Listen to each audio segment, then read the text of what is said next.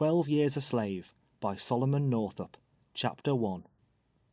Having been born a freeman, and for more than 30 years enjoyed the blessings of liberty in a free state, and having at the end of that time been kidnapped and sold into slavery, where I remained until happily rescued in the month of January 1853 after a bondage of 12 years, it has been suggested that an account of my life and fortunes would not be uninteresting to the public.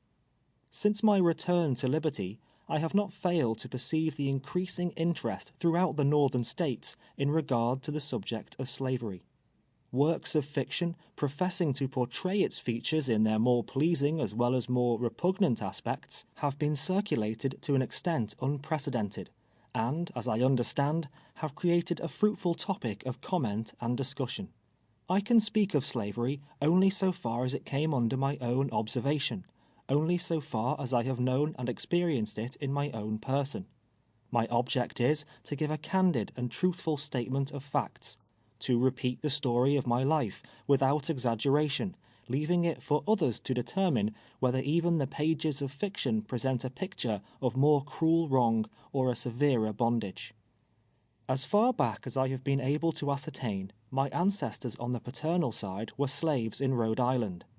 They belonged to a family by the name of Northup, one of whom, removing to the state of New York, settled at Hoosier in Rensselaer County. He brought with him Mintus Northup, my father. On the death of this gentleman, which must have occurred some 50 years ago, my father became free, having been emancipated by a direction in his will. Henry B. Northup, Esquire, of Sandy Hill, a distinguished counsellor at law, and the man to whom, under Providence, I am indebted for my present liberty, and my return to the society of my wife and children, is a relative of the family in which my forefathers were thus held to service, and from which they took the name I bear. To this fact may be attributed the persevering interest he has taken in my behalf. Some time after my father's liberation, he removed to the town of Minerva, Essex County, New York, where I was born in the month of July 1808. How long he remained in the latter place I have not the means of definitely ascertaining. From thence he removed to Granville, Washington County, near a place known as Slyborough, where for some years he labored on the farm of Clark Northup, also a relative of his old master. From thence he removed to the Olden farm at Moss Street, a short distance north of the village of Sandy Hill, and from thence to the farm now owned by Russell Pratt, situated on the road leading from Fort Edward to Argyle, where he continued to reside until his death, which took place on the 22nd day of November, 1829. He left a widow and 2 children, myself and Joseph, an elder brother. The latter is still living in the county of Oswego, near the city of that name. My mother died during the period of my captivity. Though born a slave, and laboring under the disadvantages to which my unfortunate race is subjected, my father was a man respected for his industry and integrity, as many now living, who well remember him, are ready to testify. His whole life was passed in the peaceful pursuits of agriculture, never seeking employment in those more menial positions which seem to be especially allotted to the children of Africa. Besides giving us an education surpassing that ordinarily bestowed upon children in our condition, he acquired by his diligence and economy a sufficient property qualification to entitle him to the right of suffrage. He was accustomed to speak to us of his early life, and although at all times cherishing the warmest emotions of kindness, and even of affection towards the family in whose house he had been a bondsman, he nevertheless comprehended the system of slavery, and dwelt with sorrow on the degradation of his race. He endeavored to imbue our minds with sentiments of morality, and to teach us to place our trust and confidence in him who regards the humblest as well as the highest of his creatures. How often since that time has the recollection of his paternal counsels occurred to me, while lying in a slave hut in the distant and sickly regions of Louisiana, smarting with the undeserved wounds which an inhuman master had inflicted, and longing only for the grave which had covered him to shield me also from the lash of the oppressor. In the churchyard at Sandy Hill, an humble stone marks the spot where he reposes, after having worthily performed the duties appertaining to the lowly sphere wherein God had appointed him to walk. Up to this period I had been principally engaged with my father in the labours of the farm. The leisure hours allowed me were generally either employed over my books or playing on the violin, an amusement which was the ruling passion of my youth. It has also been the source of consolation since, affording pleasure to the simple beings with whom my lot was cast, and beguiling my own thoughts for many hours from the painful contemplation of my fate. On Christmas Day, 1829, I was married to Anne Hampton, a coloured girl then living in the vicinity of our residence. The ceremony was performed at Fort Edward by Timothy Eddy, Esquire, a magistrate of that town, and still a prominent citizen of the place. She had resided a long time at Sandy Hill with Mr. Baird, proprietor of the Eagle Tavern, and also in the family of Reverend Alexander Proudfit, of Salem. This gentleman for many years had presided over the Presbyterian Society at the latter place, and was widely distinguished for his learning and piety. Anne still holds in grateful remembrance the exceeding kindness and the excellent counsels of that good man. She is not able to determine the exact line of her descent, but the blood of 3 races mingles in her veins. It is difficult to tell whether the red, white, or black predominates. The union of them all, however, in her origin, has given her a singular but pleasing expression, such as is rarely to be seen. Though somewhat resembling, yet she cannot properly be styled a quadroon, a class to which, I have omitted to mention, my mother belonged. I had just now passed the period of my minority, having reached the age of 21 years in the month of July previous. Deprived of the advice and assistance of my father, with a wife dependent upon me for support, I resolved to enter upon a life of industry, and notwithstanding the obstacle of colour and the consciousness of my lowly state, indulged in pleasant dreams of a good time coming, when the possession of some humble habitation, with a few surrounding acres, should reward my labours and bring me the means of happiness and comfort. From the time of my marriage to this day, the love I have borne my wife has been sincere and unabated, and only those who have felt the glowing tenderness a father cherishes for his offspring can appreciate my affection for the beloved children which have since been born to us. This much I deem appropriate and necessary to say, in order that those who read these pages may comprehend the poignancy of those sufferings I have been doomed to bear. Immediately upon our marriage we commenced housekeeping in the old yellow building then standing at the southern extremity of Fort Edward village, and which has since been transformed into a modern mansion, and lately occupied by Captain Lathrop. It is known as the Fort House. In this building the courts were sometime held after the organization of the county.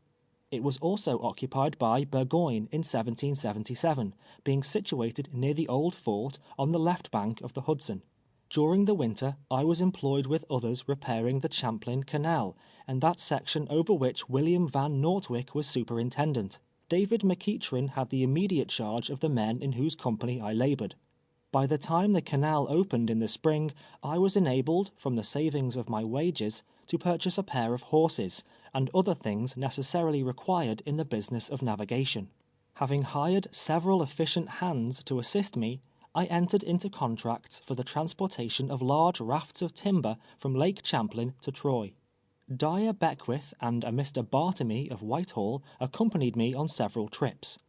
During the season I became perfectly familiar with the art and mysteries of rafting, a knowledge which afterwards enabled me to render profitable service to a worthy master, and to astonish the simple-witted lumbermen on the banks of the Bayou Boeuf. In one of my voyages down Lake Champlain, I was induced to make a visit to Canada.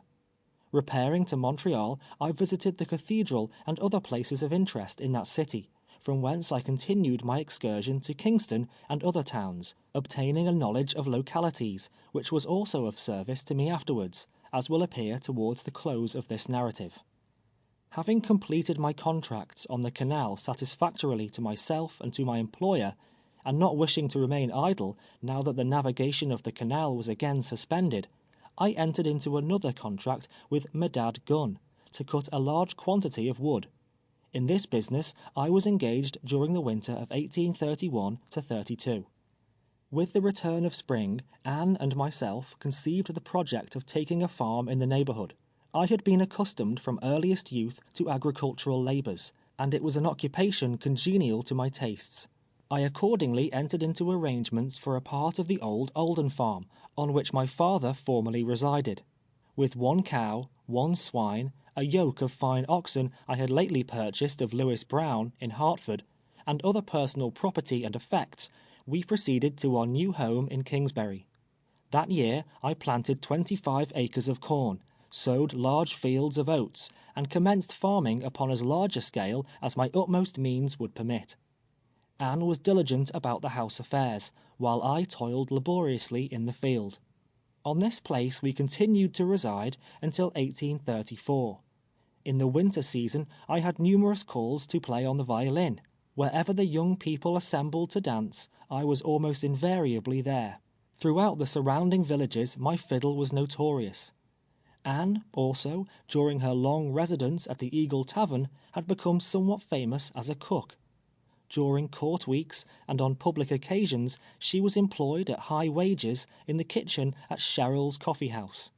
We always returned home from the performance of these services with money in our pockets, so that with fiddling, cooking, and farming we soon found ourselves in the possession of abundance, and, in fact, leading a happy and prosperous life.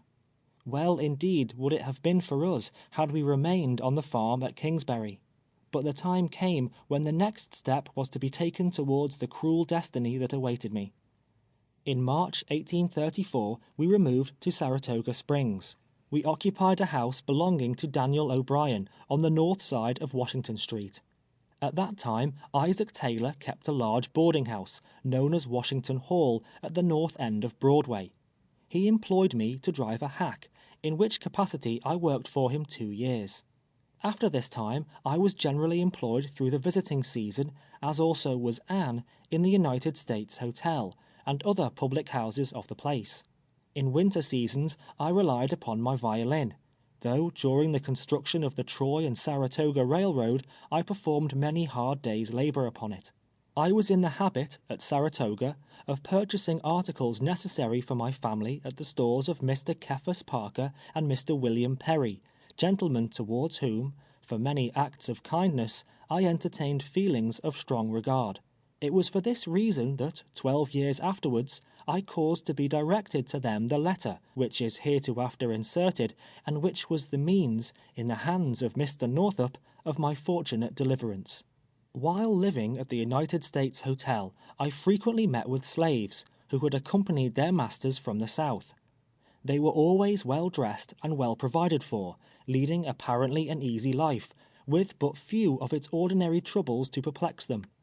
Many times they entered into conversation with me on the subject of slavery. Almost uniformly I found they cherished a secret desire for liberty. Some of them expressed the most ardent anxiety to escape, and consulted me on the best method of effecting it. The fear of punishment, however, which they knew was certain to attend their recapture and return, in all cases proved sufficient to deter them from the experiment. Having all my life breathed the free air of the North, and conscious that I possessed the same feelings and affections that find a place in the white man's breast, conscious, moreover, of an intelligence equal to that of some men at least with a fairer skin, I was too ignorant, perhaps too independent, to conceive how anyone could be content to live in the abject condition of a slave. I could not comprehend the justice of that law, or that religion which upholds or recognizes the principle of slavery. And never once, I am proud to say, did I fail to counsel anyone who came to me to watch his opportunity and strike for freedom. I continued to reside at Saratoga until the spring of 1841. The flattering anticipations which, 7 years before, had seduced us from the quiet farmhouse on the east side of the Hudson had not been realized. Though always in comfortable circumstances, we had not prospered. The society and associations at that world-renowned watering place were not calculated to preserve the simple habits of industry and economy to which I had been accustomed, but, on the contrary, to substitute others in their stead, tending to shiftlessness and extravagance. At this time we were the parents of 3 children, Elizabeth, Margaret, and Alonzo. Elizabeth, the eldest, was in her 10th year. Margaret was 2 years younger, and little Alonzo had just passed his 5th birthday. They filled our house with gladness. Their young voices were music in our ears. Many an airy castle did their mother and myself build for the little innocents. When not at labor, I was always walking with them, clad in their best attire, through the streets and groves of Saratoga. Their presence was my delight, and I clasped them to my bosom with as warm and tender love as if their clouded skins had been as white as snow. Thus far, the history of my life presents nothing whatever unusual, nothing but the common hopes, and loves, and labors of an obscure colored man, making his humble progress in the world.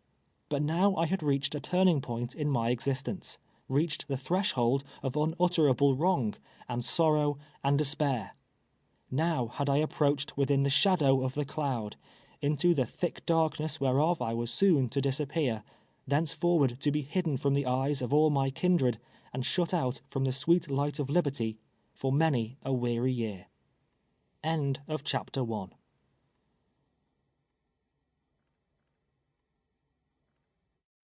Chapter 2 of 12 Years a Slave by Solomon Northup. One morning, towards the latter part of the month of March 1841, having at that time no particular business to engage my attention, I was walking about the village of Saratoga Springs, thinking to myself where I might obtain some present employment, until the busy season should arrive. Anne, as was her usual custom, had gone over to Sandy Hill, a distance of some 20 miles, to take charge of the culinary department at Sherrill's Coffee House, during the session of the court. Elizabeth, I think, had accompanied her. Margaret and Alonzo were with their aunt at Saratoga. On the corner of Congress Street and Broadway, near the tavern, then, and for aught I know to the contrary, still kept by Mr. Moon, I was met by 2 gentlemen of respectable appearance, both of whom were entirely unknown to me. I have the impression that they were introduced to me by some one of my acquaintances, but who I have in vain endeavored to recall, with the remark that I was an expert player on the violin. At any rate, they immediately entered into conversation on that subject, making numerous inquiries touching my proficiency in that respect. My responses being to all appearances satisfactory, they proposed to engage my services for a short period, stating at the same time I was just such a person as their business required. Their names, as they afterwards gave them to me, were Merrill Brown and Abram Hamilton, though whether these were their true appellations I have strong reasons to doubt. The former was a man apparently 40 years of age, somewhat short and thick-set, with a countenance indicating shrewdness and intelligence. He wore a black frock-coat and black hat, and said he resided either at Rochester or at Syracuse. The latter was a young man of fair complexion and light eyes, and, I should judge, had not passed the age of 25. He was tall and slender, dressed in a snuff-colored coat, with glossy hat, and vest of elegant pattern. His whole apparel was in the extreme of fashion. His appearance was somewhat effeminate, but prepossessing, and there was about him an easy air that showed he had mingled with the world.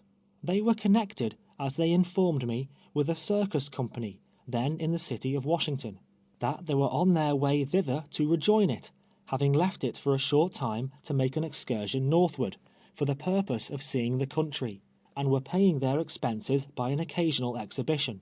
They also remarked that they had found much difficulty in procuring music for their entertainments, and that if I would accompany them as far as New York, they would give me $1 for each day's services, and $3 in addition for every night I played at their performances, besides sufficient to pay the expenses of my return from New York to Saratoga. I at once accepted the tempting offer, both for the reward it promised, and from a desire to visit the metropolis. They were anxious to leave immediately.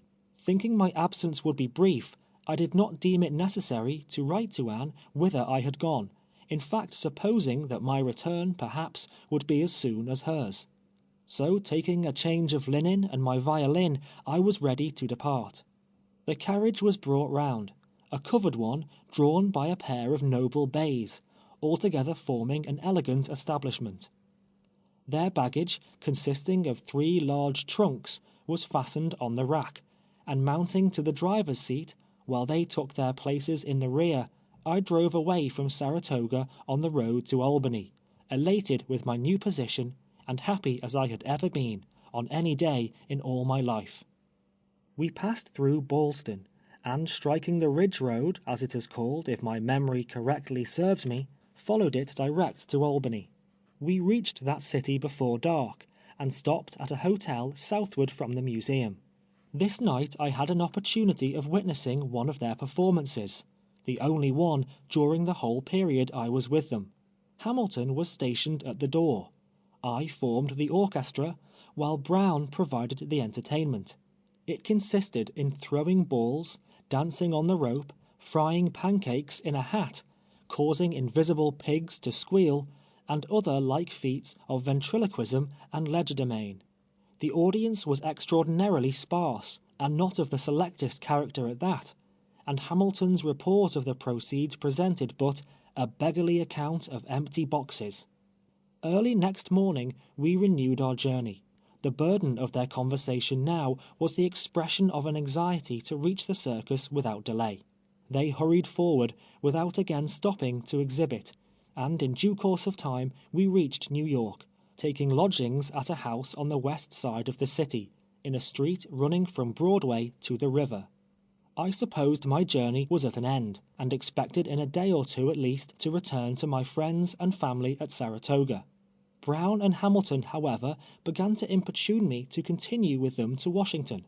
They alleged that immediately on their arrival, now that the summer season was approaching, the circus would set out for the North.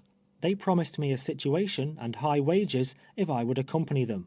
Largely did they expatiate on the advantages that would result to me, and such were the flattering representations they made that I finally concluded to accept the offer. The next morning they suggested that, inasmuch as we were about entering a slave state, it would be as well, before leaving New York, to procure free papers. The idea struck me as a prudent one, though I think it would scarcely have occurred to me had they not proposed it. We proceeded at once to what I understood to be the custom house. They made oath to certain facts showing I was a free man. A paper was drawn up and handed us, with the direction to take it to the clerk's office. We did so, and the clerk having added something to it, for which he was paid 6 shillings, we returned again to the custom house. Some further formalities were gone through with before it was completed, when, paying the officer $2, I placed the papers in my pocket and started with my 2 friends to our hotel. I thought at the time, I must confess, that the papers were scarcely worth the cost of obtaining them, the apprehension of danger to my personal safety never having suggested itself to me in the remotest manner. The clerk, to whom we were directed, I remember made a memorandum in a large book, which, I presume, is in the office yet. A reference to the entries during the latter part of March, or 1st of April 1841, I have no doubt will satisfy the incredulous, at least as far as this particular transaction is concerned. With the evidence of freedom in my possession, the next day after our arrival in New York, we crossed the ferry to Jersey City, and took the road to Philadelphia. Here we remained one night, continuing our journey towards Baltimore early in the morning. In due time we arrived in the latter city, and stopped at a hotel near the railroad depot, either kept by a Mr. Rathbone, or known as the Rathbone House. All the way from New York, their anxiety to reach the circus seemed to grow more and more intense. We left the carriage at Baltimore, and entering the cars, proceeded to Washington, at which place we arrived just at nightfall, the evening previous to the funeral of General Harrison, and stopped at Gadsby's Hotel on Pennsylvania Avenue. After supper, they called me to their apartments, and paid me $43, a sum greater than my wages amounted to, which act of generosity was in consequence, they said, of their not having exhibited as often as they had given me to anticipate during our trip from Saratoga. They moreover informed me that it had been the intention of the circus company to leave Washington the next morning, but that on account of the funeral they had concluded to remain another day. They were then, as they had been from the time of our first meeting, extremely kind. No opportunity was omitted of addressing me in the language of approbation, while, on the other hand, I was certainly much prepossessed in their favor. I gave them my confidence without reserve, and would freely have trusted them to almost any extent. Their constant conversation and manner towards me, their foresight in suggesting the idea of free papers, and 100 other little acts, unnecessary to be repeated, all indicated that they were friends indeed, sincerely solicitous for my welfare. I know not but they were. I know not but they were innocent of the great wickedness of which I now believe them guilty. Whether they were accessory to my misfortunes, subtle and inhuman monsters in the shape of men, designedly luring me away from home and family, and liberty, for the sake of gold, those who read these pages will have the same means of determining as myself. If they were innocent, my sudden disappearance must have been unaccountable indeed. But revolving in my mind all the attending circumstances, I never yet could indulge towards them so charitable a supposition. After receiving the money from them, of which they appeared to have an abundance, they advised me not to go into the streets that night, inasmuch as I was unacquainted with the customs of the city. Promising to remember their advice, I left them together, and soon after was shown by a colored servant to a sleeping room in the back part of the hotel, on the ground floor. I laid down to rest, thinking of home and wife, and children, and the long distance that stretched between us, until I fell asleep. But no good angel of pity came to my bedside, bidding me to fly. No voice of mercy forewarned me in my dreams of the trials that were just at hand. The next day there was a great pageant in Washington. The roar of cannon and the tolling of bells filled the air, while many houses were shrouded with crape and the streets were black with people. As the day advanced, the procession made its appearance, coming slowly through the avenue, carriage after carriage in long succession, while thousands upon thousands followed on foot, all moving to the sound of melancholy music. They were bearing the dead body of Harrison to the grave. From early in the morning I was constantly in the company of Hamilton and Brown. They were the only persons I knew in Washington. We stood together as the funeral pomp passed by. I remember distinctly how the window glass would break and rattle to the ground after each report of the cannon they were firing in the burial ground. We went to the Capitol, and walked a long time about the grounds. In the afternoon they strolled towards the President's house, all the time keeping me near to them, and pointing out various places of interest. As yet I had seen nothing of the circus. In fact, I had thought of it but little, if at all, amidst the excitement of the day. My friends, several times during the afternoon, entered drinking saloons and called for liquor. They were by no means in the habit, however, so far as I knew them, of indulging to excess. On these occasions, after serving themselves, they would pour out a glass and hand it to me. I did not become intoxicated, as may be inferred from what subsequently occurred. Towards evening, and soon after partaking of one of these potations, I began to experience most unpleasant sensations. I felt extremely ill. My head commenced aching, a dull, heavy pain, inexpressibly disagreeable. At the supper table, I was without appetite. The sight and flavor of food was nauseous. About dark, the same servant conducted me to the room I had occupied the previous night. Brown and Hamilton advised me to retire, commiserating me kindly, and expressing hopes that I would be better in the morning. Divesting myself of coat and boots merely, I threw myself upon the bed. It was impossible to sleep. The pain in my head continued to increase until it became almost unbearable. In a short time I became thirsty. My lips were parched.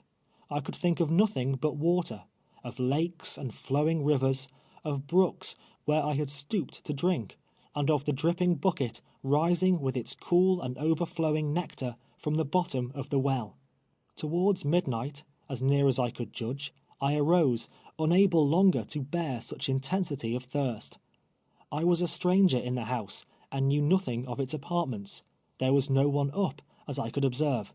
Groping about at random, I knew not where, I found the way at last to a kitchen in the basement.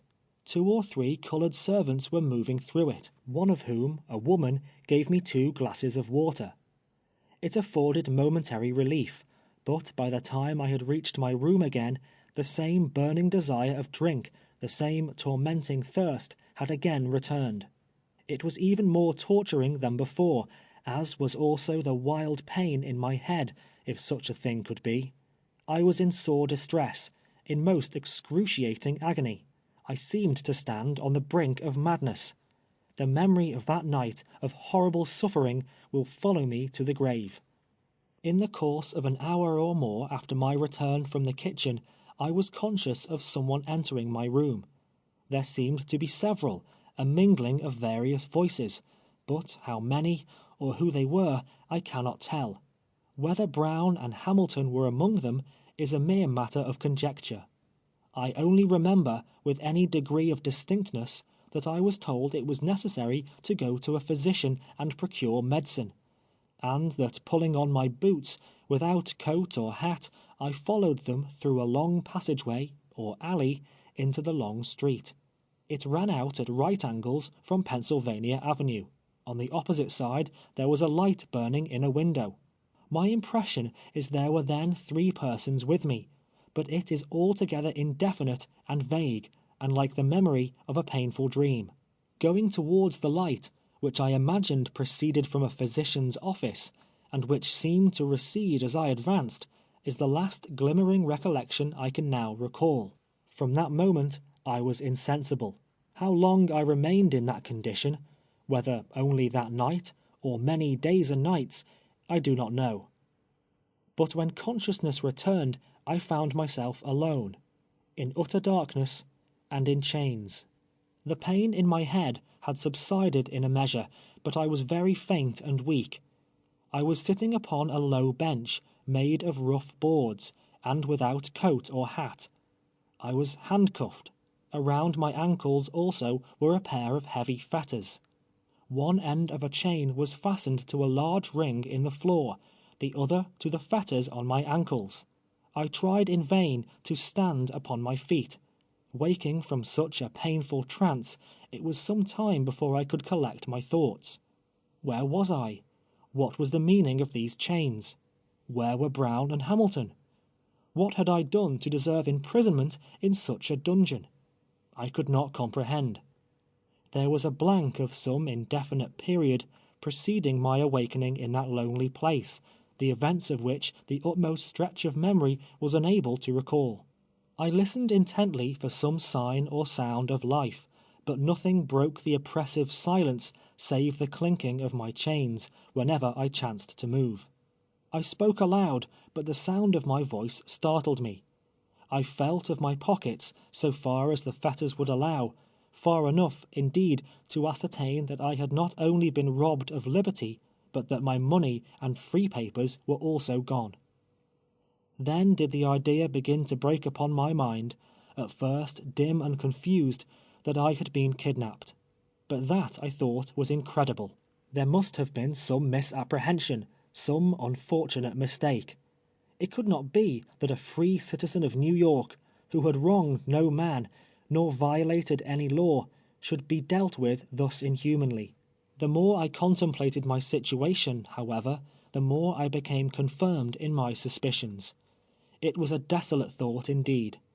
I felt there was no trust or mercy in unfeeling man, and commending myself to the God of the oppressed, bowed my head upon my fettered hands, and wept most bitterly. End of chapter 2.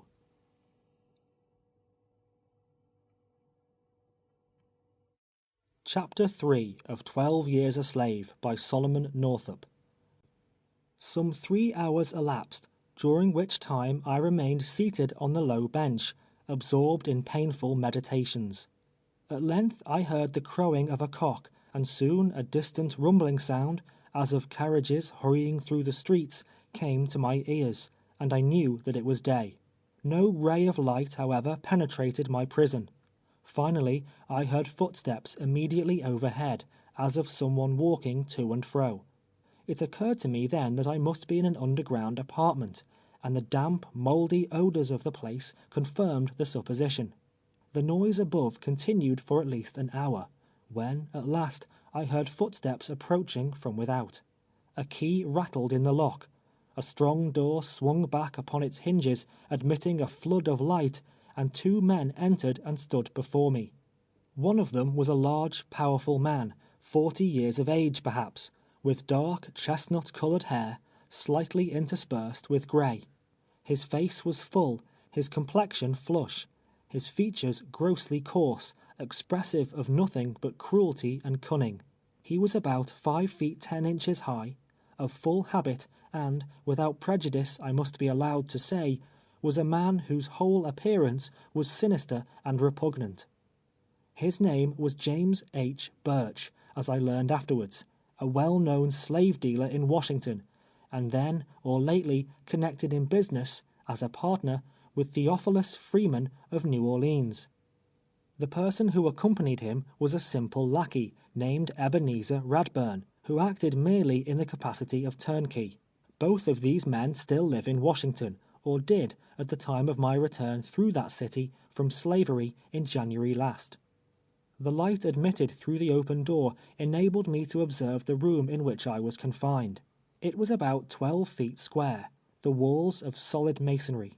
The floor was of heavy plank. There was one small window, crossed with great iron bars, with an outside shutter securely fastened. An iron-bound door led to an adjoining cell, or vault, wholly destitute of windows, or any means of admitting light. The furniture of the room in which I was consisted of the wooden bench on which I sat, an old-fashioned dirty box stove, and, besides these, in either cell there was neither bed, nor blanket, nor any other thing whatever. The door through which Birch and Radburn entered led through a small passage, up a flight of steps into a yard surrounded by a brick wall 10 or 12 feet high, immediately in rear of a building of the same width as itself. The yard extended rearward from the house about 30 feet. In one part of the wall there was a strongly ironed door, opening into a narrow, covered passage, leading along one side of the house into the street. The doom of the colored man, upon whom the door leading out of that narrow passage closed, was sealed. The top of the wall supported one end of a roof, which ascended inwards, forming a kind of open shed. Underneath the roof there was a crazy loft all round, where slaves, if so disposed, might sleep at night, or in inclement weather seek shelter from the storm.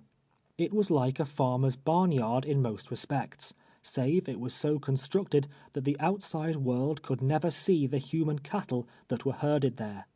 The building to which the yard was attached was 2 stories high, fronting on one of the public streets of Washington. Its outside presented only the appearance of a quiet private residence. A stranger looking at it would never have dreamed of its execrable uses. Strange as it may seem, within plain sight of this same house, looking down from its commanding height upon it, was the Capitol.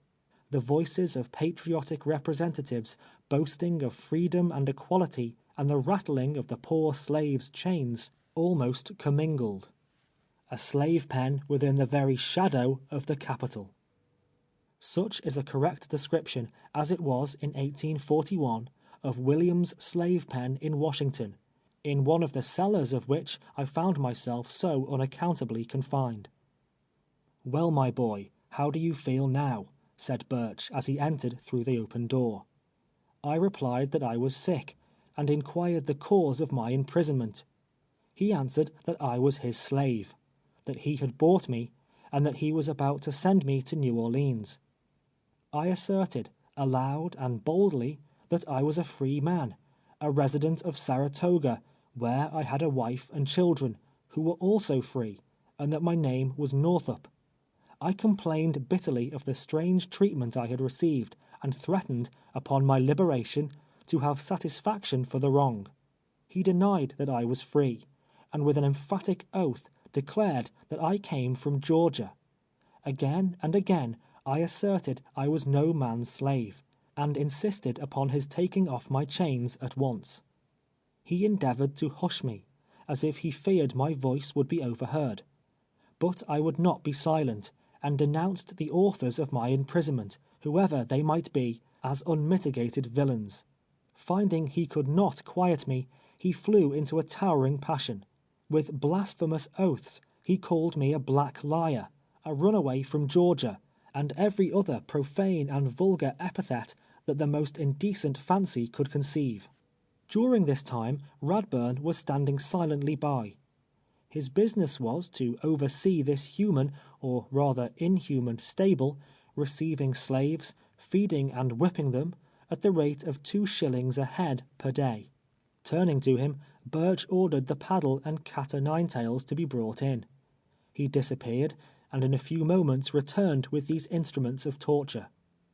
The paddle, as it is termed in slave-beating parlance, or at least the one with which I first became acquainted, and of which I now speak, was a piece of hard-wood board, 18 or 20 inches long, moulded to the shape of an old-fashioned pudding stick, or ordinary oar. The flattened portion, which was about the size in circumference of 2 open hands, was bored with a small auger in numerous places. The cat was a large rope of many strands, the strands unravelled and a knot tied at the extremity of each. As soon as these formidable whips appeared, I was seized by both of them and roughly divested of my clothing. My feet, as has been stated, were fastened to the floor. Drawing me over the bench, Radburn placed his heavy foot upon the fetters between my wrists, holding them painfully to the floor. With the paddle, Birch commenced beating me. Blow after blow was inflicted upon my naked body. When his unrelenting arm grew tired, he stopped and asked if I still insisted I was a free man. I did insist upon it, and then the blows were renewed, faster and more energetically, if possible, than before. When again tired, he would repeat the same question, and receiving the same answer, continue his cruel labor. All this time, the incarnate devil was uttering most fiendish oaths. At length, the paddle broke, leaving the useless handle in his hand. Still I would not yield. All his brutal blows could not force from my lips the foul lie that I was a slave. Casting madly on the floor the handle of the broken paddle, he seized the rope. This was far more painful than the other. I struggled with all my power, but it was in vain. I prayed for mercy, but my prayer was only answered with imprecations and with stripes.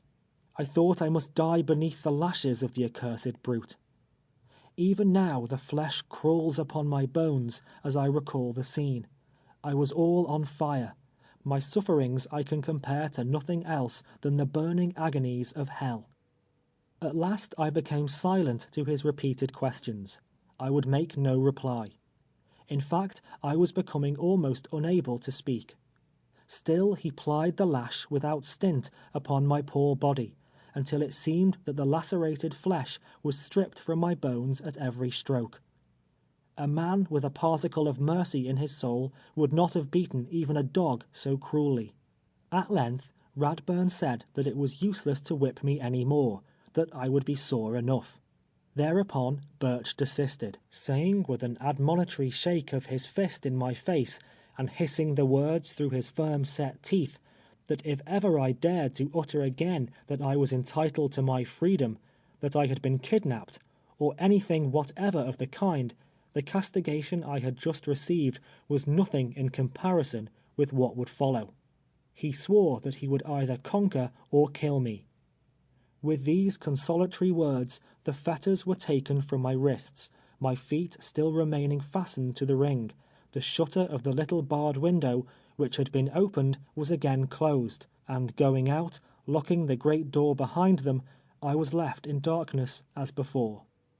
In an hour, perhaps 2, my heart leaped to my throat as the key rattled in the door again.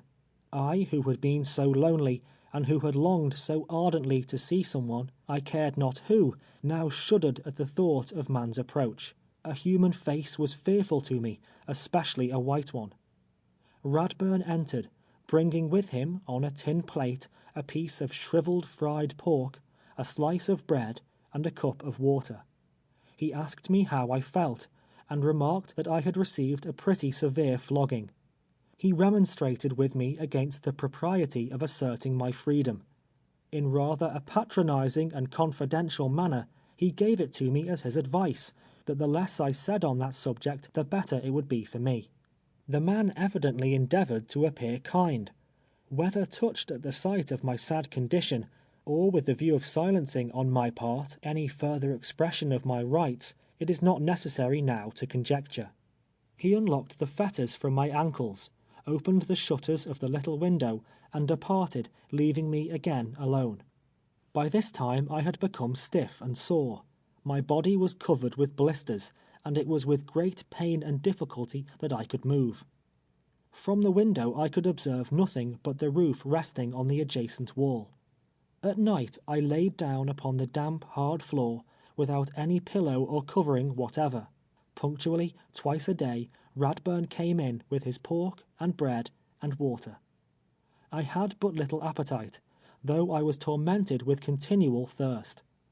My wounds would not permit me to remain but a few minutes in any one position, so, sitting or standing or moving slowly round, I passed the days and nights. I was heart-sick and discouraged. Thoughts of my family, of my wife and children, continually occupied my mind. When sleep overpowered me, I dreamed of them, dreamed I was again in Saratoga, that I could see their faces, and hear their voices calling me. Awakening from the pleasant phantasms of sleep to the bitter realities around me, I could but groan and weep.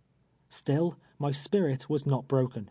I indulged the anticipation of escape, and that speedily. It was impossible, I reasoned, that men could be so unjust as to detain me as a slave, when the truth of my case was known. Burch, ascertaining I was no runaway from Georgia, would certainly let me go. Though suspicions of Brown and Hamilton were not unfrequent, I could not reconcile myself to the idea that they were instrumental to my imprisonment. Surely they would seek me out. They would deliver me from thraldom. Alas, I had not then learned the measure of man's inhumanity to man, nor to what limitless extent of wickedness he will go for the love of gain.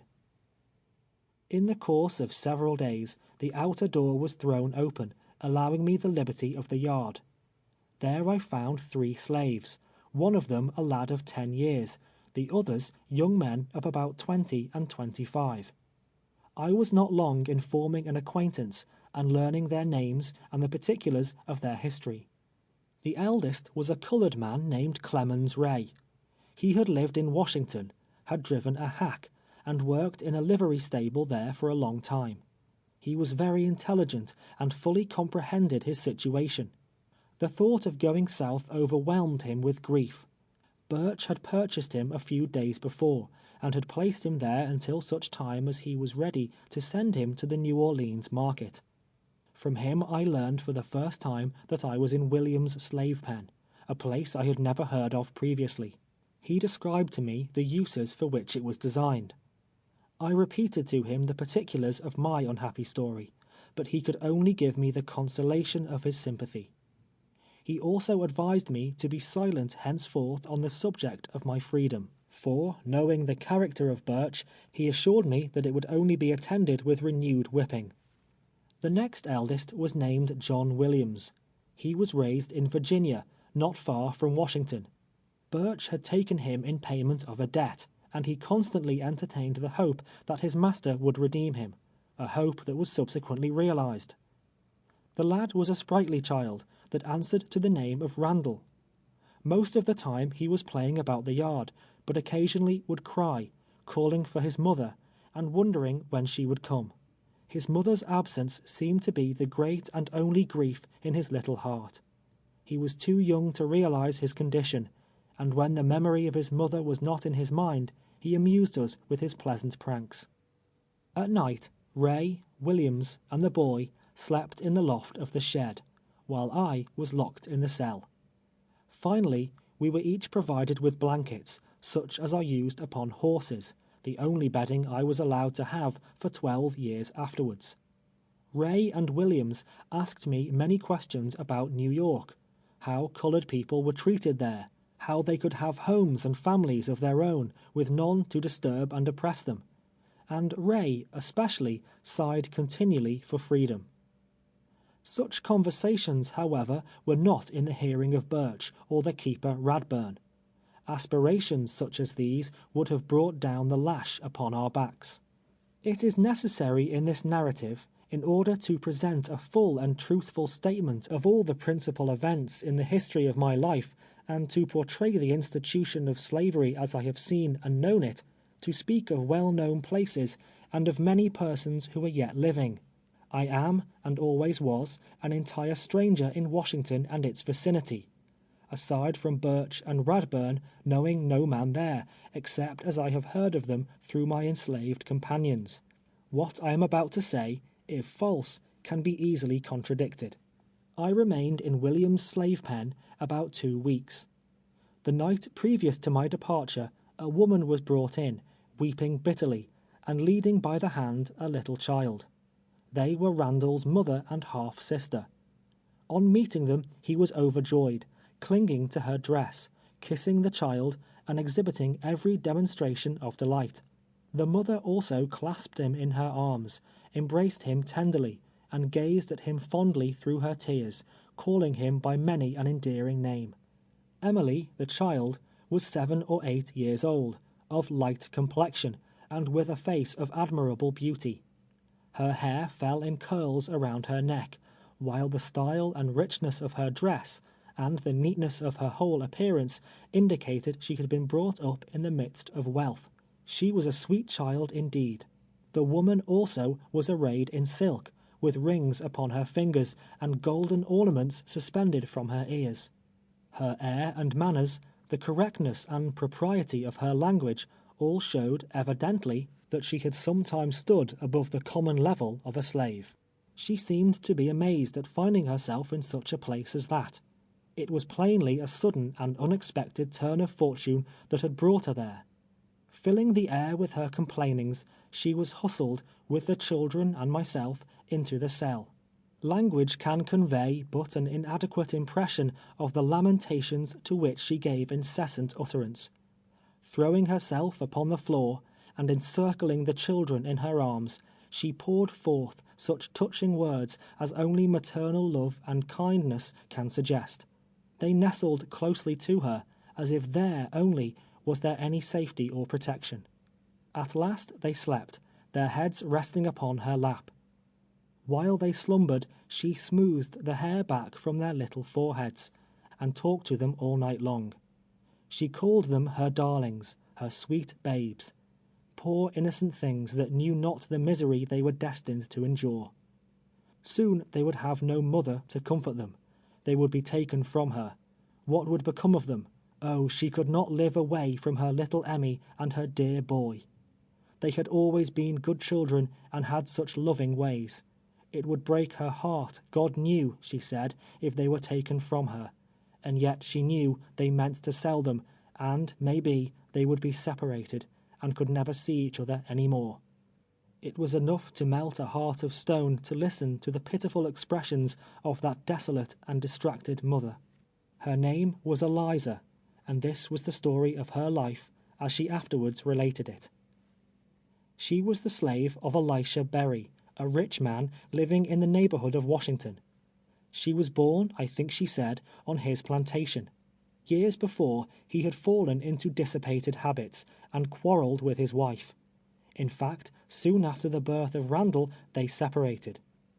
Leaving his wife and daughter in the house they had always occupied, he erected a new one nearby, on the estate. Into this house he brought Eliza, and on condition of her living with him, she and her children were to be emancipated. She resided with him there 9 years, with servants to attend upon her, and provided with every comfort and luxury of life. Emily was his child. Finally, her young mistress, who had always remained with her mother at the homestead, married a Mr. Jacob Brooks. At length, for some cause, as I gathered from her relation, beyond Berry's control, a division of his property was made. She and her children fell to the share of Mr. Brooks.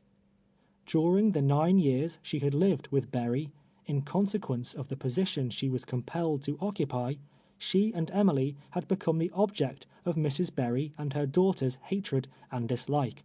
Berry himself she represented as a man of naturally a kind heart, who always promised her that she would have her freedom, and who, she had no doubt, would grant it to her then, if it were only in his power. As soon as they thus came into the possession and control of the daughter, it became very manifest that they would not live long together. The sight of Eliza seemed to be odious to Mrs. Brooks. Neither could she bear to look upon the child, half sister and beautiful as she was. The day she was led into the pen, Brooks had brought her from the estate into the city, under pretence that the time had come when her free papers were to be executed, in fulfillment of her master's promise. Elated at the prospect of immediate liberty, she decked herself and little Emmy in their best apparel, and accompanied him with a joyful heart. On their arrival in the city, instead of being baptized into the family of freemen, she was delivered to the trader Birch. The paper that was executed was a bill of sale. The hope of years was blasted in a moment. From the light of most exulting happiness to the utmost depths of wretchedness she had that day descended. No wonder that she wept, and filled the pen with wailings and expressions of heart-rending woe. Eliza is now dead. Far up the Red River, where it pours its waters sluggishly through the unhealthy lowlands of Louisiana, she rests in the grave at last, the only resting place of the poor slave. How all her fears were realized, how she mourned day and night, and never would be comforted, how, as she predicted, her heart did indeed break, with the burden of maternal sorrow, will be seen as the narrative proceeds. End of Chapter 3.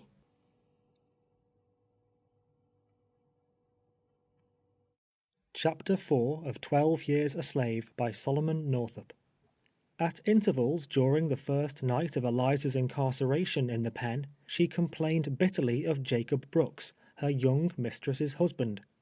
She declared that, had she been aware of the deception he intended to practice upon her, he never would have brought her there alive. They had chosen the opportunity of getting her away when Master Berry was absent from the plantation. He had always been kind to her. She wished that she could see him, but she knew that even he was unable now to rescue her. Then would she commence weeping again, kissing the sleeping children, talking first to one, then to the other, as they lay in their unconscious slumbers, with their heads upon her lap. So wore the long night away, and when the morning dawned, and night had come again, still she kept mourning on, and would not be consoled. About midnight following, the cell door opened, and Birch and Radburn entered, with lanterns in their hands. Birch, with an oath, ordered us to roll up our blankets without delay, and get ready to go on board the boat. He swore we would be left unless we hurried fast. He aroused the children from their slumbers with a rough shake, and said they were damned sleepy, it appeared. Going out into the yard, he called Clem Ray, ordering him to leave the loft and come into the cell, and bring his blanket with him. When Clem appeared, he placed us side by side, and fastened us together with handcuffs, my left hand to his right. John Williams had been taken out a day or two before, his master having redeemed him, greatly to his delight. Clem and I were ordered to march, Eliza and the children following. We were conducted into the yard, from thence into the covered passage, and up a flight of steps through a side door into the upper room, where I had heard the walking to and fro. Its furniture was a stove, a few old chairs, and a long table, covered with papers. It was a whitewashed room, without any carpet on the floor, and seemed a sort of office. By one of the windows, I remember, hung a rusty sword, which attracted my attention. Birch's trunk was there. In obedience to his orders, I took hold of one of its handles with my unfettered hand, while he, taking hold of the other, we proceeded out of the front door into the street in the same order as we had left the cell. It was a dark night. All was quiet. I could see lights, or the reflection of them, over towards Pennsylvania Avenue, but there was no one, not even a straggler, to be seen. I was almost resolved to attempt to break away. Had I not been handcuffed, the attempt would certainly have been made, whatever consequence might have followed. Radburn was in the rear, carrying a large stick, and hurrying up the children as fast as the little ones could walk. So we passed, handcuffed and in silence, through the streets of Washington, through the capital of a nation whose theory of government, we are told, rests on the foundation of man's inalienable right to life, liberty, and the pursuit of happiness. Hail Columbia, happy land indeed. Reaching the steamboat, we were quickly hustled into the hold, among barrels and boxes of freight. A colored servant brought a light, the bell rung, and soon the vessel started down the Potomac, carrying us we knew not where. The bell tolled as we passed the tomb of Washington. Birch, no doubt with uncovered head, bowed reverently before the sacred ashes of the man who devoted his illustrious life to the liberty of his country. None of us slept that night but Randall and little Emmy. For the first time Clem Ray was wholly overcome. To him the idea of going south was terrible in the extreme. He was leaving the friends and associations of his youth, everything that was dear and precious to his heart, in all probability never to return. He and Eliza mingled their tears together, bemoaning their cruel fate. For my own part, difficult as it was, I endeavored to keep up my spirits. I resolved in my mind 100 plans of escape, and fully determined to make the attempt the first desperate chance that offered. I had by this time become satisfied, however, that my true policy was to say nothing further on the subject of my having been born a freeman. It would but expose me to maltreatment, and diminish the chances of liberation. After sunrise in the morning, we were called up on deck to breakfast. Birch took our handcuffs off, and we sat down to table. He asked Eliza if she would take a dram. She declined, thanking him politely. During the meal we were all silent. Not a word passed between us. A mulatto woman who served at table seemed to take an interest in our behalf, told us to cheer up and not to be so cast down. Breakfast over, the handcuffs were restored, and Birch ordered us out on the stern deck. We sat down together on some boxes, still saying nothing in Birch's presence. Occasionally a passenger would walk out to where we were, look at us for a while, then silently return. It was a very pleasant morning. The fields along the river were covered with verdure, far in advance of what I had been accustomed to see at that season of the year. The sun shone out warmly. The birds were singing in the trees. The happy birds. I envied them. I wished for wings like them, that I might cleave the air to where my birdlings waited vainly for their father's coming, in the cooler region of the north. In the forenoon the steamer reached Aquia Creek. There the passengers took stages, Birch and his 5 slaves occupying one exclusively. He laughed with the children, and at one stopping place went so far as to purchase them a piece of gingerbread. He told me to hold up my head and look smart, that I might perhaps get a good master if I behaved myself. I made him no reply. His face was hateful to me, and I could not bear to look upon it. I sat in the corner, cherishing in my heart the hope, not yet extinct, of some day meeting the tyrant on the soil of my native state. At Fredericksburg, we were transferred from the stagecoach to a car, and before dark arrived in Richmond, the chief city of Virginia. At this city we were taken from the cars, and driven through the street to a slave pen, between the railroad depot and the river, kept by a Mr. Goodin. This pen is similar to Williams's in Washington, except it is somewhat larger, and besides there were 2 small houses standing at opposite corners within the yard. These houses are usually found within slave yards, being used as rooms for the examination of human chattels by purchasers before concluding a bargain.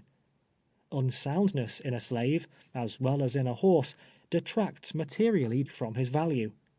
If no warranty is given, a close examination is a matter of particular importance to the negro jockey. We were met at the door of Goodin's yard by that gentleman himself, a short, fat man with a round, plump face, black hair and whiskers, and a complexion almost as dark as some of his own negroes. He had a hard, stern look, and was perhaps about 50 years of age. Birch and he met with great cordiality. They were evidently old friends. Shaking each other warmly by the hand, Birch remarked he had brought some company, inquired at what time the brig would leave, and was answered that it would probably leave the next day at such an hour. Goodin then turned to me, took hold of my arm, turned me partly round, looked at me sharply with the air of one who considered himself a good judge of property, and as if estimating in his own mind about how much I was worth. "Well, boy, where did you come from?" Forgetting myself for a moment, I answered, "From New York." "New York? Hell! What have you been doing up there?" was his astonished interrogatory. Observing Birch at this moment looking at me with an angry expression that conveyed a meaning it was not difficult to understand, I immediately said, "Oh, I have only been up that way a piece," in a manner intended to imply that although I might have been as far as New York, yet I wished it distinctly understood that I did not belong to that free state, nor to any other. Goodin then turned to Clem, and then to Eliza and the children, examining them severally, and asking various questions. He was pleased with Emily, as was every one who saw the child's sweet countenance. She was not as tidy as when I first beheld her. Her hair was now somewhat dishevelled, but through its unkempt and soft profusion there still beamed a little face of most surpassing loveliness. Altogether we were a fair lot, a devilish good lot, he said, enforcing that opinion with more than one emphatic adjective not found in the Christian vocabulary. Thereupon we passed into the yard. Quite a number of slaves, as many as 30, I should say, were moving about, or sitting on benches under the shed. They were all cleanly dressed, the men with hats, the women with handkerchiefs tied about their heads. Birch and Goodin, after separating from us, walked up the steps at the back part of the main building, and sat down upon the door-sill. They entered into conversation, but the subject of it I could not hear. Presently Birch came down into the yard, unfettered me, and led me into one of the small houses. "You told that man you came from New York," said he. I replied, "I told him I had been up as far as New York, to be sure, but did not tell him I belonged there, nor that I was a freeman. I meant no harm at all, Master Birch. I would not have said it had I thought." He looked at me a moment as if he was ready to devour me, then turning round, went out. In a few minutes he returned. "If ever I hear you say a word about New York, or about your freedom, I will be the death of you. I will kill you, you may rely on that," he ejaculated fiercely. I doubt not he understood then, better than I did, the danger and the penalty of selling a free man into slavery. He felt the necessity of closing my mouth against the crime he knew he was committing. Of course, my life would not have weighed a feather in any emergency requiring such a sacrifice. Undoubtedly, he meant precisely what he said. Under the shed on one side of the yard there was constructed a rough table, while overhead were sleeping lofts, the same as in the pen at Washington. After partaking at this table of our supper of pork and bread, I was handcuffed to a large yellow man, quite stout and fleshy, with a countenance expressive of the utmost melancholy. He was a man of intelligence and information. Chained together, it was not long before we became acquainted with each other's history. His name was Robert. Like myself, he had been born free, and had a wife and 2 children in Cincinnati. He said he had come south with 2 men, who had hired him in the city of his residence. Without free papers, he had been seized at Fredericksburg, placed in confinement, and beaten until he had learned, as I had, the necessity and the policy of silence. He had been in Goodin's pen about 3 weeks. To this man I became much attached. We could sympathize with and understand each other. It was with tears and a heavy heart, not many days subsequently, that I saw him die, and looked for the last time upon his lifeless form. Robert and myself, with Clem, Eliza, and her children, slept that night upon our blankets, in one of the small houses in the yard. There were 4 others, all from the same plantation, who had been sold, and were now on their way south, who also occupied it with us. David and his wife, Caroline, both mulattoes, were exceedingly affected. They dreaded the thought of being put into the cane and cotton fields, but their greatest source of anxiety was the apprehension of being separated. Mary, a tall, lithe girl, of a most jetty black, was listless and apparently indifferent. Like many of the class, she scarcely knew there was such a word as freedom. Brought up in the ignorance of a brute, she possessed but little more than a brute's intelligence. She was one of those, and there are very many, who fear nothing but their master's lash, and know no further duty than to obey his voice. The other was Lethe. She was of an entirely different character. She had long, straight hair, and bore more the appearance of an Indian than a negro woman. She had sharp and spiteful eyes, and continually gave utterance to the language of hatred and revenge. Her husband had been sold. She knew not where he was. An exchange of masters, she was sure, could not be for the worse. She cared not whither they might carry her. Pointing to the scars upon her face, the desperate creature wished that she might see the day when she could wipe them off in some man's blood. While we were thus learning the history of each other's wretchedness, Eliza was seated in a corner by herself, singing hymns and praying for her children. Wearied from the loss of so much sleep, I could no longer bear up against the advances of that sweet restorer, and laying down by the side of Robert, on the floor, soon forgot my troubles and slept until the dawn of day. In the morning, having swept the yard and washed ourselves under Goodin's superintendence, we were ordered to roll up our blankets and make ready for the continuance of our journey. Clem Ray was informed that he would go no further, Birch, for some cause, having concluded to carry him back to Washington. He was much rejoiced. Shaking hands, we parted in the slave pen at Richmond, and I have not seen him since. But, much to my surprise, since my return, I learned that he had escaped from bondage, and on his way to the free soil of Canada, lodged one night at the house of my brother-in-law in Saratoga, informing my family of the place and the condition in which he left me. In the afternoon we were drawn up, two abreast, Robert and myself in advance, and in this order driven by Birch and Goodin from the yard, through the streets of Richmond to the brig Orleans. She was a vessel of respectable size, full rigged, and freighted principally with tobacco. We were all on board by 5 o'clock. Birch brought us each a tin cup and a spoon. There were 40 of us in the brig, being all, except Clem, that were in the pen. With a small pocket knife that had not been taken from me, I began cutting the initials of my name upon the tin cup. The others immediately flocked round me, requesting me to mark theirs in a similar manner. In time I gratified them all, of which they did not appear to be forgetful. We were all stowed away in the hold at night, and the hatch barred down. We laid on boxes, or wherever there was room enough to stretch our blankets on the floor. Birch accompanied us no farther than Richmond, returning from that point to the capital with Clem. Not until the lapse of almost 12 years, to wit, in January last, in the Washington police office, did I set my eyes upon his face again. James H. Birch was a slave trader, buying men, women, and children at low prices, and selling them at an advance. He was a speculator in human flesh, a disreputable calling, and so considered at the South. For the present he disappears from the scenes recorded in this narrative, but he will appear again before its close, not in the character of a man-whipping tyrant, but as an arrested, cringing criminal in a court of law that failed to do him justice. End of chapter 4.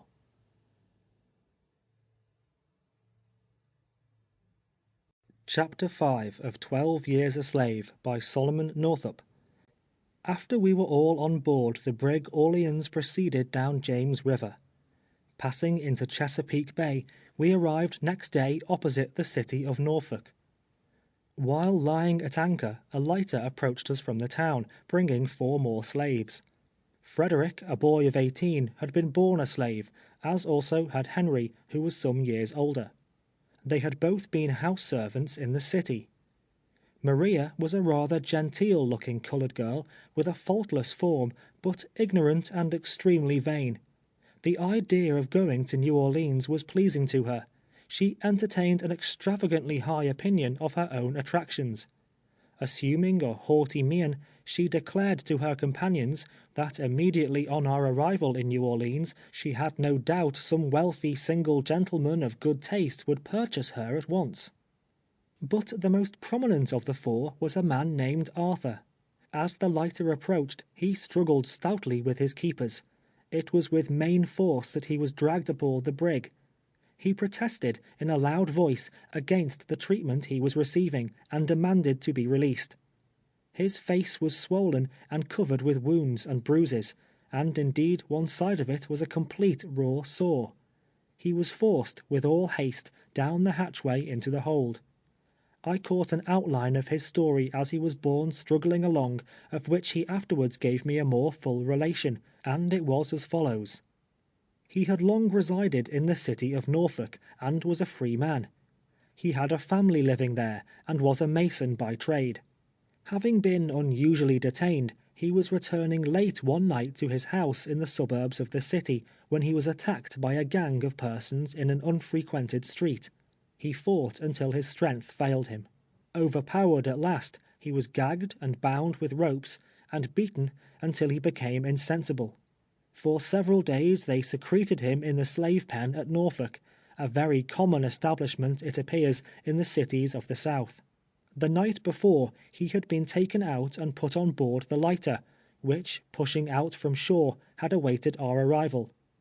For some time he continued his protestations, and was altogether irreconcilable. At length, however, he became silent. He sank into a gloomy and thoughtful mood, and appeared to be counseling with himself. There was in the man's determined face something that suggested the thought of desperation.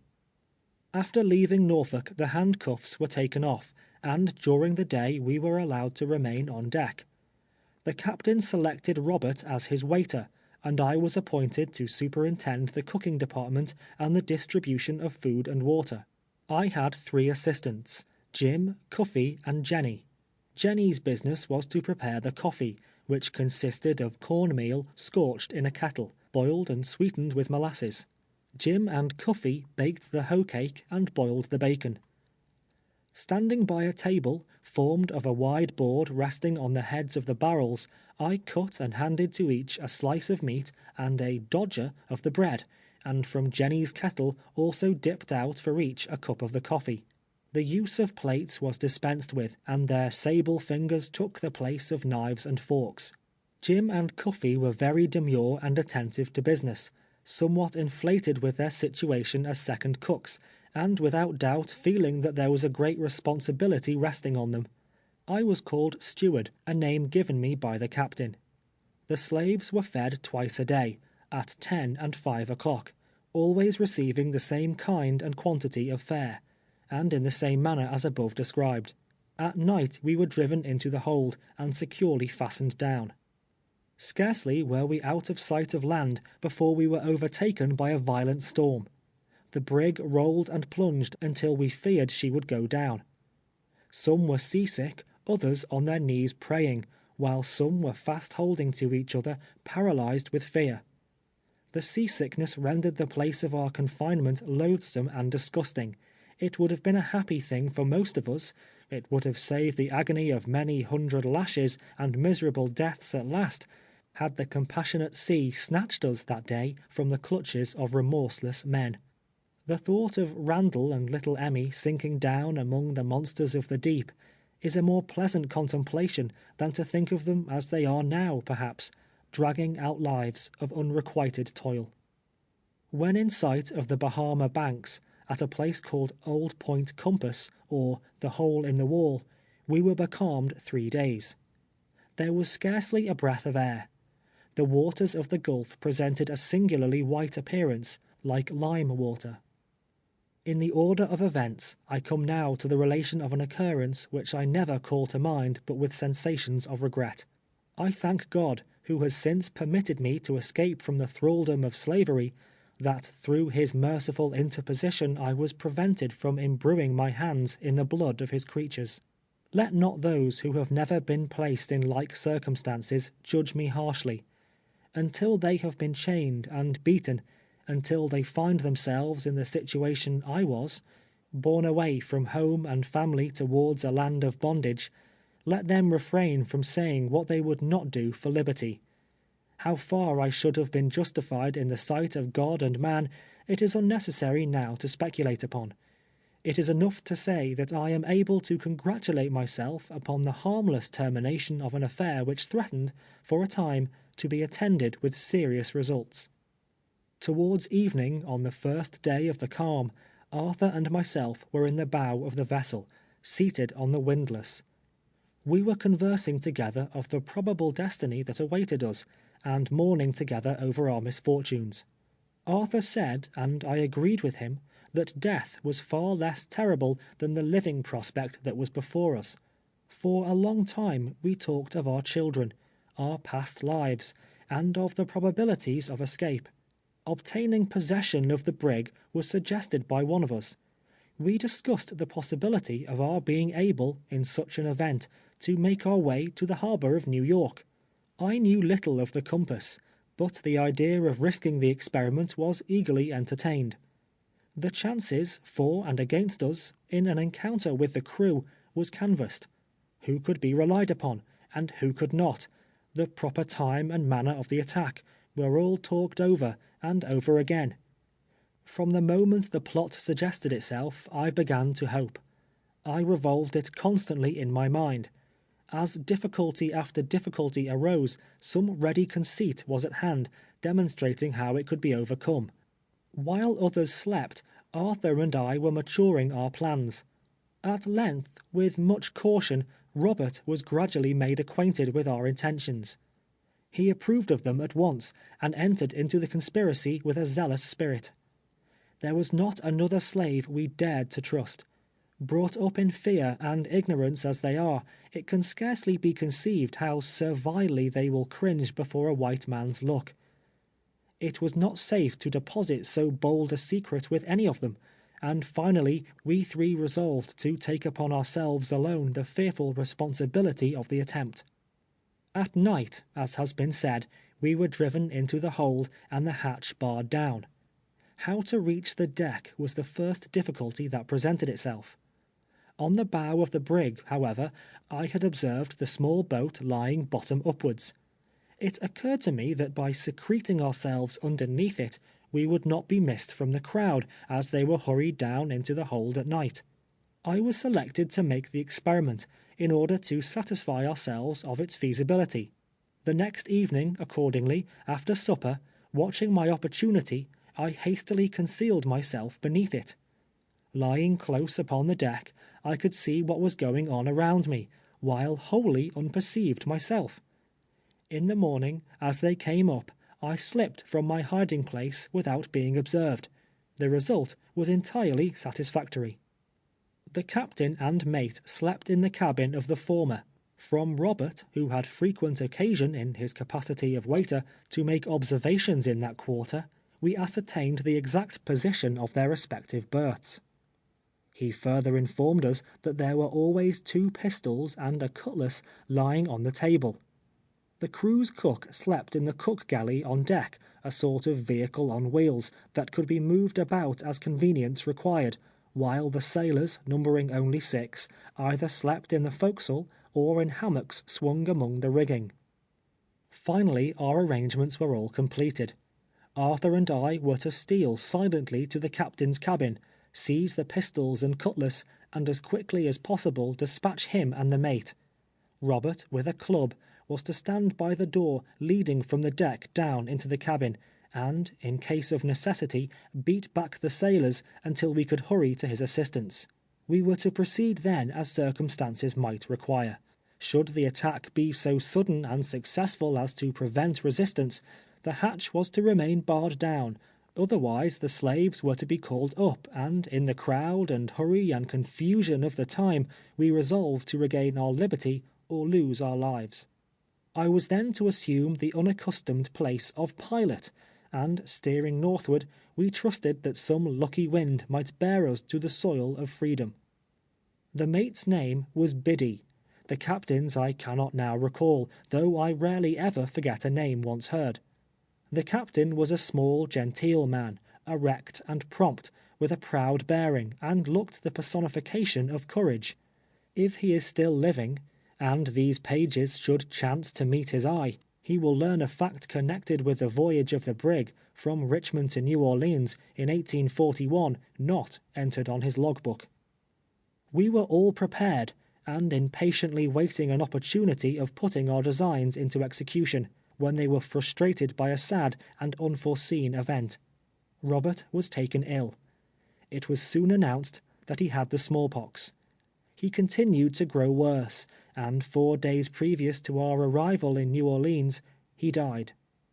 One of the sailors sewed him in his blanket, with a large stone from the ballast at his feet, and then laying him on a hatchway, and elevating it with tackles above the railing, the inanimate body of poor Robert was consigned to the white waters of the Gulf. We were all panic-stricken by the appearance of the smallpox. The captain ordered lime to be scattered through the hold, and other prudent precautions to be taken. The death of Robert, however, and the presence of the malady, oppressed me sadly, and I gazed out over the great waste of waters with a spirit that was indeed disconsolate.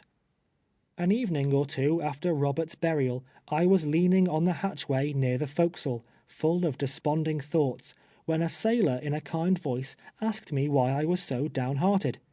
The tone and manner of the man assured me, and I answered because I was a freeman, and had been kidnapped. He remarked that it was enough to make anyone downhearted, and continued to interrogate me until he learned the particulars of my whole history. He was evidently much interested in my behalf, and, in the blunt speech of a sailor, swore he would aid me all he could, if it split his timbers. I requested him to furnish me pen, ink, and paper, in order that I might write to some of my friends. He promised to obtain them, but how I could use them undiscovered was a difficulty. If I could only get into the forecastle while his watch was off, and the other sailors asleep, the thing could be accomplished. The small boat instantly occurred to me. He thought we were not far from the Belize, at the mouth of the Mississippi, and it was necessary that the letter be written soon, or the opportunity would be lost. Accordingly, by arrangement, I managed the next night to secrete myself again under the long-boat. His watch was off at 12. I saw him pass into the forecastle, and in about an hour followed him. He was nodding over a table, half asleep, on which a sickly light was flickering, and on which also was a pen and sheet of paper. As I entered, he aroused, beckoned me to a seat beside him, and pointed to the paper. I directed the letter to Henry B. Northup of Sandy Hill, stating that I had been kidnapped, was then on board the brig Orleans, bound for New Orleans, that it was then impossible for me to conjecture my ultimate destination, and requesting he would take measures to rescue me. The letter was sealed and directed, and Manning, having read it, promised to deposit it in the New Orleans post office. I hastened back to my place under the long-boat, and in the morning, as the slaves came up and were walking round, crept out unnoticed and mingled with them. My good friend, whose name was John Manning, was an Englishman by birth, and a noble-hearted, generous sailor as ever walked a deck. He had lived in Boston, was a tall, well-built man, about 24 years old, with a face somewhat pock-marked, but full of benevolent expression. Nothing to vary the monotony of our daily life occurred until we reached New Orleans. On coming to the levee, and before the vessel was made fast, I saw Manning leap on shore and hurry away into the city. As he started off, he looked back over his shoulder significantly, giving me to understand the object of his errand. Presently he returned, and passing close by me, hunched me with his elbow, with a peculiar wink, as much as to say, "It is all right."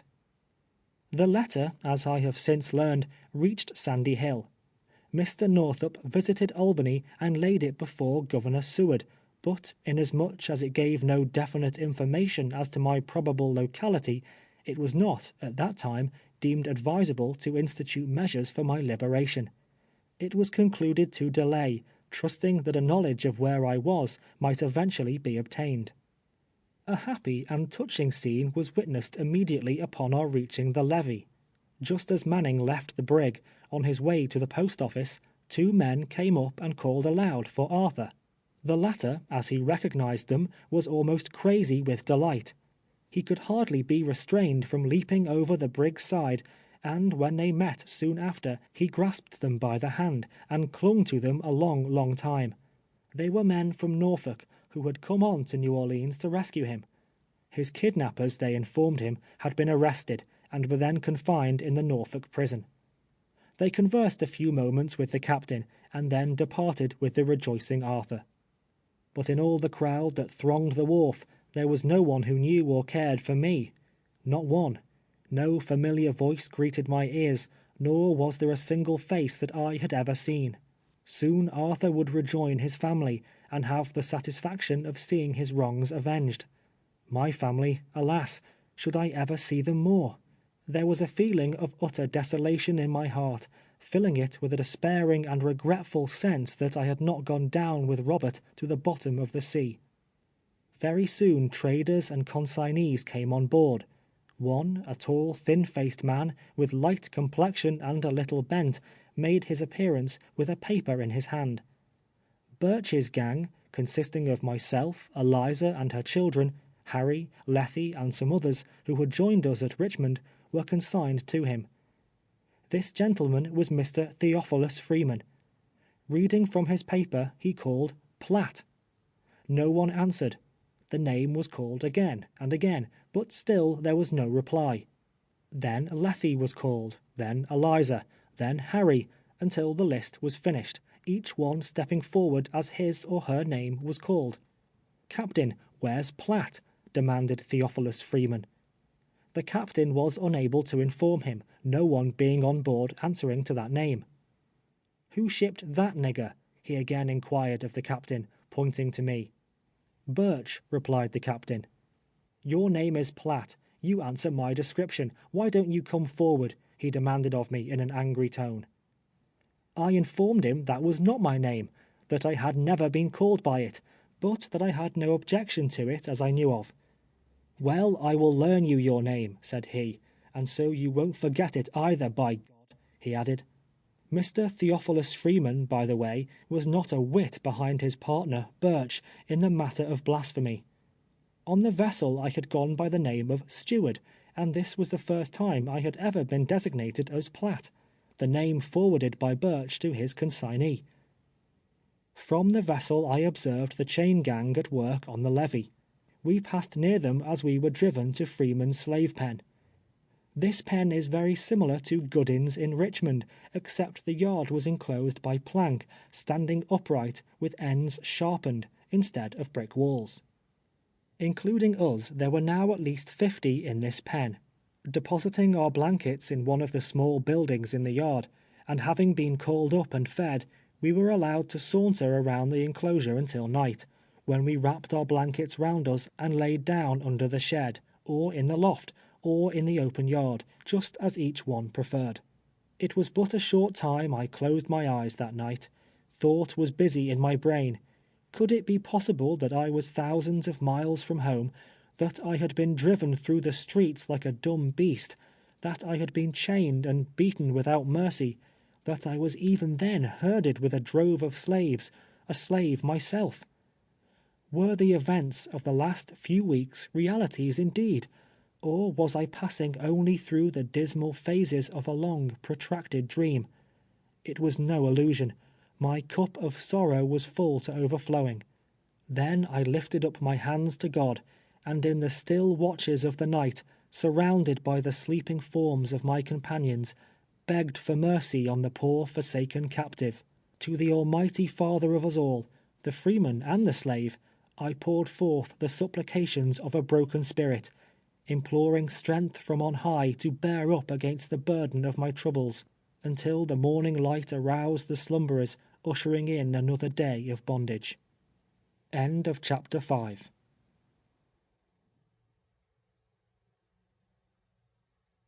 Chapter 6 of 12 Years a Slave by Solomon Northup.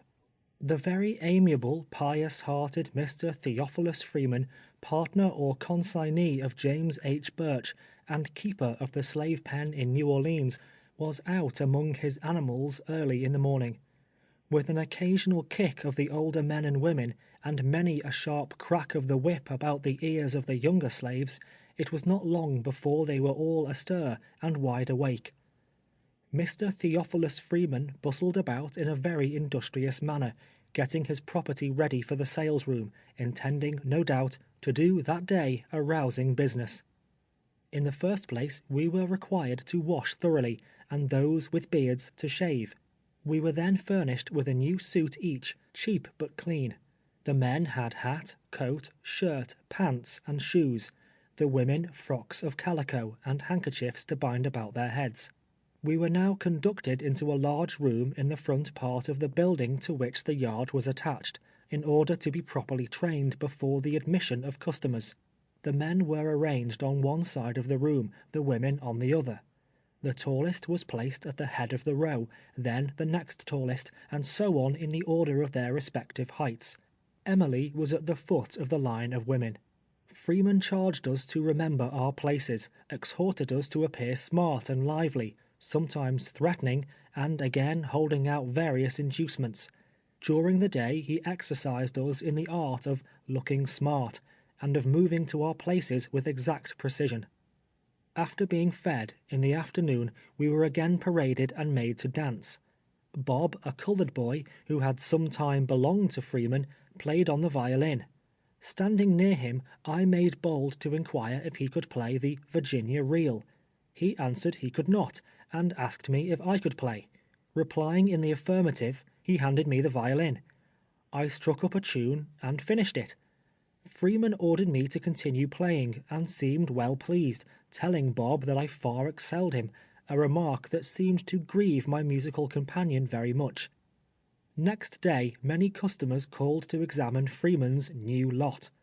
The latter gentleman was very loquacious, dwelling at much length upon our several good points and qualities. He would make us hold up our heads, walk briskly back and forth, while customers would feel of our hands and arms and bodies, turn us about, ask us what we could do, make us open our mouths and show our teeth, precisely as a jockey examines a horse which he is about to barter for or purchase. Sometimes a man or woman was taken back to the small house in the yard, stripped, and inspected more minutely. Scars upon a slave's back were considered evidence of a rebellious or unruly spirit, and hurt his sale. One old gentleman, who said he wanted a coachman, appeared to take a fancy to me. From his conversation with Birch, I learned he was a resident in the city. I very much desired that he would buy me, because I conceived it would not be difficult to make my escape from New Orleans on some northern vessel. Freeman asked him $1,500 for me. The old gentleman insisted it was too much, as times were very hard. Freeman, however, declared that I was sound and healthy, of a good constitution, and intelligent. He made it a point to enlarge upon my musical attainments. The old gentleman argued quite adroitly that there was nothing extraordinary about the nigger, and finally, to my regret, went out, saying he would call again. During the day, however, a number of sales were made. David and Caroline were purchased together by a Natchez planter. They left us, grinning broadly and in the most happy state of mind, caused by the fact of their not being separated. Lethe was sold to a planter of Baton Rouge, her eyes flashing with anger as she was led away. The same man also purchased Randall. The little fellow was made to jump and run across the floor, and perform many other feats, exhibiting his activity and condition. All the time the trade was going on, Eliza was crying aloud and wringing her hands. She besought the man not to buy him, unless he also bought herself and Emily. She promised, in that case, to be the most faithful slave that ever lived. The man answered that he could not afford it, and then Eliza burst into a paroxysm of grief, weeping plaintively. Freeman turned round to her, savagely, with his whip in his uplifted hand, ordering her to stop her noise, or he would flog her. He would not have such work, such snivelling, and unless she ceased that minute, he would take her to the yard and give her 100 lashes. Yes, he would take the nonsense out of her pretty quick. If he didn't, might he be damned. Eliza shrunk before him, and tried to wipe away her tears, but it was all in vain. She wanted to be with her children, she said, the little time she had to live. All the frowns and threats of Freeman could not wholly silence the afflicted mother. She kept on begging and beseeching them most piteously not to separate the three. Over and over again she told them how she loved her boy. A great many times she repeated her former promises, how very faithful and obedient she would be, how hard she would labor day and night to the last moment of her life, if he would only buy them all together. But it was of no avail. The man could not afford it. The bargain was agreed upon, and Randall must go alone. Then Eliza ran to him, embraced him passionately, kissed him again and again, told him to remember her, all the while her tears falling in the boy's face like rain. Freeman damned her, calling her a blubbering, bawling wench, and ordered her to go to her place, and behave herself, and be somebody. He swore he wouldn't stand such stuff but a little longer. He would soon give her something to cry about if she was not mighty careful, and that she might depend upon. The planter from Baton Rouge, with his new purchases, was ready to depart. "Don't cry, mamma. I will be a good boy. Don't cry," said Randall, looking back, as they passed out of the door. What has become of the lad, God knows. It was a mournful scene indeed. I would have cried myself, if I had dared. That night, nearly all who came in on the brig Orleans were taken ill. They complained of violent pain in the head and back. Little Emily, a thing unusual with her, cried constantly. In the morning a physician was called in, but was unable to determine the nature of our complaint. While examining me, and asking questions touching my symptoms, I gave it as my opinion that it was an attack of smallpox, mentioning the fact of Robert's death as the reason of my belief. It might be so indeed, he thought, and he would send for the head physician of the hospital. Shortly the head physician came, a small, light-haired man, whom they called Dr. Carr. He pronounced it smallpox, whereupon there was much alarm throughout the yard. Soon after Dr. Carr left, Eliza, Emmy, Harry, and myself were put into a hack and driven to the hospital, a large white marble building standing on the outskirts of the city. Harry and I were placed in a room in one of the upper stories. I became very sick. For 3 days I was entirely blind. While lying in this state one day, Bob came in, saying to Dr. Carr that Freeman had sent him over to inquire how we were getting on. "Tell him," said the doctor, "that Platt is very bad, but that if he survives until 9 o'clock, he may recover." I expected to die. Though there was little in the prospect before me worth living for, the near approach of death appalled me. I thought I could have been resigned to yield up my life in the bosom of my family, but to expire in the midst of strangers, under such circumstances, was a bitter reflection. There were a great number in the hospital, of both sexes and of all ages. In the rear of the building, coffins were manufactured. When one died, the bell tolled, a signal to the undertaker to come and bear away the body to the potter's field. Many times, each day and night, the tolling bell sent forth its melancholy voice, announcing another death. But my time had not yet come. The crisis having passed, I began to revive, and at the end of 2 weeks and 2 days, returned with Harry to the pen, bearing upon my face the effects of the malady, which to this day continue to disfigure it. Eliza and Emily were also brought back next day in a hack, and again we were paraded in the sales-room for the inspection and examination of purchasers. I still indulged the hope that the old gentleman in search of a coachman would call again, as he had promised, and purchase me. In that event I felt an abiding confidence that I would soon regain my liberty. Customer after customer entered, but the old gentleman never made his appearance. At length, one day, while we were in the yard, Freeman came out and ordered us to our places in the great room. A gentleman was waiting for us as we entered, and inasmuch as he will be often mentioned in the progress of this narrative, a description of his personal appearance and my estimation of his character at first sight may not be out of place. He was a man above the ordinary height, somewhat bent and stooping forward. He was a good-looking man, and appeared to have reached about the middle age of life. There was nothing repulsive in his presence, but on the other hand there was something cheerful and attractive in his face, and in his tone of voice. The finer elements were all kindly mingled in his breast, as anyone could see. He moved about among us, asking many questions, as to what we could do, and what labor we had been accustomed to. if we thought we would like to live with him, and would be good boys if he would buy us, and other interrogatories of like character. After some further inspection, and conversation touching prices, he finally offered Freeman $1,000 for me, $900 for Harry, and $700 for Eliza. Whether the smallpox had depreciated our value, or from what cause Freeman had concluded to fall $500 from the price I was before held at, I cannot say.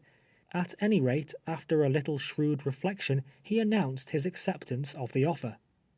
As soon as Eliza heard it, she was in agony again. By this time she had become haggard and hollow-eyed with sickness and with sorrow. It would be a relief if I could consistently pass over in silence the scene that now ensued. It recalls memories more mournful and affecting than any language can portray. I have seen mothers kissing for the last time the faces of their dead offspring. I have seen them looking down into the grave as the earth fell with a dull sound upon their coffins, hiding them from their eyes forever. But never have I seen such an exhibition of intense, unmeasured, and unbounded grief as when Eliza was parted from her child. She broke from her place in the line of women, and rushing down where Emily was standing, caught her in her arms.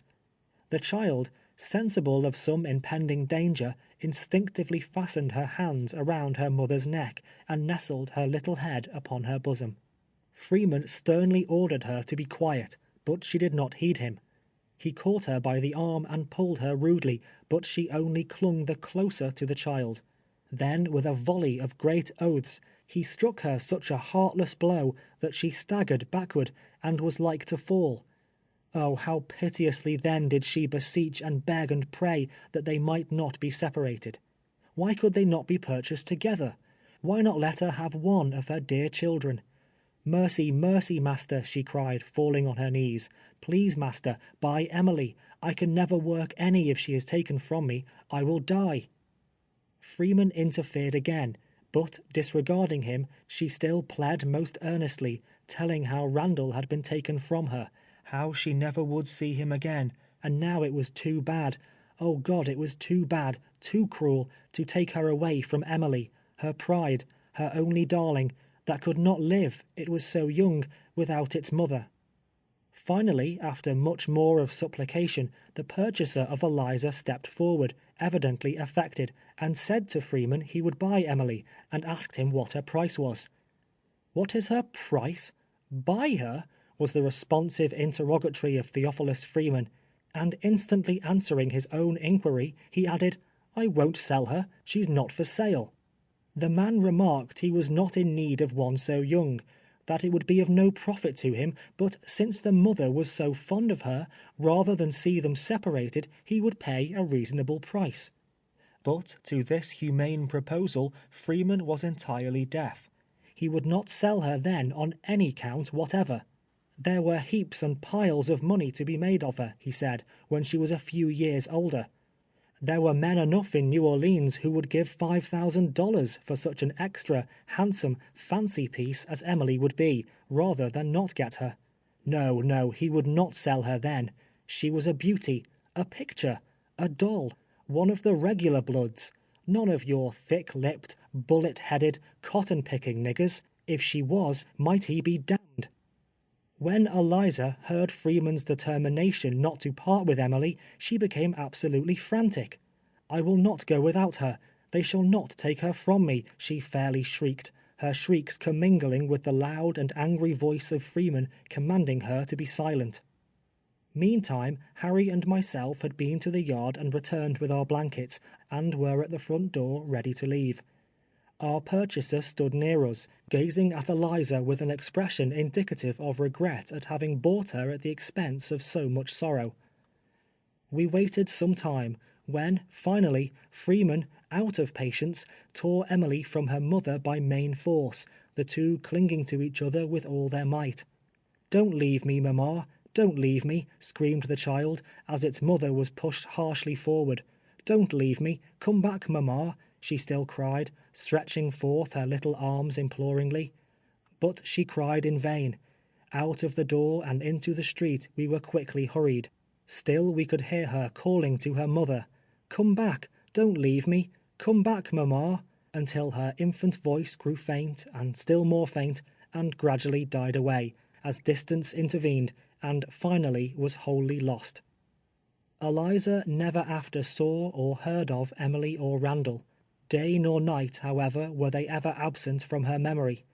In the cotton field, in the cabin, always and everywhere she was talking of them, often to them as if they were actually present. Only when absorbed in that illusion, or asleep, did she ever have a moment's comfort afterwards. She was no common slave, as has been said. To a large share of natural intelligence which she possessed, was added a general knowledge and information on most subjects. She had enjoyed opportunities such as are afforded to very few of her oppressed class. She had been lifted up into the regions of a higher life. Freedom for herself and for her offspring, for many years had been her cloud by day, her pillar of fire by night. In her pilgrimage through the wilderness of bondage, with eyes fixed upon that hope-inspiring beacon, she had at length ascended to the top of Pisgah, and beheld the land of promise. In an unexpected moment she was utterly overwhelmed with disappointment and despair. The glorious vision of liberty faded from her sight as they led her away into captivity. Now she weepeth sore in the night, and tears are on her cheeks. All her friends have dealt treacherously with her. They have become her enemies. End of chapter 6.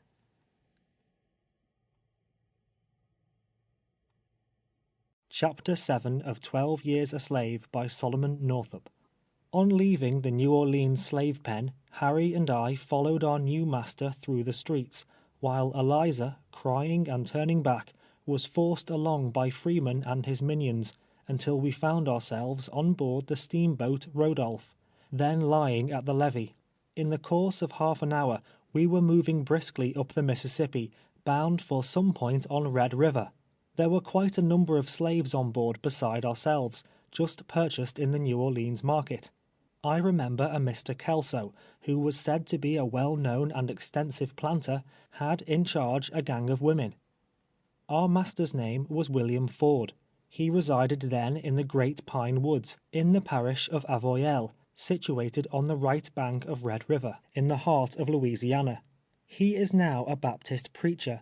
Throughout the whole parish of Avoyelles, and especially along both shores of Bayou Boeuf, where he is more intimately known, he is accounted by his fellow citizens as a worthy minister of God.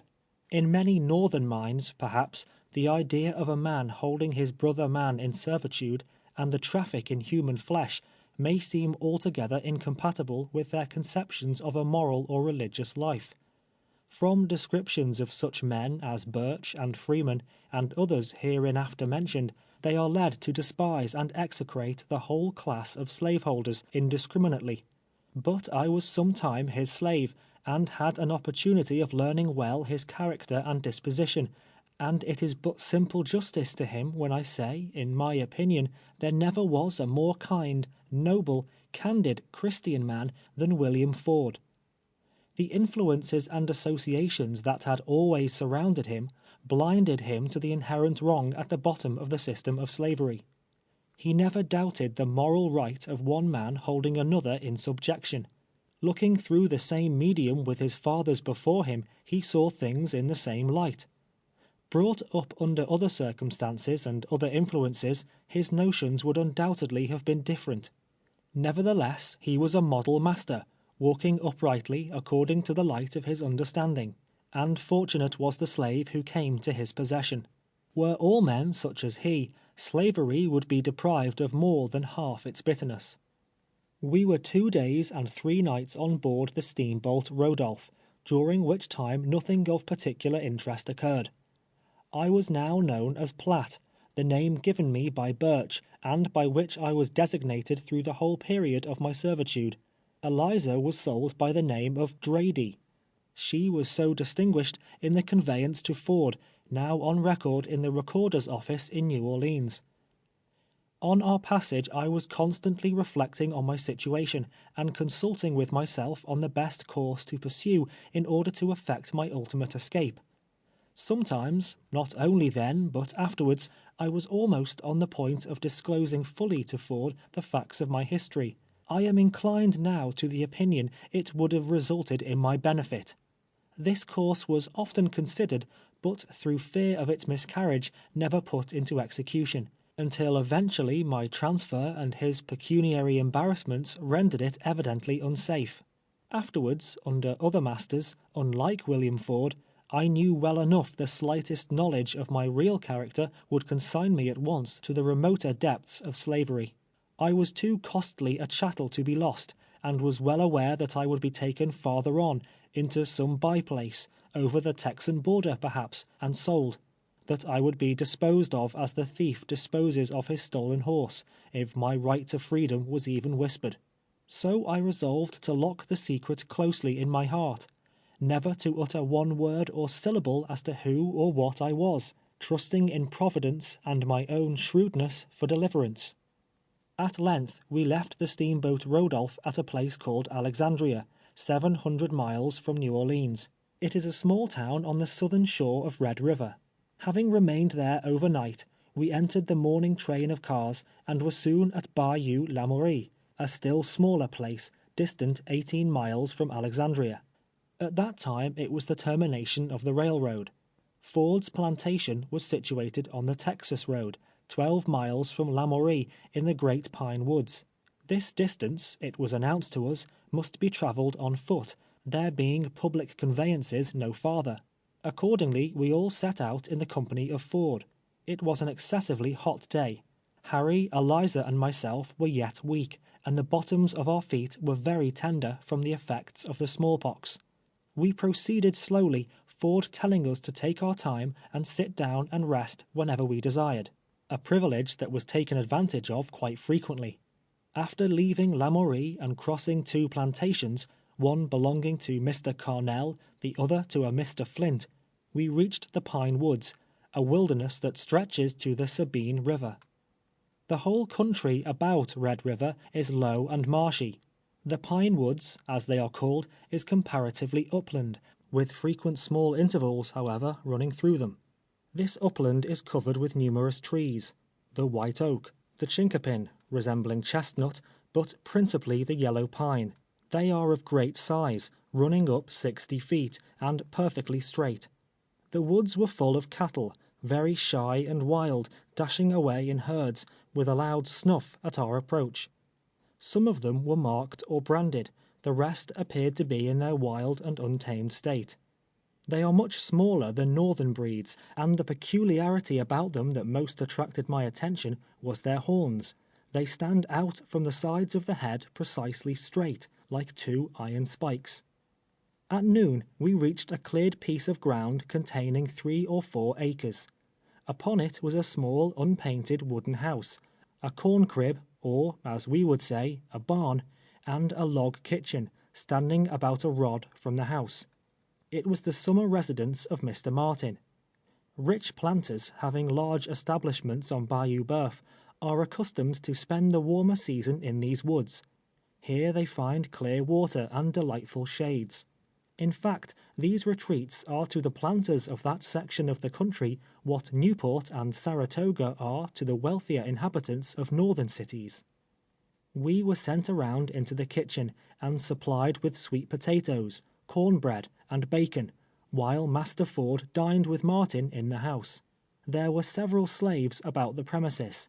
Martin came out and took a look at us, asking Ford the price of each, if we were green hands, and so forth, and making inquiries in relation to the slave market generally.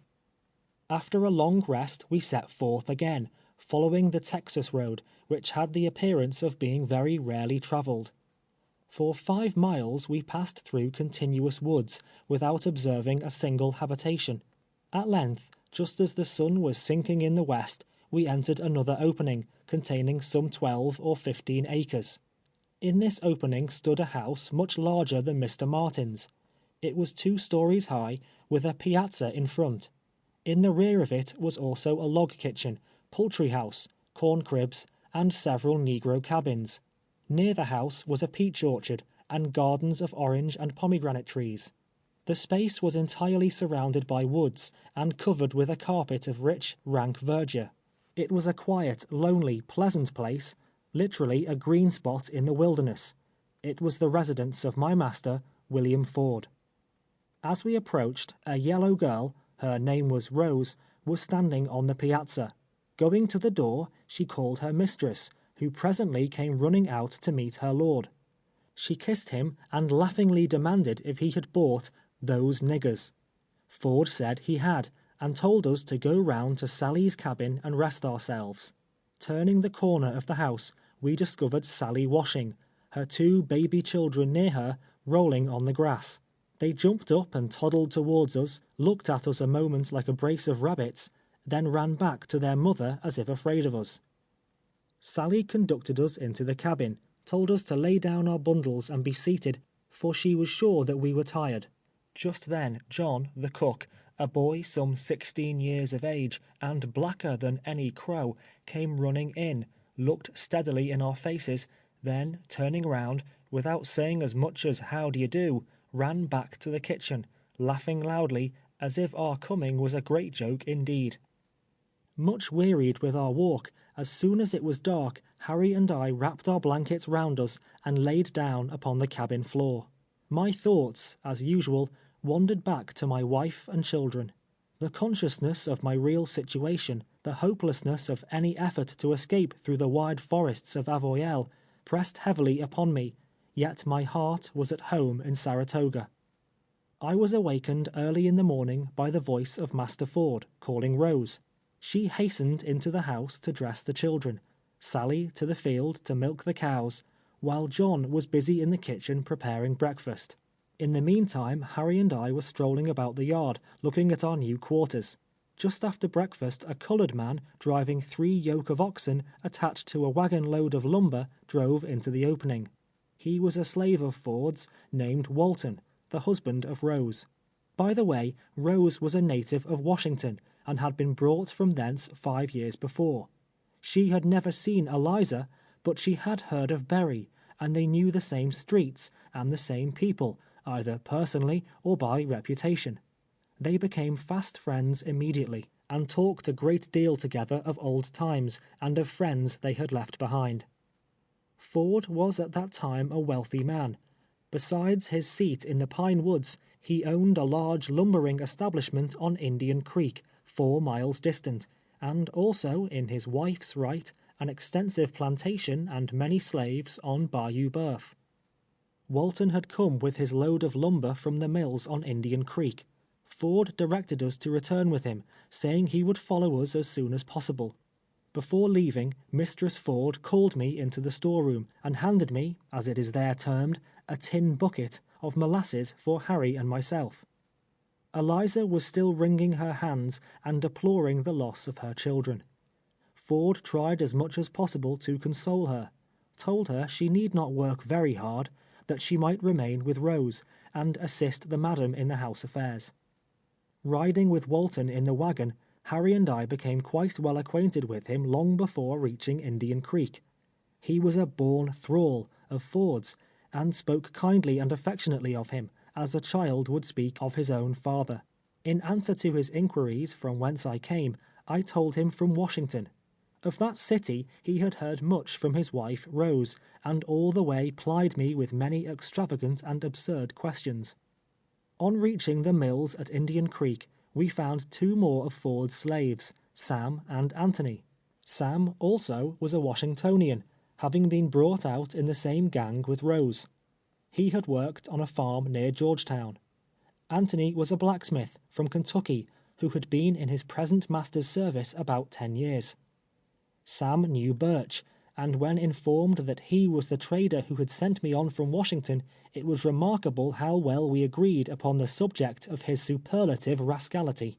He had forwarded Sam also.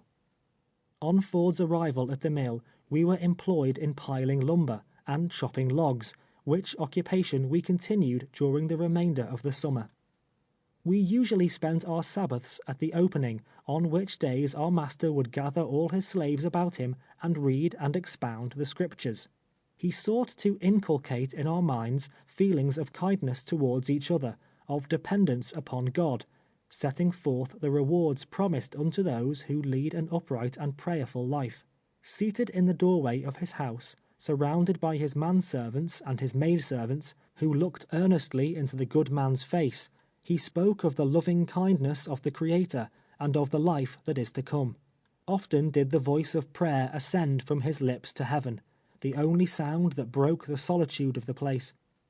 In the course of the summer, Sam became deeply convicted, his mind dwelling intensely on the subject of religion. His mistress gave him a Bible, which he carried with him to his work.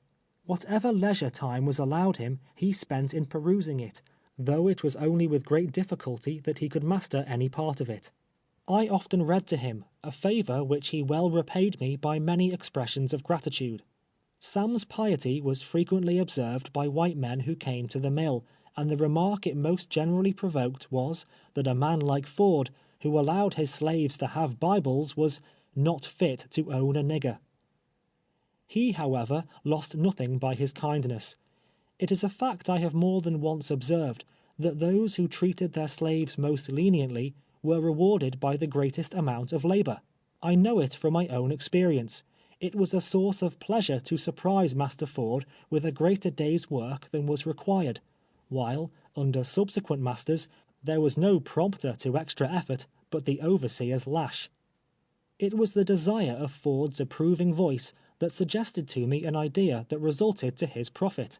The lumber we were manufacturing was contracted to be delivered at Lamourie. It had hitherto been transported by land, and was an important item of expense. Indian Creek, upon which the mills were situated, was a narrow but deep stream emptying into Bayou Boeuf. In some places it was not more than 12 feet wide, and much obstructed with trunks of trees. Bayou Boeuf was connected with Bayou Lamourie. I ascertained the distance from the mills to the point on the latter bayou, where our lumber was to be delivered, was but a few miles less by land than by water. Provided the creek could be made navigable for rafts, it occurred to me that the expense of transportation would be materially diminished. Adam Tatum, a little white man who had been a soldier in Florida, and had strolled into that distant region, was foreman and superintendent of the mills. He scouted the idea, but Ford, when I laid it before him, received it favorably, and permitted me to try the experiment. Having removed the obstructions, I made up a narrow raft, consisting of 12 cribs. At this business I think I was quite skillful, not having forgotten my experience years before on the Champlain Canal. I labored hard, being extremely anxious to succeed, both from a desire to please my master, and to show Adam Tatum that my scheme was not such a visionary one as he incessantly pronounced it. One hand could manage 3 cribs. I took charge of the forward 3, and commenced poling down the creek. In due time we entered the first bayou, and finally reached our destination in a shorter period of time than I had anticipated. The arrival of the raft at Lamourie created a sensation, while Mr. Ford loaded me with commendations. On all sides I heard Ford's Platte pronounced the smartest nigger in the Pine Woods. In fact, I was the Fulton of Indian Creek. I was not insensible to the praise bestowed upon me, and enjoyed especially my triumph over Tatum, whose half-malicious ridicule had stung my pride. From this time the entire control of bringing the lumber to Lamourie was placed in my hands until the contract was fulfilled. Indian Creek, in its whole length, follows through a magnificent forest. There dwells on its shore a tribe of Indians, a remnant of the Chickasaws, or Chickapees, if I remember rightly. They live in simple huts, 10 or 12 feet square, constructed of pine poles and covered with bark. They subsist principally on the flesh of the deer, the coon, and opossum, all of which are plenty in these woods. Sometimes they exchange venison for a little corn and whiskey with the planters on the bayous. Their usual dress is buckskin breeches and calico hunting shirts of fantastic colors, buttoned from belt to chin. They wear brass rings on their wrists and in their ears and noses. The dress of the squaws is very similar.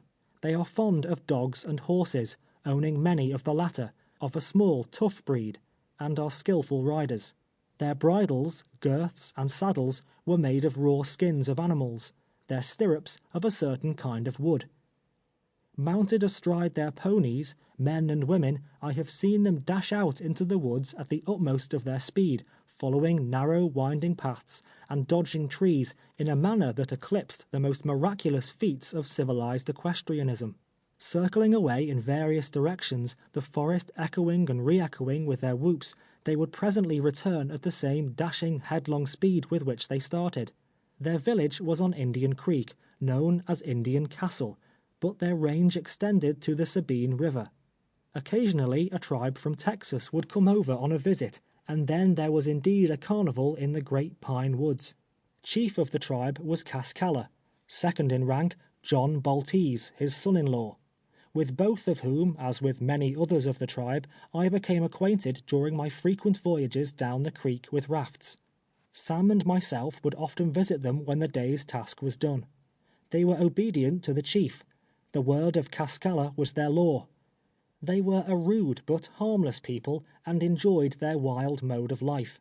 They had little fancy for the open country, the cleared lands on the shores of the bayous, but preferred to hide themselves within the shadows of the forest. They worshipped the Great Spirit, loved whiskey, and were happy. On one occasion I was present at a dance, when a roving herd from Texas had encamped in their village.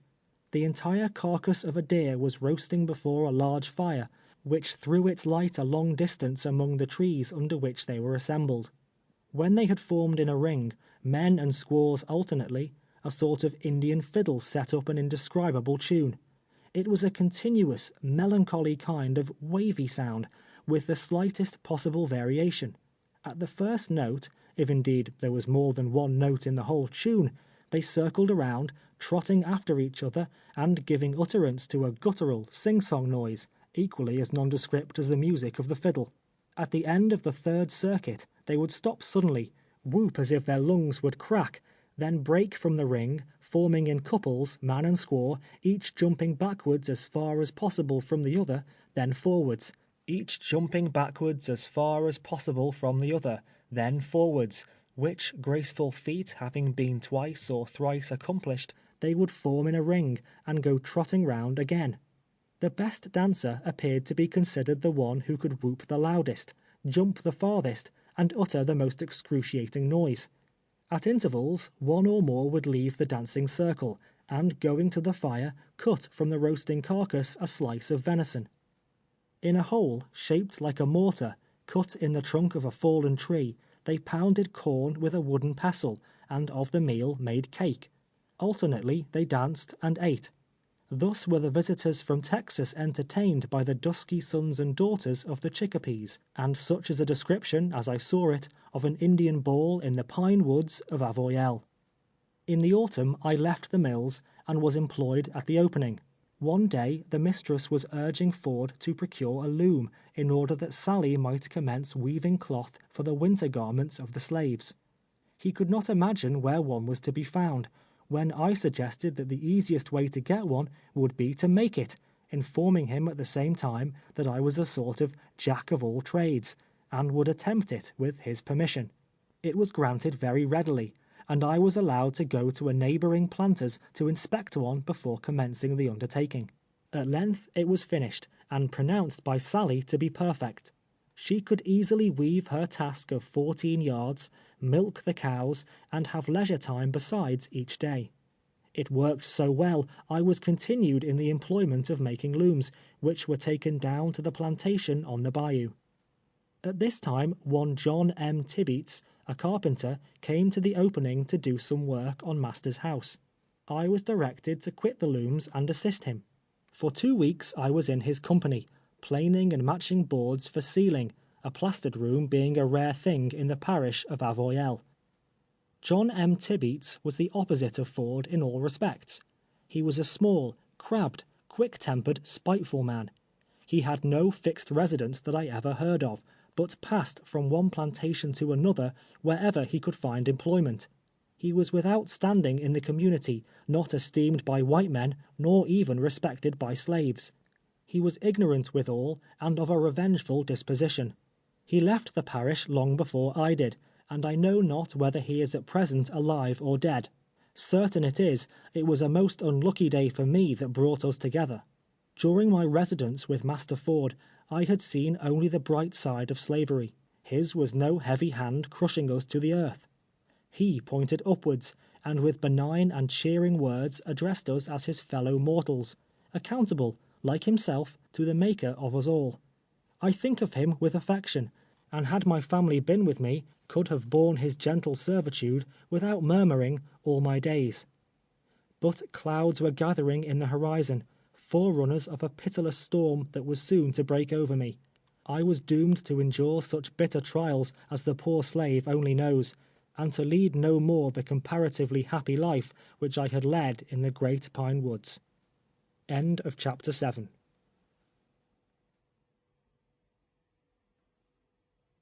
Chapter 8 of 12 Years a Slave by Solomon Northup. William Ford unfortunately became embarrassed in his pecuniary affairs. A heavy judgment was rendered against him in consequence of his having become security for his brother, Franklin Ford, residing on Red River above Alexandria, and who had failed to meet his liabilities.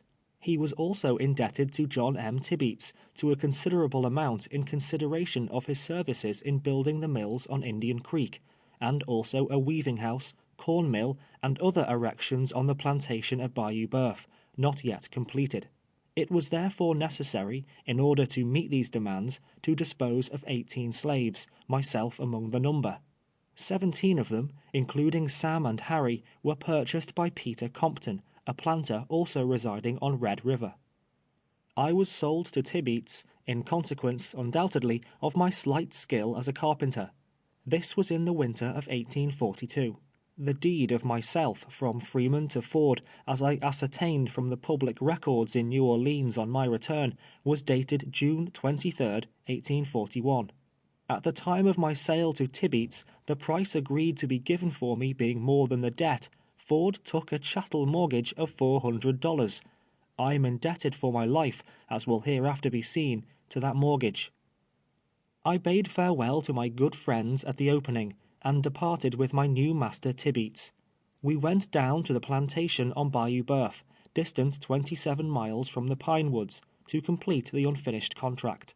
Bayou Boeuf is a sluggish, winding stream, one of those stagnant bodies of water common in that region, setting back from Red River.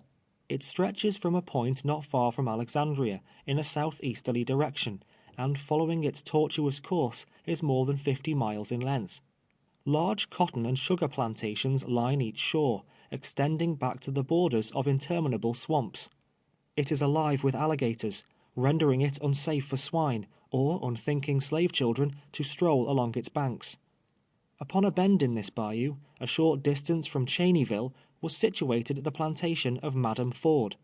Her brother, Peter Tanner, a great landholder, living on the opposite side. On my arrival at Bayou Boeuf, I had the pleasure of meeting Eliza, whom I had not seen for several months. She had not pleased Mrs. Ford, being more occupied in brooding over her sorrows than in attending to her business, and had, in consequence, been sent down to work in the field on the plantation. She had grown feeble and emaciated, and was still mourning for her children. She asked me if I had forgotten them, and a great many times inquired if I still remembered how handsome little Emily was, how much Randall loved her, and wondered if they were living still, and where the darlings could then be. She had sunk beneath the weight of an excessive grief. Her drooping form and hollow cheeks too plainly indicated that she had well nigh reached the end of her weary road. Ford's overseer on this plantation, and who had the exclusive charge of it, was a Mr. Chapin, a kindly disposed man and a native of Pennsylvania. In common with others, he held Tibeats in light estimation, which fact, in connection with the $400 mortgage, was fortunate for me. I was now compelled to labor very hard. From earliest dawn until late at night, I was not allowed to be a moment idle. Notwithstanding which, Tibeats was never satisfied. He was continually cursing and complaining. He never spoke to me a kind word. I was his faithful slave, and earned him large wages every day, and yet I went to my cabin nightly, loaded with abuse and stinging epithets. We had completed the corn mill, the kitchen, and so forth, and were at work upon the weaving house, when I was guilty of an act in that state punishable with death. It was my first fight with Tibeats. The weaving house we were erecting stood in the orchard a few rods from the residence of Chapin, or the Great House, as it was called. One night, having worked until it was too dark to see, I was ordered by Tibeats to rise very early in the morning, procure a keg of nails from Chapin, and commence putting on the clapboards. I retired to the cabin extremely tired, and having cooked a supper of bacon and corn cake, and conversed a while with Eliza, who occupied the same cabin, as also did Lawson and his wife Mary, and a slave named Bristol, laid down upon the ground floor, little dreaming of the sufferings that awaited me on the morrow. Before daylight I was on the piazza of the great house, awaiting the appearance of Overseer Chapin. To have aroused him from his slumbers and stated my errand would have been an unpardonable boldness. At length he came out. Taking off my hat, I informed him Master Tibeats had directed me to call upon him for a keg of nails. Going into the storeroom, he rolled it out, at the same time saying if Tibeats preferred a different size, he would endeavour to furnish them, but that I might use those until further directed. Then mounting his horse, which stood saddled and bridled at the door, he rode away into the field, whither the slaves had preceded him, while I took the keg on my shoulder and proceeded to the weaving house, broke in the head, and commenced nailing on the clapboards. As the day began to open, Tibeats came out of the house to where I was, hard at work. He seemed to be that morning even more morose and disagreeable than usual. He was my master, entitled by law to my flesh and blood, and to exercise over me such tyrannical control as his mean nature prompted. But there was no law that could prevent my looking upon him with intense contempt. I despised both his disposition and his intellect. I had just come round to the keg for a further supply of nails as he reached the weaving house. "I thought I told you to commence putting on weatherboards this morning," he remarked. "Yes, master, and I am about it," I replied. "Where?" he demanded. "On the other side," was my answer. He walked round to the other side, examined my work for a while, muttering to himself in a fault-finding tone. "Didn't I tell you last night to get a keg of nails of Chapin?" he broke forth again. "Yes, master, and so I did, and Overseer said he would get another size for you, if you wanted them, when he came back from the field." Tibeats walked to the keg, looked a moment at the contents, then kicked it violently. Coming towards me, in a great passion, he exclaimed, "God damn you! I thought you knowed something." I made answer, "I tried to do as you told me, master. I didn't mean anything wrong. Overseer said—" But he interrupted me with such a flood of curses that I was unable to finish the sentence. At length he ran towards the house, and going to the piazza, took down one of the overseer's whips. The whip had a short wooden stock, braided over with leather, and was loaded at the butt. The lash was 3 feet long, or thereabouts, and made of rawhide strands. At first I was somewhat frightened, and my impulse was to run. There was no one about except Rachel, the cook, and Chapin's wife, and neither of them were to be seen. The rest were in the field. I knew he intended to whip me, and it was the first time anyone had attempted it since my arrival at Avoyelles. I felt, moreover, that I had been faithful, that I was guilty of no wrong whatever, and deserved commendation rather than punishment. My fear changed to anger, and before he reached me, I had made up my mind fully not to be whipped, let the result be life or death. Winding the lash around his hand, and taking hold of the small end of the stock, he walked up to me, and with a malignant look, ordered me to strip. "Master Tibeats," said I, looking him boldly in the face, "I will not." I was about to say something further in justification, but with concentrated vengeance he sprang upon me, seizing me by the throat with one hand, raising the whip with the other, in the act of striking. Before the blow descended, however, I had caught him by the collar of the coat, and drawn him closely to me. Reaching down, I seized him by the ankle, and pushing him back with the other hand, he fell over on the ground. Putting one arm around his leg, and holding it to my breast, so that his head and shoulders only touched the ground, I placed my foot upon his neck. He was completely in my power. My blood was up. It seemed to course through my veins like fire. In the frenzy of my madness, I snatched the whip from his hand. He struggled with all his power, swore that I should not live to see another day, and that he would tear out my heart.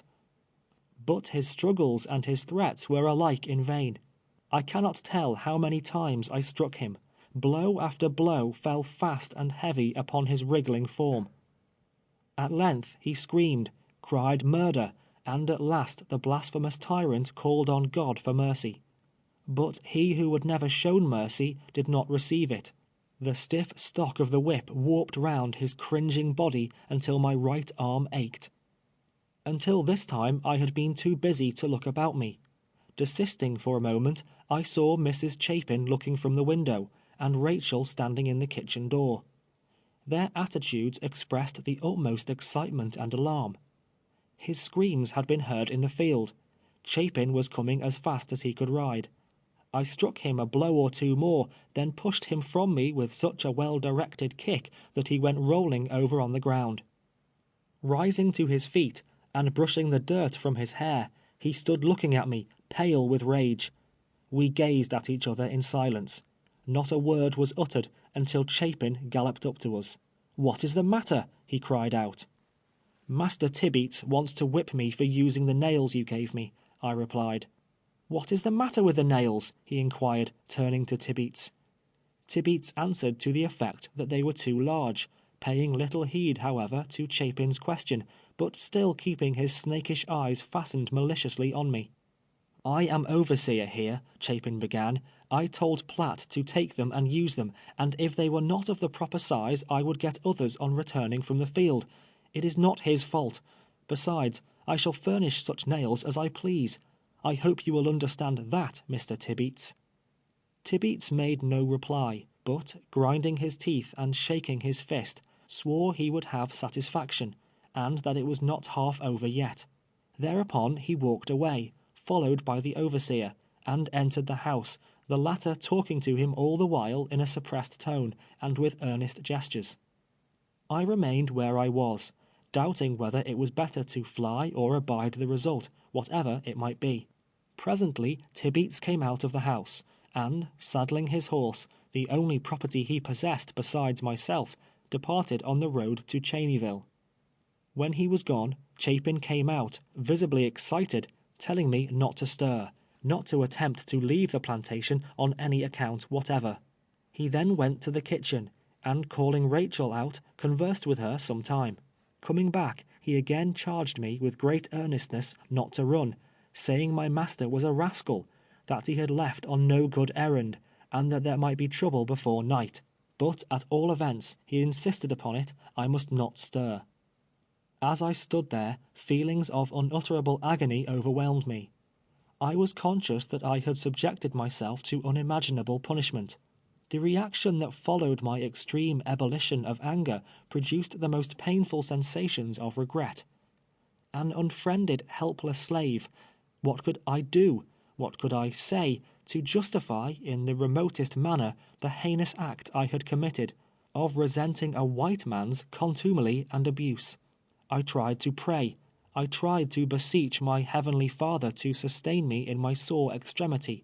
But emotion choked my utterance, and I could only bow my head upon my hands and weep. For at least an hour I remained in this situation, finding relief only in tears, when, looking up, I beheld Tibeats, accompanied by 2 horsemen, coming down the bayou.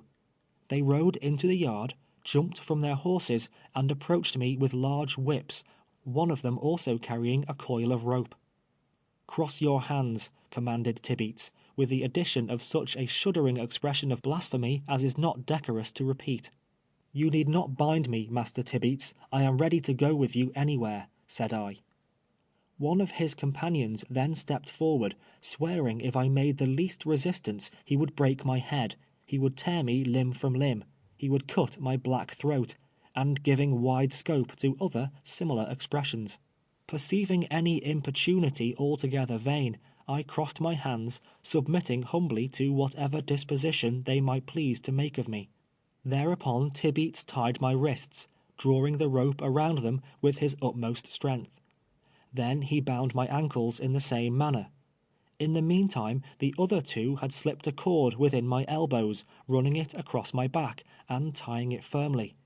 It was utterly impossible to move hand or foot.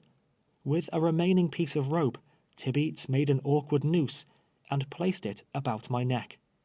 "Now then," inquired one of Tibeats' companions, "where shall we hang the nigger?"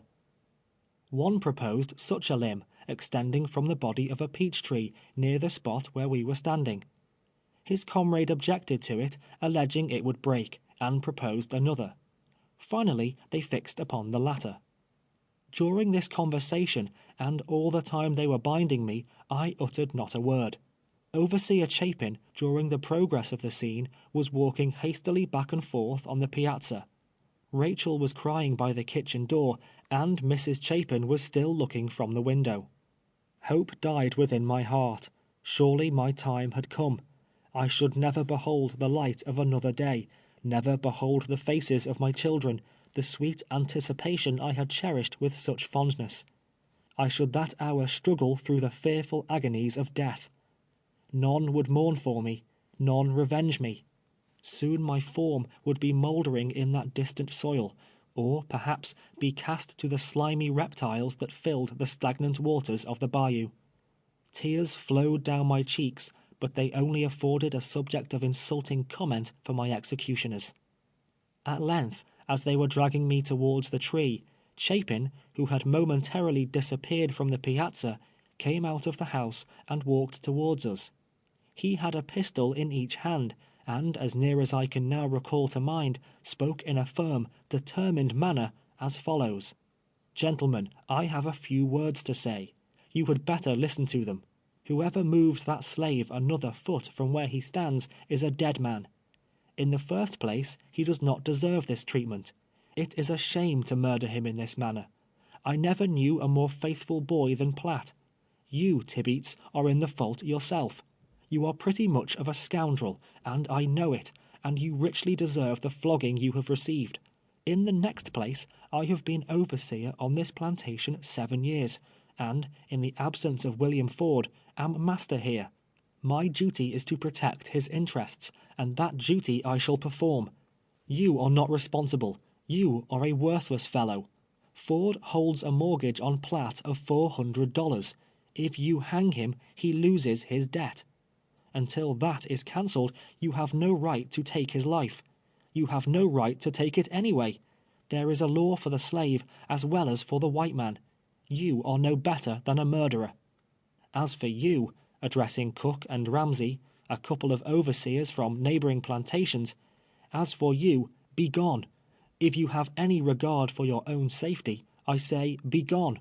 Cook and Ramsey, without a further word, mounted their horses and rode away.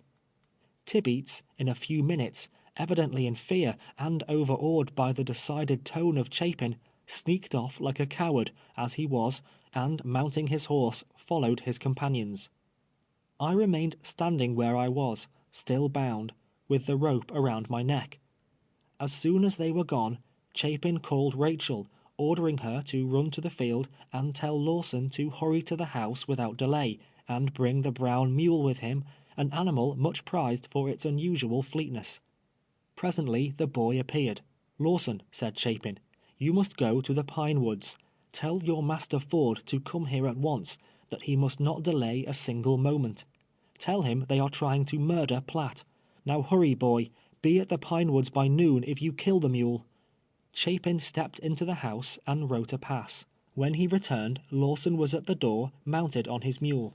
Receiving the pass, he plied the whip right smartly to the beast, dashed out of the yard, and turning up the bayou on a hard gallop, in less time than it has taken me to describe the scene, was out of sight. End of chapter 8.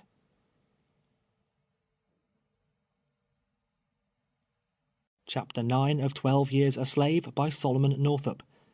As the sun approached the meridian that day, it became insufferably warm. Its hot rays scorched the ground. The earth almost blistered the foot that stood upon it. I was without coat or hat, standing bareheaded, exposed to its burning blaze. Great drops of perspiration rolled down my face, drenching the scanty apparel wherewith I was clothed. Over the fence, a very little way off, the peach trees cast their cool, delicious shadows on the grass. I would gladly have given a long year of service to have been enabled to exchange the heated oven, as it were, wherein I stood, for a seat beneath their branches. But I was yet bound, the rope still dangling from my neck, and standing in the same tracks where Tibeats and his comrades left me. I could not move an inch, so firmly had I been bound. To have been enabled to lean against the weaving house would have been a luxury indeed, but it was far beyond my reach, though distant less than 20 feet. I wanted to lie down, but knew I could not rise again. The ground was so parched and boiling hot, I was aware it would but add to the discomfort of my situation. If I could have only moved my position, however slightly, it would have been relief unspeakable, but the hot rays of a southern sun, beating all the long summer day on my bare head, produced not half the suffering I experienced from my aching limbs. My wrists and ankles, and the cords of my legs and arms, began to swell, burying the rope that bound them into the swollen flesh. All day Chapin walked back and forth upon the stoop, but not once approached me. He appeared to be in a state of great uneasiness, looking first towards me and then up the road, as if expecting some arrival every moment. He did not go to the field, as was his custom. It was evident from his manner that he supposed Tibeats would return with more and better armed assistance, perhaps to renew the quarrel, and it was equally evident he had prepared his mind to defend my life at whatever hazard. Why he did not relieve me, why he suffered me to remain in agony the whole weary day, I never knew. It was not for want of sympathy, I am certain. Perhaps he wished Ford to see the rope about my neck, and the brutal manner in which I had been bound. Perhaps his interference with another's property, in which he had no legal interest, might have been a trespass, which would have subjected him to the penalty of the law. Why Tibeats was all day absent was another mystery I never could divine. He knew well enough that Chapin would not harm him unless he persisted in his design against me. Lawson told me afterwards that, as he passed the plantation of John David Cheney, he saw the three, and that they turned and looked after him as he flew by. I think his supposition was that Lawson had been sent out by Overseer Chapin to arouse the neighboring planters, and to call on them to come to his assistance. He, therefore, undoubtedly acted on the principle that discretion is the better part of valor, and kept away. But whatever motive may have governed the cowardly and malignant tyrant, it is of no importance. There I still stood in the noontide sun, groaning with pain. From long before daylight I had not eaten a morsel. I was growing faint from pain, and thirst, and hunger. Once only, in the very hottest portion of the day, Rachel, half fearful she was acting contrary to the overseer's wishes, ventured to me, and held a cup of water to my lips. The humble creature never knew, nor could she comprehend if she had heard them, the blessings I invoked upon her for that balmy draught. She could only say, "Oh, Platt, how I do pity you," and then hastened back to her labors in the kitchen. Never did the sun move so slowly through the heavens, never did it shower down such fervent and fiery rays as it did that day. At least, so it appeared to me. What my meditations were, the innumerable thoughts that thronged through my distracted brain, I will not attempt to give expression to.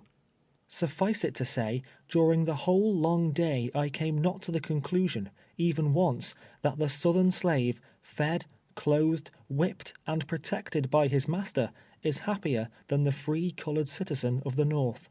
To that conclusion I have never since arrived.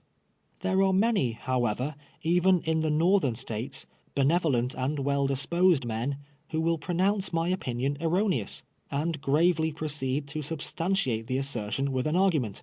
Alas, they have never drunk, as I have, from the bitter cup of slavery.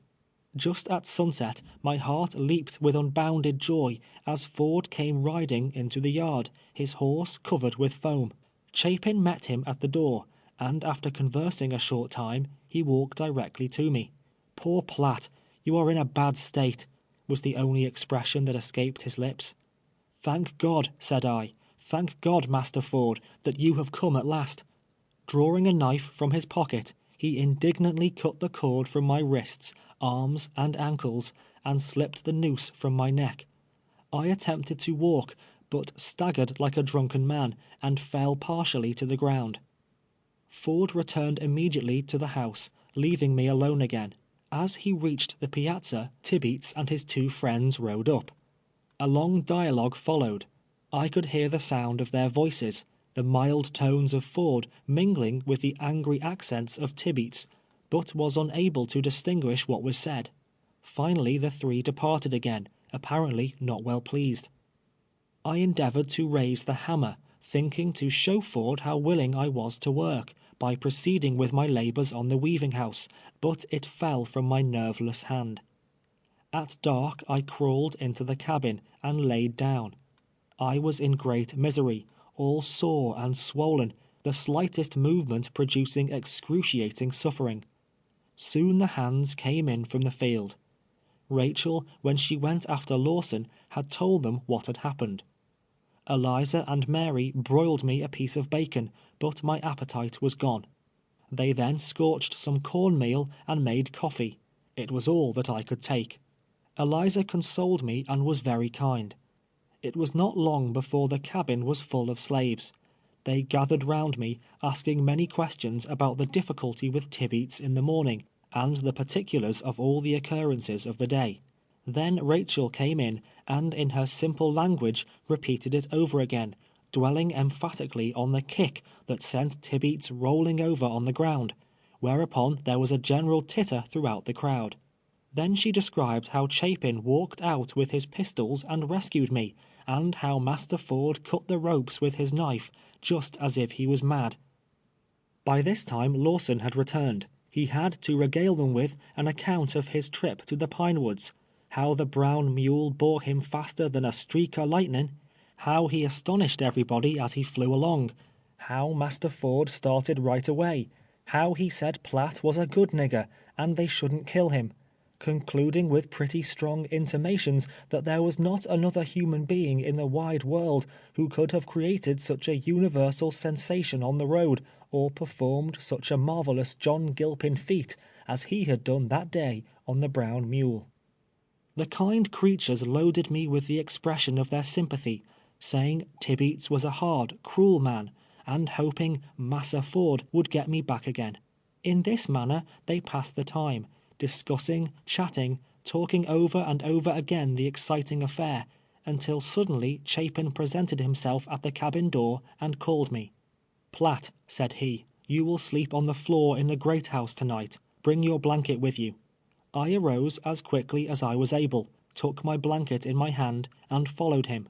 On the way he informed me that he should not wonder if Tibeats was back again before morning, that he intended to kill me, and that he did not mean he should do it without witnesses. Had he stabbed me to the heart in the presence of 100 slaves, not one of them, by the law of Louisiana, could have given evidence against him. I lay down on the floor in the great house, the first and last time such a sumptuous resting place was granted me during my 12 years of bondage, and tried to sleep. Near midnight the dog began to bark. Chapin arose, looked from the window, but could discover nothing.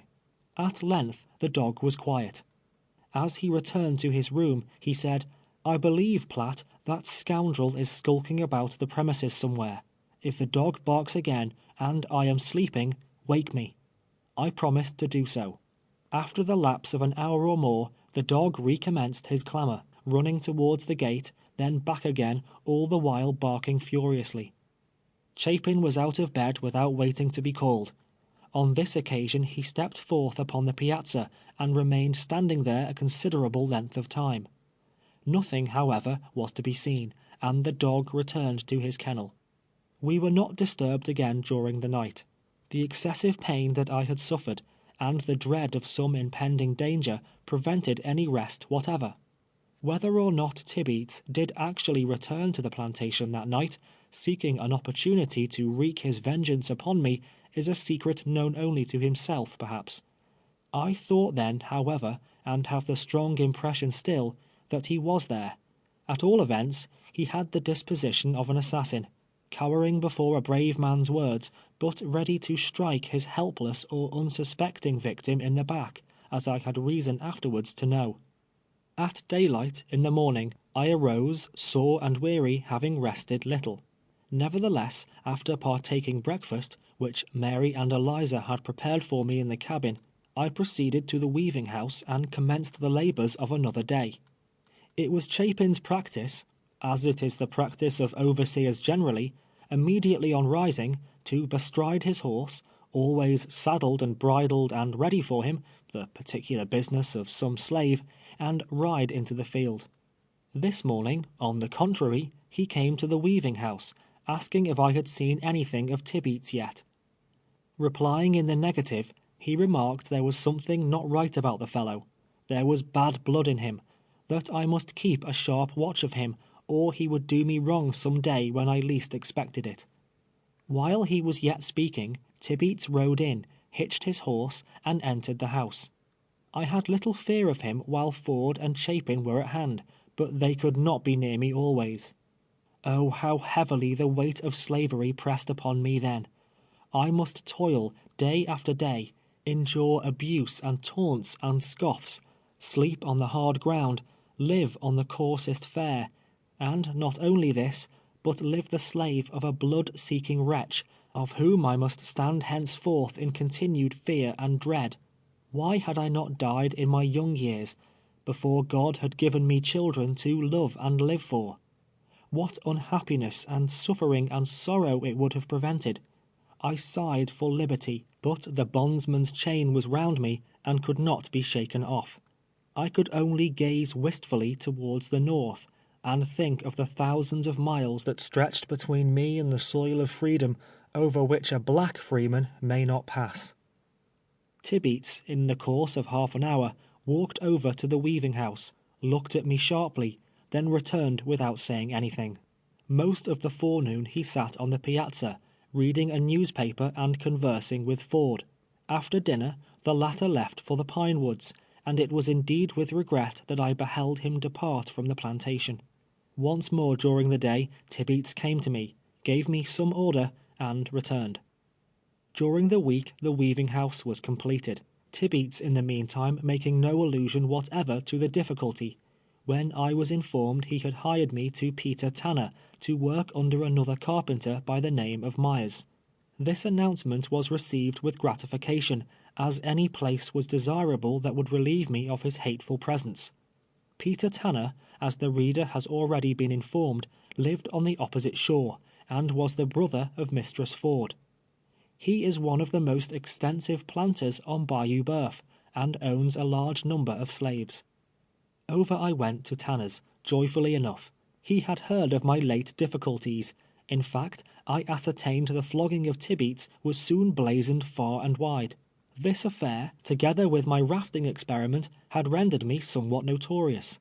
More than once I heard it said that Platt Ford, now Platt Tibeats, a slave's name changes with his change of master, was a devil of a nigger. But I was destined to make a still further noise, as will presently be seen, throughout the little world of Bayou Boeuf. Peter Tanner endeavored to impress upon me the idea that he was quite severe, though I could perceive there was a vein of good humor in the old fellow after all. "You're the nigger," he said to me on my arrival. "You're the nigger that flogged your master, eh? You're the nigger that kicks, and holds Carpenter Tibeats by the legs, and wallops him, are you? I'd like to see you hold me by the leg, I should. You're a portent character. You're a great nigger, very remarkable nigger, ain't you? I'd lash you. I'd take the tantrums out of you. Jest take hold of my leg, if you please. None of your pranks here, my boy, remember that.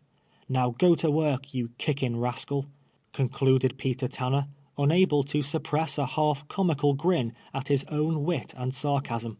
After listening to this salutation, I was taken charge of by Myers, and labored under his direction for a month, to his and my own satisfaction. Like William Ford, his brother-in-law, Tanner was in the habit of reading the Bible to his slaves on the Sabbath, but in a somewhat different spirit. He was an impressive commentator on the New Testament. The first Sunday after my coming to the plantation, he called them together and began to read the 12th chapter of Luke, When he came to the 47th verse, he looked deliberately around him, and continued, "And that servant which knew his Lord's will," here he paused, looking around more deliberately than before, and again proceeded, "which knew his Lord's will, and prepared not himself," here was another pause, "prepared not himself, neither did according to his will, shall be beaten with many stripes." "D'ye hear that?" demanded Peter emphatically.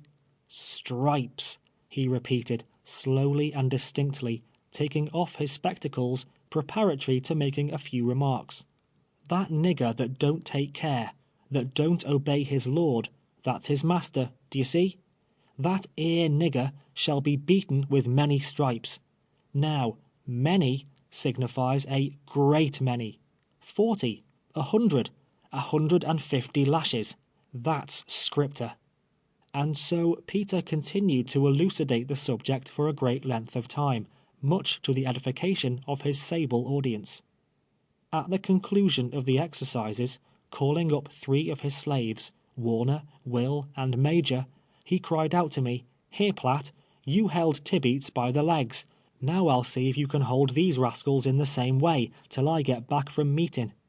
Thereupon he ordered them to the stocks, a common thing on plantations in the Red River country. The stocks are formed of 2 planks, the lower one made fast at the ends to 2 short posts, driven firmly into the ground. At regular distances, half circles are cut in the upper edge. The other plank is fastened to one of the posts by a hinge, so that it can be opened or shut down, in the same manner as the blade of a pocket knife is shut or opened.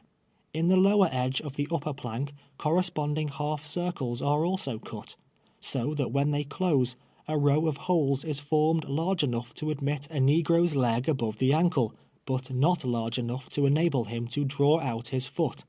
The other end of the upper plank, opposite the hinge, is fastened to its post by lock and key. The slave is made to sit upon the ground, when the uppermost plank is elevated, his legs, just above the ankles, placed in the sub-half circles, and shutting it down again, and locking it, he is held secure and fast. Very often the neck instead of the ankle is enclosed. In this manner they are held during the operation of whipping. Warner, Will, and Major, according to Tanner's account of them, were melon-stealing, Sabbath-breaking niggers, and not approving of such wickedness, he felt it his duty to put them in the stocks. Handing me the key, himself, Myers, Mistress Tanner, and the children entered the carriage and drove away to church at Cheneyville.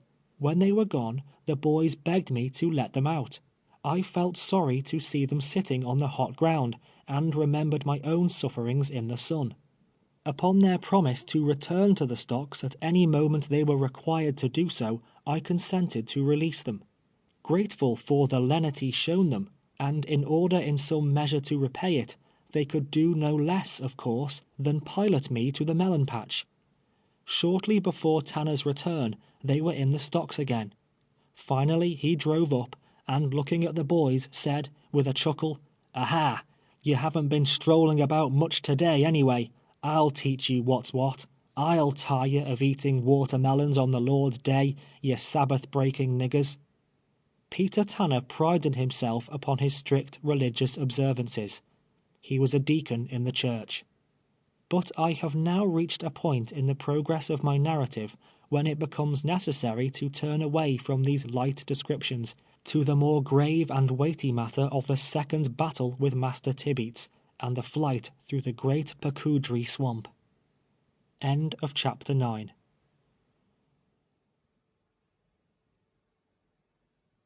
Chapter 10 of 12 Years a Slave by Solomon Northup.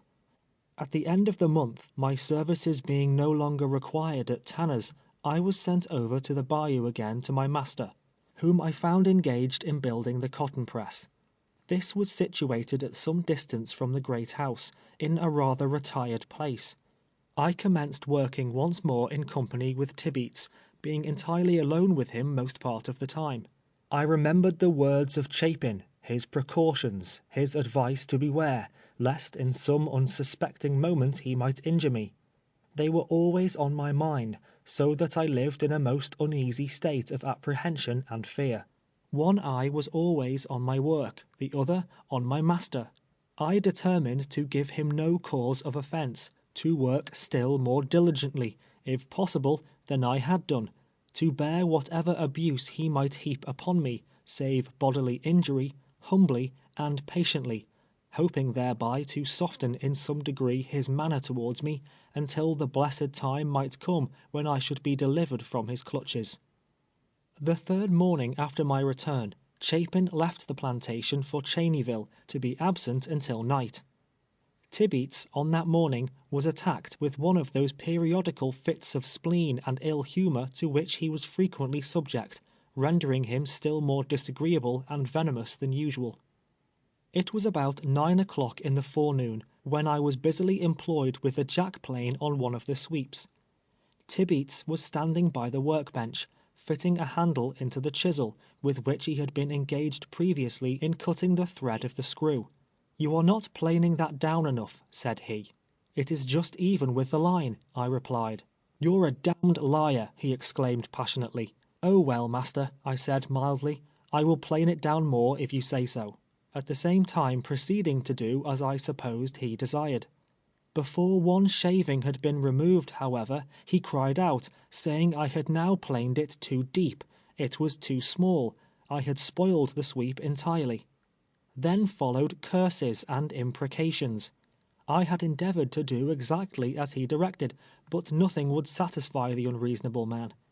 In silence and in dread I stood by the sweep, holding the jack-plane in my hand, not knowing what to do, and not daring to be idle.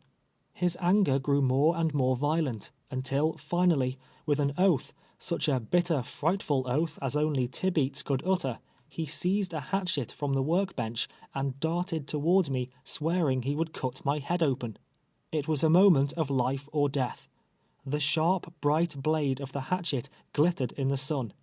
In another instant it would be buried in my brain, and yet in that instant, so quick will a man's thoughts come to him in such a fearful strait, I reasoned with myself. If I stood still, my doom was certain.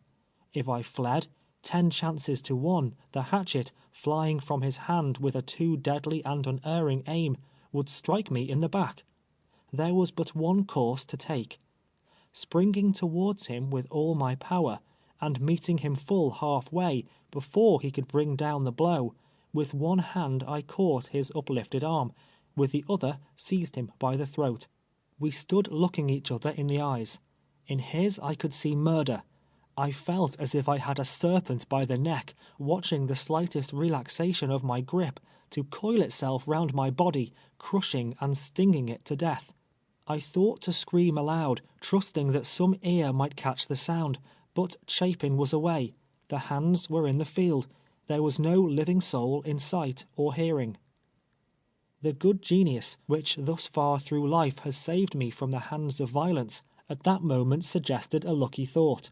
With a vigorous and sudden kick, that brought him on one knee with a groan, I released my hold upon his throat, snatched the hatchet, and cast it beyond reach. Frantic with rage, maddened beyond control, he seized a white oak stick, 5 feet long perhaps, and as large in circumference as his hand could grasp, which was lying on the ground. Again he rushed towards me, and again I met him, seized him about the waist, and being the stronger of the two, bore him to the earth. While in that position, I obtained possession of the stick, and rising, cast it from me also. He likewise arose and ran for the broadaxe, on the workbench. Fortunately, there was a heavy plank lying upon its broad blade, in such a manner that he could not extricate it, before I had sprung upon his back. Pressing him down closely and heavily on the plank, so that the axe was held more firmly to its place, I endeavored, but in vain, to break his grasp upon the handle. In that position we remained some minutes. There have been hours in my unhappy life, many of them, when the contemplation of death as the end of earthly sorrow, of the grave as a resting place for the tired and worn-out body, has been pleasant to dwell upon. But such contemplations vanish in the hour of peril. No man in his full strength can stand undismayed in the presence of the King of Terrors. Life is dear to every living thing. The worm that crawls upon the ground will struggle for it. At that moment it was dear to me, enslaved and treated as I was. Not able to unloose his hand, once more I seized him by the throat, and this time with a vice-like grip that soon relaxed his hold. He became pliant and unstrung. His face, that had been white with passion, was now black from suffocation. Those small serpent eyes that spat such venom were now full of horror, two great white orbs starting from their sockets. There was a lurking devil in my heart that prompted me to kill the human bloodhound on the spot, to retain the grip on his accursed throat till the breath of life was gone. I dared not murder him, and I dared not let him live. If I killed him, my life must pay the forfeit. If he lived, my life only would satisfy his vengeance. A voice within me whispered me to fly. To be a wanderer among the swamps, a fugitive and a vagabond on the face of the earth, was preferable to the life that I was leading. My resolution was soon formed, and swinging him from the workbench to the ground, I leaped a fence near by, and hurried across the plantation, passing the slaves at work in the cotton field. At the end of a quarter of a mile I reached the wood pasture, and it was a short time indeed that I had been running it. Climbing onto a high fence, I could see the cotton press, the great house, and the space between. It was a conspicuous position, from whence the whole plantation was in view. I saw Tibeats cross the field towards the house and enter it. Then he came out, carrying his saddle, and presently mounted his horse and galloped away. I was desolate, but thankful. Thankful that my life was spared, desolate and discouraged with the prospect before me. What would become of me? Who would befriend me? Whither should I fly? O God, Thou who gavest me life, and implanted in my bosom the love of life, who filled it with emotions such as other men, Thy creatures, have, do not forsake me. Have pity on the poor slave. Let me not perish. If Thou dost not protect me, I am lost. Lost! Such supplications, silently and unuttered, ascended from my inmost heart to heaven.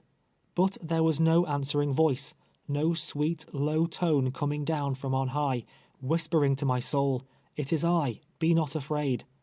I was the forsaken of God, it seemed, the despised and hated of men. In about 3/4 of an hour several of the slaves shouted and made signs for me to run. Presently, looking up the bayou, I saw Tibeats and 2 others on horseback coming at a fast gait, followed by a troop of dogs. There were as many as 8 or 10. Distant as I was, I knew them. They belonged on the adjoining plantation. The dogs used on Bayou Boeuf for hunting slaves are a kind of bloodhound, but a far more savage breed than is found in the northern states. They will attack a negro at their master's bidding, and cling to him as the common bulldog will cling to a 4-footed animal. Frequently their loud bay is heard in the swamps, and then there is speculation as to what point the runaway will be overhauled. The same as a New York hunter stops to listen to the hounds coursing along the hillsides, and suggests to his companion that the fox will be taken at such a place. I never knew a slave escaping with his life from Bayou Boeuf. One reason is, they are not allowed to learn the art of swimming, and are incapable of crossing the most inconsiderable stream. In their flight they can go in no direction but a little way, without coming to a bayou, when the inevitable alternative is presented of being drowned or overtaken by the dogs. In youth I had practiced in the clear streams that flow through my native district, until I had become an expert swimmer, and felt at home in the watery element. I stood upon the fence until the dogs had reached the cotton press. In an instant more, their long, savage yells announced they were on my track. Leaping down from my position, I ran towards the swamp. Fear gave me strength, and I exerted it to the utmost. Every few moments I could hear the yelpings of the dogs. They were gaining upon me. Every howl was nearer and nearer. Each moment I expected they would spring upon my back, expected to feel their long teeth sinking into my flesh. There were so many of them, I knew they would tear me to pieces, that they would worry me at once to death. I gasped for breath, gasped forth a half-uttered choking prayer to the Almighty to save me, to give me strength to reach some wide, deep bayou where I could throw them off the track, or sink into its waters. Presently I reached a thick palmetto bottom. As I fled through them they made a loud rustling noise, not loud enough, however, to drown the voices of the dogs.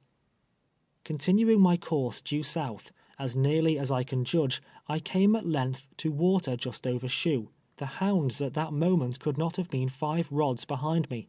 I could hear them crashing and plunging through the palmettos, their loud, eager yells making the whole swamp clamorous with the sound. Hope revived a little as I reached the water. If it were only deeper, they might lose the scent, and, thus disconcerted, afford me the opportunity of evading them. Luckily, it grew deeper the farther I proceeded, now over my ankles, now halfway to my knees, now sinking a moment to my waist, and then emerging presently into more shallow places. The dogs had not gained upon me since I struck the water. Evidently they were confused. Now their savage intonations grew more and more distant, assuring me that I was leaving them. Finally I stopped to listen, but the long howl came booming on the air again, telling me I was not yet safe. From bog to bog, where I had stepped, they could still keep upon the track, though impeded by the water. At length, to my great joy, I came to a wide bayou, and plunging in, had soon stemmed its sluggish current to the other side. There, certainly, the dogs would be confounded, the current carrying down the stream all traces of that slight, mysterious scent which enables the quick-smelling hound to follow in the track of the fugitive. After crossing the bayou, the water became so deep I could not run. I was now in what I afterwards learned was the great Pacudry Swamp. It was filled with immense trees, the sycamore, the gum, the cottonwood and cypress, and extends, I am informed, to the shore of the Calcasieu River. For 30 or 40 miles it is without inhabitants, save wild beasts, the bear, the wildcat, the tiger, and great slimy reptiles that are crawling through it everywhere. Long before I reached the bayou, in fact, from the time I struck the water until I emerged from the swamp on my return, these reptiles surrounded me. I saw hundreds of moccasin snakes. Every log and bog, every trunk of a fallen tree over which I was compelled to step or climb, was alive with them. They crawled away at my approach, but sometimes in my haste I almost placed my hand or foot upon them. They are poisonous serpents, their bite more fatal than the rattlesnakes. Besides, I had lost one shoe, the sole having come entirely off, leaving the upper only dangling to my ankle. I saw also many alligators, great and small, lying in the water or on pieces of flood wood. The noise I made usually startled them, when they moved off and plunged into the deepest places. Sometimes, however, I would come directly upon a monster before observing it. In such cases I would start back, run a short way round, and in that manner shun them. Straight forward they will run a short distance rapidly, but do not possess the power of turning. In a crooked race, there is no difficulty in evading them. About 2 o'clock in the afternoon, I heard the last of the hounds. Probably they did not cross the bayou. Wet and weary, but relieved from the sense of instant peril, I continued on, more cautious and afraid, however, of the snakes and alligators than I had been in the earlier portion of my flight. Now, before stepping into a muddy pool, I would strike the water with a stick. If the waters moved, I would go around it. If not, would venture through. At length the sun went down, and gradually night's trailing mantle shrouded the great swamp in darkness. Still I staggered on, fearing every instant I should feel the dreadful sting of the moccasin, or be crushed within the jaws of some disturbed alligator. The dread of them now almost equaled the fear of the pursuing hounds. The moon arose after a time, its mild light creeping through the overspreading branches, loaded with long, pendant moss. I kept traveling forwards until after midnight, hoping all the while that I would soon emerge into some less desolate and dangerous region. But the water grew deeper and the walking more difficult than ever. I perceived it would be impossible to proceed much farther, and knew not, moreover, what hands I might fall into, should I succeed in reaching a human habitation. Not provided with a pass, any white man would be at liberty to arrest me, and place me in prison until such time as my master should prove property, pay charges, and take me away.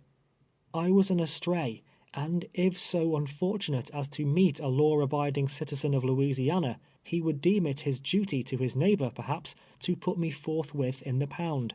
Really, it was difficult to determine which I had most reason to fear, dogs, alligators, or men. After midnight, however, I came to a halt. Imagination cannot picture the dreariness of the scene. The swamp was resonant with the quacking of innumerable ducks. Since the foundation of the earth, in all probability, a human footstep had never before so far penetrated the recesses of the swamp. It was not silent now, silent to a degree that rendered it oppressive, as it was when the sun was shining in the heavens. My midnight intrusion had awakened the feathered tribes, which seemed to throng the morass in hundreds of thousands, and their garrulous throats poured forth such multitudinous sounds. There was such a fluttering of wings, such sullen plunges in the water all around me, that I was affrighted and appalled. All the fowls of the air, and all the creeping things of the earth, appeared to have assembled together in that particular place, for the purpose of filling it with clamor and confusion. Not by human dwellings, not in crowded cities alone, are the sights and sounds of life. The wildest places of the earth are full of them. Even in the heart of that dismal swamp, God had provided a refuge and a dwelling place for millions of living things. The moon had now risen above the trees, when I resolved upon a new project. Thus far I had endeavored to travel as nearly south as possible. Turning about, I proceeded in a northwest direction, my object being to strike the pine woods in the vicinity of Master Ford's. Once within the shadow of his protection, I felt I would be comparatively safe. My clothes were in tatters, my hands, face, and body covered with scratches received from the sharp knots of fallen trees, and in climbing over piles of brush and floodwood. My bare foot was full of thorns. I was besmeared with muck and mud, and the green slime that had collected on the surface of the dead water in which I had been immersed to the neck many times during the day and night. Hour after hour, and tiresome indeed had they become, I continued to plod along on my northwest course. The water began to grow less deep, and the ground more firm under my feet. At last I reached the Pacudry, the same wide bayou I had swam while outward bound. I swam it again, and shortly after thought I heard a cock crow, but the sound was faint, and it might have been a mockery of the ear. The water receded from my advancing footsteps. Now I had left the bogs behind me. Now I was on dry land that gradually ascended to the plain, and I knew I was somewhere in the great pine woods. Just at daybreak I came to an opening, a sort of small plantation, but one I had never seen before. In the edge of the woods I came upon two men, a slave and his young master, engaged in catching wild hogs. The white man I knew would demand my pass, and not able to give him one, would take me into possession.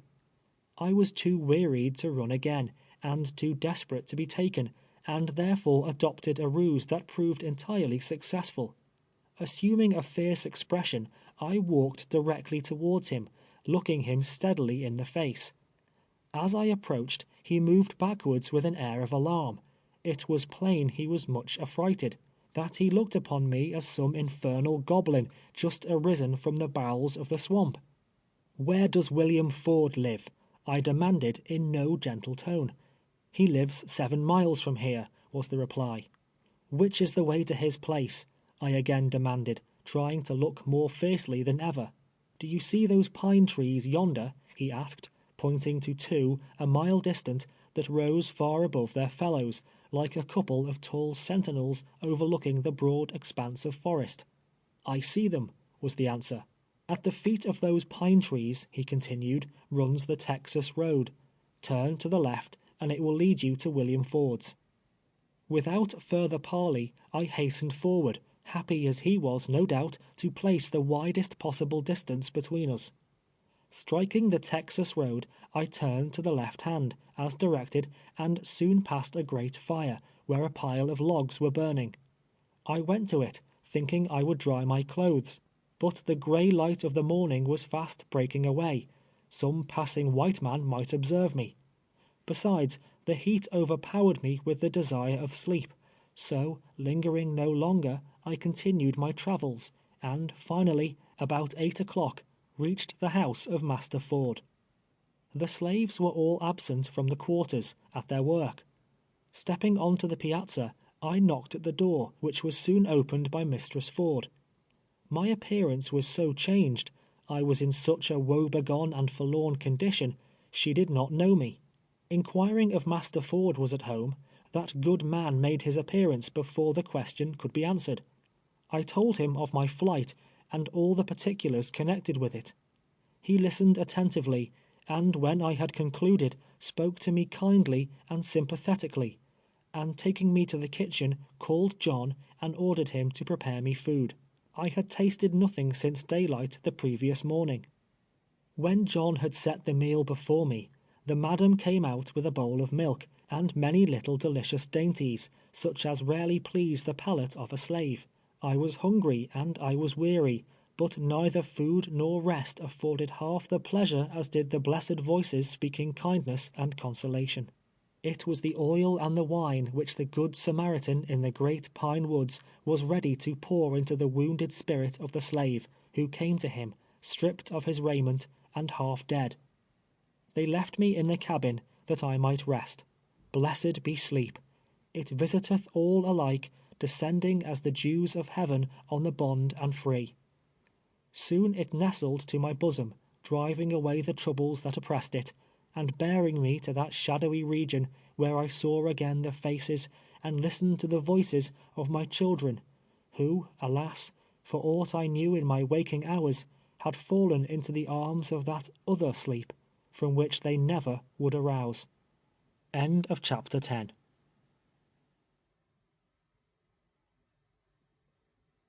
Chapter 10 of 12 Years a Slave by Solomon Northup. At the end of the month, my services being no longer required at Tanner's, I was sent over to the bayou again to my master, whom I found engaged in building the cotton press. This was situated at some distance from the great house, in a rather retired place. I commenced working once more in company with Tibeats, being entirely alone with him most part of the time.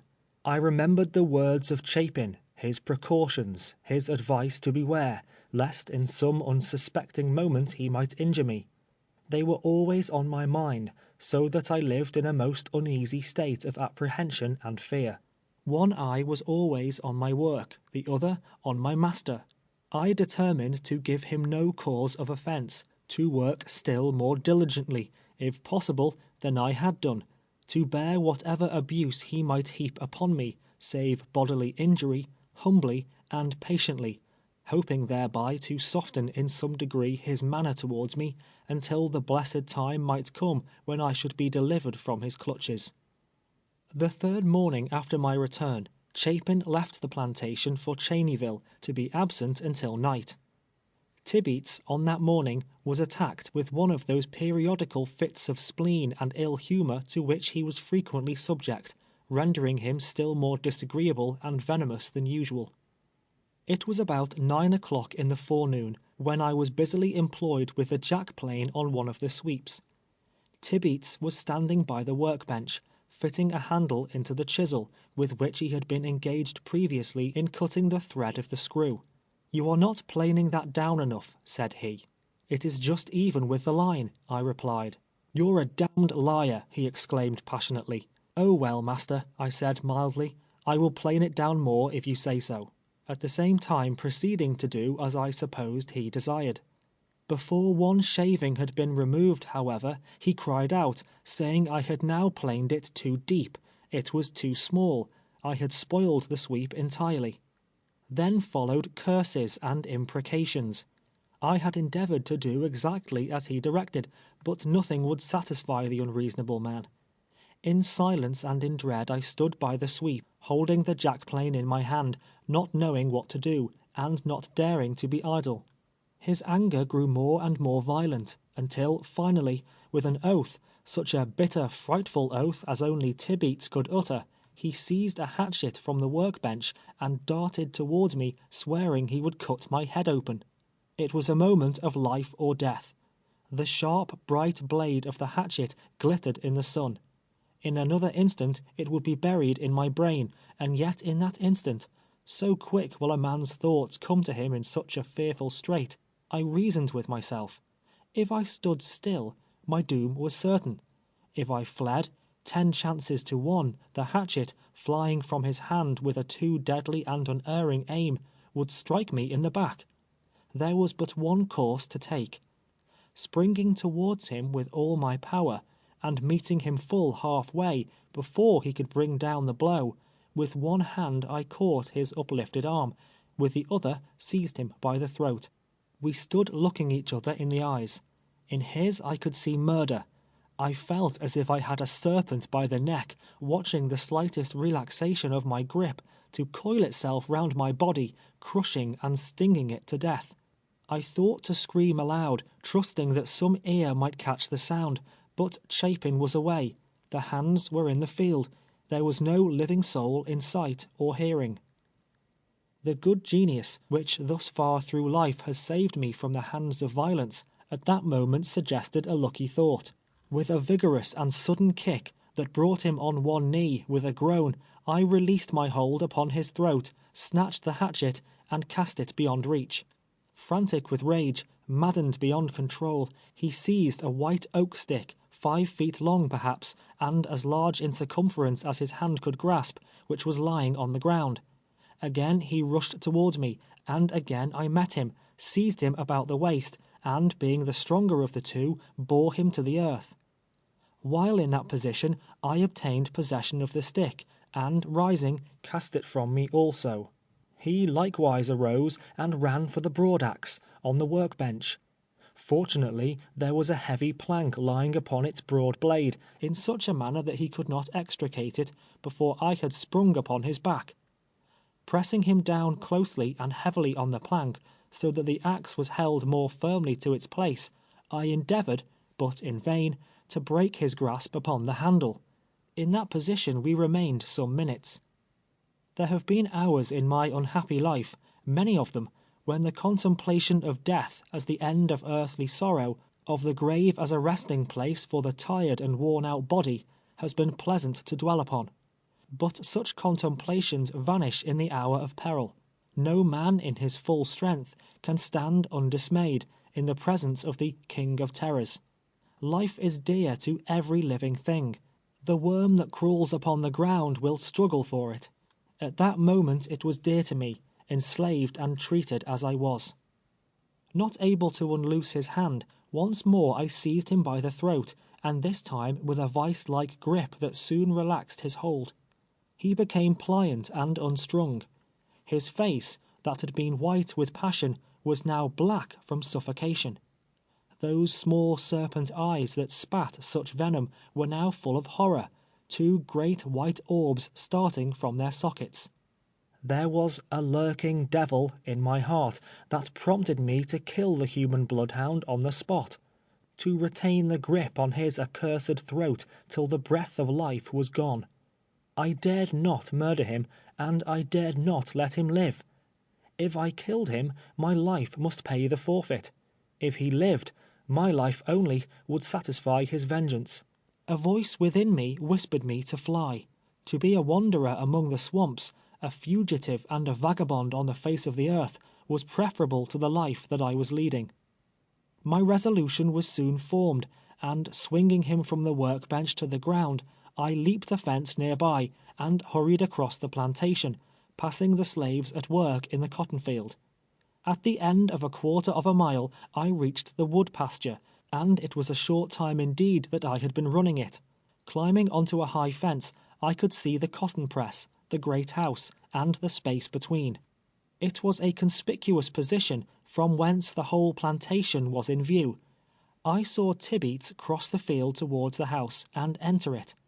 Then he came out, carrying his saddle, and presently mounted his horse and galloped away. I was desolate, but thankful. Thankful that my life was spared, desolate and discouraged with the prospect before me. What would become of me? Who would befriend me? Whither should I fly? O God, Thou who gavest me life, and implanted in my bosom the love of life, who filled it with emotions such as other men, Thy creatures, have, do not forsake me. Have pity on the poor slave. Let me not perish. If Thou dost not protect me, I am lost. Lost! Such supplications, silently and unuttered, ascended from my inmost heart to heaven. But there was no answering voice, no sweet, low tone coming down from on high, whispering to my soul, "It is I, be not afraid." I was the forsaken of God, it seemed, the despised and hated of men. In about 3/4 of an hour several of the slaves shouted and made signs for me to run. Presently, looking up the bayou, I saw Tibeats and 2 others on horseback coming at a fast gait, followed by a troop of dogs. There were as many as 8 or 10. Distant as I was, I knew them. They belonged on the adjoining plantation. The dogs used on Bayou Boeuf for hunting slaves are a kind of bloodhound, but a far more savage breed than is found in the northern states. They will attack a negro at their master's bidding, and cling to him as the common bulldog will cling to a 4-footed animal.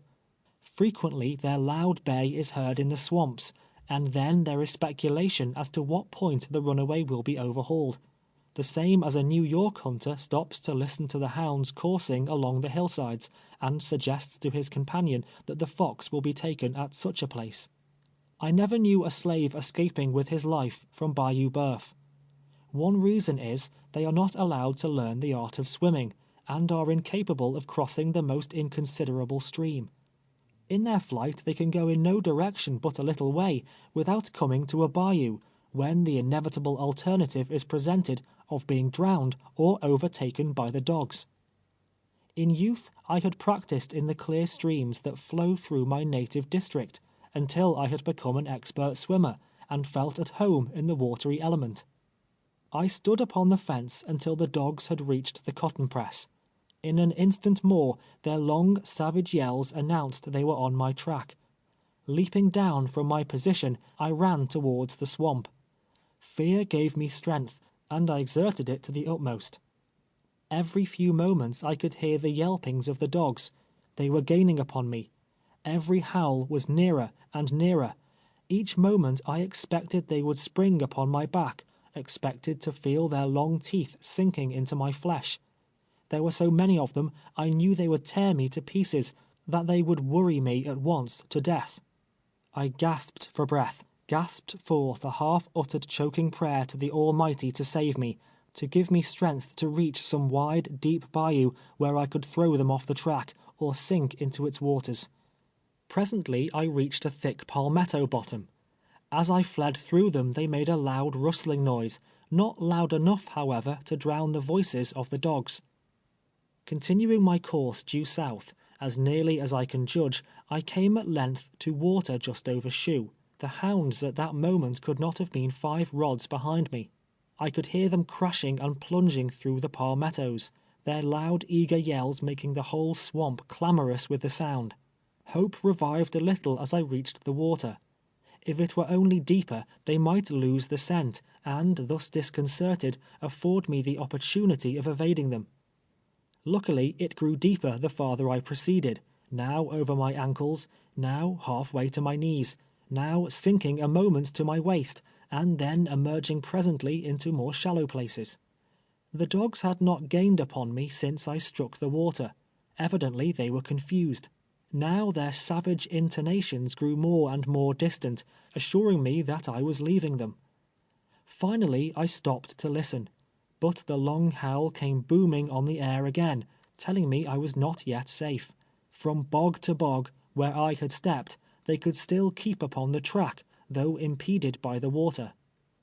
At length, to my great joy, I came to a wide bayou, and plunging in, had soon stemmed its sluggish current to the other side.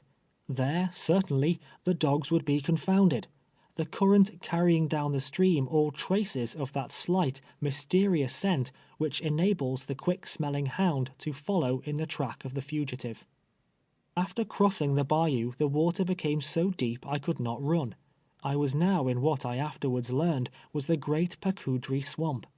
It was filled with immense trees, the sycamore, the gum, the cottonwood and cypress, and extends, I am informed, to the shore of the Calcasieu River.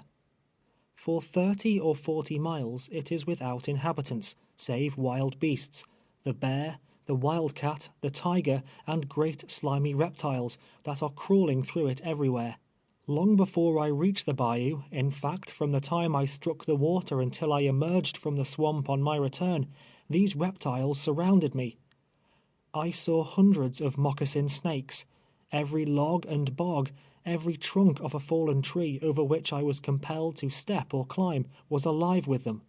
They crawled away at my approach, but sometimes in my haste I almost placed my hand or foot upon them. They are poisonous serpents, their bite more fatal than the rattlesnakes. Besides, I had lost one shoe, the sole having come entirely off, leaving the upper only dangling to my ankle. I saw also many alligators, great and small, lying in the water or on pieces of flood wood. The noise I made usually startled them, when they moved off and plunged into the deepest places. Sometimes, however, I would come directly upon a monster before observing it. In such cases I would start back, run a short way round, and in that manner shun them. Straight forward they will run a short distance rapidly, but do not possess the power of turning. In a crooked race, there is no difficulty in evading them. About 2 o'clock in the afternoon, I heard the last of the hounds. Probably they did not cross the bayou. Wet and weary, but relieved from the sense of instant peril, I continued on, more cautious and afraid, however, of the snakes and alligators than I had been in the earlier portion of my flight. Now, before stepping into a muddy pool, I would strike the water with a stick. If the waters moved, I would go around it. If not, would venture through. At length the sun went down, and gradually night's trailing mantle shrouded the great swamp in darkness. Still I staggered on, fearing every instant I should feel the dreadful sting of the moccasin, or be crushed within the jaws of some disturbed alligator.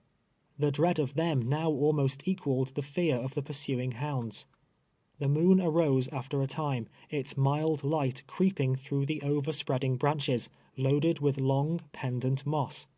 I kept traveling forwards until after midnight, hoping all the while that I would soon emerge into some less desolate and dangerous region. But the water grew deeper and the walking more difficult than ever. I perceived it would be impossible to proceed much farther, and knew not, moreover, what hands I might fall into, should I succeed in reaching a human habitation. Not provided with a pass, any white man would be at liberty to arrest me, and place me in prison until such time as my master should prove property, pay charges, and take me away. I was an estray, and if so unfortunate as to meet a law-abiding citizen of Louisiana, he would deem it his duty to his neighbor, perhaps, to put me forthwith in the pound. Really, it was difficult to determine which I had most reason to fear, dogs, alligators, or men. After midnight, however, I came to a halt. Imagination cannot picture the dreariness of the scene. The swamp was resonant with the quacking of innumerable ducks. Since the foundation of the earth, in all probability, a human footstep had never before so far penetrated the recesses of the swamp. It was not silent now, silent to a degree that rendered it oppressive, as it was when the sun was shining in the heavens. My midnight intrusion had awakened the feathered tribes, which seemed to throng the morass in hundreds of thousands, and their garrulous throats poured forth such multitudinous sounds, there was such a fluttering of wings, such sullen plunges in the water all around me, that I was affrighted and appalled. All the fowls of the air, and all the creeping things of the earth, appeared to have assembled together in that particular place, for the purpose of filling it with clamor and confusion. Not by human dwellings, not in crowded cities alone, are the sights and sounds of life. The wildest places of the earth are full of them. Even in the heart of that dismal swamp, God had provided a refuge and a dwelling place for millions of living things. The moon had now risen above the trees, when I resolved upon a new project. Thus far I had endeavored to travel as nearly south as possible. Turning about, I proceeded in a northwest direction, my object being to strike the pine woods in the vicinity of Master Ford's. Once within the shadow of his protection, I felt I would be comparatively safe. My clothes were in tatters, my hands, face, and body covered with scratches received from the sharp knots of fallen trees, and in climbing over piles of brush and floodwood. My bare foot was full of thorns. I was besmeared with muck and mud, and the green slime that had collected on the surface of the dead water in which I had been immersed to the neck many times during the day and night. Hour after hour, and tiresome indeed had they become, I continued to plod along on my northwest course. The water began to grow less deep, and the ground more firm under my feet. At last I reached the Pacudry, the same wide bayou I had swam while outward bound. I swam it again, and shortly after thought I heard a cock crow, but the sound was faint, and it might have been a mockery of the ear. The water receded from my advancing footsteps. Now I had left the bogs behind me. Now I was on dry land that gradually ascended to the plain, and I knew I was somewhere in the great pine woods. Just at daybreak I came to an opening, a sort of small plantation, but one I had never seen before. In the edge of the woods I came upon two men, a slave and his young master, engaged in catching wild hogs. The white man I knew would demand my pass, and not able to give him one, would take me into possession. I was too wearied to run again, and too desperate to be taken, and therefore adopted a ruse that proved entirely successful. Assuming a fierce expression, I walked directly towards him, looking him steadily in the face. As I approached, he moved backwards with an air of alarm. It was plain he was much affrighted, that he looked upon me as some infernal goblin just arisen from the bowels of the swamp. "Where does William Ford live?" I demanded in no gentle tone. "He lives 7 miles from here," was the reply. "Which is the way to his place?" I again demanded, trying to look more fiercely than ever. "Do you see those pine trees yonder?" he asked, pointing to 2, a mile distant, that rose far above their fellows, like a couple of tall sentinels overlooking the broad expanse of forest. "I see them," was the answer. "At the feet of those pine trees," he continued, "runs the Texas road. Turn to the left, and it will lead you to William Ford's." Without further parley, I hastened forward, happy as he was, no doubt, to place the widest possible distance between us. Striking the Texas road, I turned to the left hand, as directed, and soon passed a great fire, where a pile of logs were burning. I went to it, thinking I would dry my clothes, but the gray light of the morning was fast breaking away. Some passing white man might observe me. Besides, the heat overpowered me with the desire of sleep, so, lingering no longer, I continued my travels, and finally, about 8 o'clock, reached the house of Master Ford. The slaves were all absent from the quarters, at their work. Stepping onto the piazza, I knocked at the door, which was soon opened by Mistress Ford. My appearance was so changed, I was in such a woebegone and forlorn condition, she did not know me. Inquiring if Master Ford was at home, that good man made his appearance before the question could be answered. I told him of my flight, and all the particulars connected with it. He listened attentively, and when I had concluded, spoke to me kindly and sympathetically, and taking me to the kitchen, called John and ordered him to prepare me food. I had tasted nothing since daylight the previous morning. When John had set the meal before me, the madam came out with a bowl of milk, and many little delicious dainties, such as rarely please the palate of a slave. I was hungry and I was weary, but neither food nor rest afforded half the pleasure as did the blessed voices speaking kindness and consolation. It was the oil and the wine which the good Samaritan in the great pine woods was ready to pour into the wounded spirit of the slave, who came to him, stripped of his raiment, and half dead. They left me in the cabin that I might rest. Blessed be sleep!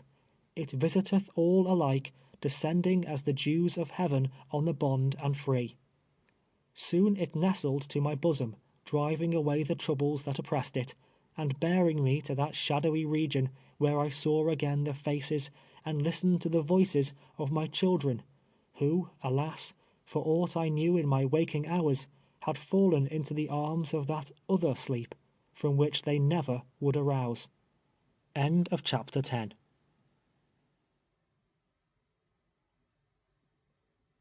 Chapter 11 of 12 Years a Slave by Solomon Northup. After a long sleep, sometime in the afternoon I awoke, refreshed but very sore and stiff. Sally came in and talked with me, while John cooked me some dinner. Sally was in great trouble, as well as myself, one of her children being ill, and she feared it could not survive. Dinner over, after walking about the quarters for a while, visiting Sally's cabin and looking at the sick child, I strolled into the madam's garden. Though it was a season of the year when the voices of the birds are silent, and the trees are stripped of their summer glories in more frigid climes, yet the whole variety of roses were then blooming there, and the long luxuriant vines creeping over the frames. The crimson and golden fruit hung half hidden amidst the younger and older blossoms of the peach, the orange, the plum, and the pomegranate. For in that region of almost perpetual warmth, the leaves are falling and the buds bursting into bloom the whole year long. I indulged the most grateful feelings towards Master and Mistress Ford, and wishing in some manner to repay their kindness, commenced trimming the vines, and afterwards weeding out the grass from among the orange and pomegranate trees. The latter grows 8 or 10 feet high, and its fruit, though larger, is similar in appearance to the jelly flower. It has the luscious flavor of the strawberry. Oranges, peaches, plums, and most other fruits are indigenous to the rich, warm soil of Avoyelles. But the apple, the most common of them all in colder latitudes, is rarely to be seen. Mistress Ford came out presently, saying it was praiseworthy in me, but I was not in a condition to labor, and might rest myself at the quarters until master should go down to Bayou Boeuf, which would not be that day, and it might not be the next. I said to her, to be sure I felt bad, and was stiff, and that my foot pained me, the stubs and thorns having so torn it, but thought such exercise would not hurt me, and that it was a great pleasure to work for so good a mistress. Thereupon she returned to the great house, and for 3 days I was diligent in the garden, cleaning the walks, weeding the flower beds, and pulling up the rank grass beneath the jessamine vines, which the gentle and generous hand of my protectress had taught to clamber along the walls. The 4th morning, having become recruited and refreshed, Master Ford ordered me to make ready to accompany him to the bayou. There was but one saddle horse at the opening, all the others with the mules having been sent down to the plantation. I said I could walk, and bidding Sally and John good-bye, left the opening, trotting along by the horse's side. That little paradise in the great pine woods was the oasis in the desert, towards which my heart turned lovingly during many years of bondage.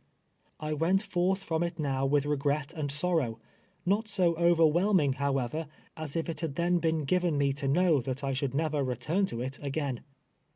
Master Ford urged me to take his place occasionally on the horse, to rest me, but I said no, I was not tired, and it was better for me to walk than him.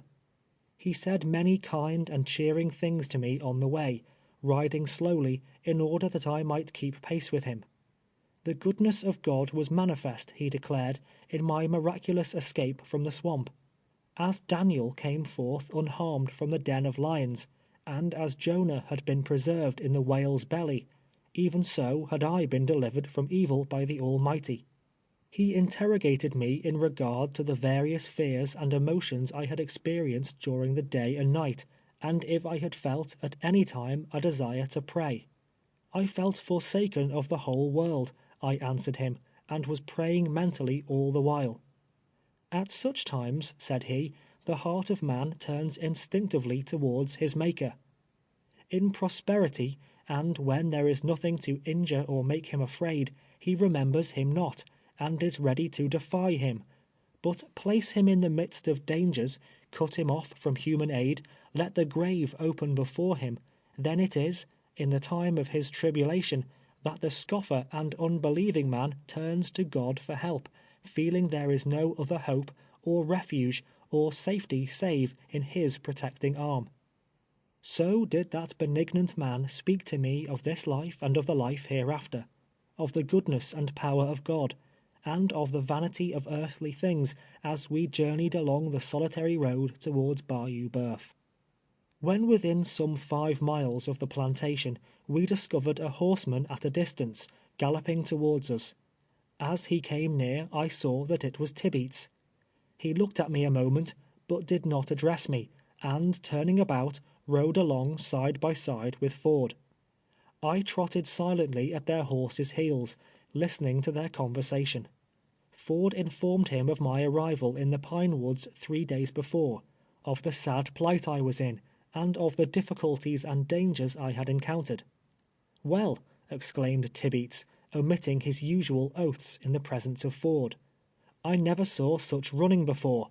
I'll bet him against $100 he'll beat any nigger in Louisiana. I offered John David Cheney $25 to catch him dead or alive, but he outran his dogs in a fair race. Them Cheney dogs ain't much after all. Dunwoody's hounds would have had him down before he touched the palmettos. Somehow the dogs got off the track, and we had to give up the hunt. We rode the horses as far as we could, and then kept on foot till the water was 3 feet deep. The boys said he was drowned, sure. I allow I wanted a shot at him mightily. Ever since I have been riding up and down the bayou, but hadn't much hope of catching him. Thought he was dead, certain. Oh, he's a cuss to run, that nigger is."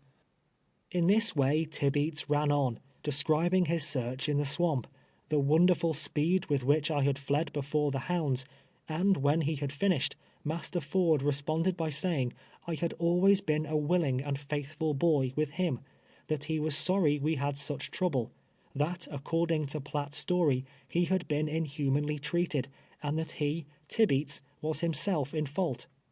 Using hatchets and broadaxes upon slaves was shameful and should not be allowed, he remarked. This is no way of dealing with them when first brought into the country. It will have a pernicious influence and set them all running away. The swamps will be full of them. A little kindness would be far more effectual in restraining them and rendering them obedient, than the use of such deadly weapons. Every planter on the bayou should frown upon such inhumanity. It is for the interest of all to do so. It is evident enough, Mr. Tibeats, that you and Platt cannot live together. You dislike him, and would not hesitate to kill him, and knowing it, he will run from you again through fear of his life. Now, Tibeats, you must sell him, or hire him out at least. Unless you do so, I shall take measures to get him out of your possession." In this spirit Ford addressed him the remainder of the distance. I opened not my mouth. On reaching the plantation, they entered the great house, while I repaired to Eliza's cabin. The slaves were astonished to find me there on returning from the field, supposing I was drowned. That night, again, they gathered about the cabin to listen to the story of my adventure. They took it for granted I would be whipped, and that it would be severe, the well-known penalty of running away being 500 lashes. "Poor fellow," said Eliza, taking me by the hand, "it would have been better for you if you had drowned. You have a cruel master, and he will kill you yet, I am afraid." Lawson suggested that it might be Overseer Chapin would be appointed to inflict the punishment, in which case it would not be severe. Whereupon Mary, Rachel, Bristol, and others hoped it would be Master Ford, and then it would be no whipping at all. They all pitied me and tried to console me, and were sad in view of the castigation that awaited me, except Kentucky John. There were no bounds to his laughter. He filled the cabin with cachinnations, holding his sides to prevent an explosion, and the cause of his noisy mirth was the idea of my outstripping the hounds. Somehow he looked at the subject in a comical light. "I knowed dey wouldn't cotch him when he run cross de plantation. Oh, dee law, didn't Platt pick his feet right up though, eh? When dem dogs got where he wasn't there. Haw, haw, haw. Oh, dee law almighty. And then Kentucky John relapsed into another of his boisterous fits. Early the next morning, Tibeats left the plantation. In the course of the forenoon, while sauntering about the gin house, a tall, good-looking man came to me and inquired if I was Tibeats' boy, that youthful appellation being applied indiscriminately to slaves even though they may have passed the number of 70 and 10. I took off my hat and answered that I was. "How would you like to work for me?" he inquired. "Oh, I would like to, very much," said I, inspired with a sudden hope of getting away from Tibeats. "You worked under Myers at Peter Tanner's, didn't you?" I replied I had, adding some complimentary remarks that Myers had made concerning me. "Well, boy," said he, "I have hired you of your master to work for me in the Big Cane Break, 38 miles from here, down on Red River." This man was Mr. Eldret, who lived below Ford's, on the same side of the bayou. I accompanied him to his plantation, and in the morning started with his slave Sam and a wagon load of provisions, drawn by 4 mules, for the Big Cane, Eldret and Myers having preceded us on horseback. This Sam was a native of Charleston, where he had a mother, brother, and sisters. He allowed, a common word among both black and white, that Tibeats was a mean man, and hoped, as I most earnestly did also, that his master would buy me. We proceeded down the south shore of the bayou, crossing it at Carey's plantation, from thence to Huff Power, passing which we came upon the Bayou Rouge road, which runs towards Red River. After passing through Bayou Rouge swamp, and just at sunset, turning from the highway, we struck into the Big Cane Break. We followed an unbeaten track, scarcely wide enough to admit the wagon. The cane, such as are used for fishing rods, were as thick as they could stand. A person could not be seen through them the distance of a rod. The paths of wild beasts run through them in various directions, the bear and the American tiger abounding in these breaks, and wherever there is a basin of stagnant water, it is full of alligators. We kept on our lonely course through the Big Cane several miles, when we entered a clearing known as Sutton's Field. Many years before, a man by the name of Sutton had penetrated the wilderness of Cane to this solitary place. Tradition has it that he fled thither, a fugitive, not from service, but from justice.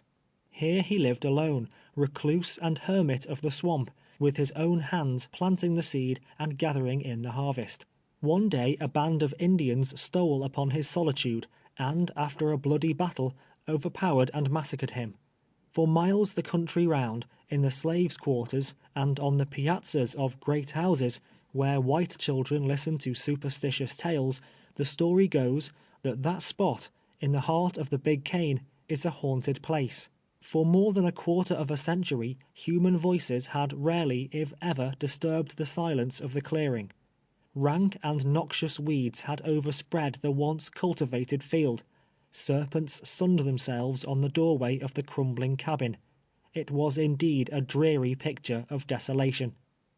Passing Sutton's Field, we followed a new-cut road 2 miles farther, which brought us to its termination. We had now reached the wild lands of Mr. Eldret, where he contemplated clearing up an extensive plantation. We went to work next morning with our cane knives, and cleared a sufficient space to allow the erection of 2 cabins, one for Myers and Eldret, the other for Sam, myself, and the slaves that were to join us. We were now in the midst of trees of enormous growth, whose wide-spreading branches almost shut out the light of the sun, while the space between the trunks was an impervious mass of cane, with here and there an occasional palmetto. The bay and the sycamore, the oak and the cypress, reach a growth unparalleled in those fertile lowlands bordering the Red River. From every tree, moreover, hang long, large masses of moss, presenting to the eye unaccustomed to them a strange and singular appearance. This moss, in large quantities, is sent north, and there used for manufacturing purposes. We cut down oaks, split them into rails, and with these erected temporary cabins. We covered the roofs with the broad palmetto leaf, an excellent substitute for shingles, as long as they last. The greatest annoyance I met with here were small flies, gnats, and mosquitoes. They swarmed the air. They penetrated the porches of the ear, the nose, the eyes, the mouth. They sucked themselves beneath the skin. It was impossible to brush or beat them off. It seemed indeed as if they would devour us, carry us away piecemeal in their small, tormenting mouths. A lonelier spot, or one more disagreeable than the centre of the big cane brake, it would be difficult to conceive, yet to me it was a paradise, in comparison with any other place in the company of Master Tibeats. I laboured hard, and oft times was weary and fatigued, yet I could lie down at night in peace, and arise in the morning without fear. In the course of a fortnight, 4 black girls came down from Eldret's plantation: Charlotte, Fanny, Cressia, and Nellie. They were all large and stout. Axes were put into their hands, and they were sent out with Sam and myself to cut trees. They were excellent choppers, the largest oak or sycamore standing but a brief season before their heavy and well-directed blows. At piling logs they were equal to any man. There are lumber women as well as lumber men in the forests of the South. In fact, in the region of the Bayou Boeuf, they perform their share of all the labor required on the plantation. They plow, drag, drive team, clear wild lands, work on the highway, and so forth.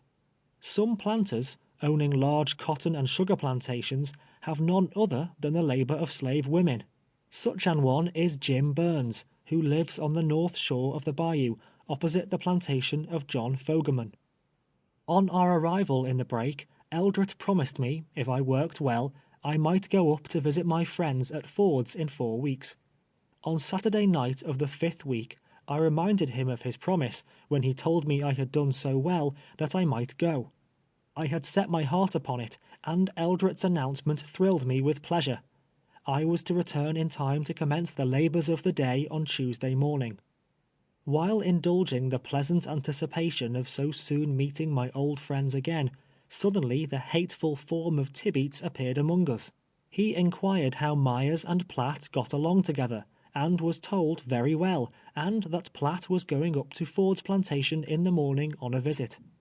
"Poh, poh," sneered Tibeats, "it isn't worth while. The nigger will get unsteady. He can't go." But Eldret insisted I had worked faithfully, that he had given me his promise, and that, under the circumstances, I ought not to be disappointed. They then, it being about dark, entered one cabin and I the other. I could not give up the idea of going. It was a sore disappointment.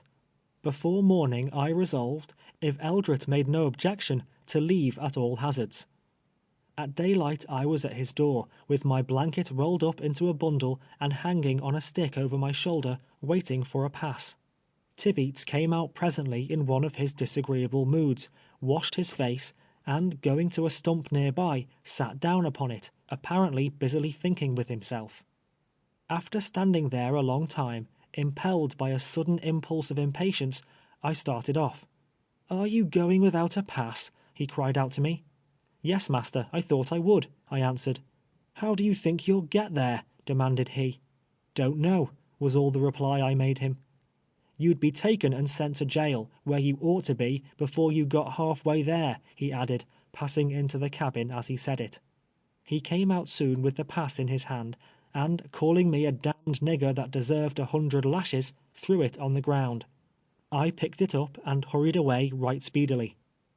A slave caught off his master's plantation without a pass may be seized and whipped by any white man whom he meets. The one I now received was dated and read as follows: "Platt has permission to go to Ford's plantation on Bayou Boeuf and return by Tuesday morning. John M. Tibeats." This is the usual form. On the way, a great many demanded it, read it, and passed on. Those having the air and appearance of gentlemen, whose dress indicated the possession of wealth, frequently took no notice of me whatever. But a shabby fellow, an unmistakable loafer, never failed to hail me, and to scrutinize and examine me in the most thorough manner. Catching runaways is sometimes a money-making business. If, after advertising, no owner appears, they may be sold to the highest bidder, and certain fees are allowed the finder for his services, at all events, even if reclaimed. A mean white, therefore, a name applied to the species loafer, considers it a godsend to meet an unknown negro without a pass. There are no inns along the highways in that portion of the state where I sojourned. I was wholly destitute of money, neither did I carry any provisions on my journey from the Big Cane to Bayou Boeuf.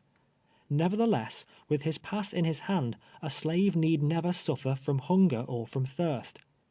It is only necessary to present it to the master or overseer of a plantation and state his wants, when he will be sent round to the kitchen and provided with food or shelter, as the case may require. The traveler stops at any house and calls for a meal with as much freedom as if it was a public tavern. It is the general custom of the country. Whatever their faults may be, it is certain the inhabitants along Red River and around the bayous in the interior of Louisiana are not wanting in hospitality. I arrived at Ford's plantation towards the close of the afternoon, passing the evening in Eliza's cabin, with Lawson, Rachel, and others of my acquaintance. When we left Washington, Eliza's form was round and plump. She stood erect, and in her silks and jewels presented a picture of graceful strength and elegance. Now she was but a thin shadow of her former self. Her face had become ghastly haggard, and the once straight and active form was bowed down, as if bearing the weight of 100 years. Crouching on her cabin floor, and clad in the coarse garments of a slave, old Elisha Berry would not have recognized the mother of his child. I never saw her afterwards. Having become useless in the cotton field, she was bartered for a trifle to some man residing in the vicinity of Peter Compton's. Grief had gnawed remorselessly at her heart until her strength was gone, and for that, her last master, it is said, lashed and abused her most unmercifully.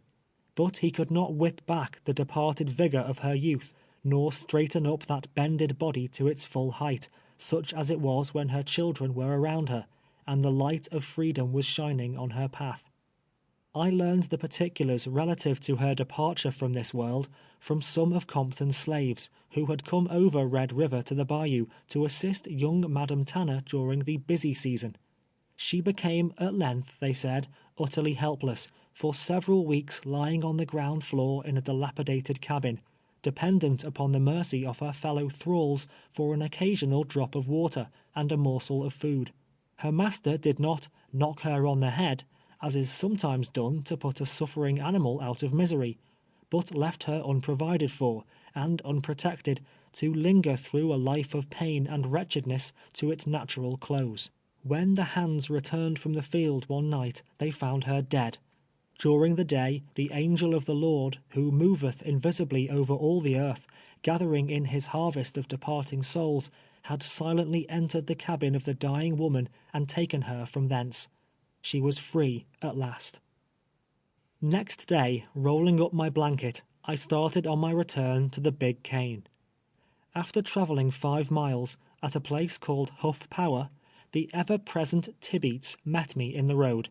He inquired why I was going back so soon, and when informed I was anxious to return by the time I was directed, he said I need go no farther than the next plantation, as he had that day sold me to Edwin Epps. We walked down into the yard, where we met the latter gentleman, who examined me and asked me the usual questions propounded by purchasers. Having been duly delivered over, I was ordered to the quarters, and at the same time directed to make a hoe and axe handle for myself. I was now no longer the property of Tibeats, his dog, his brute, dreading his wrath and cruelty day and night, and whoever or whatever my new master might prove to be, I could not, certainly, regret the change. So it was good news when the sale was announced, and with a sigh of relief I sat down for the first time in my new abode. Tibeats soon after disappeared from that section of the country. Once afterwards, and only once, I caught a glimpse of him. It was many miles from Bayou Boeuf. He was seated in the doorway of a low groggery. I was passing in a drove of slaves through St. Mary's Parish. End of chapter 11.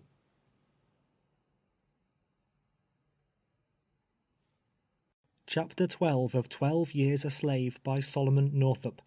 Edwin Epps, of whom much will be said during the remainder of this history, is a large, portly, heavy-bodied man with light hair, high cheekbones, and a Roman nose of extraordinary dimensions. He has blue eyes, a fair complexion, and is, as I should say, full 6 feet high. He has the sharp, inquisitive expression of a jockey. His manners are repulsive and coarse, and his language gives speedy and unequivocal evidence that he has never enjoyed the advantages of an education. He has the faculty of saying most provoking things, in that respect even excelling old Peter Tanner. At the time I came into his possession, Edwin Epps was fond of the bottle, his sprees sometimes extending over the space of 2 whole weeks. Latterly, however, he had reformed his habits, and when I left him, was as strict a specimen of temperance as could be found on Bayou Boeuf. When, in his cups, Master Epps was a roistering, blustering, noisy fellow, whose chief delight was in dancing with his "niggers," or lashing them about the yard with his long whip, just for the pleasure of hearing them screech and scream, as the great welts were planted on their backs. When sober, he was silent, reserved, and cunning, not beating us indiscriminately, as in his drunken moments, but sending the end of his rawhide to some tender spot of a lagging slave, with a sly dexterity peculiar to himself. He had been a driver and overseer in his younger years, but at this time was in possession of a plantation on Bayou Huff Power, 2½ miles from Holmesville, 18 from Marksville, and 12 from Cheneyville. It belonged to Joseph B. Roberts, his wife's uncle, and was leased by Epps. His principal business was raising cotton, and inasmuch as some may read this book who have never seen a cotton field, a description of the manner of its culture may not be out of place. The ground is prepared by throwing up beds or ridges with the plough. Back furrowing it is called. Oxen and mules, the latter almost exclusively, are used in ploughing. The women as frequently as the men perform this labor, feeding, currying, and taking care of their teams, and in all respects doing the field and stable work precisely as do the ploughboys of the North. The beds, or ridges, are 6 feet wide, that is from water furrow to water furrow. A plough drawn by one mule is then run along the top of the ridge or center of the bed, making the drill, into which a girl usually drops the seed, which she carries in a bag hung round her neck. Behind her comes a mule and harrow, covering up the seed, so that 2 mules, 3 slaves, a plough and harrow are employed in planting a row of cotton. This is done in the months of March and April. Corn is planted in February. When there are no cold rains, the cotton usually makes its appearance in a week. In the course of 8 or 10 days afterwards, the first hoeing is commenced. This is performed in part, also, by the aid of the plough and mule. The plough passes as near as possible to the cotton on both sides, throwing the furrow from it. Slaves follow with their hoes, cutting up the grass and cotton, leaving hills 2.5 feet apart. This is called scraping cotton. In 2 weeks more commences the second hoeing. This time the furrow is thrown towards the cotton. Only one stalk, the largest, is now left standing in each hill. In another fortnight it is hoed the 3rd time, throwing the furrow towards the cotton in the same manner as before, and killing all the grass between the rows. About the 1st of July, when it is a foot high or thereabouts, it is hoed the 4th and last time. Now the whole space between the rows is ploughed, leaving a deep water furrow in the center. During all these hoeings, the overseer or driver follows the slaves on horseback with a whip, such as has been described. The fastest hoer takes the lead row. He is usually about a rod in advance of his companions. If one of them passes him, he is whipped. If one falls behind or is a moment idle, he is whipped. In fact, the lash is flying from morning until night the whole day long. The hoeing season thus continues from April until July, a field having no sooner been finished once than it is commenced again. In the latter part of August begins the cotton picking season. At this time each slave is presented with a sack. A strap is fastened to it, which goes over the neck, holding the mouth of the sack breast high, while the bottom reaches nearly to the ground. Each one is also presented with a large basket that will hold about 2 barrels. This is to put the cotton in when the sack is filled. The baskets are carried to the field and placed at the beginning of the rows. When a new hand, one unaccustomed to the business, is sent for the first time into the field, he is whipped up smartly and made for that day to pick as fast as he can possibly. At night it is weighed, so that his capability in cotton picking is known. He must bring in the same weight each night following. If it falls short, it is considered evidence that he has been laggard, and a greater or less number of lashes is the penalty. An ordinary day's work is 200 pounds. A slave who is accustomed to picking is punished if he or she brings in a less quantity than that. There is a great difference among them as regards this kind of labor. Some of them seem to have a natural knack or quickness which enables them to pick with great celerity and with both hands, while others, with whatever practice or industry, are utterly unable to come up to the ordinary standard. Such hands are taken from the cotton field and employed in other business. Patsy, of whom I shall have more to say, was known as the most remarkable cotton picker on Bayou Boeuf. She picked with both hands and with such surprising rapidity that 500 pounds a day was not unusual for her. Each one is tasked, therefore, according to his picking abilities, none, however, to come short of 200 weight. I, being unskillful always in that business, would have satisfied my master by bringing in the latter quantity, while on the other hand Patsy would surely have been beaten if she failed to produce twice as much. The cotton grows from 5 to 7 feet high, each stalk having a great many branches, shooting out in all directions, and lapping each other above the water furrow. There are few sights more pleasant to the eye than a wide cotton field when it is in the bloom. It presents an appearance of purity, like an immaculate expanse of light, new-fallen snow. Sometimes the slave picks down one side of a row, and back upon the other, but more usually there is one on either side, gathering all that has blossomed, leaving the unopened bolls for a succeeding picking. When the sack is filled, it is emptied into the basket and trodden down. It is necessary to be extremely careful the first time going through the field, in order not to break the branches off the stalks. The cotton will not bloom upon a broken branch. Epps never failed to inflict the severest chastisement on the unlucky servant who, either carelessly or unavoidably, was guilty in the least degree in this respect.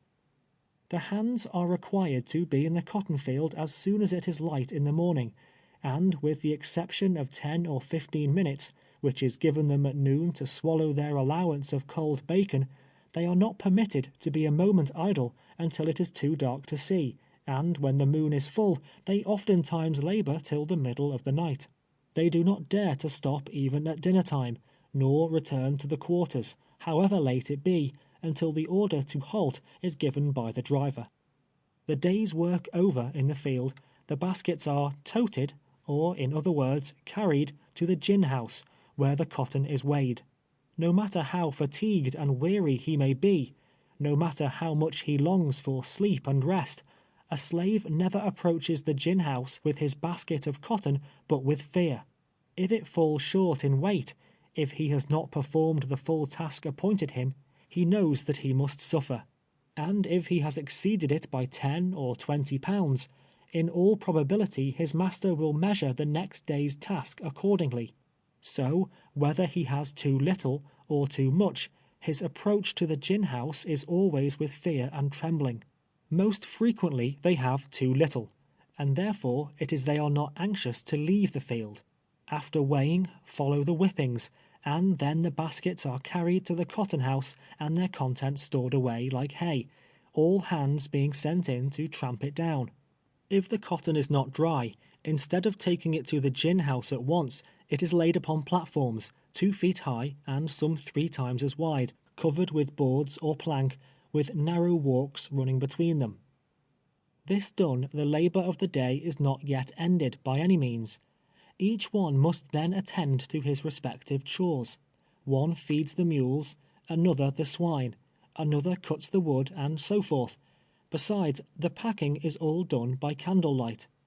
Finally, at a late hour, they reach the quarters, sleepy and overcome with the long day's toil. Then a fire must be kindled in the cabin, the corn ground in the small hand mill, and supper and dinner for the next day in the field prepared. All that is allowed them is corn and bacon, which is given out at the corn crib and smokehouse every Sunday morning. Each one receives, as his weekly allowance, 3½ pounds of bacon, and corn enough to make a peck of meal. That is all. No tea, coffee, sugar, and, with the exception of a very scanty sprinkling now and then, no salt. I can say, from a 10 years' residence with Master Epps, that no slave of his is ever likely to suffer from the gout, superinduced by excessive high living. Master Epps' hogs were fed on shelled corn. It was thrown out to his "niggers" in the ear. The former he thought would fatten faster by shelling, and soaking it in the water. The latter, perhaps, if treated in the same manner, might grow too fat to labor. Master Epps was a shrewd calculator, and knew how to manage his own animals, drunk or sober. The corn mill stands in the yard beneath a shelter. It is like a common coffee mill, the hopper holding about 6 quarts.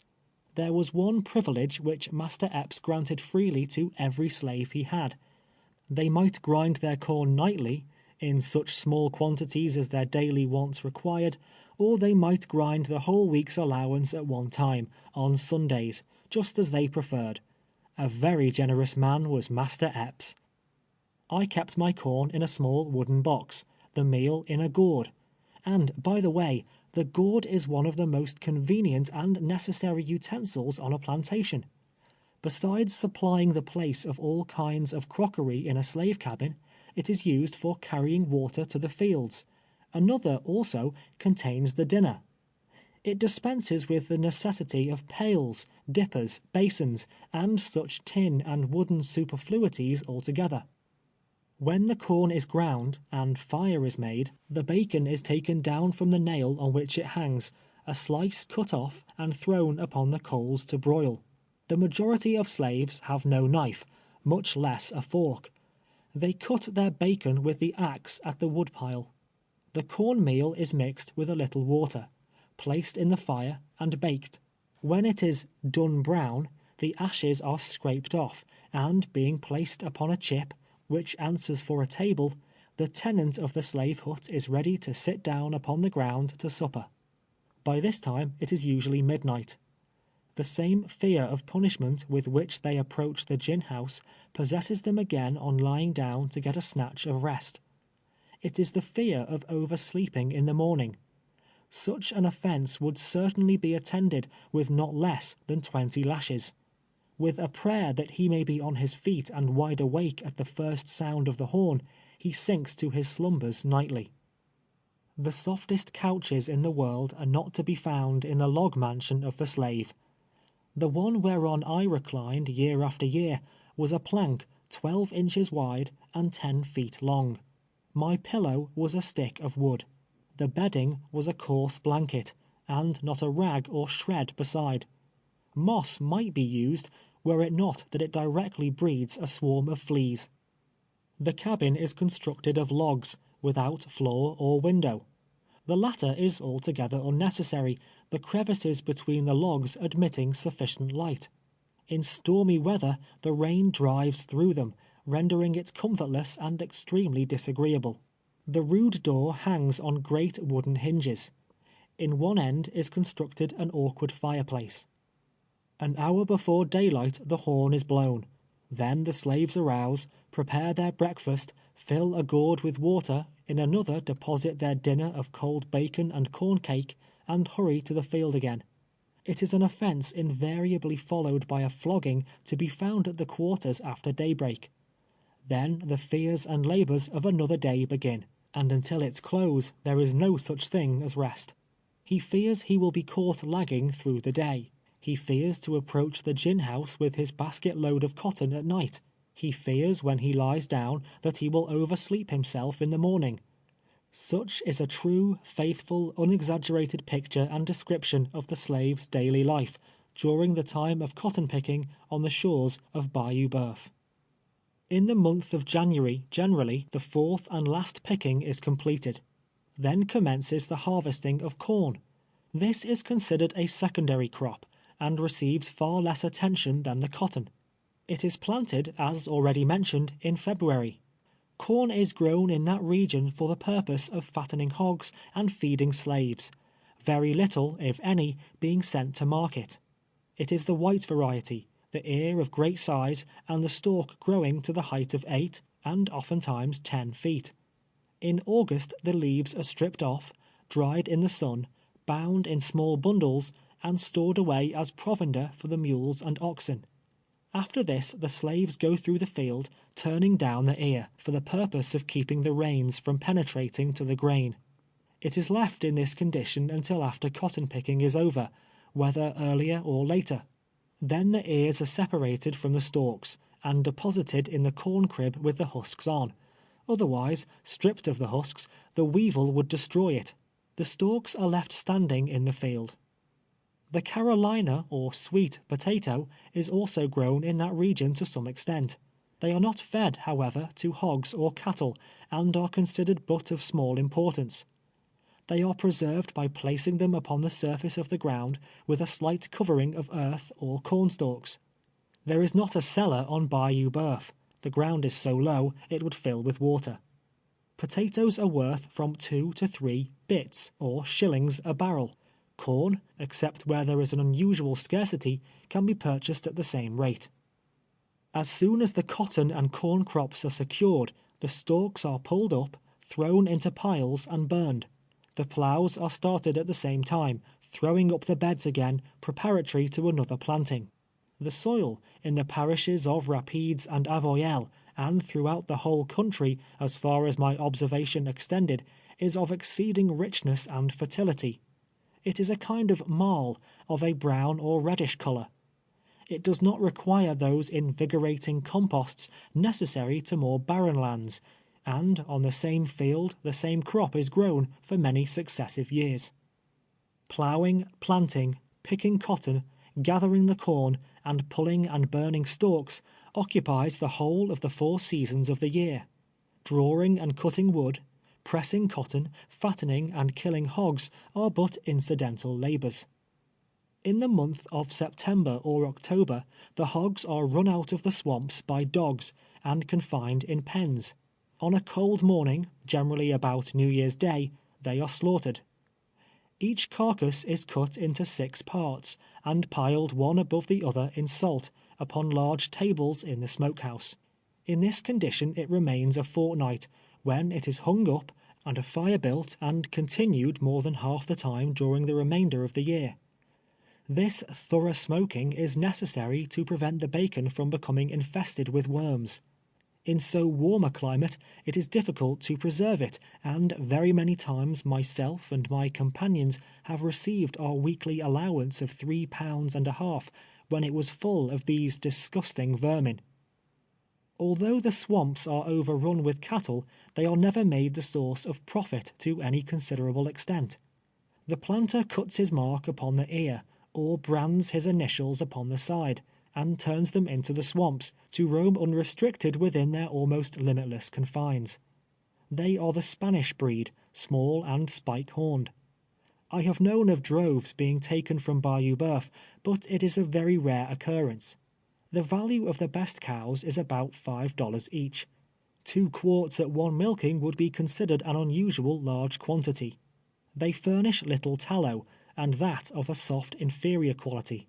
Notwithstanding the great number of cows that throng the swamps, the planters are indebted to the North for their cheese and butter, which is purchased in the New Orleans market. Salted beef is not an article of food either in the great house or in the cabin. Master Epps was accustomed to attend shooting matches for the purpose of obtaining what fresh beef he required. These sports occurred weekly at the neighboring village of Holmesville. Fat beeves were driven thither and shot at, a stipulated price being demanded for the privilege. The lucky marksman divides the flesh among his fellows, and in this manner the attending planters are supplied. The great number of tame and untamed cattle which swarm the woods and swamps of Bayou Boeuf most probably suggested that appellation to the French, inasmuch as the term, translated, signifies the creek or river of the wild ox. Garden products, such as cabbages, turnips, and the like, are cultivated for the use of the master and his family. They have greens and vegetables at all times and seasons of the year.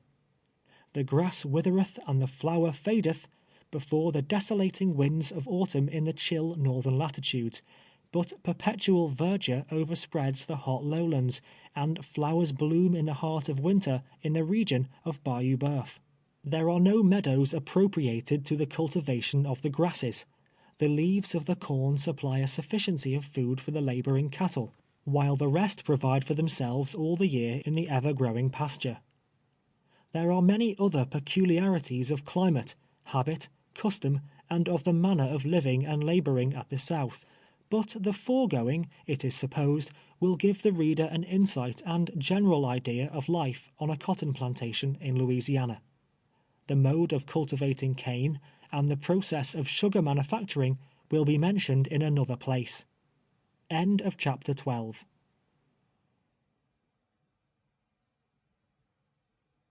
Chapter 13 of 12 Years a Slave by Solomon Northup. On my arrival at Master Epps, in obedience to his order, the first business upon which I entered was the making of an axe helve. The handles in use there are simply a round, straight stick.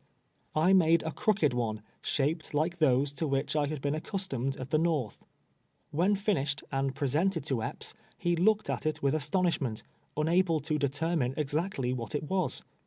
He had never before seen such a handle, and when I explained its conveniences, he was forcibly struck with the novelty of the idea. He kept it in the house a long time, and when his friends called, was wont to exhibit it as a curiosity. It was now the season of hoeing. I was first sent into the cornfield, and afterwards set to scraping cotton. In this employment I remained until hoeing time was nearly past, when I began to experience the symptoms of approaching illness. I was attacked with chills, which were succeeded by a burning fever. I became weak and emaciated, and frequently so dizzy that it caused me to reel and stagger like a drunken man. Nevertheless, I was compelled to keep up my row. When in health, I found little difficulty in keeping pace with my fellow laborers, but now it seemed an utter impossibility. Often I fell behind, when the driver's lash was sure to greet my back, infusing into my sick and drooping body a little temporary energy. I continued to decline until at length the whip became entirely ineffectual. The sharpest sting of the rawhide could not arouse me. Finally, in September, when the busy season of cotton picking was at hand, I was unable to leave my cabin. Up to this time I had received no medicine, nor any attention from my master or mistress. The old cook visited me occasionally, preparing me corn coffee and sometimes boiling a bit of bacon, when I had grown too feeble to accomplish it myself. When it was said that I would die, Master Epps, unwilling to bear the loss which the death of an animal worth $1,000 would bring upon him, concluded to incur the expense of sending to Holmesville for Dr. Wines. He announced to Epps that it was the effect of the climate, and there was a probability of his losing me. He directed me to eat no meat, and to partake of no more food than was absolutely necessary to sustain life. Several weeks elapsed, during which time, under the scanty diet to which I was subjected, I had partially recovered. One morning, long before I was in a proper condition to labor, Epps appeared at the cabin door, and, presenting me a sack, ordered me to the cotton field. At this time I had had no experience whatever in cotton picking. It was an awkward business indeed. While others used both hands, snatching the cotton and depositing it in the mouth of the sack with a precision and dexterity that was incomprehensible to me, I had to seize the boll with one hand, and deliberately draw out the white, gushing blossom with the other. Depositing the cotton in the sack, moreover, was a difficulty that demanded the exercise of both hands and eyes. I was compelled to pick it from the ground where it would fall nearly as often as from the stalk where it had grown. I made havoc also with the branches, loaded with the yet unbroken bolls, the long cumbersome sack swinging from side to side in a manner not allowable in the cotton field. After a most laborious day, I arrived at the gin house with my load. When the scale determined its weight to be only 95 pounds, not half the quantity required of the poorest picker, Epps threatened the severest flogging, but in consideration of my being a raw hand, concluded to pardon me on that occasion. The following day, and many days succeeding, I returned at night with no better success. I was evidently not designed for that kind of labor. I had not the gift, the dexterous fingers and quick motion of Patsy, who could fly along one side of a row of cotton, stripping it of its undefiled and fleecy whiteness miraculously fast. Practice and whipping were alike unavailing, and Epps, satisfied of it at last, swore I was a disgrace, that I was not fit to associate with a cotton-picking nigger, that I did not pick enough in a day to pay the trouble of weighing it, and that I should go into the cotton field no more. I was now employed in cutting and hauling wood, drawing cotton from the field to the gin house, and performed whatever other service was required. Suffice to say, I was never permitted to be idle. It was rarely that a day passed by without one or more whippings. This occurred at the time the cotton was weighed.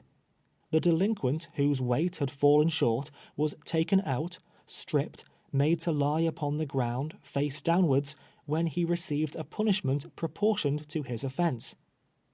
It is the literal, unvarnished truth that the crack of the lash and the shrieking of the slaves can be heard from dark till bedtime on Epps' plantation, any day almost during the entire period of the cotton-picking season. The number of lashes is graduated according to the nature of the case. 25 are deemed a mere brush, inflicted for instance when a dry leaf or piece of boll is found in the cotton, or when a branch is broken in the field. 50 is the ordinary penalty following all delinquencies of the next higher grade. 100 is called severe. It is the punishment inflicted for the serious offense of standing idle in the field. From 150 to 200 is bestowed upon him who quarrels with his cabin mates, and 500, well laid on, besides the mangling of the dogs perhaps, is certain to consign the poor unpitied runaway to weeks of pain and agony.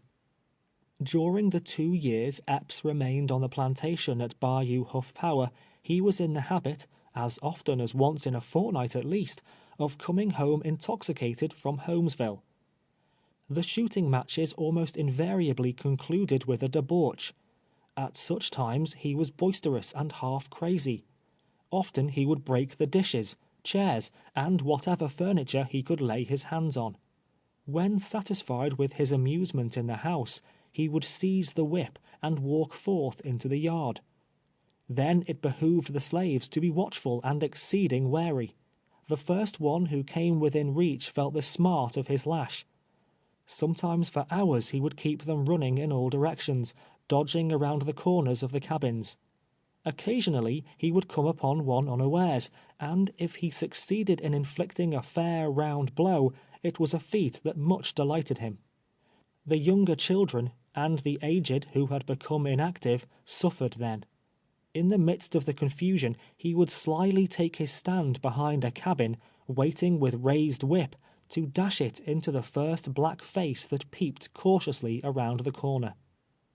At other times he would come home in a less brutal humor. Then there must be a merrymaking. Then all must move to the measure of a tune. Then Master Epps must needs regale his melodious ears with the music of a fiddle. Then did he become buoyant, elastic, gaily tripping the light fantastic toe around the piazza and all through the house. Tibeats, at the time of my sale, had informed him I could play on the violin. He had received this information from Ford. Through the importunities of Mistress Epps, her husband had been induced to purchase me one during a visit to New Orleans. Frequently I was called into the house to play before the family, mistress being passionately fond of music. All of us would be assembled in the large room of the great house, whenever Epps came home in one of his dancing moods. No matter how worn out and tired we were, there must be a general dance. When properly stationed on the floor, I would strike up a tune. "Dance, you damned niggers, dance!" Epps would shout. Then there must be no halting or delay, no slow or languid movements, all must be brisk and lively and alert. "Up and down, heel and toe, and away we go," was the order of the hour. Epps' portly form mingled with those of his dusky slaves, moving rapidly through all the mazes of the dance. Usually his whip was in his hand, ready to fall about the ears of the presumptuous thrall, who dared to rest a moment, or even stop to catch his breath. When he was himself exhausted, there would be a brief cessation, but it would be very brief. With a slash and crack and flourish of the whip, he would shout again, "Dance, niggers, dance!" and away they would go once more, pell-mell, while I, spurred by an occasional sharp touch of the lash, sat in a corner, extracting from my violin a marvelous quick-stepping tune. The mistress often upbraided him, declaring she would return to her father's house at Cheneyville. Nevertheless, there were times she could not restrain a burst of laughter, on witnessing his uproarious pranks. Frequently we were thus detained until almost morning. Bent with excessive toil, actually suffering for a little refreshing rest, and feeling rather as if we could cast ourselves upon the earth and weep, many a night in the house of Edwin Epps have his unhappy slaves been made to dance and laugh. Notwithstanding these deprivations in order to gratify the whim of an unreasonable master, we had to be in the field as soon as it was light, and during the day perform the ordinary and accustomed task. Such deprivations could not be urged at the scales in extenuation of any lack of weight, or in the cornfield for not hoeing with the usual rapidity. The whippings were just as severe as if we had gone forth in the morning strengthened and invigorated by a night's repose. Indeed, after such frantic revels, he was always more sour and savage than before, punishing for slighter causes, and using the whip with increased and more vindictive energy. 10 years I toiled for that man without reward. 10 years of my incessant labor has contributed to increase the bulk of his possessions. 10 years I was compelled to address him with downcast eyes and uncovered head, in the attitude and language of a slave. I am indebted to him for nothing, save undeserved abuse and stripes. Beyond the reach of his inhuman thong, and standing on the soil of the free state where I was born, thanks be to heaven, I can raise my head once more among men. I can speak of the wrongs I have suffered, and of those who inflicted them, with upraised eyes. But I have no desire to speak of him or any other one otherwise than truthfully. Yet to speak truthfully of Edwin Epps would be to say, he is a man in whose heart the quality of kindness or of justice is not found. A rough, rude energy, united with an uncultivated mind and an avaricious spirit, are his prominent characteristics. He is known as a "nigger breaker," distinguished for his faculty of subduing the spirit of the slave, and priding himself upon his reputation in this respect, as a jockey boasts of his skill in managing a refractory horse. He looked upon a colored man, not as a human being, responsible to his Creator for the small talent entrusted to him, but as a chattel personal, as mere live property, no better, except in value, than his mule or dog. When the evidence, clear and indisputable, was laid before him that I was a free man, and as much entitled to my liberty as he, when, on the day I left, he was informed that I had a wife and children, as dear to me as his own babes to him, he only raved and swore, denouncing the law that tore me from him, and declaring he would find out the man who had forwarded the letter that disclosed the place of my captivity, if there was any virtue or power in money, and would take his life. He thought of nothing but his loss, and cursed me for having been born free. He could have stood unmoved and seen the tongues of his poor slaves torn out by the roots. He could have seen them burned to ashes over a slow fire, or gnawed to death by dogs, if it only brought him profit. Such a hard, cruel, unjust man is Edwin Epps. There was but one greater savage on Bayou Boeuf than he. Jim Burns' plantation was cultivated, as already mentioned, exclusively by women.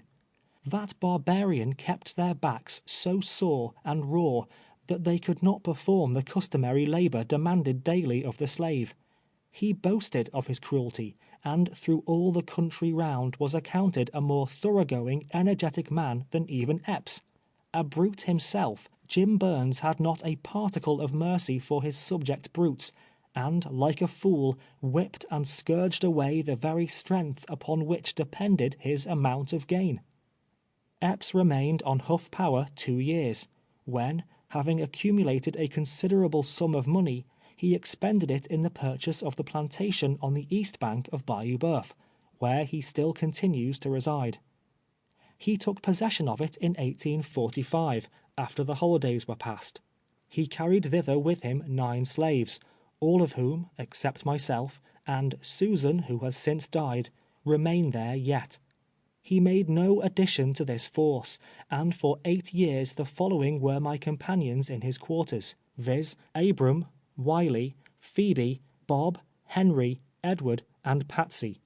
All these, except Edward, born since, were purchased out of a drove by Epps during the time he was overseer for Archie B. Williams, whose plantation is situated on the shore of Red River, not far from Alexandria. Abram was tall, standing a full head above any common man. He is 60 years of age and was born in Tennessee. 20 years ago he was purchased by a trader, carried into South Carolina, and sold to James Buford of Williamsburg County, in that state. In his youth he was renowned for his great strength, but age and unremitting toil have somewhat shattered his powerful frame and enfeebled his mental faculties. Wiley is 48. He was born on the estate of William Tassel, and for many years took charge of that gentleman's ferry over the Big Black River in South Carolina. Phoebe was a slave of Buford, Tassel's neighbor, and having married Wiley, he bought the latter at her instigation.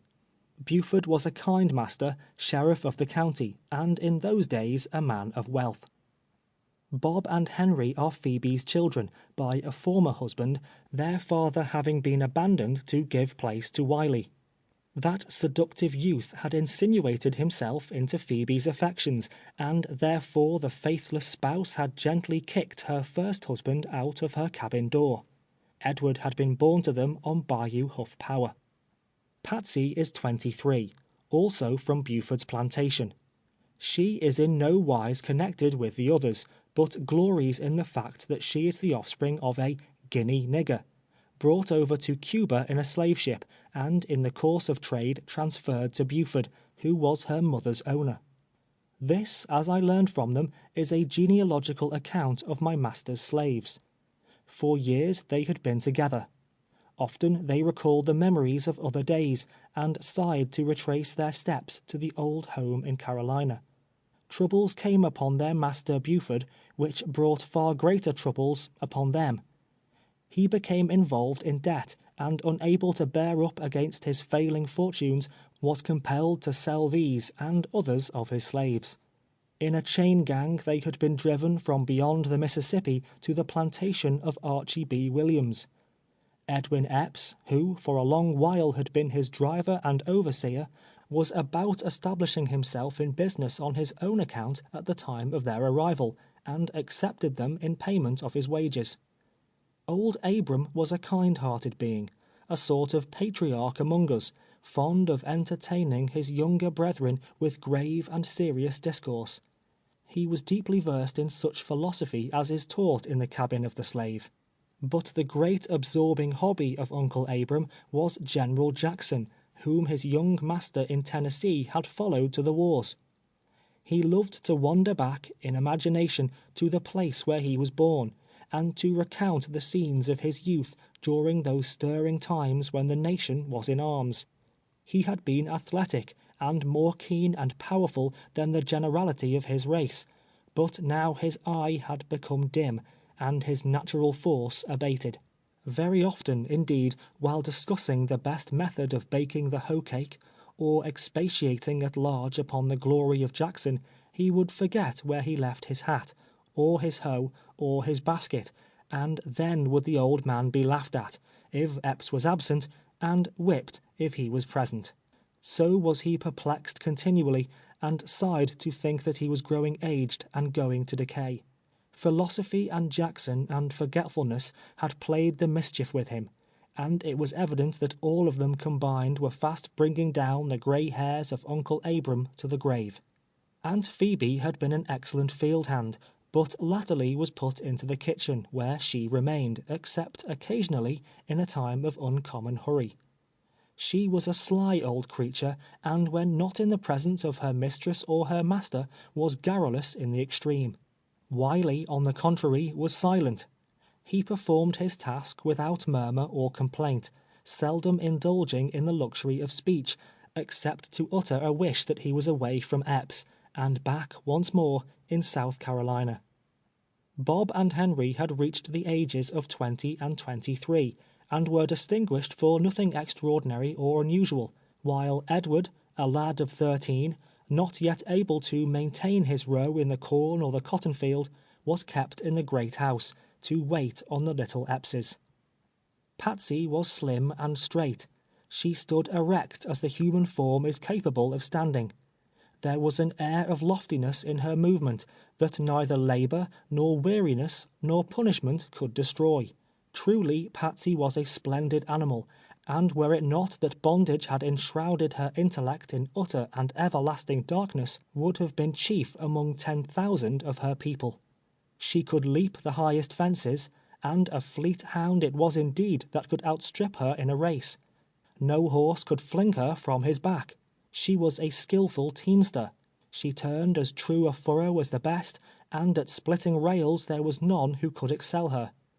When the order to halt was heard at night, she would have her mules at the crib, unharnessed, fed, and curried, before Uncle Abram had found his hat.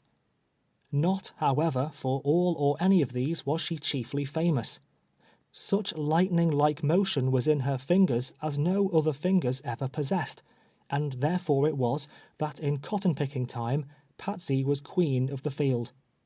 She had a genial and pleasant temper, and was faithful and obedient. Naturally, she was a joyous creature, a laughing, light-hearted girl, rejoicing in the mere sense of existence. Yet Patsy wept oftener, and suffered more than any of her companions. She had been literally excoriated. Her back bore the scars of 1,000 stripes, not because she was backward in her work, nor because she was of an unmindful and rebellious spirit, but because it had fallen to her lot to be the slave of a licentious master and a jealous mistress. She shrank before the lustful eye of the one, and was in danger even of her life at the hands of the other, and between the two she was indeed accursed. In the great house, for days together, there were high and angry words, poutings and estrangement, whereof she was the innocent cause. Nothing delighted the mistress so much as to see her suffer, and more than once, when Epps had refused to sell her, has she tempted me with bribes to put her secretly to death, and bury her body in some lonely place in the margin of the swamp. Gladly would Patsy have appeased this unforgiving spirit if it had been in her power, but not like Joseph dared she escape from Master Epps, leaving her garment in his hand. Patsy walked under a cloud. If she uttered a word in opposition to her master's will, the lash was resorted to at once to bring her to subjection. If she was not watchful when about her cabin, or when walking in the yard, a billet of wood, or a broken bottle perhaps, hurled from her mistress's hand, would smite her unexpectedly in the face. The enslaved victim of lust and hate, Patsy had no comfort in her life. These were my companions and fellow slaves, with whom I was accustomed to be driven to the field, and with whom it has been my lot to dwell for 10 years in the log cabins of Edwin Epps. They, if living, are yet toiling on the banks of Bayou Boeuf, never destined to breathe, as I now do, the blessed air of liberty, nor to shake off the heavy shackles that enthrall them, until they shall lie down forever in the dust. End of chapter 13.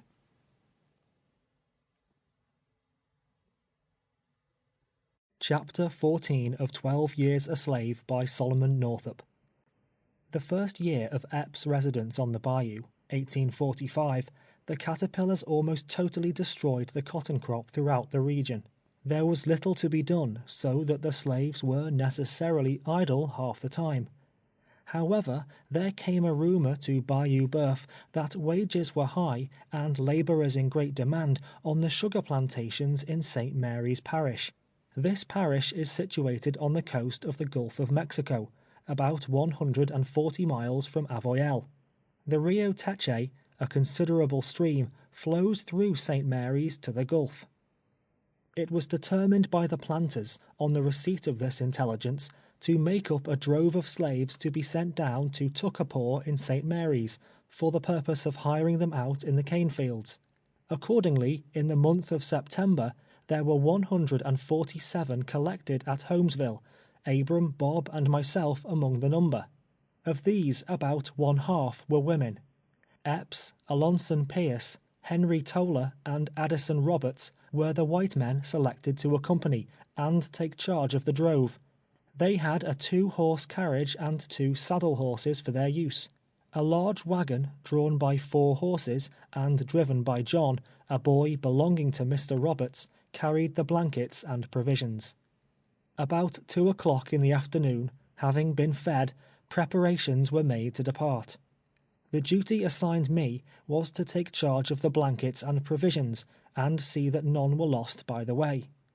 The carriage proceeded in advance, the wagon following. Behind this the slaves were arranged, while the 2 horsemen brought up the rear, and in this order the procession moved out of Holmesville. That night we reached a Mr. McCrow's plantation, a distance of 10 or 15 miles, when we were ordered to halt. Large fires were built, and each one spreading his blanket on the ground, the white men lodged in the great house. An hour before day we were aroused by the drivers coming among us, cracking their whips and ordering us to arise. Then the blankets were rolled up, and being severally delivered to me and deposited in the wagon, the procession set forth again. The following night it rained violently. We were all drenched, our clothes saturated with mud and water. Reaching an open shed, formerly a gin house, we found beneath it such shelter as it afforded. There was not room for all of us to lay down.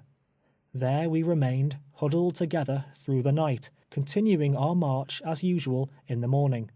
During the journey we were fed twice a day, boiling our bacon and baking our corn cake at the fires in the same manner as in our huts.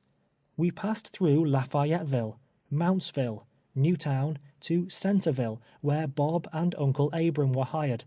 Our number decreased as we advanced, nearly every sugar plantation requiring the services of one or more. On our route we passed the Grand Coteau, or prairie, a vast space of level, monotonous country, without a tree, except an occasional one which had been transplanted near some dilapidated building. It was once thickly populated, and under cultivation, but for some cause had been abandoned. The business of the scattered inhabitants that now dwell upon it is principally raising cattle. Immense herds were feeding upon it as we passed. In the centre of the Grand Coteau, one feels as if he were on the ocean, out of sight of land. As far as the eye can see, in all directions, it is but a ruined and deserted waste. I was hired to Judge Turner, a distinguished man and extensive planter, whose large estate is situated on Bayou Sal, within a few miles of the Gulf. Bay o' Sal is a small stream flowing into the Bay of Atchafalaya. For some days I was employed at Turner's in repairing his sugar house, when a cane knife was put into my hand, and with 30 or 40 others I was sent into the field. I found no such difficulty in learning the art of cutting cane that I had in picking cotton. It came to me naturally and intuitively, and in a short time I was able to keep up with the fastest knife. Before the cutting was over, however, Judge Tanner transferred me from the field to the sugar house to act there in the capacity of driver. From the time of the commencement of sugar making to the close, the grinding and boiling does not cease day or night. The whip was given me with directions to use it upon any one who was caught standing idle. If I failed to obey them to the letter, there was another one for my own back. In addition to this, my duty was to call on and off the different gangs at the proper time. I had no regular periods of rest, and could never snatch but a few moments of sleep at a time. It is the custom in Louisiana, as I presume it is in other slave states, to allow the slave to retain whatever compensation he may obtain for services performed on Sundays.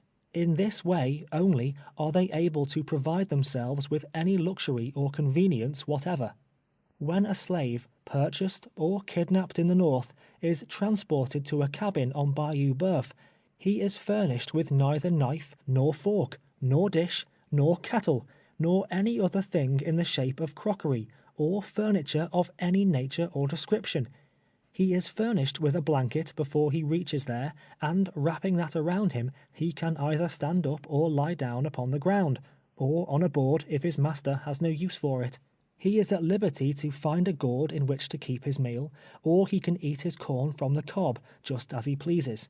To ask the master for a knife, or skillet, or any small convenience of the kind, would be answered with a kick, or laughed at as a joke.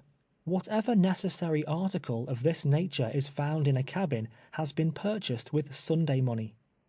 However injurious to the morals, it is certainly a blessing to the physical condition of the slave to be permitted to break the Sabbath. Otherwise there would be no way to provide himself with any utensils, which seem to be indispensable to him who is compelled to be his own cook. On cane plantations in sugar time, there is no distinction as to the days of the week.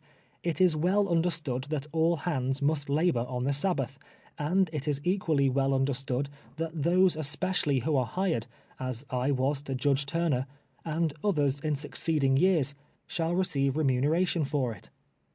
It is usual, also, in the most hurrying time of cotton picking, to require the same extra service. From this source, slaves generally are afforded an opportunity of earning sufficient to purchase a knife, a kettle, tobacco, and so forth. The females, discarding the latter luxury, are apt to expend their little revenue in the purchase of gaudy ribbons, wherewithal to deck their hair in the merry season of the holidays. I remained in St. Mary's until the 1st of January, during which time my Sunday money amounted to $10. I met with other good fortune, for which I was indebted to my violin, my constant companion, the source of profit and soother of my sorrows during years of servitude.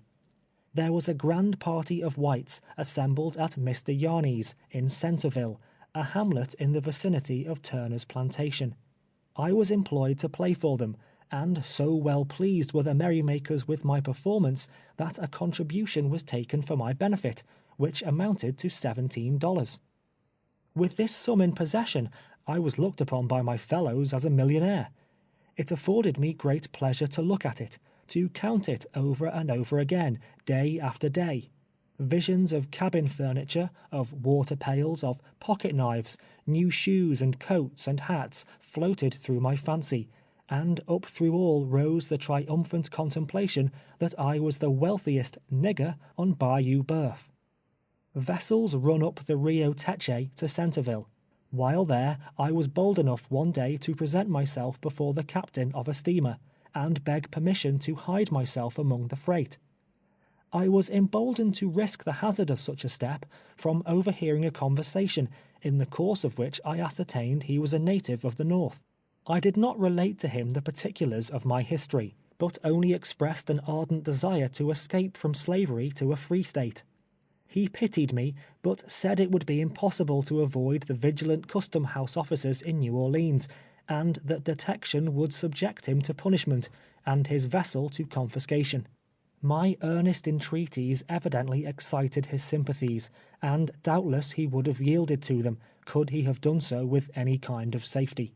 I was compelled to smother the sudden flame that lighted up in my bosom with sweet hopes of liberation, and turn my steps once more towards the increasing darkness of despair. Immediately after this event the drove assembled at Centreville, and several of the owners having arrived and collected the moneys due for our services, we were driven back to Bayou Boeuf. It was on our return, while passing through a small village, that I caught sight of Tibeats, seated in the door of a dirty grocery, looking somewhat seedy and out of repair. Passion and poor whiskey, I doubt not, have ere this laid him on the shelf. During our absence, I learned from Aunt Phoebe and Patsy that the latter had been getting deeper and deeper into trouble.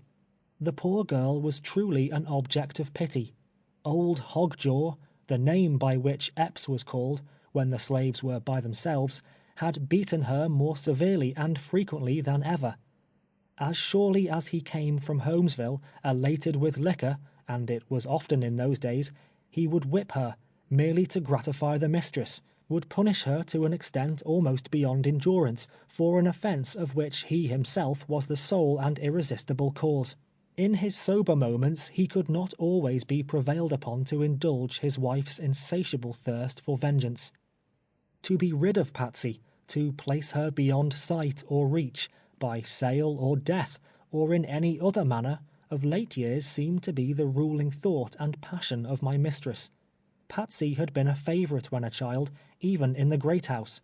She had been petted and admired for her uncommon sprightliness and pleasant disposition. She had been fed many a time, so Uncle Abram said, even on biscuit and milk, when the madam, in her younger days, was wont to call her to the piazza, and fondle her as she would a playful kitten. But a sad change had come over the spirit of the woman. Now only black and angry fiends ministered in the temple of her heart, until she could look on Patsy but with concentrated venom. Mistress Epps was not naturally such an evil woman, after all. She was possessed of the devil, jealousy, it is true, but aside from that, there was much in her character to admire. Her father, Mr. Roberts, resided in Cheneyville, an influential and honorable man, and as much respected throughout the parish as any other citizen. She had been well educated at some institution this side the Mississippi, was beautiful, accomplished, and usually good-humored. She was kind to all of us but Patsy, frequently in the absence of her husband, sending out to us some little dainty from her own table. In other situations, in a different society from that which exists on the shores of Bayou Boeuf, she would have been pronounced an elegant and fascinating woman. An ill wind it was that blew her into the arms of Epps. He respected and loved his wife as much as a coarse nature like his is capable of loving, but supreme selfishness always overmastered conjugal affection. He loved as well as baser natures can, but a mean heart and soul were in that man. He was ready to gratify any whim, to grant any request she made, provided it did not cost too much. Patsy was equal to any two of his slaves in the cotton field. He could not replace her with the same money she would bring. The idea of disposing of her, therefore, could not be entertained. The mistress did not regard her at all in that light. The pride of the haughty woman was aroused. The blood of the fiery Southern boiled at the sight of Patsy, and nothing less than trampling out the life of the helpless bondwoman would satisfy her. Sometimes the current of her wrath turned upon him whom she had just cause to hate, but the storm of angry words would pass over at length, and there would be a season of calm again. At such times Patsy trembled with fear, and cried as if her heart would break, for she knew from painful experience that if mistress should work herself to the red-hot pitch of rage, Epps would quiet her at last with a promise that Patsy should be flogged, a promise he was sure to keep. Thus did pride, and jealousy, and vengeance war with avarice and brute passion in the mansion of my master, filling it with daily tumult and contention. Thus upon the head of Patsy, the simple-minded slave in whose heart God had implanted the seeds of virtue, the force of all these domestic tempests spent itself at last. During the summer succeeding my return from St. Mary's Parish, I conceived a plan of providing myself with food, which, though simple, succeeded beyond expectation. It has been followed by many others in my condition, up and down the bayou, and of such benefit has it become that I am almost persuaded to look upon myself as a benefactor. That summer the worms got into the bacon. Nothing but ravenous hunger could induce us to swallow it. The weekly allowance of meal scarcely sufficed to satisfy us. It was customary with us, as it is with all in that region, where the allowance is exhausted before Saturday night, or is in such a state as to render it nauseous and disgusting, to hunt in the swamps for coon and opossum. This, however, must be done at night, after the day's work is accomplished. There are planters whose slaves, for months at a time, have no other meat than such as obtained in this manner. No objections are made to hunting, inasmuch as it dispenses with drafts upon the smokehouse, and because every marauding coon that is killed is so much saved from the standing corn. They are hunted with dogs and clubs, slaves not being allowed the use of firearms. The flesh of the coon is palatable, but verily there is nothing in all butcherdom so delicious as a roasted possum. They are a round, rather long-bodied, little animal of a whitish color, with nose like a pig, and caudal extremity like a rat. They burrow among the roots and in the hollows of the gum tree, and are clumsy and slow of motion. They are deceitful and cunning creatures. On receiving the slightest tap of a stick, they will roll over on the ground and feign death. If the hunter leaves him, in pursuit of another without first taking particular pains to break his neck, the chances are, on his return, he is not to be found. The little animal has outwitted the enemy, has played possum, and is off. But after a long and hard day's work, the weary slave feels little like going to the swamp for his supper, and half the time prefers throwing himself on the cabin floor without it. It is for the interest of the master that the servant should not suffer in health from starvation, and it is also for his interest that he should not become gross from overfeeding. In the estimation of the owner, a slave is the most serviceable when in rather a lean and lank condition, such a condition as the racehorse is in when fitted for the course, and in that condition they are generally to be found on the sugar and cotton plantations along Red River. My cabin was within a few rods of the bayou bank, and necessity being indeed the mother of invention, I resolved upon a mode of obtaining the requisite amount of food, without the trouble of resorting nightly to the woods. This was to construct a fish trap. Having in my mind conceived the manner in which it could be done, the next Sunday I set about putting it into practical execution. It may be impossible for me to convey to the reader a full and correct idea of its construction, but the following will serve as a general description. A frame between 2 and 3 feet square is made, and of a greater or less height, according to the depth of water. Boards or slats are nailed on 3 sides of this frame, not so closely, however, as to prevent the water circulating freely through it. A door is fitted into the 4th side, in such a manner that it will slide easily up and down in the grooves cut in the 2 posts. A movable bottom is then so fitted that it can be raised to the top of the frame without difficulty. In the center of the movable bottom, an auger hole is bored, and into this, one end of a handle or round stick is fastened on the underside so loosely that it will turn. The handle ascends from the center of the movable bottom to the top of the frame, or as much higher as is desirable.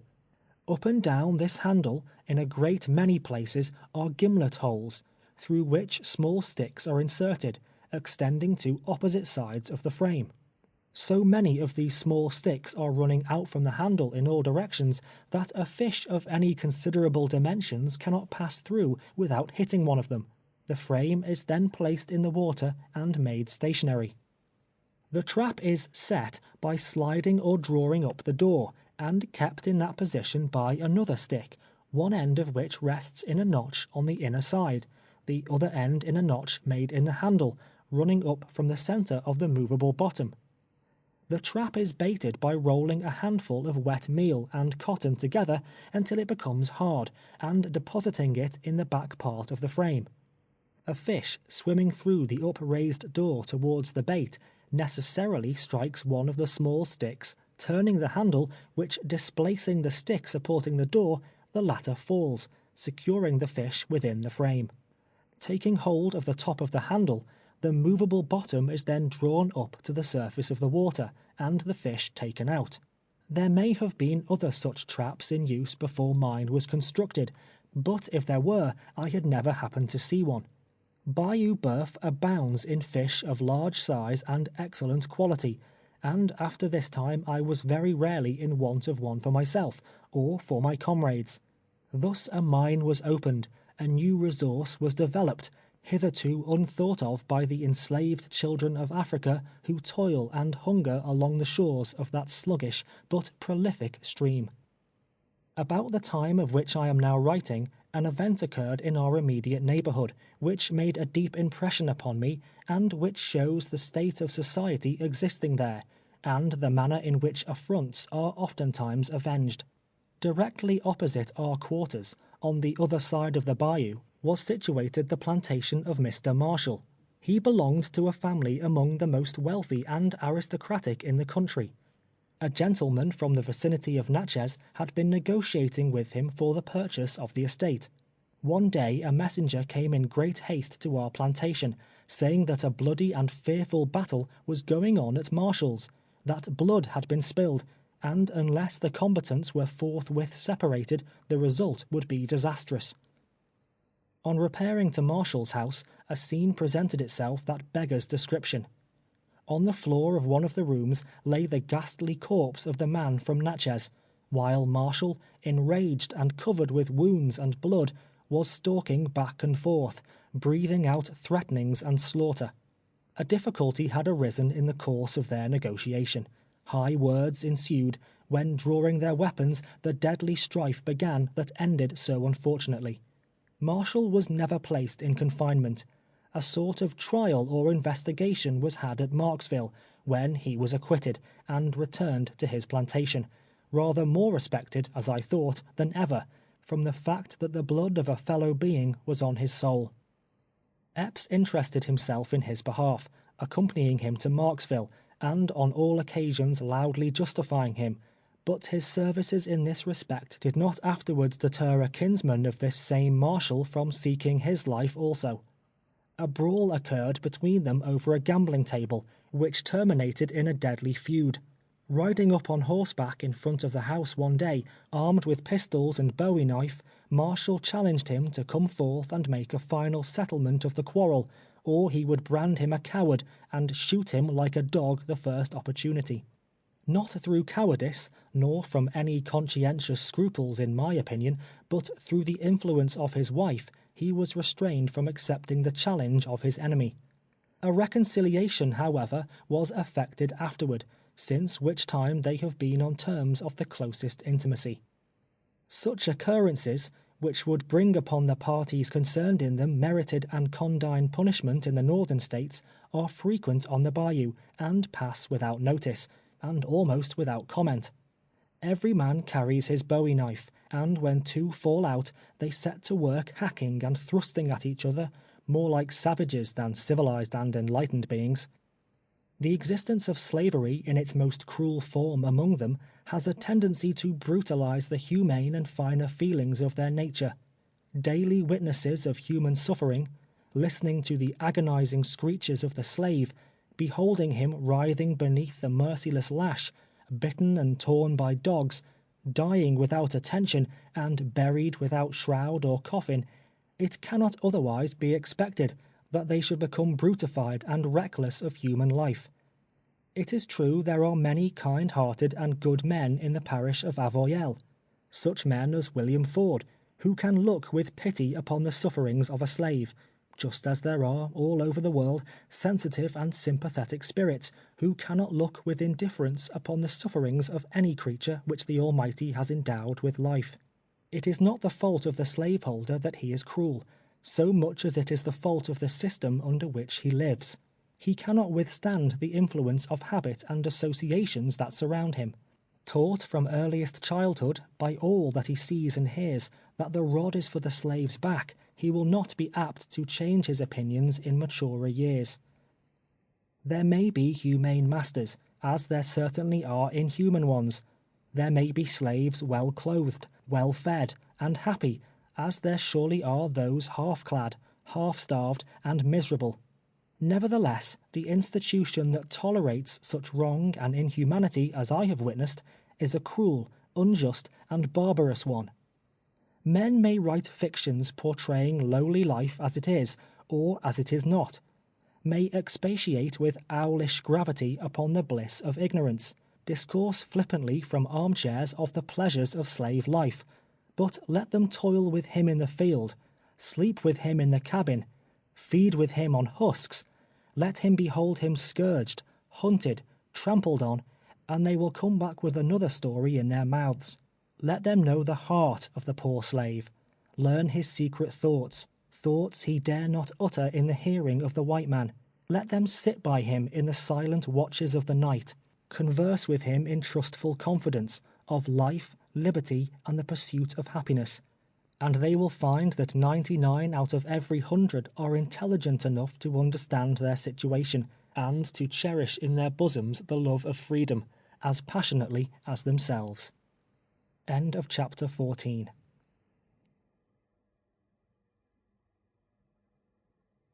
Chapter 15 of 12 Years a Slave by Solomon Northup. In consequence of my inability in cotton picking, Epps was in the habit of hiring me out on sugar plantations during the season of cane cutting and sugar making.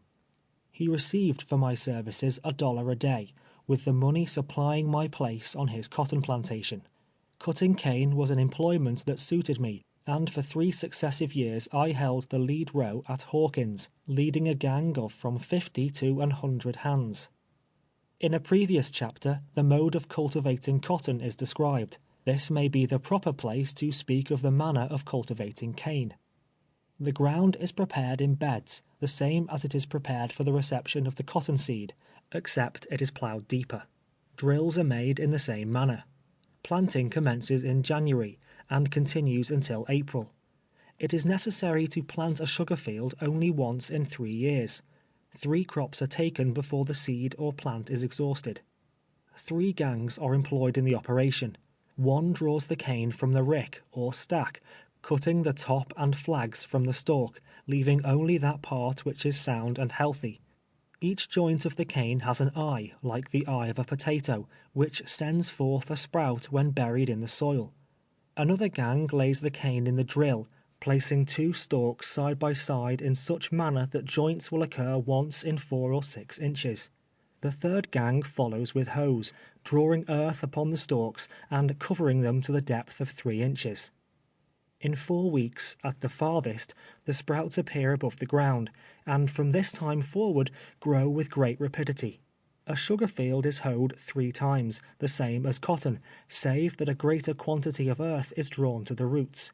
By the 1st of August, hoeing is usually over.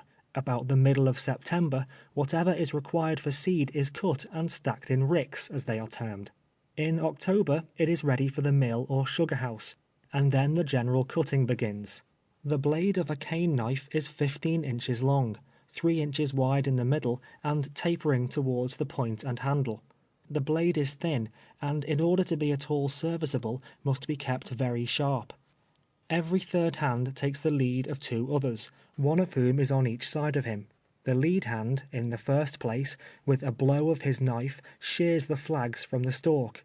He next cuts off the top down as far as it's green. He must be careful to sever all the green from the ripe part, inasmuch as the juice of the former sours the molasses, and renders it unsaleable. Then he severs the stalk at the root and lays it directly behind him. His right and left hand companions lay their stalks, when cut in the same manner, upon his.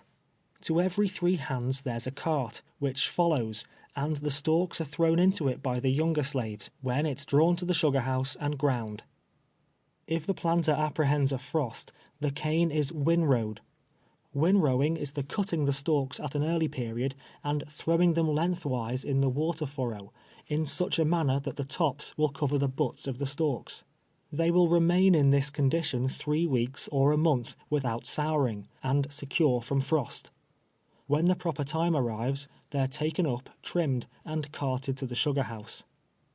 In the month of January the slaves enter the field again to prepare for another crop.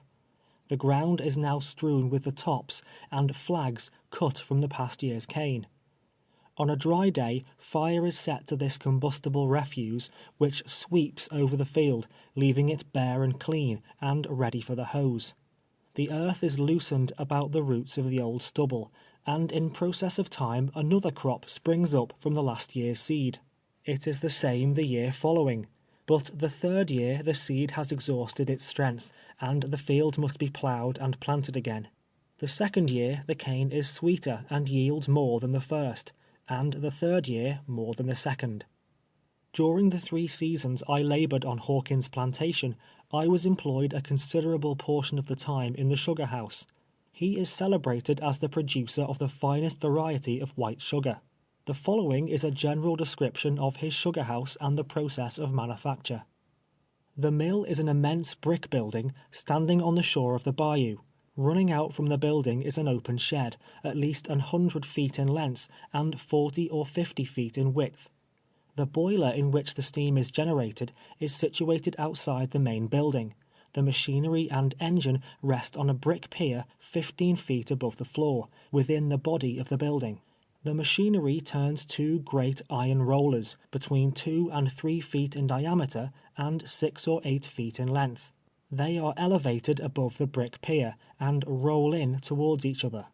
An endless carrier, made of chain and wood, like leathern belts used in small mills, extends from the iron rollers out of the main building and through the entire length of the open shed.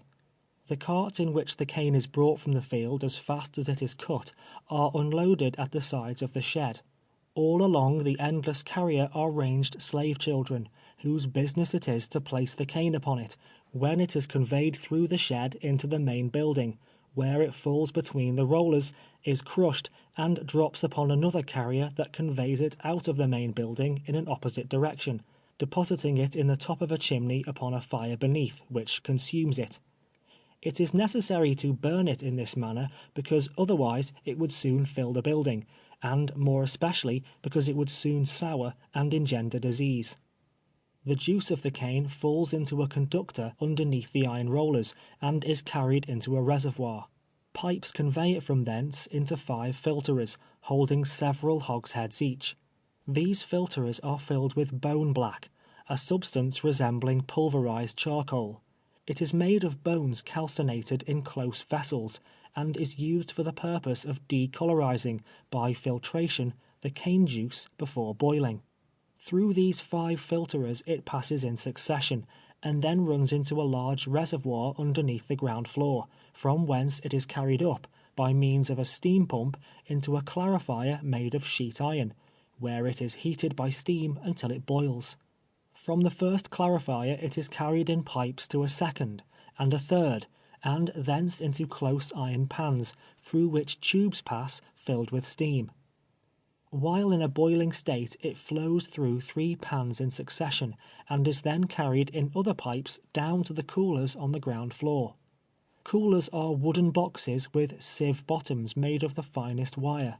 As soon as the syrup passes into the coolers, and is met by the air, it grains, and the molasses at once escapes through the sieves into a cistern below. It is then white or loaf sugar of the finest kind, clear, clean, and as white as snow. When cool, it is taken out, packed in hogsheads, and is ready for market. The molasses is then carried from the cistern into the upper story again, and by another process converted into brown sugar.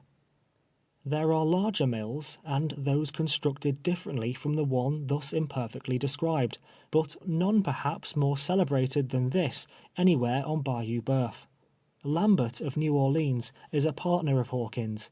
He is a man of vast wealth, holding, as I have been told, an interest in over 40 different sugar plantations in Louisiana. The only respite from constant labor the slave has through the whole year is during the Christmas holidays. Epps allowed us 3, others allow 4, 5, and 6 days, according to the measure of their generosity. It is the only time to which they look forward with any interest or pleasure. They are glad when night comes, not only because it brings them a few hours' repose, but because it brings them one day nearer Christmas. It is hailed with equal delight by the old and the young. Even Uncle Abram ceases to glorify Andrew Jackson, and Patsy forgets her many sorrows, amid the general hilarity of the holidays. It is the time of feasting, and frolicking, and fiddling, the carnival season with the children of bondage. They are the only days when they are allowed a little restricted liberty, and heartily indeed do they enjoy it. It is the custom for one planter to give a Christmas supper, inviting the slaves from neighboring plantations to join his own on the occasion. For instance, one year it's given by Epps, the next by Marshall, the next by Hawkins, and so on. Usually from 300 to 500 are assembled, coming together on foot, in carts, on horseback, on mules, riding double and triple, sometimes a boy and girl, at others a girl and 2 boys, and at others again a boy, a girl, and an old woman. Uncle Abram astride a mule, with Aunt Phoebe and Patsy behind him, trotting towards a Christmas supper, would be no uncommon sight on Bayou Boeuf. Then, too, of all days in the year, they array themselves in their best attire. The cotton coat has been washed clean, the stump of a tallow candle has been applied to the shoes, and if so fortunate as to possess a rimless or a crownless hat, it is placed jauntily on the head.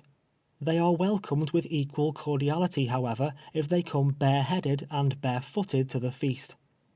As a general thing, the women wear handkerchiefs tied about their heads, but if chance has thrown in their way a fiery red ribbon, or a cast-off bonnet of their mistress grandmother, it is sure to be worn on such occasions.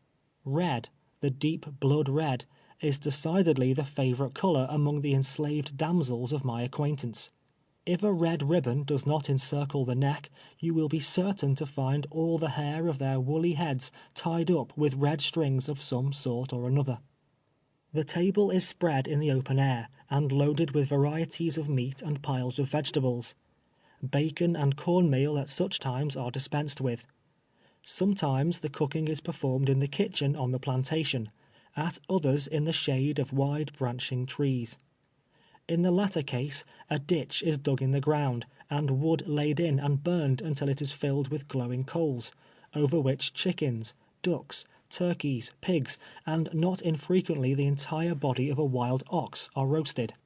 They are furnished also with flour, of which biscuits are made, and often with peach and other preserves, with tarts, and every manner and description of pies, except the mince, that being an article of pastry as yet unknown among them. Only the slave who has lived all the years on his scanty allowance of meal and bacon can appreciate such suppers. White people in great numbers assemble to witness the gastronomical enjoyments. They seat themselves at the rustic table, the males on one side, the females on the other. The two between whom there may have been an exchange of tenderness invariably manage to sit opposite, for the omnipresent Cupid disdains not to hurl his arrows into the simple hearts of slaves. Unalloyed and exulting happiness lights up the dark faces of them all. The ivory teeth, contrasting with their black complexions, exhibit 2 long white streaks the whole extent of the table. All round the bountiful board a multitude of eyes roll in ecstasy. Giggling and laughter and the clattering of cutlery and crockery succeed. Cuffy's elbow hunches his neighbor's side, impelled by an involuntary impulse of delight. Nellie shakes her finger at Sambo and laughs, she knows not why, and so the fun and merriment flows on. When the viands have disappeared, and the hungry maws of the children of toil are satisfied, then, next in the order of amusement, is the Christmas dance.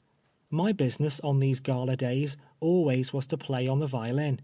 The African race is a music-loving one, proverbially, and many there were among my fellow bondsmen whose organs of tune were strikingly developed, and who could thumb the banjo with dexterity.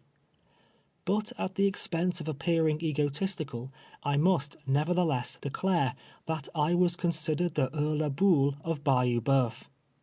My master often received letters, sometimes from a distance of 10 miles, requesting him to send me to play at a ball or festival of the whites. He received his compensation, and usually I also returned with many picayunes jingling in my pockets, the extra contributions of those whose delight I had administered. In this manner I became more acquainted than I otherwise would, up and down the bayou. The young men and maidens of Holmesville always knew there was to be a jollification somewhere, whenever Platt Epps was seen passing through the town with his fiddle in his hand. "Where are you going now, Platt?" and "What is coming off to-night, Platt?" would be interrogatories issuing from every door and window, and many a time when there was no special hurry, yielding to pressing importunities, Platt would draw his bow, and, sitting astride his mule, perhaps, discourse musically to a crowd of delighted children, gathered around him in the street. Alas, had it not been for my beloved violin, I scarcely can conceive how I could have endured the long years of bondage. It introduced me to great houses, relieved me of many days' labor in the field, supplied me with conveniences for my cabin, with pipes and tobacco and extra pairs of shoes, and oftentimes led me away from the presence of a hard master, to witness scenes of jollity and mirth. It was my companion, the friend of my bosom, triumphing loudly when I was joyful, and uttering its soft, melodious consolations when I was sad. Often, at midnight, when sleep had fled affrighted from the cabin, and my soul was disturbed and troubled with the contemplation of my fate, it would sing me a song of peace. On holy Sabbath days, when an hour or two of leisure was allowed, it would accompany me to some quiet place on the bayou bank, and, lifting up its voice, discourse kindly and pleasantly indeed. It heralded my name round the country, made me friends who otherwise would not have noticed me, gave me an honored seat at the yearly feasts, and secured the loudest and heartiest welcome of them all at the Christmas dance. The Christmas dance!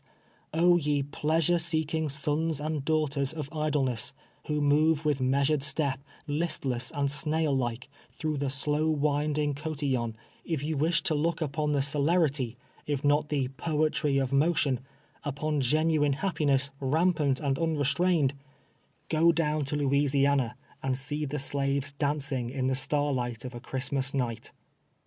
On that particular Christmas I have now in my mind, a description whereof will serve as a description of the day generally, Miss Lively and Mr. Sam, the first belonging to Stewart, the latter to Roberts, started the ball.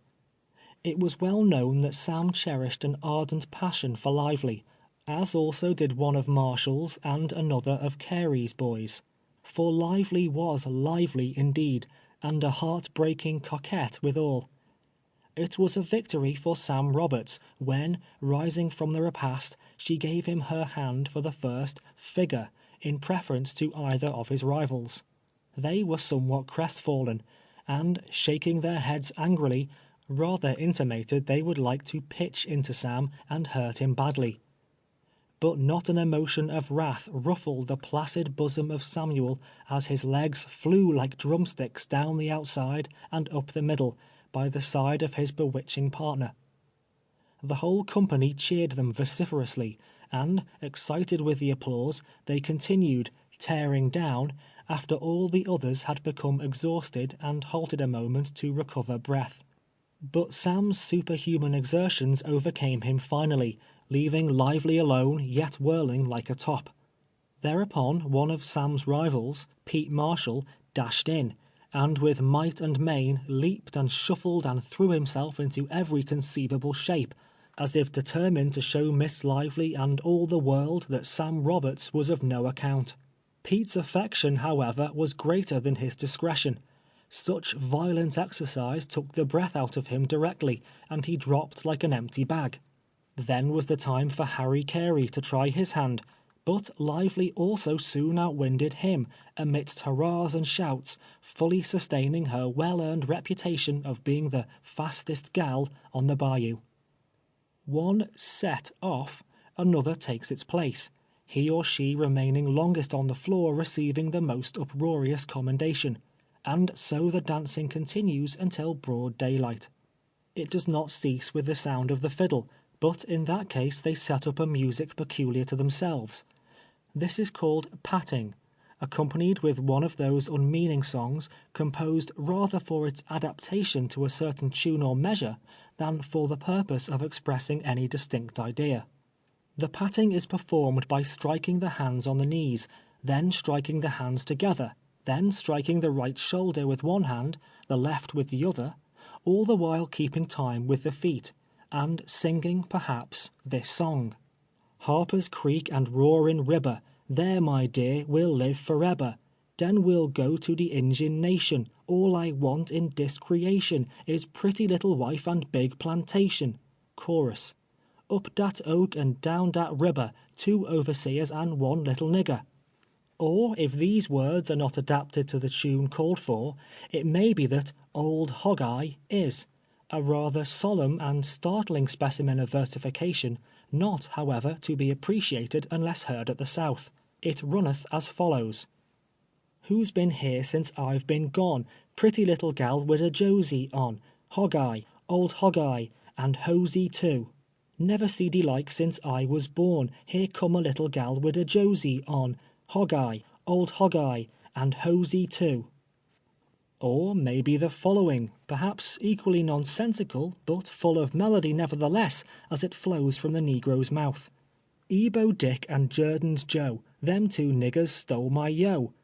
Chorus: Hop Jim along, walk Jim along, talk Jim along, etc.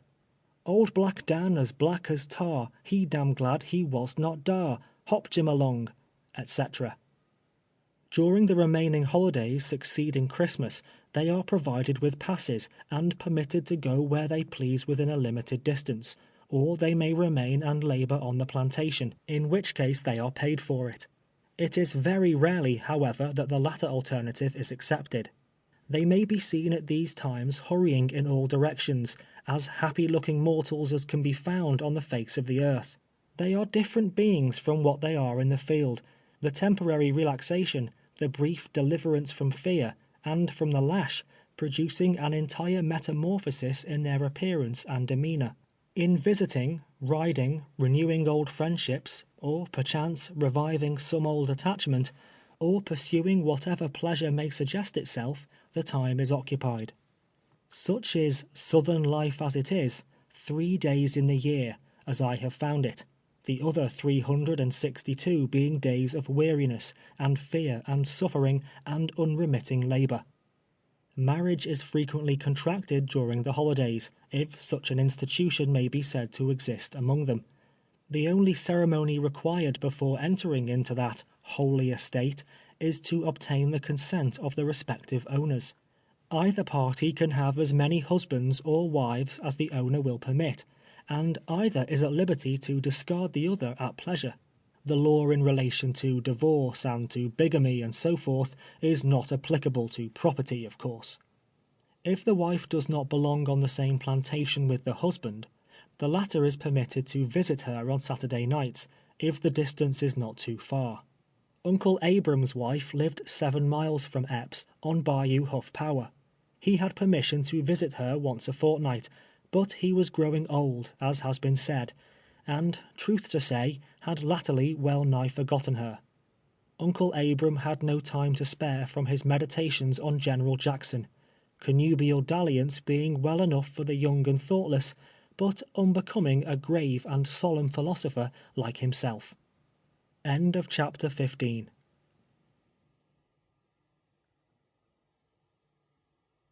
Chapter 16 of 12 Years a Slave by Solomon Northup.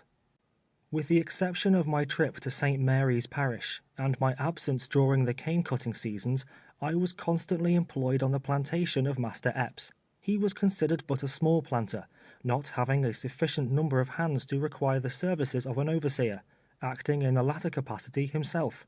Not able to increase his force, it was his custom to hire, during the hurry of cotton picking. On larger estates, employing 50 or 100, or perhaps 200 hands, an overseer is deemed indispensable. These gentlemen ride into the field on horseback, without an exception to my knowledge, armed with pistols, bowie knife, whip, and accompanied by several dogs. They follow, equipped in this fashion, in rear of the slaves, keeping a sharp lookout upon them all. The requisite qualifications in an overseer are utter heartlessness, brutality, and cruelty. It is his business to produce large crops, and if that is accomplished, no matter what amount of suffering it may have cost. The presence of the dogs are necessary to overhaul a fugitive who may take to his heels, as is sometimes the case. When faint or sick, he is unable to maintain his row, and unable also to endure the whip. The pistols are reserved for any dangerous emergency, there having been instances where such weapons were necessary. Goaded into uncontrollable madness, even the slave will sometimes turn upon his oppressor. The gallows were standing at Marksville last January, upon which one was executed a year ago for killing his overseer. It occurred not many miles from Epps' plantation on Red River. The slave was given his task at splitting rails. In the course of the day the overseer sent him on an errand, which occupied so much time that it was not possible for him to perform the task. The next day he was called to an account, but the loss of time occasioned by the errand was no excuse, and he was ordered to kneel and bare his back for the reception of the lash. They were in the woods alone, beyond the reach of sight or hearing. The boy submitted until, maddened at such injustice, and insane with pain, he sprang to his feet, and, seizing an axe, literally chopped the overseer in pieces. He made no attempt whatsoever at concealment, but, hastening to his master, related the whole affair, and declared himself ready to expiate the wrong by the sacrifice of his life. He was led to the scaffold, and, while the rope was around his neck, maintained an undismayed and fearless bearing, and with his last words justified the act. Besides the overseer, there are drivers under him, the number being in proportion to the number of hands in the field. The drivers are black, who, in addition to the performance of their equal share of work, are compelled to do the whipping of their several gangs. Whips hang around their necks, and if they fail to use them thoroughly, are whipped themselves. They have a few privileges, however. For example, in cane cutting, the hands are not allowed to sit down long enough to eat their dinners. Carts filled with corn cake, cooked at the kitchen, are driven into the field at noon. The cake is distributed by the drivers, and must be eaten with the least possible delay. When the slave ceases to perspire, as he often does when taxed beyond his strength, he falls to the ground and becomes utterly helpless. It is then the duty of the driver to drag him into the shade of a standing cotton or cane, or of a neighboring tree, where he dashes buckets of water upon him, and uses other means of bringing out perspiration again, when he is ordered to his place and compelled to continue his labor. At Huff Power, when I first came to Epps, Tom, one of Robert's negroes, was driver. He was a burly fellow, and severe in the extreme. After Epps' removal to Bayou Boeuf, that distinguished honor was conferred upon myself. Up to the time of my departure, I had to wear a whip about my neck in the field. If Epps was present, I dared not show any lenity, not having the Christian fortitude of a certain well-known Uncle Tom sufficiently to brave his wrath, by refusing to perform the office. In that way, only, I escaped the immediate martyrdom he suffered, and, withal, saved my companions much suffering, as it proved in the end. Epps, I soon found, whether actually in the field or not, had his eyes pretty generally upon us. From the piazza, from behind some adjacent tree, or other concealed point of observation, he was perpetually on the watch. If one of us had been backward or idle through the day, we were apt to be told all about it on returning to the quarters, and it was a matter of principle with him to reprove every offence of that kind that came within his knowledge. The offender not only was certain of receiving a castigation for his tardiness, but I likewise was punished for permitting it. If, on the other hand, he had seen me use the lash freely, the man was satisfied. Practice makes perfect truly, and during my 8 years' experience as a driver, I learned to handle the whip with marvelous dexterity and precision, throwing the lash within a hair's breadth of the back, the ear, the nose, without, however, touching either of them. If Epps was observed at a distance, or we had reason to apprehend he was sneaking somewhere in the vicinity, I would commence plying the lash vigorously, when, according to arrangement, they would squirm and screech as if in agony, although not one of them had in fact been even grazed. Patsy would take occasion, if he had made his appearance presently, to mumble in his hearing some complaints that Platt was lashing them the whole time, and Uncle Abram, with an appearance of honesty peculiar to himself, would declare roundly I had just whipped them worse than General Jackson whipped the enemy at New Orleans. If Epps was not drunk, and in one of his beastly humours, this was, in general, satisfactory. If he was, some one or more of us must suffer, as a matter of course. Sometimes his violence assumed a dangerous form, placing the lives of his human stock in jeopardy. On one occasion the drunken madman thought to amuse himself by cutting my throat. He had been absent at Holmesville, in attendance at a shooting match, and none of us were aware of his return. While hoeing by the side of Patsy, she exclaimed in a low voice suddenly, "Platt, do you see old Hogjaw beckoning me to come to him?" Glancing sideways, I discovered him in the edge of the field, motioning and grimacing, as was his habit when half intoxicated. Aware of his lewd intentions, Patsy began to cry. I whispered her not to look up, and to continue at her work, as if she had not observed him. Suspecting the truth of the matter, however, he soon staggered up to me in a great rage. "What did you say to Pats?" he demanded with an oath. I made him some evasive answer, which only had the effect of increasing his violence. "How long have you owned this plantation, say, you damned nigger?" he inquired, with a malicious sneer, at the same time taking hold of my shirt collar with one hand and thrusting the other into his pocket. "Now I'll cut your black throat, that's what I'll do," drawing his knife as he said it, but with one hand he was unable to open it, until finally seizing the blade in his teeth, I saw he was about to succeed, and felt the necessity of escaping from him, for in his present reckless state it was evident he was not joking by any means. My shirt was open in front, and as I turned round quickly and sprang from him, while he still retained his grip, it was stripped entirely from my back. There was no difficulty now in eluding him. He would chase me until out of breath, then stop until it was recovered, swear, and renew the chase again. Now he would command me to come to him, now endeavor to coax me, but I was careful to keep at a respectful distance. In this manner we made the circuit of the field several times, he making desperate plunges, and I always dodging them, more amused than frightened, well knowing that when his sober senses returned, he would laugh at his own drunken folly. At length I observed the mistress standing by the yard fence, watching our half-serious, half-comical manoeuvres. Shooting past him, I ran directly to her. Epps, on discovering her, did not follow. He remained about the field an hour or more, during which time I stood by the mistress, having related the particulars of what had taken place. Now, she was aroused again, denouncing her husband and Patsy about equally. Finally, Epps came towards the house, by this time nearly sober, walking demurely with his hands behind his back, and attempting to look as innocent as a child.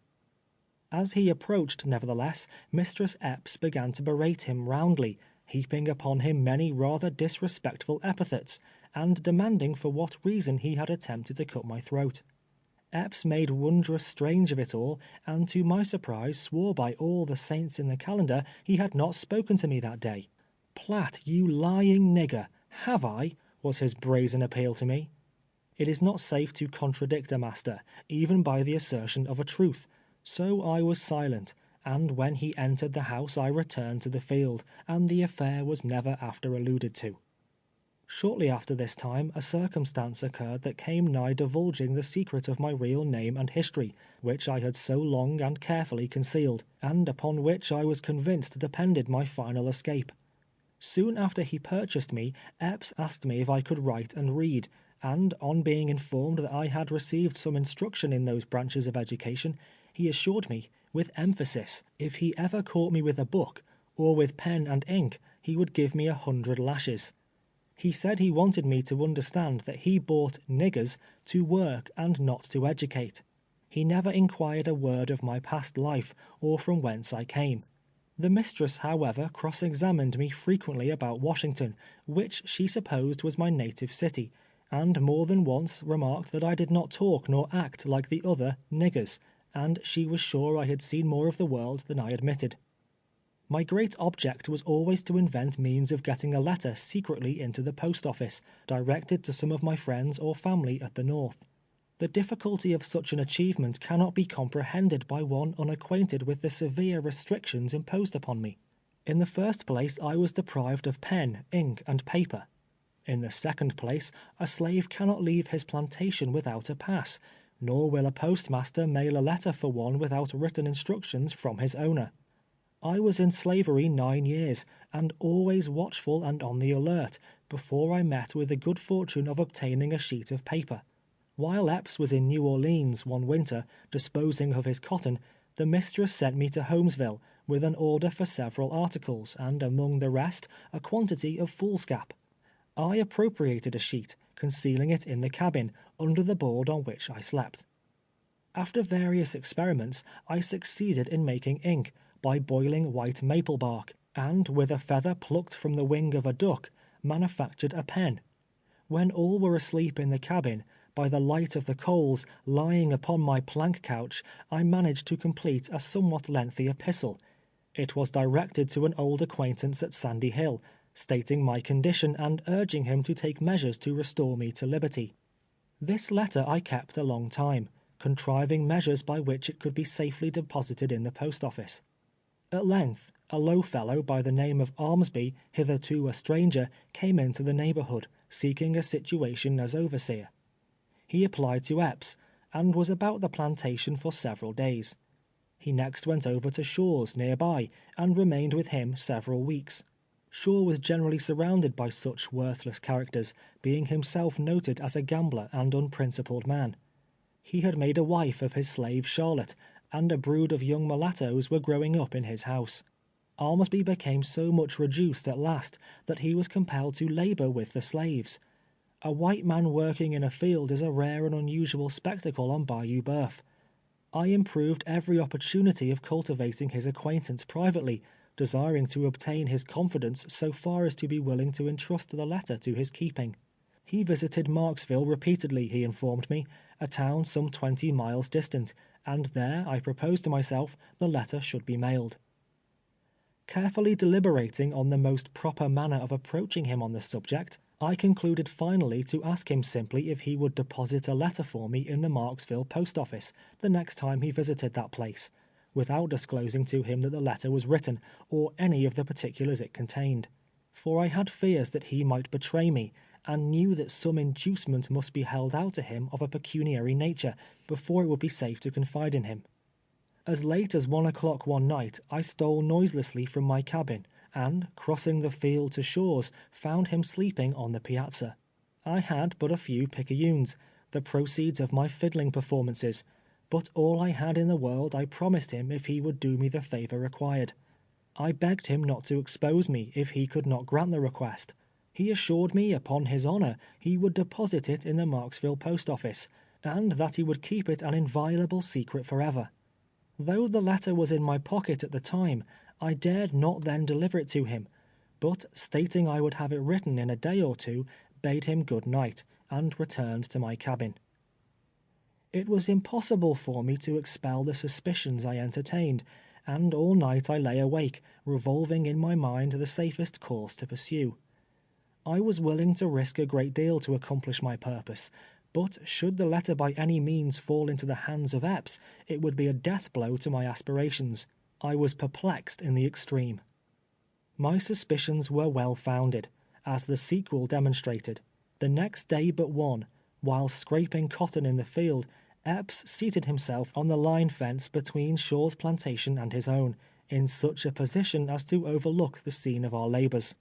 Presently Armsby made his appearance, and, mounting the fence, took a seat beside him. They remained 2 or 3 hours, all of which time I was in an agony of apprehension.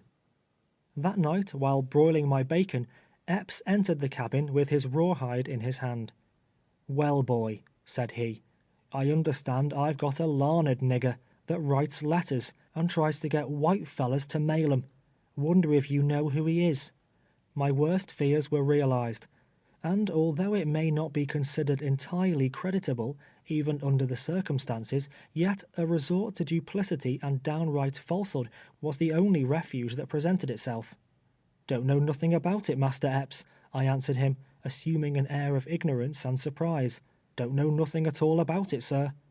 "Want you over to Shaw's night before last?" he inquired. "No, master," was the reply. "Haven't you asked that feller, Armsby, to mail a letter for you at Marksville?" "Why, Lord, master, I never spoke 3 words to him in all my life. I don't know what you mean." "Well," he continued, "Armsby told me to day the devil was among my niggers, that I had one that needed close watching or he would run away, and when I axed him why, he said you come over to Shaw's and waked him up in the night and wanted him to carry a letter to Marksville. What have you got to say to that, eh?" "All I've got to say, master," I replied, "is there is no truth in it. How could I write a letter without any ink or paper? 'Cause I ain't got no friends living as I know of. That Armsby is a lying, drunken feller, they say, and nobody believes him anyway. You know I always tell the truth, and that I never go off the plantation without a pass. Now, master, I can see what that Armsby is after plain enough. Didn't he want you to hire him for an overseer?" "Yes, he wanted me to hire him," answered Epps. "That's it," said I. "He wants to make you believe we're all going to run away, and then he thinks you'll hire an overseer to watch us. He just made that story out of whole cloth, 'cause he wants to get a situation. It's all a lie, master, you may depend on it." Epps mused a while, evidently impressed with the plausibility of my theory, and exclaimed, "I'm damned, Platt, if I don't believe you tell the truth. He must take me for a soft, to think he can come it over me with them kind of yarns, mustn't he? Maybe he thinks he can fool me. Maybe he thinks I don't know nothing. Can't take care of my own niggers, eh? Soft soap old Epps, eh? Damn Armsby. Set the dogs on him, Platt." And with many other comments descriptive of Armsby's general character, and his capability of taking care of his own business, and attending to his own niggers, Master Epps left the cabin. As soon as he was gone, I threw the letter in the fire, and, with a desponding and despairing heart, beheld the epistle which had cost me so much anxiety and thought, and which I fondly hoped would have been my forerunner to the land of freedom, writhe and shrivel on its bed of coals, and dissolve into smoke and ashes. Armsby, the treacherous wretch, was driven from Shaw's plantation not long subsequently, much to my relief, for I feared he might renew his conversation, and perhaps induce Epps to credit him. I knew not now whither to look for deliverance. Hopes sprang up in my heart only to be crushed and blighted. The summer of my life was passing away. I felt I was growing prematurely old, that a few years more, and toil and grief, and the poisonous miasmas of the swamps would accomplish their work upon me, would consign me to the grave's embrace, to moulder and be forgotten. Repelled, betrayed, cut off from the hope of succor, I could only prostrate myself upon the earth and groan in unutterable anguish. The hope of rescue was the only light that cast a ray of comfort on my heart. That was now flickering, faint, and low. Another breath of disappointment would extinguish it altogether, leaving me to grope in midnight darkness to the end of life. End of chapter 16.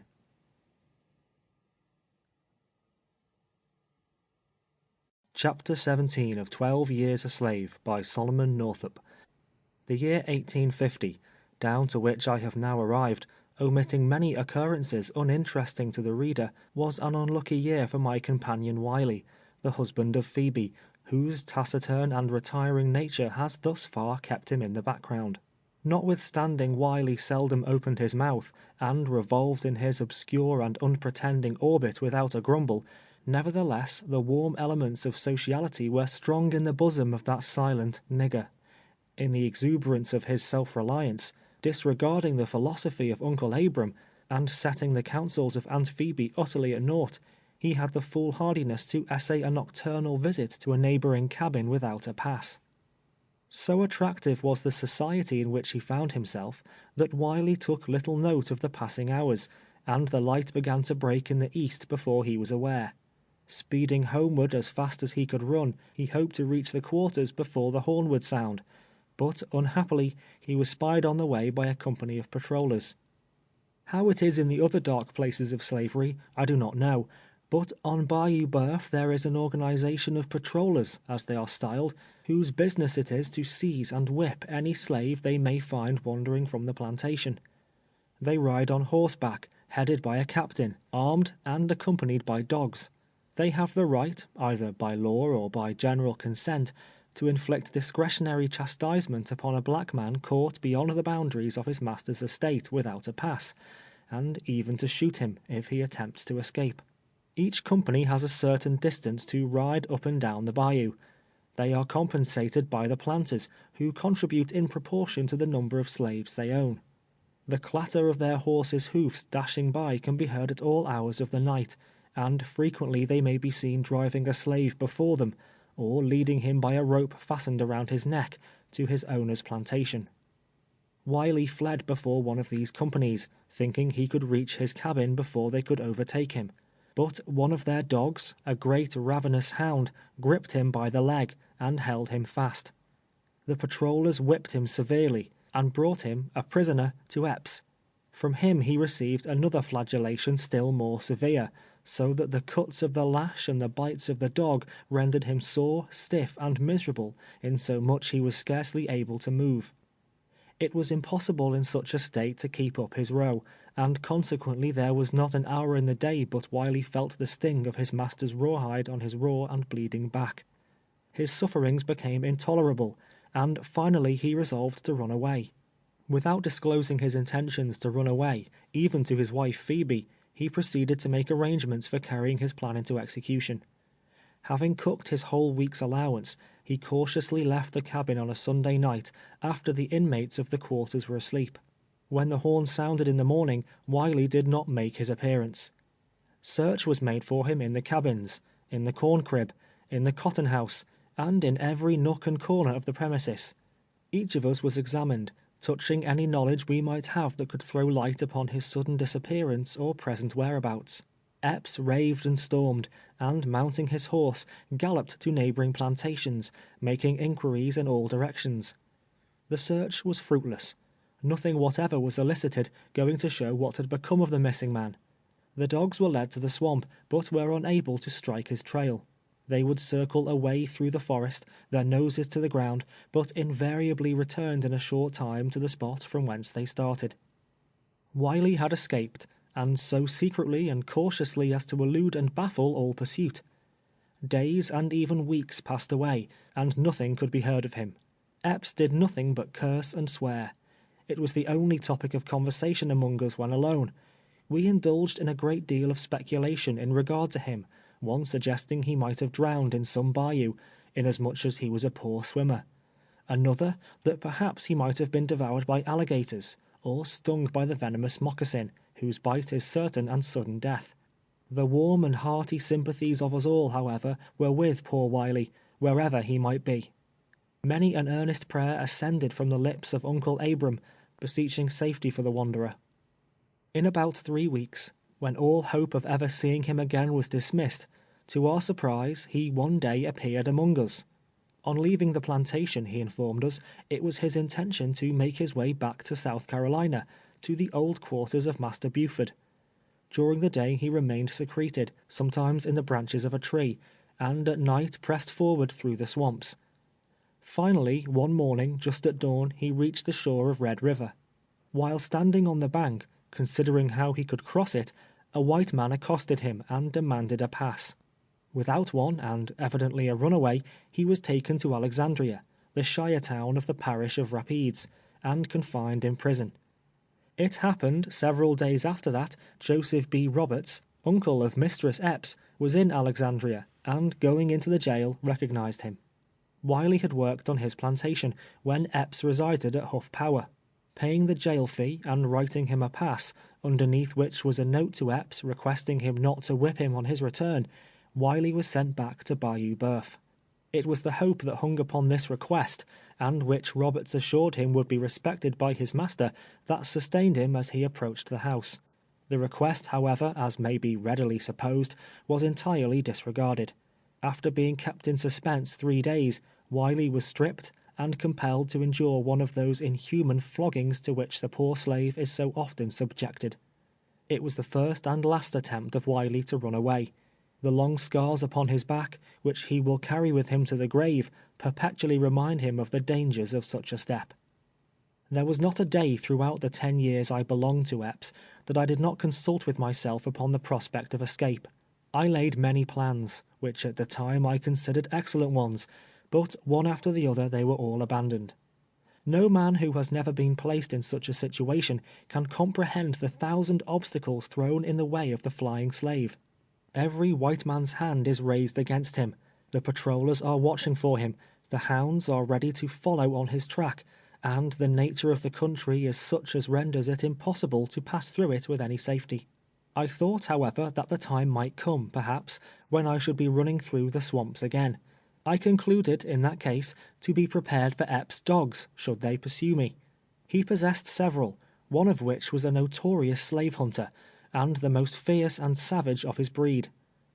While out hunting the coon or the opossum, I never allowed an opportunity to escape, when alone, of whipping them severely. In this manner I succeeded at length in subduing them completely. They feared me, obeying my voice at once when others had no control over them whatever. Had they followed and overtaken me, I doubt not they would have shrank from attacking me. Notwithstanding the certainty of being captured, the woods and swamps are, nevertheless, continually filled with runaways. Many of them, when sick or so worn out as to be unable to perform their tasks, escape into the swamps, willing to suffer the punishment inflicted for such offences, in order to obtain a day or two of rest. When I belonged to Ford, I was unwittingly the means of disclosing the hiding place of 6 or 8, who had taken up their residence in the Great Pine Woods. Adam Tatum frequently sent me from the mills over to the opening after provisions. The whole distance was then a thick pine forest. About 10 o'clock of a beautiful moonlight night, while walking along the Texas road, returning to the mills, carrying a dressed pig in a bag swung over my shoulder, I heard footsteps behind me, and turning round, beheld 2 black men in the dress of slaves, approaching at a rapid pace. When within a short distance, one of them raised a club, as if intending to strike me, the other snatched at the bag. I managed to dodge them both, and seizing a pine knot, hurled it with such force against the head of one of them that he was prostrated apparently senseless to the ground. Just then 2 more made their appearance from one side of the road. Before they could grapple me, however, I succeeded in passing them, and taking to my heels, fled, much affrighted, towards the mills. When Adam was informed of the adventure, he hastened straightway to the Indian village, and arousing Cascalla and several of his tribe, started in pursuit of the highwaymen. I accompanied them to the scene of attack, when we discovered a puddle of blood in the road, where the man whom I had smitten with the pine knot had fallen. After searching carefully through the woods a long time, one of Cascalla's men discovered a smoke curling up through the branches of several prostrate pines, whose tops had fallen together.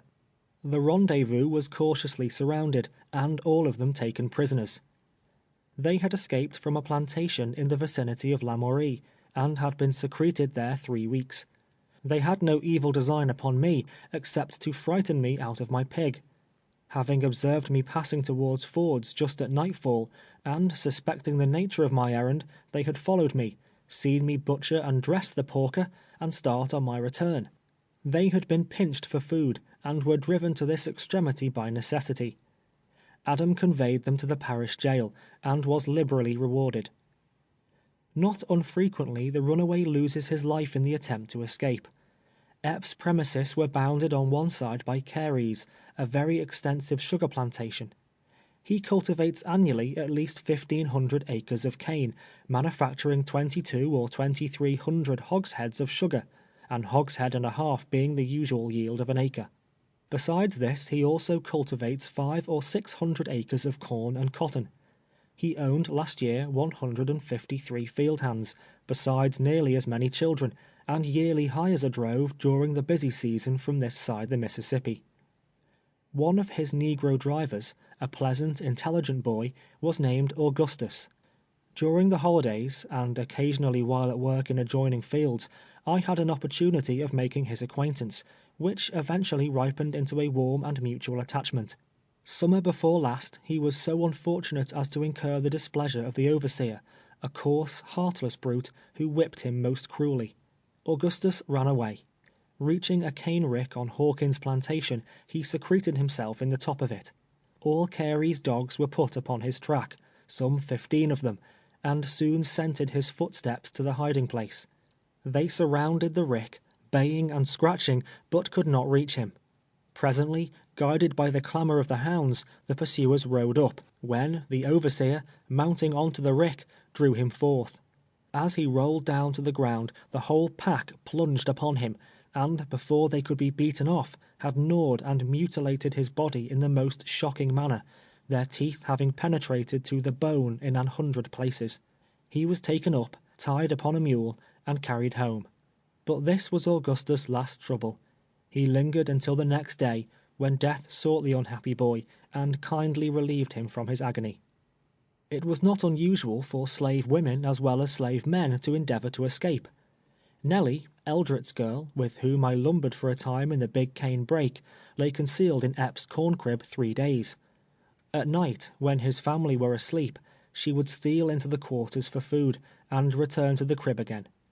We concluded it would no longer be safe for us to allow her to remain, and accordingly she retraced her steps to her own cabin.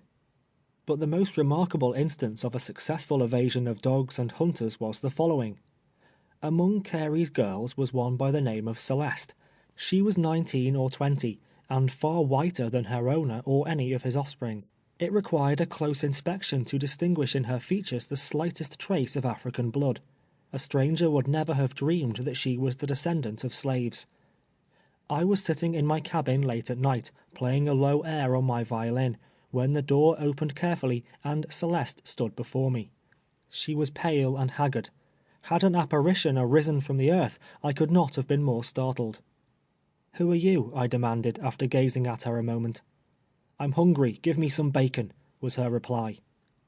My first impression was that she was some deranged young mistress, who, escaping from home, was wandering she knew not whither, and had been attracted to my cabin by the sound of the violin. The coarse cotton slave dress she wore, however, soon dispelled such a supposition. "What is your name?" I again interrogated. "My name is Celeste," she answered. "I belong to Carey, and have been 2 days among the palmettos. I'm sick and can't work, and would rather die in the swamp than be whipped to death by the overseer. Carey's dogs won't follow me. They've tried to set them on. There's a secret between them and Celeste, and they won't mind the devilish orders of the overseer. Give me some meat, I'm starving." I divided my scanty allowance with her, and while partaking of it, she related how she had managed to escape, and described the place of her concealment. In the edge of the swamp, not half a mile from Epps' house, was a large space, thousands of acres in extent, thickly covered with palmetto. Tall trees, whose long arms interlocked each other, formed a canopy above them, so dense as to exclude the beams of the sun. It was like twilight always, even in the middle of the brightest day. In the center of this great space, which nothing but serpents very often explore, a sombre and solitary spot, Celeste had erected a rude hut of dead branches that had fallen to the ground, and covered it with the leaves of the palmetto. This was the abode she had selected. She had no fear of Carey's dogs, any more than I had of Epps. It is a fact, which I have never been able to explain, that there are those whose tracks the hounds will absolutely refuse to follow. Celeste was one of them. For several nights she came to my cabin for food. On one occasion our dogs barked as she approached, which aroused Epps and induced him to reconnoitre the premises. He did not discover her, but after that it was not deemed prudent for her to come to the yard. While all was silent, I carried provisions to a certain spot agreed upon, where she would find them. In this manner Celeste passed the greater part of the summer. She regained her health, and became strong and hearty. At all seasons of the year the howlings of wild animals can be heard at night along the borders of the swamps. Several times they had made her a midnight call, awakening her from slumber with a growl. Terrified by such unpleasant salutations, she finally concluded to abandon her lonely dwelling, and accordingly, returning to her master, was scourged, her neck meanwhile being fastened in the stocks, and sent into the field again. The year before my arrival in the country, there was a concerted movement among a number of slaves on Bayou Boeuf, that terminated tragically indeed. It was, I presume, a matter of newspaper notoriety at the time, but all the knowledge I have of it has been derived from the relation of those living at that period in the immediate vicinity of the excitement. It has become a subject of general and unfailing interest in every slave hut on the bayou, and will doubtless go down to succeeding generations as their chief tradition. Lew Cheney, with whom I became acquainted, a shrewd, cunning negro, more intelligent than the generality of his race, but unscrupulous and full of treachery, conceived the project of organizing a company sufficiently strong to fight their way against all opposition to the neighboring territory of Mexico. A remote spot, far within the depths of the swamp, back of Hawkins' plantation, was selected as the rallying point. Lew flitted from one plantation to another in the dead of night, preaching a crusade to Mexico, and, like Peter the Hermit, creating a furore of excitement wherever he appeared. At length, a large number of runaways were assembled, stolen mules and corn gathered from the fields and bacon filched from smokehouses had been conveyed into the woods. The expedition was about ready to proceed, when their hiding place was discovered. Lew Cheney, becoming convinced of the ultimate failure of his project, in order to curry favor with his master and avoid the consequences which he foresaw would follow, deliberately determined to sacrifice all his companions.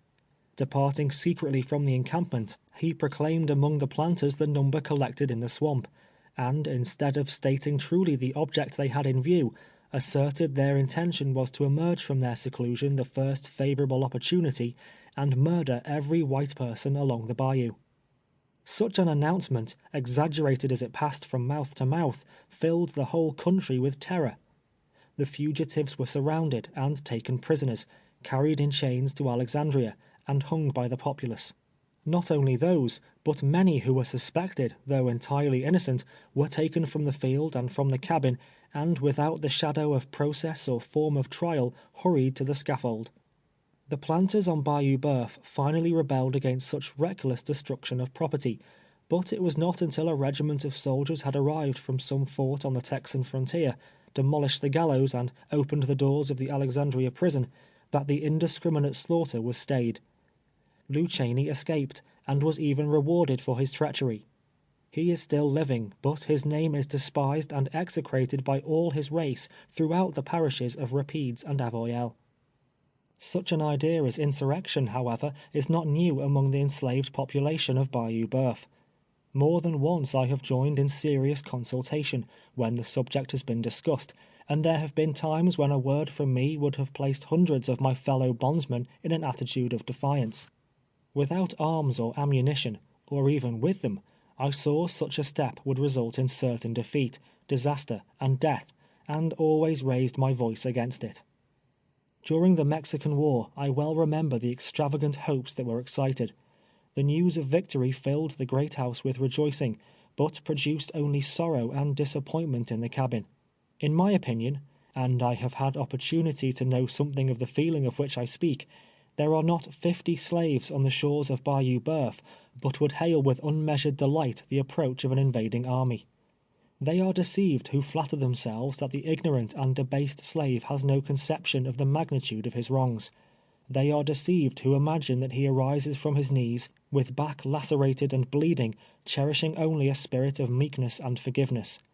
A day may come, it will come if his prayer is heard, a terrible day of vengeance, when the master in his turn will cry in vain for mercy. End of chapter 17.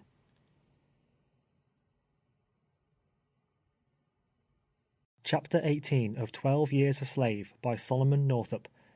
Wiley suffered severely at the hands of Master Epps, as has been related in the preceding chapter, but in this respect he fared no worse than his unfortunate companions.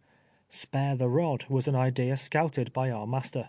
He was constitutionally subject to periods of ill humor, and at such times, however little provocation there might be, a certain amount of punishment was inflicted. The circumstances attending the last flogging but one that I received will show how trivial a cause was sufficient with him for resorting to the whip. A Mr. O'Neill, residing in the vicinity of the Big Pine Woods, called upon Epps for the purpose of purchasing me. He was a tanner and courier by occupation, transacting an extensive business, and intended to place me at service in some department of his establishment, provided he bought me. Aunt Phoebe, while preparing the dinner table in the great house, overheard their conversation. On returning to the yard at night, the old woman ran to meet me, designing, of course, to overwhelm me with the news. She entered into a minute repetition of all she'd heard, and Aunt Phoebe was one whose ears never failed to drink in every word of conversation uttered in her hearing. She enlarged upon the fact that Massa Epps was gwine to sell me to a tanner over in de Pine Woods, so long and loudly as to attract the attention of the mistress, who, standing unobserved on the piazza at the time, was listening to our conversation. "Well, Aunt Phoebe," said I, "I'm glad of it. I'm tired of scraping cotton, and would rather be a tanner. I hope he'll buy me." O'Neill did not effect a purchase, however, the parties differing as to price, and the morning following his arrival departed homewards. He had been gone but a short time when Epps made his appearance in the field. Now nothing will more violently enrage a master, especially Epps, than the intimation of one of his servants that he would like to leave him. Mistress Epps had repeated to him my expressions to Aunt Phoebe the evening previous, as I learned from the latter afterwards, having mentioned to her that she had overheard us. On entering the field, Epps walked directly to me. "So, Platt, you're tired of scraping cotton, are you? You'd like to change your master, eh? You're fond of moving around? Traveller, ain't you?" "Ah, yes. Like to travel for your health, maybe. Feel above cotton scraping, I suppose. So, you're going into the tanning business. Good business. Devilish fine business. Enterprising nigger. Believe I'll go into that business myself. Down on your knees and strip that rag off your back. I'll try my hand at tanning." I begged earnestly, and endeavored to soften him with excuses, but in vain. There was no other alternative. So, kneeling down, I presented my bare back for the application of the lash. "How do you like tanning?" he exclaimed, as the rawhide descended upon my flesh. "How do you like tanning?" he repeated at every blow. In this manner he gave me 20 or 30 lashes, incessantly giving utterance to the word tanning in one form of expression or another.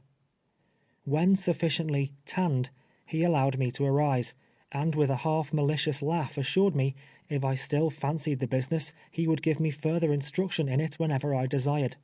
This time, he remarked, he had only given me a short lesson in tanning. The next time he would curry me down. Uncle Abram also was frequently treated with great brutality, although he was one of the kindest and most faithful creatures in the world. He was my cabin mate for years. There was a benevolent expression in the old man's face, pleasant to behold. He regarded us with a kind of parental feeling, always counseling us with remarkable gravity and deliberation. Returning from Marshall's plantation one afternoon, whither I had been sent on some errand of the mistress, I found him lying on the cabin floor, his clothes saturated with blood. He informed me that he had been stabbed. While spreading cotton on the scaffold, Epps came home intoxicated from Holmesville. He found fault with everything, giving many orders so directly contrary that it was impossible to execute any of them. Uncle Abram, whose faculties were growing dull, became confused, and committed some blunder of no particular consequence. Epps was so enraged thereat, that with drunken recklessness he flew upon the old man and stabbed him in the back. It was a long, ugly wound, but did not happen to penetrate far enough to result fatally. It was sewed up by the mistress, who censured her husband with extreme severity, not only denouncing his inhumanity, but declaring that she expected nothing else than that he would bring the family to poverty, that he would kill all the slaves on the plantation in some of his drunken fits. It was no uncommon thing with him to prostrate Aunt Phoebe with a chair or stick of wood, but the most cruel whipping that ever I was doomed to witness, one I can never recall with any other emotion than that of horror, was inflicted on the unfortunate Patsy. It has been seen that the jealousy and hatred of Mistress Epps made the daily life of her young and agile slave completely miserable. I am happy in the belief that on numerous occasions I was the means of averting punishment from the inoffensive girl. In Epps' absence the mistress often ordered me to whip her without the remotest provocation. I would refuse, saying that I feared my master's displeasure, and several times ventured to remonstrate with her against the treatment Patsy received. I endeavored to impress her with the truth that the latter was not responsible for the acts of which she complained, but that she, being a slave, and subject entirely to her master's will, He alone was answerable. At length, the green-eyed monster crept into the soul of Epps also, and then it was that he joined with his wrathful wife in an infernal jubilee over the girl's miseries. On a Sabbath day in hoeing time, not long ago, we were on the bayou bank, washing our clothes, as was our usual custom. Presently, Patsy was missing. Epps called aloud, but there was no answer. No one had observed her leaving the yard, and it was a wonder with us whither she had gone. In the course of a couple of hours, she was seen approaching from the direction of Shaw's. This man, as has been intimated, was a notorious profligate, and withal not on the most friendly terms with Epps. Harriet, his black wife, knowing Patsy's troubles, was kind to her, in consequence of which the latter was in the habit of going over to see her every opportunity. Her visits were prompted by friendship merely, but the suspicion gradually entered the brain of Epps that another and a baser passion led her thither, that it was not Harriet she desired to meet, but rather the unblushing libertine, his neighbor. Patsy found her master in a fearful rage on her return. His violence so alarmed her that at first she attempted to evade direct answers to his questions, which only served to increase his suspicions. She finally, however, drew herself up proudly, and in a spirit of indignation boldly denied his charges. "Missus don't give me soap to wash with, as she does the rest," said Patsy, "and you know why. I went over to Harriet's to get a piece," and saying this, she drew it forth from a pocket in her dress and exhibited it to him. "That's what I went to Shaw's for, Massa Epps," continued she. "The Lord knows that was all." "You lie, you black wench," shouted Epps. "I don't lie, massa. If you kill me, I'll stick to that." "Oh, I'll fetch you down. I'll learn you to go to Shaw's.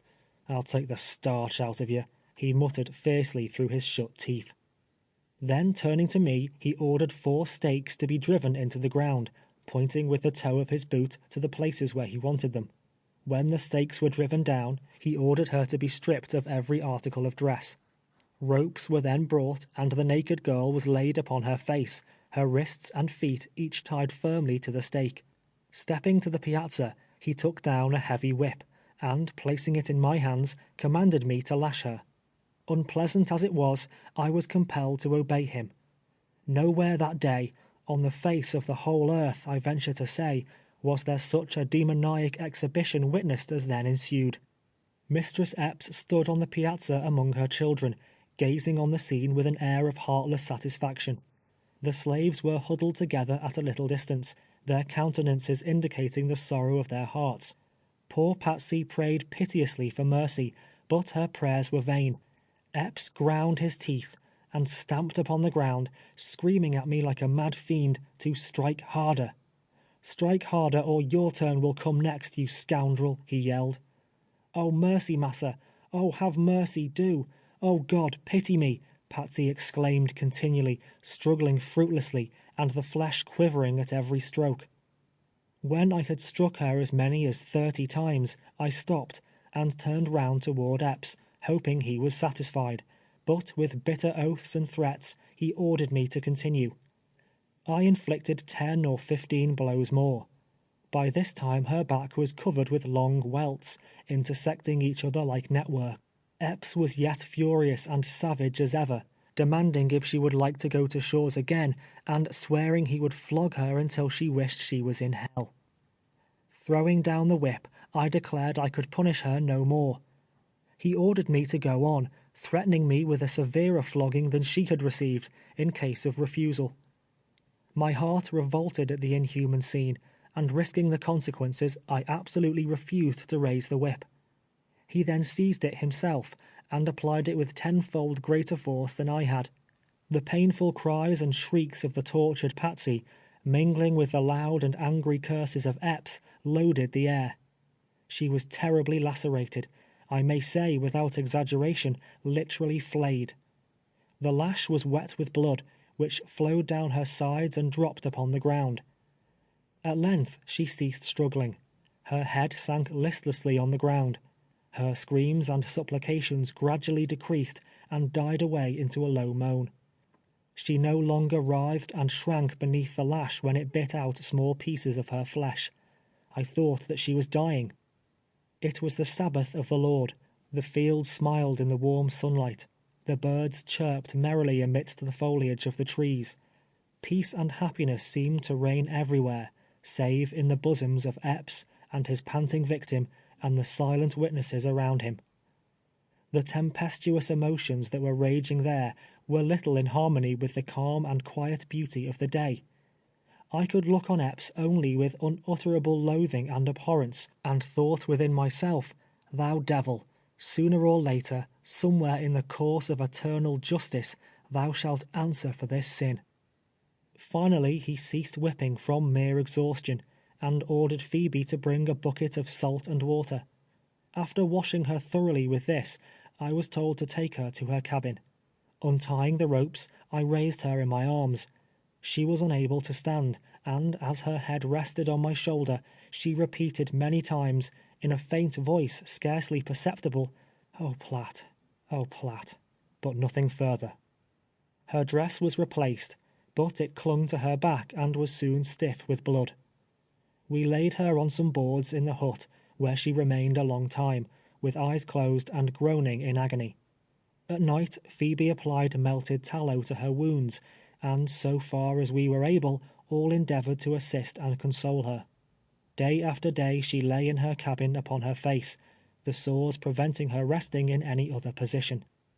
A blessed thing it would have been for her, days and weeks and months of misery it would have saved her, had she never lifted up her head in life again. Indeed, from that time forward, she was not what she had been. The burden of a deep melancholy weighed heavily on her spirits. She no longer moved with that buoyant and elastic step. There was not that mirthful sparkle in her eyes that formerly distinguished her. The bounding vigor, the sprightly, laughter-loving spirit of her youth, were gone. She fell into a mournful and desponding mood, and oftentimes would start up in her sleep, and with raised hands plead for mercy. She became more silent than she was, toiling all day in our midst, not uttering a word. A careworn, pitiful expression settled on her face, and it was her humor now to weep rather than rejoice. If ever there was a broken heart, one crushed and blighted by the rude grasp of suffering and misfortune, it was Patsy's. She had been reared no better than her master's beast, looked upon merely as a valuable and handsome animal, and consequently possessed but a limited amount of knowledge.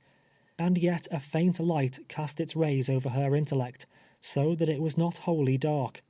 She had a dim perception of God and of eternity, and a still more dim perception of a Saviour who had died even for such as her. She entertained but confused notions of a future life, not comprehending the distinction between the corporeal and spiritual existence. Happiness, in her mind, was exemption from stripes, from labor, from the cruelty of masters and overseers. Her idea of the joy of heaven was simply rest, and is fully expressed in these lines of a melancholy bard. I ask no paradise on high, with cares on earth oppressed. The only heaven for which I sigh is rest, eternal rest. It is a mistaken opinion that prevails in some quarters, that the slave does not understand the term, does not comprehend the idea of freedom. Even on Bayou Boeuf, where I conceive slavery exists in its most abject and cruel form, where it exhibits features altogether unknown in more northern states, the most ignorant of them generally know full well its meaning. They understand the privilege and exemptions that belong to it, that it would bestow upon them the fruits of their own labors, and that it would secure to them the enjoyment of domestic happiness. They do not fail to observe the difference between their own condition and the meanest white man's, and to realize the injustice of the laws which place it in his power not only to appropriate the profits of their industry, but to subject them to unmerited and unprovoked punishment, without remedy, or the right to resist, or to remonstrate. Patsy's life, especially after her whipping, was one long dream of liberty. Far away, to her fancy an immeasurable distance, she knew there was a land of freedom. 1,000 times she had heard that somewhere in the distant north there were no slaves, no masters. In her imagination it was an enchanted region, the paradise of the earth. To dwell where the black man may work for himself, live in his own cabin, till his own soil, was a blissful dream of Patsy's, a dream, alas, the fulfillment of which she can never realize. The effect of these exhibitions of brutality on the household of the slaveholder is apparent. Epps' oldest son is an intelligent lad of 10 or 12 years of age. It is pitiable sometimes to see him chastising, for instance, the venerable Uncle Abram. He will call the old man to account, and if in his childish judgment it is necessary, sentence him to a certain number of lashes, which he proceeds to inflict with much gravity and deliberation. Mounted on his pony, he often rides into the field with his whip, playing the overseer, greatly to his father's delight. Without discrimination at such times, he applies the rawhide, urging the slaves forward with shouts and occasional expressions of profanity, while the old man laughs and commends him as a thorough-going boy. The child is father to the man, and with such training, whatever may be his natural disposition, it cannot well be otherwise than that, on arriving at maturity, the sufferings and miseries of the slave will be looked upon with entire indifference. The influence of the iniquitous system necessarily fosters an unfeeling and cruel spirit, even in the bosoms of those who, among their equals, are regarded as humane and generous. Young Master Epps possessed some noble qualities, yet no process of reasoning could lead him to comprehend that in the eye of the Almighty there is no distinction of color. He looked upon the black man simply as an animal, differing in no respect from any other animal, and the possession of somewhat higher instincts, and, therefore, the more valuable. To work like his father's mules, to be whipped and kicked and scourged through life, to address the white man with hat in hand, and eyes bent servilely on the earth, in his mind was the natural and proper destiny of the slave. Brought up with such ideas, in the notion that we stand without the pale of humanity, no wonder the oppressors of my people are a pitiless and unrelenting race. End of chapter 18.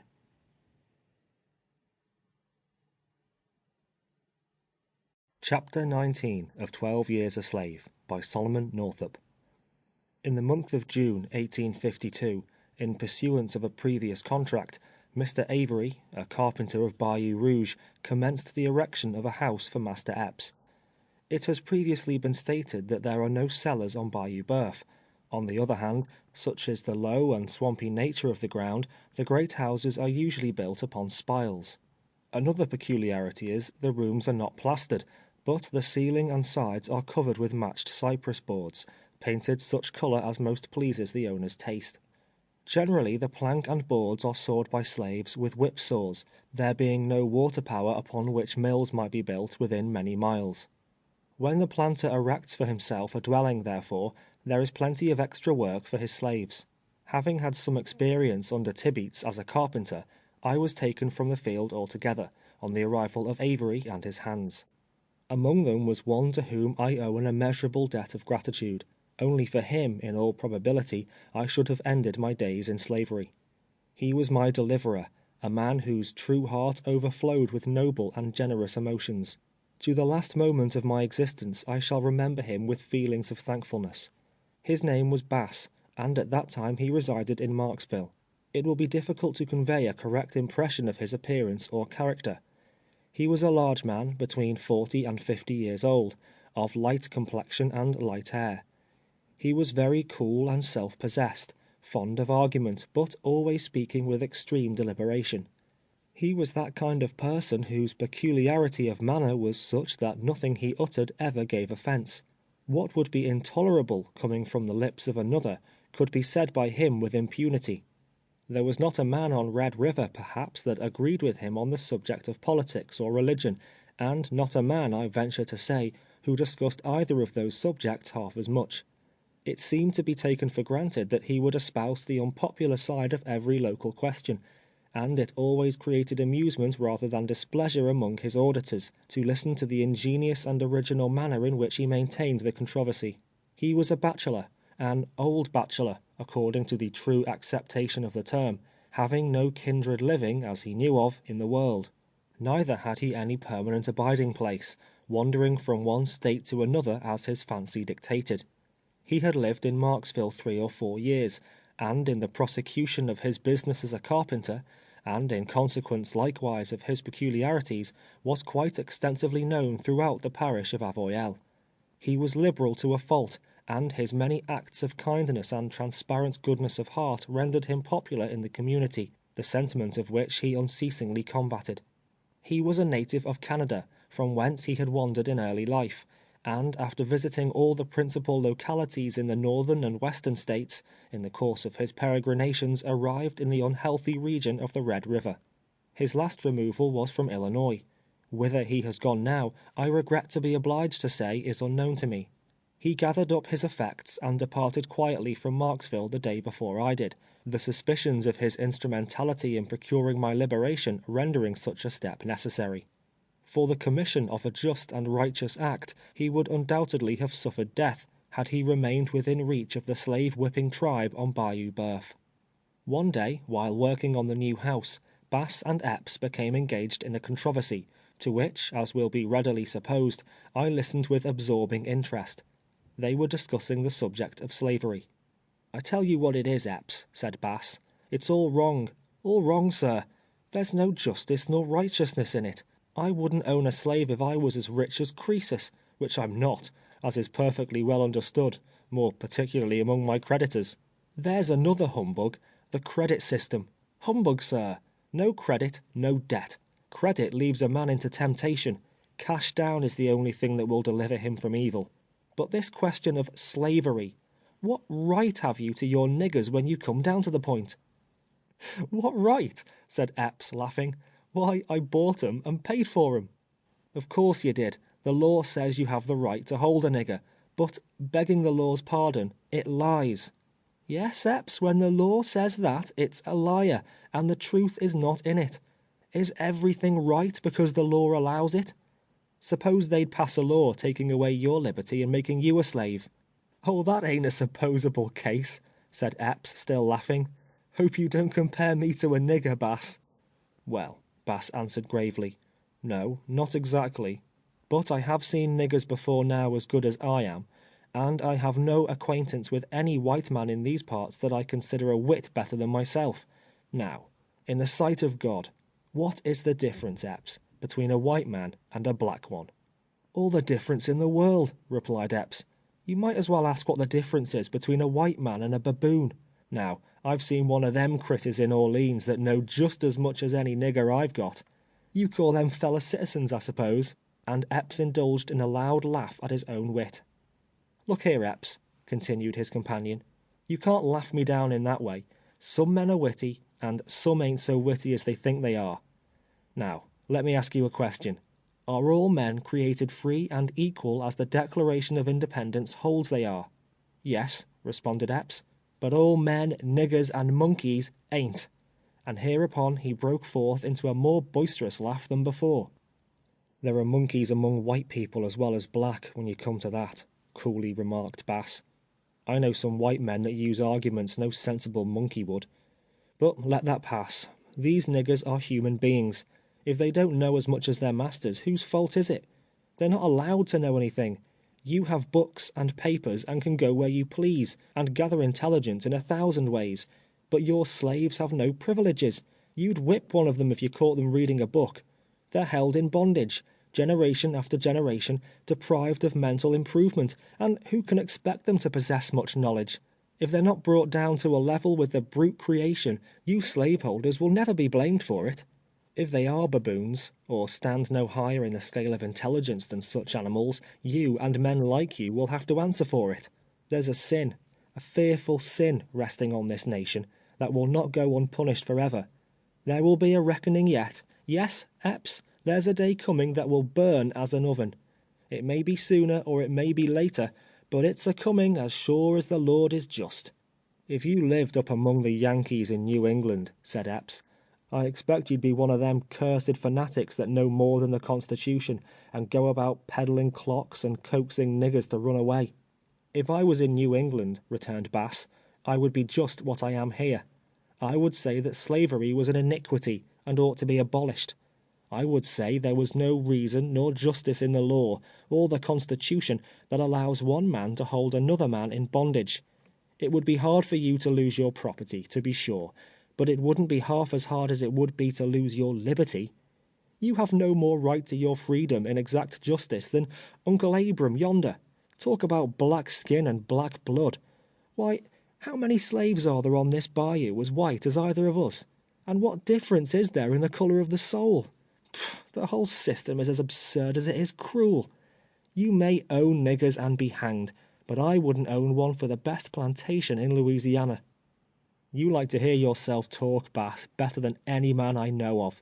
You would argue that black was white or white black if anybody would contradict you. Nothing suits you in this world, and I don't believe you will be satisfied with the next if you should have your choice in them.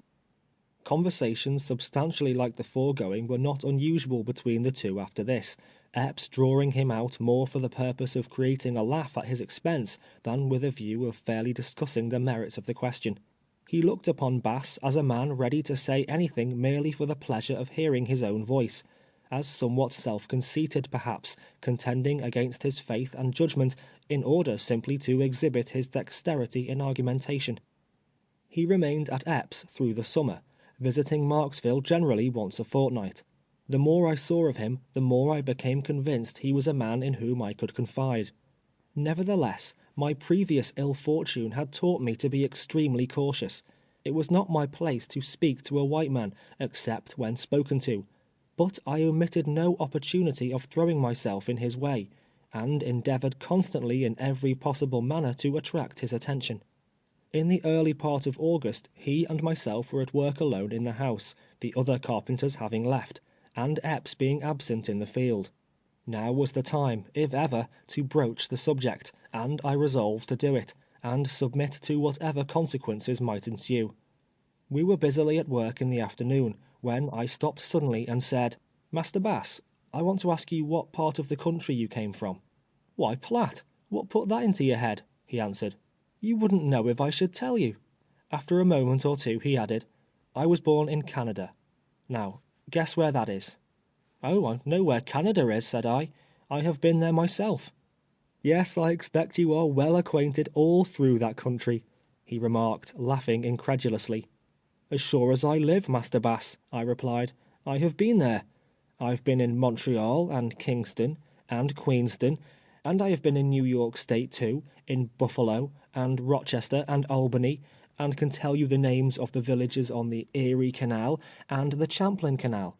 Bass turned round and gazed at me a long time without uttering a syllable. "How came you here?" he inquired at length. "Master Bass," I answered, "if justice had been done, I never would have been here." "Well, how's this?" said he. "Who are you? You've been in Canada, sure enough. I know all the places you mention.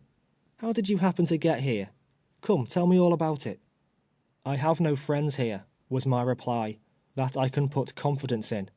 I am afraid to tell you, though I don't believe you would tell Master Epps if I should." He assured me earnestly he would keep every word I might speak to him a profound secret, and his curiosity was evidently strongly excited. It was a long story, I informed him, and would take some time to relate it. Master Epps would be back soon, but if he would see me that night after all were asleep, I would repeat it to him. He consented readily to the arrangement, and directed me to come into the building where we were then at work, and I would find him there. About midnight, when all was still and quiet, I crept cautiously from my cabin, and silently entering the unfinished building, found him awaiting me. After further assurances on his part that I should not be betrayed, I began a relation of the history of my life and misfortunes. He was deeply interested, asking numerous questions in relation to localities and events.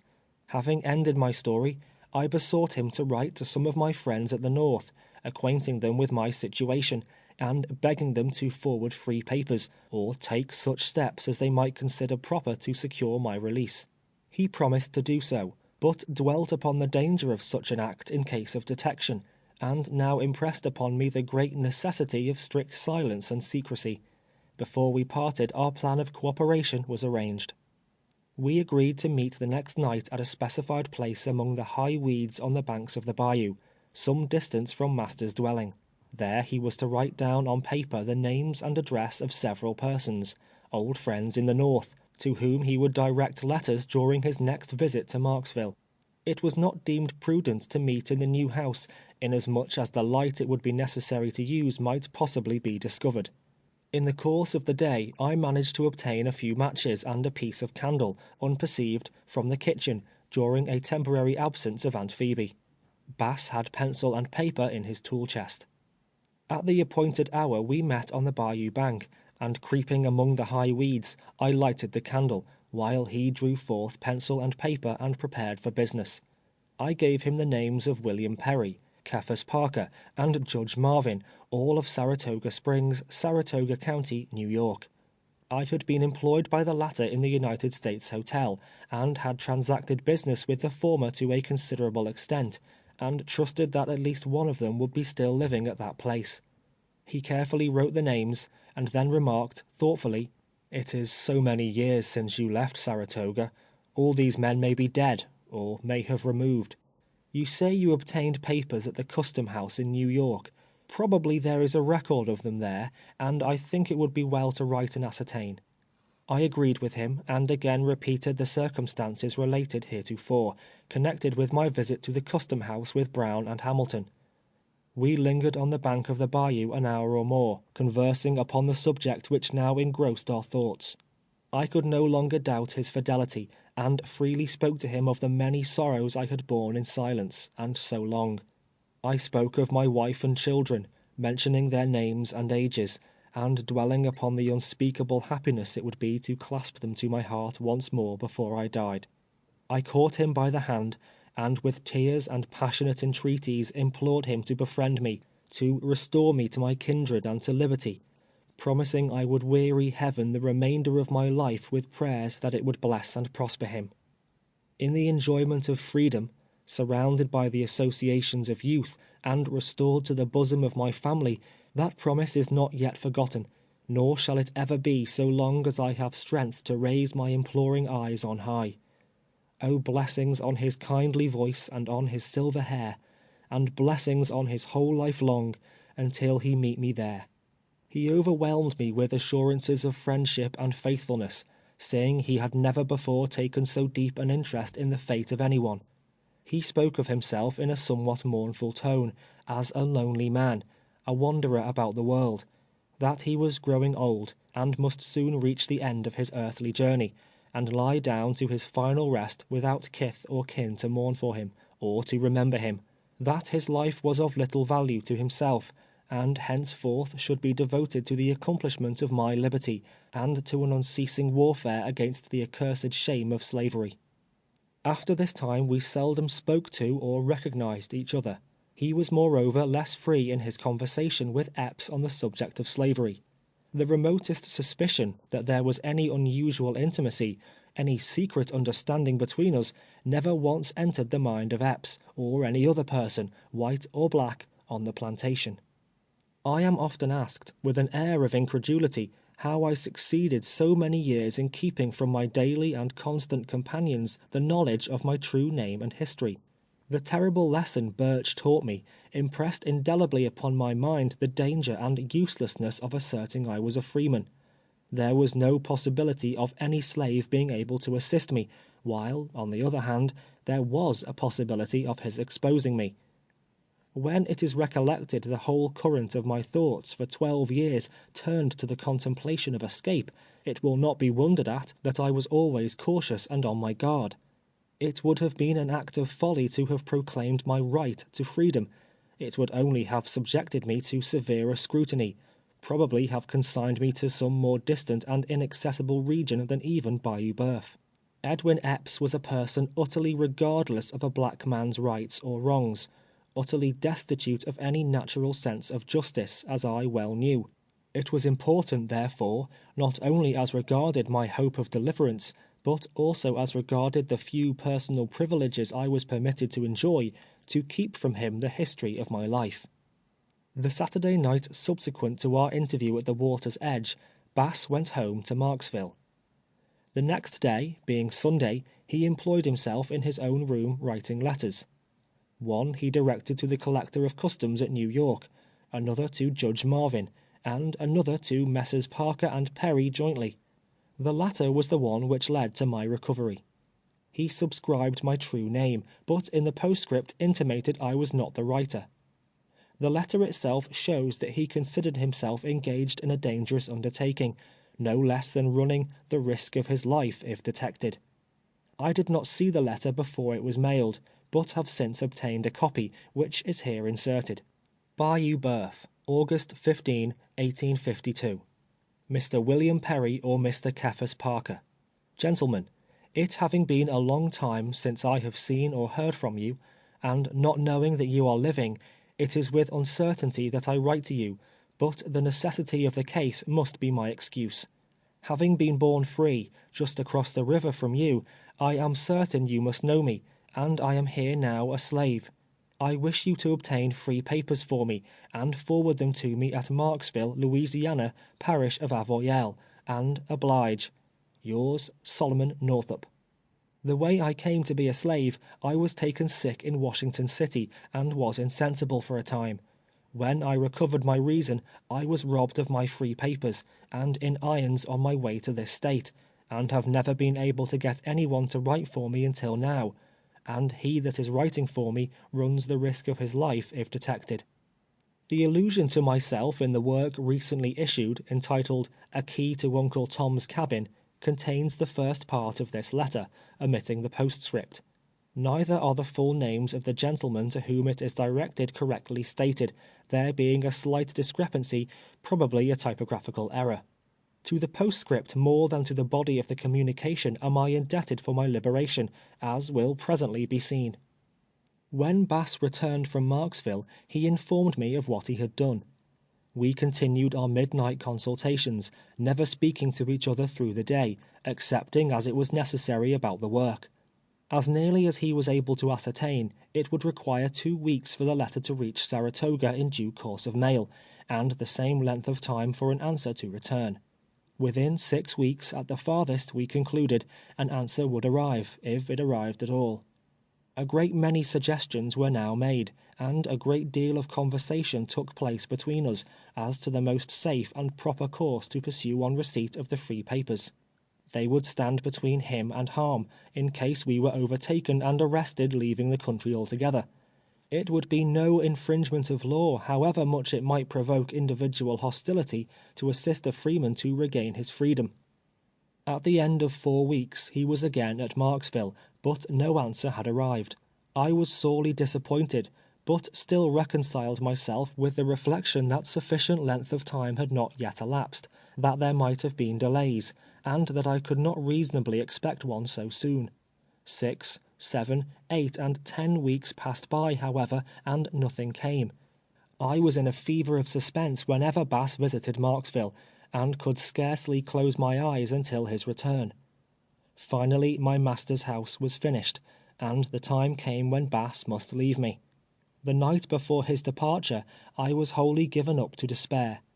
I had clung to him as a drowning man clings to the floating spar, knowing if it slips from his grasp, he must forever sink beneath the waves. The all-glorious hope, upon which I had laid such eager hold, was crumbling to ashes in my hands. I felt as if sinking down amidst the bitter waters of slavery, from the unfathomable depths of which I should never rise again. The generous heart of my friend and benefactor was touched with pity at the sight of my distress. He endeavored to cheer me up, promising to return the day before Christmas, and if no intelligence was received in the meantime, some further step would be undertaken to effect our design. He exhorted me to keep up my spirits, to rely upon his continued efforts in my behalf, assuring me in most earnest and impressive language that my liberation should, from thenceforth, be the chief object of his thoughts. In his absence the time passed slowly indeed. I looked forward to Christmas with intense anxiety and impatience. I had about given up the expectation of receiving any answer to the letters. They might have miscarried or might have been misdirected. Perhaps those at Saratoga, to whom they had been addressed, were all dead. Perhaps, engaged in their pursuits, they did not consider the fate of an obscure, unhappy black man of sufficient importance to be noticed. My whole reliance was in Bass. The faith I had in him was continually reassuring me, and enabling me to stand up against the tide of disappointment that had overwhelmed me. So wholly was I absorbed in reflecting upon my situation and prospects, that the hands with whom I labored in the field often observed it. Patsy would ask me if I was sick, and Uncle Abram and Bob and Wiley frequently expressed a curiosity to know what I could be thinking about so steadily. But I evaded their inquiries with some light remark, and kept my thoughts locked closely in my breast. End of chapter 19.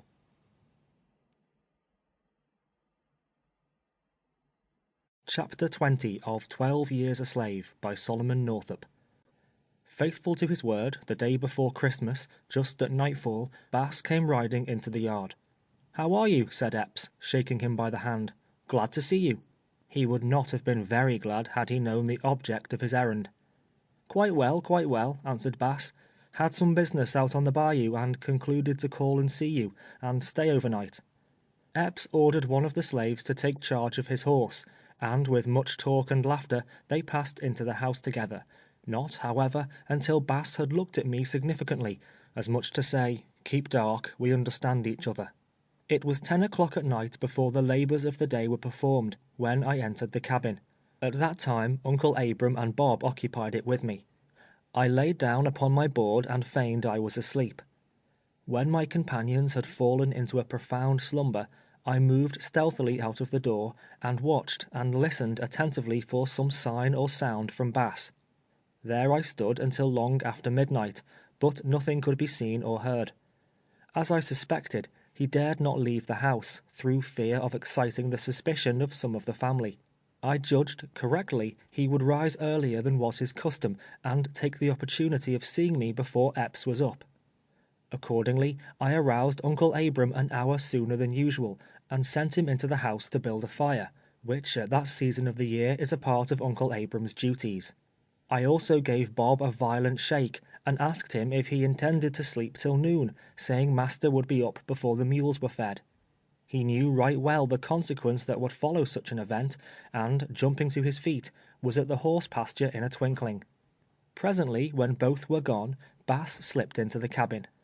"No letter yet, Platt," said he. The announcement fell upon my heart like lead. "Oh, do write again, Master Bass," I cried. "I will give you the names of a great many I know. Surely they are not all dead. Surely someone will pity me." "No use," Bass replied. "No use. I have made up my mind to that. I fear the Marksville postmaster will mistrust something. I have inquired so often at his office. Too uncertain, too dangerous." "Then it is all over," I exclaimed. "Oh, my God, how can I end my days here?" "You're not going to end them here," he said, "unless you die very soon. I've thought this matter all over, and have come to a determination. There are more ways than one to manage this business, and a better and surer way than writing letters. I have a job or two on hand which can be completed by March or April.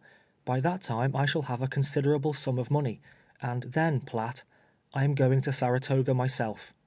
I could scarcely credit my own senses as the words fell from his lips, but he assured me, in a manner that left no doubt of the sincerity of his intention, that if his life was spared until spring, he should certainly undertake the journey. "I have lived in this region long enough," he continued. "I may as well be in one place as another. For a long time I have been thinking of going back once more to the place where I was born. I'm tired of slavery as well as you. If I can succeed in getting you away from here, it will be a good act that I shall like to think of all my life. And I shall succeed, Platt. I'm bound to do it. Now, let me tell you what I want. Epps will be up soon, and it won't do to be caught here. Think of a great many men at Saratoga and Sandy Hill, and in that neighborhood, who once knew you. I shall make excuse to come here again in the course of the winter, when I will write down their names. I will then know who to call on when I go north. Think of all you can. Cheer up, don't be discouraged. I'm with you, life or death.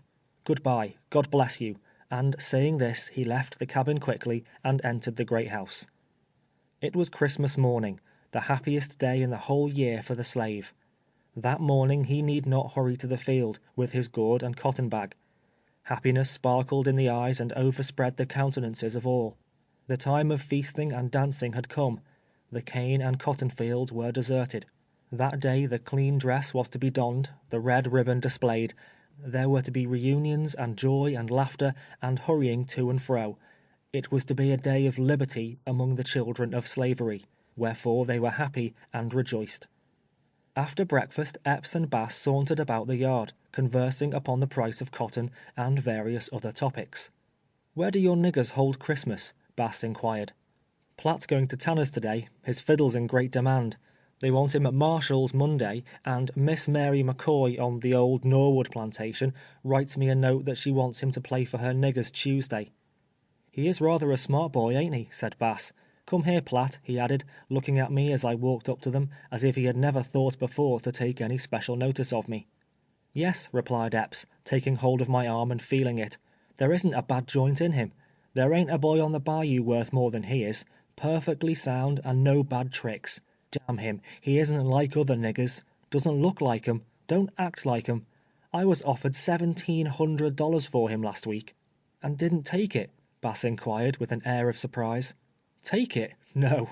Devilish clear of it. Why, he's a reg'lar genius. Can make a plow beam, wagon tongue, anything as well as you can. Marshall wanted to put up one of his niggers agin him and raffle for them, but I told him I'd see the devil have him first." "I don't see anything remarkable about him," Bass observed. "Why, just feel of him now," Epps rejoined. "You don't see a boy very often put together any closer than he is. He's a thin-skinned cuss, and won't bear as much whipping as some, but he's got the muscle in him and no mistake." Bass felt of me, turned me round, and made a thorough examination, Epps all the while dwelling on my good points, but his visitor seemed to take but little interest finally in the subject, and consequently it was dropped. Bass soon departed, giving me another sly look of recognition and significance as he trotted out of the yard. When he was gone, I obtained a pass, and started for Tanner's, not Peter Tanner's, of whom mention has previously been made, but a relative of his. I played during the day and most of the night, spending the next day, Sunday, in my cabin. Monday I crossed the bayou to Douglas Marshall's, all Epps' slaves accompanying me, and on Tuesday went to the old Norwood place, which is the third plantation above Marshall's, on the same side of the water. The estate is now owned by Miss Mary McCoy, a lovely girl some 20 years of age. She is the beauty and the glory of Bayou Boeuf. She owns about 100 working hands, besides a great many house servants, yard boys, and young children. Her brother-in-law, who resides on the adjoining estate, is her general agent. She is beloved by all her slaves, and good reason indeed have they to be thankful that they have fallen into such gentle hands. Nowhere on the bayou are there such feasts, such merrymaking, as at young Madam McCoy's. Thither, more than to any other place, do the old and the young for miles around love to repair in the time of the Christmas holidays, for nowhere else can they find such delicious repasts, nowhere else can they hear a voice speaking to them so pleasantly. No one is so well beloved, no one fills so large a space in the hearts of 1,000 slaves as young Madam McCoy, the orphan mistress of the old Norwood estate. On my arrival at her place, I found 200 or 300 had assembled. The table was prepared in a long building, which she had erected expressly for her slaves to dance in. It was covered with every variety of food the country afforded, and was pronounced by general acclamation to be the rarest of dinners. Roast turkey, pig, chicken, duck, and all kinds of meat, baked, boiled, and broiled, formed a line the whole length of the extended table, while the vacant spaces were filled with tarts, jellies, and frosted cake, and pastry of many kinds. The young mistress walked around the table, smiling and saying a kind word to each one, and seemed to enjoy the scene exceedingly. When the dinner was over, the tables were removed to make room for the dancers. I tuned my violin and struck up a lively air. While some joined in a nimble reel, others pattered and sang their simple but melodious songs, filling the great room with music mingled with the sound of human voices and the clatter of many feet. In the evening the mistress returned, and stood in the door a long time, looking at us. She was magnificently arrayed. Her dark hair and eyes contrasted strongly with her clear and delicate complexion. Her form was slender but commanding, and her movement was a combination of unaffected dignity and grace. As she stood there, clad in her rich apparel, her face animated with pleasure, I thought I had never looked upon a human being half so beautiful. I dwell with delight upon the description of this fair and gentle lady, not only because she inspired me with emotions of gratitude and admiration, but because I would have the reader understand that all slave owners on Bayou Boeuf are not like Epps, or Tibeats, or Jim Burns. Occasionally can be found, rarely it may be indeed, a good man like William Ford, or an angel of kindness like young Mistress McCoy. Tuesday concluded the 3 holidays Epps yearly allowed us. On my way home, Wednesday morning, while passing the plantation of William Pierce, that gentleman hailed me, saying he had received a line from Epps, brought down by William Varnell, permitting him to detain me for the purpose of playing for his slaves that night. It was the last time I was destined to witness a slave dance on the shores of Bayou Boeuf. The party at Pierce's continued their jollification until broad daylight, when I returned to my master's house, somewhat wearied with the loss of rest, but rejoicing in the possession of numerous bits and picayunes, which the whites, who were pleased with my musical performances, had contributed. On Saturday morning, for the first time in years, I overslept myself. I was frightened on coming out of the cabin to find the slaves were already in the field. They had preceded me some 15 minutes. Leaving my dinner and water gourd, I hurried after them as fast as I could move. It was not yet sunrise, but Epps was on the piazza as I left the hut, and cried out to me that it was a pretty time of day to be getting up. By extra exertion my row was up when he came out after breakfast. This, however, was no excuse for the offence of oversleeping. Bidding me strip and lie down, he gave me 10 or 15 lashes, at the conclusion of which he inquired if I thought, after that, I could get up sometime in the morning. I expressed myself quite positively that I could, and with back stinging with pain, went about my work. The following day, Sunday, my thoughts were upon Bass, and the probabilities and hopes which hung upon his action and determination. I considered the uncertainty of life, that if it should be the will of God that he should die, my prospect of deliverance, and all expectation of happiness in this world, would be wholly ended and destroyed. My sore back, perhaps, did not have a tendency to render me unusually cheerful. I felt downhearted and unhappy all day long, and when I laid down upon the hard board at night, my heart was oppressed with such a load of grief, it seemed that it must break. Monday morning, the 3rd of January, 1853, we were in the field betimes. It was a raw, cold morning, such as is unusual in that region. I was in advance, Uncle Abram next to me, behind him Bob, Patsy, and Wiley, with our cotton bags about our necks. Epps happened, a rare thing indeed, to come out that morning without his whip. He swore in a manner that would shame a pirate that we were doing nothing. Bob ventured to say that his fingers were so numb with cold he couldn't pick fast. Epps cursed himself for not having brought his rawhide, and declared that when he came out again he would warm us well. Yes, he would make us all hotter than that fiery realm in which I am sometimes compelled to believe he will himself eventually reside. With these fervent expressions he left us. When out of hearing, we commenced talking to each other, saying how hard it was to be compelled to keep up our tasks with numb fingers, how unreasonable master was, and speaking of him generally in no flattering terms. Our conversation was interrupted by a carriage passing rapidly towards the house. Looking up, we saw 2 men approaching us through the cotton field.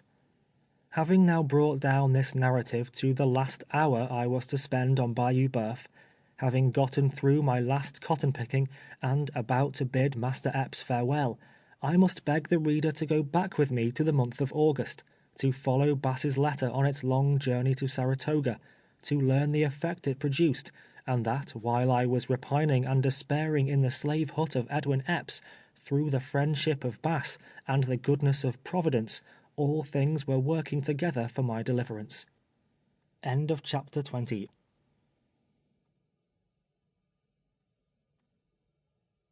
Chapter 21 of 12 Years a Slave by Solomon Northup. I am indebted to Mr. Henry B. Northup and others for many of the particulars contained in this chapter. The letter written by Bass, directed to Parker and Perry, and which was deposited in the post office in Marksville on the 15th day of August, 1852, arrived at Saratoga in the early part of September. Some time previous to this, Anne had removed to Glens Falls, Warren County, where she had charge of the kitchen in Carpenter's Hotel. She kept house, however, lodging with our children, and was only absent from them during such time as the discharge of her duties in the hotel required. Messrs. Parker and Perry, on receipt of the letter, forwarded it immediately to Anne. On reading it, the children were all excitement, and, without delay, hastened to the neighboring village of Sandy Hill to consult Henry B. Northup and obtain his advice and assistance in the matter. Upon examination, that gentleman found among the statutes of the state an act providing for the recovery of free citizens from slavery. It was passed May 14, 1840, and is entitled, "An Act more effectually to protect the free citizens of this state from being kidnapped or reduced to slavery." It provides that it shall be the duty of the Governor, upon the receipt of satisfactory information that any free citizen or inhabitant of this state is wrongfully held in another state or territory of the United States, upon the allegation or pretense that such person is a slave, or by color of any usage or rule of law is deemed or taken to be a slave, to take such measures to procure the restoration of such person to liberty as he shall deem necessary. And to that end he is authorized to appoint and employ an agent, and directed to furnish him with such credentials and instructions as will be likely to accomplish the object of his appointment.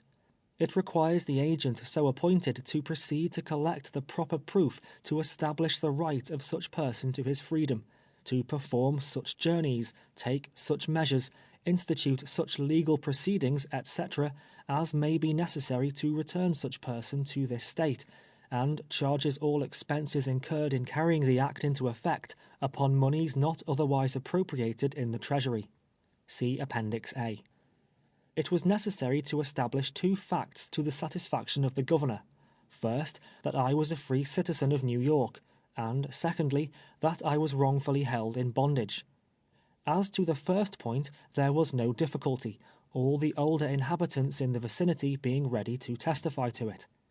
The second point rested entirely upon the letter to Parker and Perry, written in an unknown hand, and upon the letter penned on board the brig Orleans, which, unfortunately, had been mislaid or lost. A memorial was prepared, directed to His Excellency Governor Hunt, setting forth her marriage, my departure to Washington City, the receipt of the letters, that I was a free citizen, and such other facts as were deemed important, and was signed and verified by Anne. Accompanying this memorial were several affidavits of prominent citizens of Sandy Hill and Fort Edward, corroborating fully the statements it contained, and also a request of several well-known gentlemen to the Governor that Henry B. Northup be appointed agent under the Legislative Act.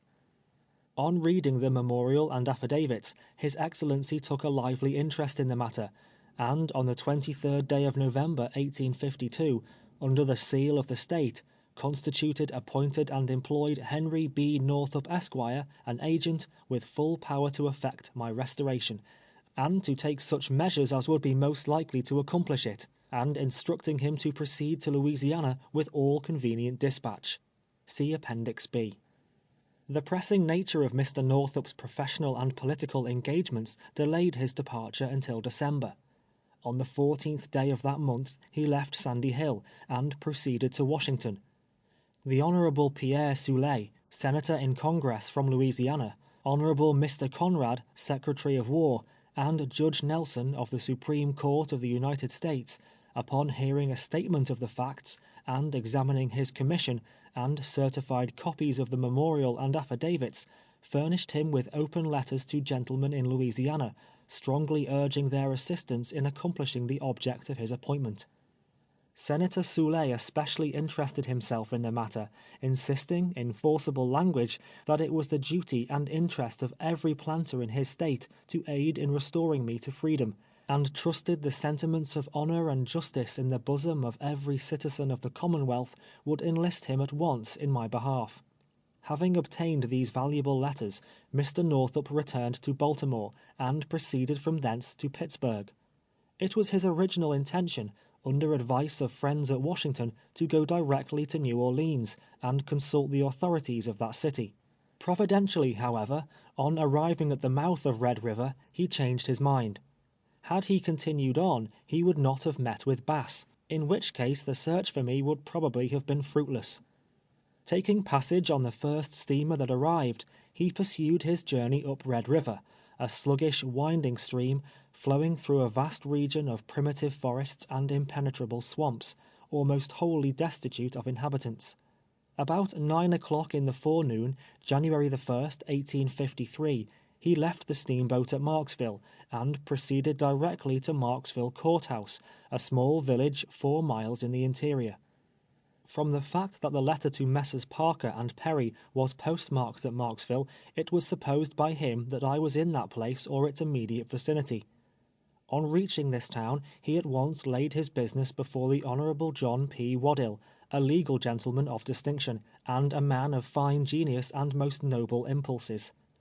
After reading the letters and documents presented him, and listening to a representation of the circumstances under which I had been carried away into captivity, Mr. Waddill at once proffered his services, and entered into the affair with great zeal and earnestness. He, in common with others of like elevated character, looked upon the kidnapper with abhorrence. The title of his fellow parishioners and clients to the property which constituted the larger proportion of their wealth not only depended upon the good faith in which slave sales were transacted, but he was a man in whose honourable heart emotions of indignation were aroused by such an instance of injustice. Marksville, although occupying a prominent position and standing out in impressive italics on the map of Louisiana, is, in fact, but a small and insignificant hamlet. Aside from the tavern, kept by a jolly and generous Boniface, the courthouse, inhabited by lawless cows and swine in the seasons of vacation, and a high gallows with its dissevered rope dangling in the air, there is little to attract the attention of the stranger. Solomon Northup was a name Mr. Waddill had never heard, but he was confident that if there was a slave bearing that appellation in Marksville or vicinity, his black boy Tom would know him. Tom was accordingly called, but in all his extensive circle of acquaintances there was no such personage. The letter to Parker and Perry was dated at Bayou Boeuf. At this place, therefore, the conclusion was, I must be sought. But here a difficulty suggested itself, of a very grave character indeed. Bayou Boeuf, at its nearest point, was 23 miles distant, and was the name applied to the section of country extending between 50 and 100 miles, on both sides of that stream. Thousands and thousands of slaves resided upon its shores, the remarkable richness and fertility of the soil having attracted thither a great number of planters. The information in the letter was so vague and indefinite as to render it difficult to conclude upon any specific course of proceeding. It was finally determined, however, as the only plan that presented any prospect of success, that Northup and the brother of Waddill, a student in the office of the latter, would repair to the bayou, and travelling up one side and down the other its whole length, inquire at each plantation for me. Mr. Waddill tendered the use of his carriage, and it was definitely arranged that they should start upon the excursion early Monday morning. It will be seen at once that this course, in all probability, would have resulted unsuccessfully. It would have been impossible for them to have gone into the fields and examine all the gangs at work. They were not aware that I was known only as Platt, and had they inquired of Epps himself, he would have stated truly that he knew nothing of Solomon Northup. The arrangement being adopted, however, there was nothing further to be done until Sunday had elapsed. The conversation between Messrs. Northup and Waddill, in the course of the afternoon, turned upon New York politics. I can scarcely comprehend the nice distinctions and shades of political parties in your state, observed Mr. Waddill. I read of soft shells and hard shells, hunkers and barn burners, woolly heads and silver greys, and am unable to understand the precise difference between them. Pray, what is it? Mr. Northup, refilling his pipe, entered into quite an elaborate narrative of the origin of the various sections of parties, and concluded by saying there was another party in New York, known as Free Soilers or Abolitionists. You have seen none of those in this part of the country, I presume, Mr. Northup remarked. Never, but one, answered Waddill laughingly. We have one here in Marksville, an eccentric creature who preaches abolitionism as vehemently as any fanatic at the North. He is a generous, inoffensive man, but always maintaining the wrong side of an argument. It affords us a great deal of amusement. He is an excellent mechanic and almost indispensable in this community. He's a carpenter. His name is Bass. Some further good-natured conversation was had at the expense of Bass's peculiarities, when Waddell all at once fell into a reflective mood, and asked for the mysterious letter again. Let me see, he repeated thoughtfully to himself, running his eyes over the letter once more. Bayou Birth, August 15, postmarked here. He that is writing for me. Where did Bass work last summer? He inquired, turning suddenly to his brother. His brother was unable to inform him, but, rising, left the office, and soon returned with the intelligence that Bass worked last summer somewhere on Bayou Birth. He is the man, bringing down his hand emphatically on the table, who can tell us all about Solomon Northup, exclaimed Waddell. Bass was immediately searched for, but could not be found. After some inquiry, it was ascertained he was at the landing on Red River. Procuring a conveyance, young Waddell and Northup were not long in traversing the few miles to the latter place. On their arrival, Bass was found, just on the point of leaving, to be absent a fortnight or more. After an introduction, Northup begged the privilege of speaking to him privately a moment. They walked together towards the river, when the following conversation ensued. Mr. Bass, said Northup, allow me to ask you if you were on Bayou Birth last August. Yes, sir, I was there in August, was the reply. Did you write a letter for a colored man at that place to some gentleman in Saratoga Springs? Excuse me, sir, if I say that is none of your business, answered Bass, stopping and looking his interrogator searchingly in the face. Perhaps I am rather hasty, Mr. Bass. I beg your pardon. But I have come from the state of New York to accomplish the purpose the writer of a letter dated the 15th of August, postmarked at Marksville, had in view. Circumstances have led me to think that you are perhaps the man who wrote it. I am in search of Solomon Northup. If you know him, I beg you to inform me frankly where he is, and I assure you the source of any information you may give me shall not be divulged, if you desire it not to be. A long time Bass looked his new acquaintance steadily in the eyes, without opening his lips.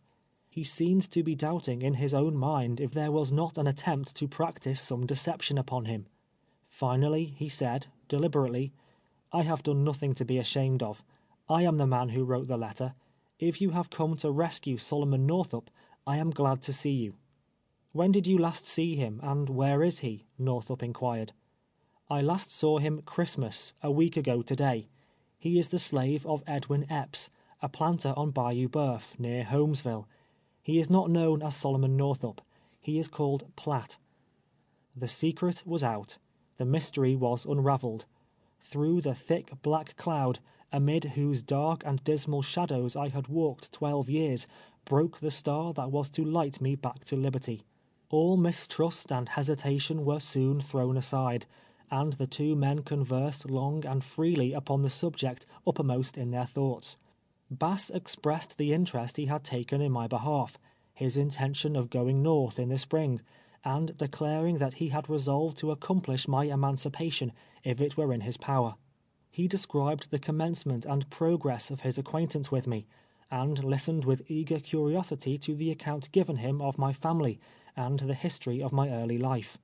Before separating, he drew a map of the bayou on a strip of paper with a piece of red chalk, showing the locality of Epps' plantation and the road leading most directly to it. Northup and his young companion returned to Marksville, where it was determined to commence legal proceedings to test the question of my right to freedom. I was made plaintiff, Mr. Northup acting as my guardian, and Edwin Epps defendant. The process to be issued was in the nature of replevin, directed to the sheriff of the parish, commanding him to take me into custody and detain me until the decision of the court. By the time the papers were duly drawn up, it was 12 o'clock at night.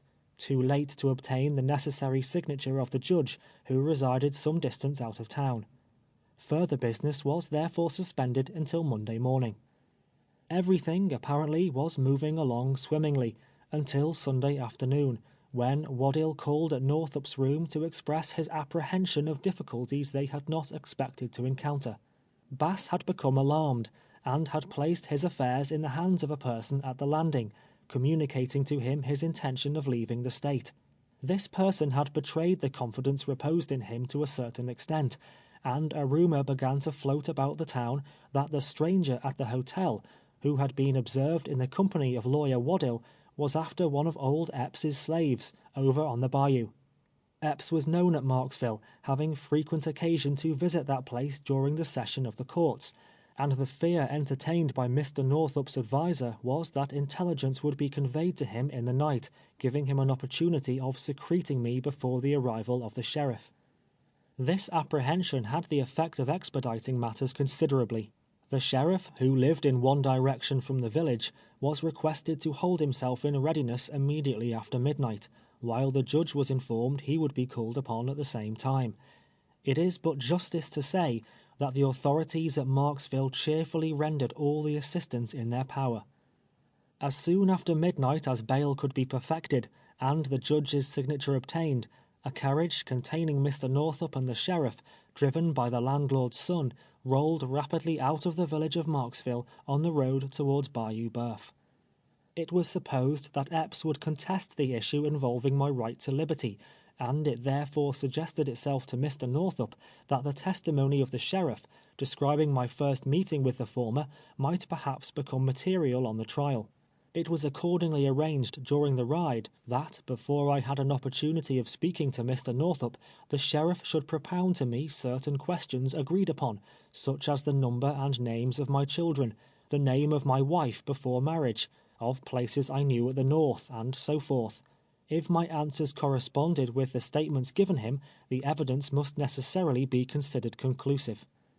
At length, shortly after Epps had left the field, with the consoling assurance that he would soon return and warm us, as was stated in the conclusion of the preceding chapter, they came in sight of the plantation and discovered us at work. Alighting from the carriage, and directing the driver to proceed to the great house, with instructions not to mention to anyone the object of their errand until they met again, Northup and the sheriff turned from the highway and came towards us across the cotton field. We observed them, on looking up at the carriage, one several rods in advance of the other. It was a singular and unusual thing to see white men approaching us in that manner, and especially at that early hour in the morning, and Uncle Abram and Patsy made some remarks expressive of their astonishment. Walking up to Bob, the sheriff inquired, "Where's the boy they call Platt?" "Thar he is, massa," answered Bob, pointing to me and twitching off his hat. I wondered to myself what business he could possibly have with me, and turning round, gazed at him until he had approached within a step. During my long residence on the bayou, I had become familiar with the face of every planter within many miles, but this man was an utter stranger. Certainly I had never seen him before. "Your name is Platt, is it?" he asked. "Yes, master," I responded. Pointing towards Northup, standing a few rods distant, he demanded, "Do you know that man?" I looked in the direction indicated, and as my eyes rested on his countenance, a world of images thronged my brain, a multitude of well-known faces. Anne's, and the dear children's, and my old dead father's, all the scenes and associations of childhood and youth, all the friends of other and happier days, appeared and disappeared, flitting and floating like dissolving shadows before the vision of my imagination, until at last the perfect memory of the man recurred to me, and throwing up my hands towards heaven, I exclaimed, in a voice louder than I could utter in a less exciting moment, "Henry B. Northup! Thank God! Thank God!" In an instant I comprehended the nature of his business, and felt that the hour of my deliverance was at hand. I started towards him, but the sheriff stepped before me. "Stop a moment," said he. "Have you any other name than Platt?" "Solomon Northup is my name, master," I replied. "Have you a family?" he inquired. "I had a wife and 3 children. What were your children's names?" Elizabeth, Margaret, and Alonzo. And your wife's name before her marriage? Anne Hampton. Who married you? Timothy Eddy of Fort Edward. Where does that gentleman live? Again pointing to Northup, who remained standing in the same place where I had first recognized him. He lives in Sandy Hill, Washington County, New York, was the reply. He was proceeding to ask further questions, but I pushed past him, unable longer to restrain myself. I seized my old acquaintance by both hands. I could not speak. I could not refrain from tears. "Sol," he said at length, "I'm glad to see you." I essayed to make some answer, but emotion choked all utterance, and I was silent. The slaves, utterly confounded, stood gazing upon the scene, their opening mouths and rolling eyes indicating the utmost wonder and astonishment. For 10 years I had dwelt among them, in the field and in the cabin, borne the same hardships, partaken the same fare, mingled my griefs with theirs, participated in the same scanty joys. Nevertheless, not until this hour, the last I was to remain among them, had the remotest suspicion of my true name, or the slightest knowledge of my real history, been entertained by any one of them. Not a word was spoken for several minutes, during which time I clung fast to Northup, looking up into his face, fearful I should awake and find it all a dream. "Throw down that sack," Northup added finally. "Your cotton-picking days are over. Come with us to the man you live with." I obeyed him, and walking between him and the sheriff, we moved towards the great house. It was not until we had proceeded some distance that I had recovered my voice sufficiently to ask if my family were all living. He informed me he had seen Anne, Margaret, and Elizabeth but a short time previously, that Alonzo was also living, and all were well. My mother, however, I could never see again. As I began to recover in some measure from the sudden and great excitement which so overwhelmed me, I grew faint and weak, insomuch it was with difficulty I could walk. The sheriff took hold of my arm and assisted me, or I think I should have fallen. As we entered the yard, Epps stood by the gate, conversing with the driver. That young man, faithful to his instructions, was entirely unable to give him the least information in answer to his repeated inquiries of what was going on. By the time we reached him he was almost as much amazed and puzzled as Bob or Uncle Abram. Shaking hands with the sheriff, and receiving an introduction to Mr. Northup, he invited them into the house, ordering me, at the same time, to bring in some wood. It was some time before I succeeded in cutting an armful, having somehow unaccountably lost the power of wielding the axe with any manner of precision. When I entered with it at last, the table was strewn with papers, from one of which Northup was reading. I was probably longer than necessity required in placing the sticks upon the fire, being particular as to the exact position of each individual one of them. I heard the words, "the said Solomon Northup," and "the deponent further says," and "free citizen of New York," repeated frequently, and from these expressions understood that the secret I had so long retained from Master and Mistress Epps was finally developing. I lingered as long as prudence permitted, and was about leaving the room, when Epps inquired, "Platt, do you know this gentleman?" "Yes, master," I replied. "I have known him as long as I can remember." "Where does he live?" "He lives in New York." "Did you ever live there?" "Yes, master, born and bred there." "You was free then? Now, you damned nigger," he exclaimed, "why did you not tell me that when I bought you?" "Master Epps," I answered in a somewhat different tone than the one in which I had been accustomed to address him. "Master Epps, you did not take the trouble to ask me. Besides, I told one of my owners, the man that kidnapped me, that I was free, and was whipped almost to death for it. It seems there's been a letter written for you by somebody. Now, who is it?" he demanded authoritatively. I made no reply. "I say, who wrote that letter?" he demanded again. "Perhaps I wrote it myself," I said. "You haven't been to Marksville post office and back before light, I know." He insisted upon my informing him, and I insisted I would not. He made many vehement threats against the man, whoever he might be, and intimated the bloody and savage vengeance he would wreak upon him when he found him out. His whole manner and language exhibited a feeling of anger towards the unknown person who had written for me, and of fretfulness at the idea of losing so much property. Addressing Mr. Northup, he swore if he had only had an hour's notice of his coming, he would have saved him the trouble of taking me back to New York, that he would have run me into the swamp, or some other place out of the way, where all the sheriffs on earth couldn't have found me. I walked out into the yard, and was entering the kitchen door, when something struck me in the back. Aunt Phoebe, emerging from the back door of the great house with a pan of potatoes, had thrown one of them with unnecessary violence, thereby giving me to understand that she wished to speak to me a moment confidentially. Running up to me, she whispered in my ear with great earnestness, "Lor' a'mighty, Platt, what do you think? Dem 2 men come after you. Heard 'em tell massa you free. Got wife and 3 children back there where you come from. Goin' wid 'em? Fool if you don't. Wish I could go." And Aunt Phoebe ran on in this manner at a rapid rate. Presently Mistress Epps made her appearance in the kitchen. She said many things to me, and wondered why I had not told her who I was. She expressed her regret, complimenting me by saying she had rather lose any other servant on the plantation. Had Patsy that day stood in my place, the measure of my mistress' joy would have overflowed. Now there was no one left who could mend a chair or a piece of furniture, no one who was of any use about the house, no one who could play for her on the violin, and Mistress Epps was actually affected to tears. Epps had called to Bob to bring up his saddle horse. The other slaves also, overcoming their fear of the penalty, had left their work and come to the yard. They were standing behind the cabins, out of sight of Epps. They beckoned me to come to them, and with all the eagerness of curiosity, excited to the highest pitch, conversed with and questioned me. If I could repeat the exact words they uttered, with the same emphasis, if I could paint their several attitudes and the expression of their countenances, it would be indeed an interesting picture. In their estimation, I had suddenly arisen to an immeasurable height, had become a being of immense importance.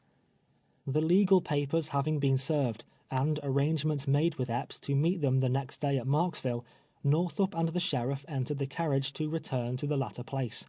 As I was about mounting to the driver's seat, the sheriff said I ought to bid Mr. and Mrs. Epps good-bye. I ran back to the piazza where they were standing, and taking off my hat, said, "Good-bye, Mrs." "Good-bye, Platt," said Mrs. Epps kindly. "Good-bye, master." "Ugh, you damned nigger," muttered Epps in a surly, malicious tone of voice. "You needn't feel so cussed tickled. You ain't gone yet. I'll see about this business at Marksville tomorrow." I was only a "nigger," and knew my place, but felt as strongly as if I had been a white man that it would have been an inward comfort had I dared to have given him a parting kick. On my way back to the carriage, Patsy ran from behind a cabin and threw her arms about my neck. "Oh, Platt," she cried, tears streaming down her face, "you're going to be free. You're going way off yonder where we'll never see you any more. You saved me a good many whippings, Platt. I'm glad you're going to be free. But, oh, dear Lord, what'll become of me?" I disengaged myself from her and entered the carriage. The driver cracked his whip and away we rolled. I looked back and saw Patsy, with drooping head, half reclining on the ground. Mrs. Epps was on the piazza. Uncle Abram and Bob and Wiley and Aunt Phoebe stood by the gate, gazing after me. I waved my hand, but the carriage turned a bend of the bayou, hiding them from my eyes forever. We stopped a moment at Carey's sugar house, where a great number of slaves were at work, such an establishment being a curiosity to a northern man. Epps dashed by us on horseback at full speed, on the way, as we learned next day, to the Pine Woods, to see William Ford, who had brought me into the country. Tuesday, the 4th of January, Epps and his counsel, the Honorable H. Taylor, Northup, Waddill, the Judge and Sheriff of Avoyelles, and myself, met in a room in the village of Marksville. Mr. Northup stated the facts in regard to me, and presented his commission, and the affidavits accompanying it. The sheriff described the scene in the cotton field. I was also interrogated at great length.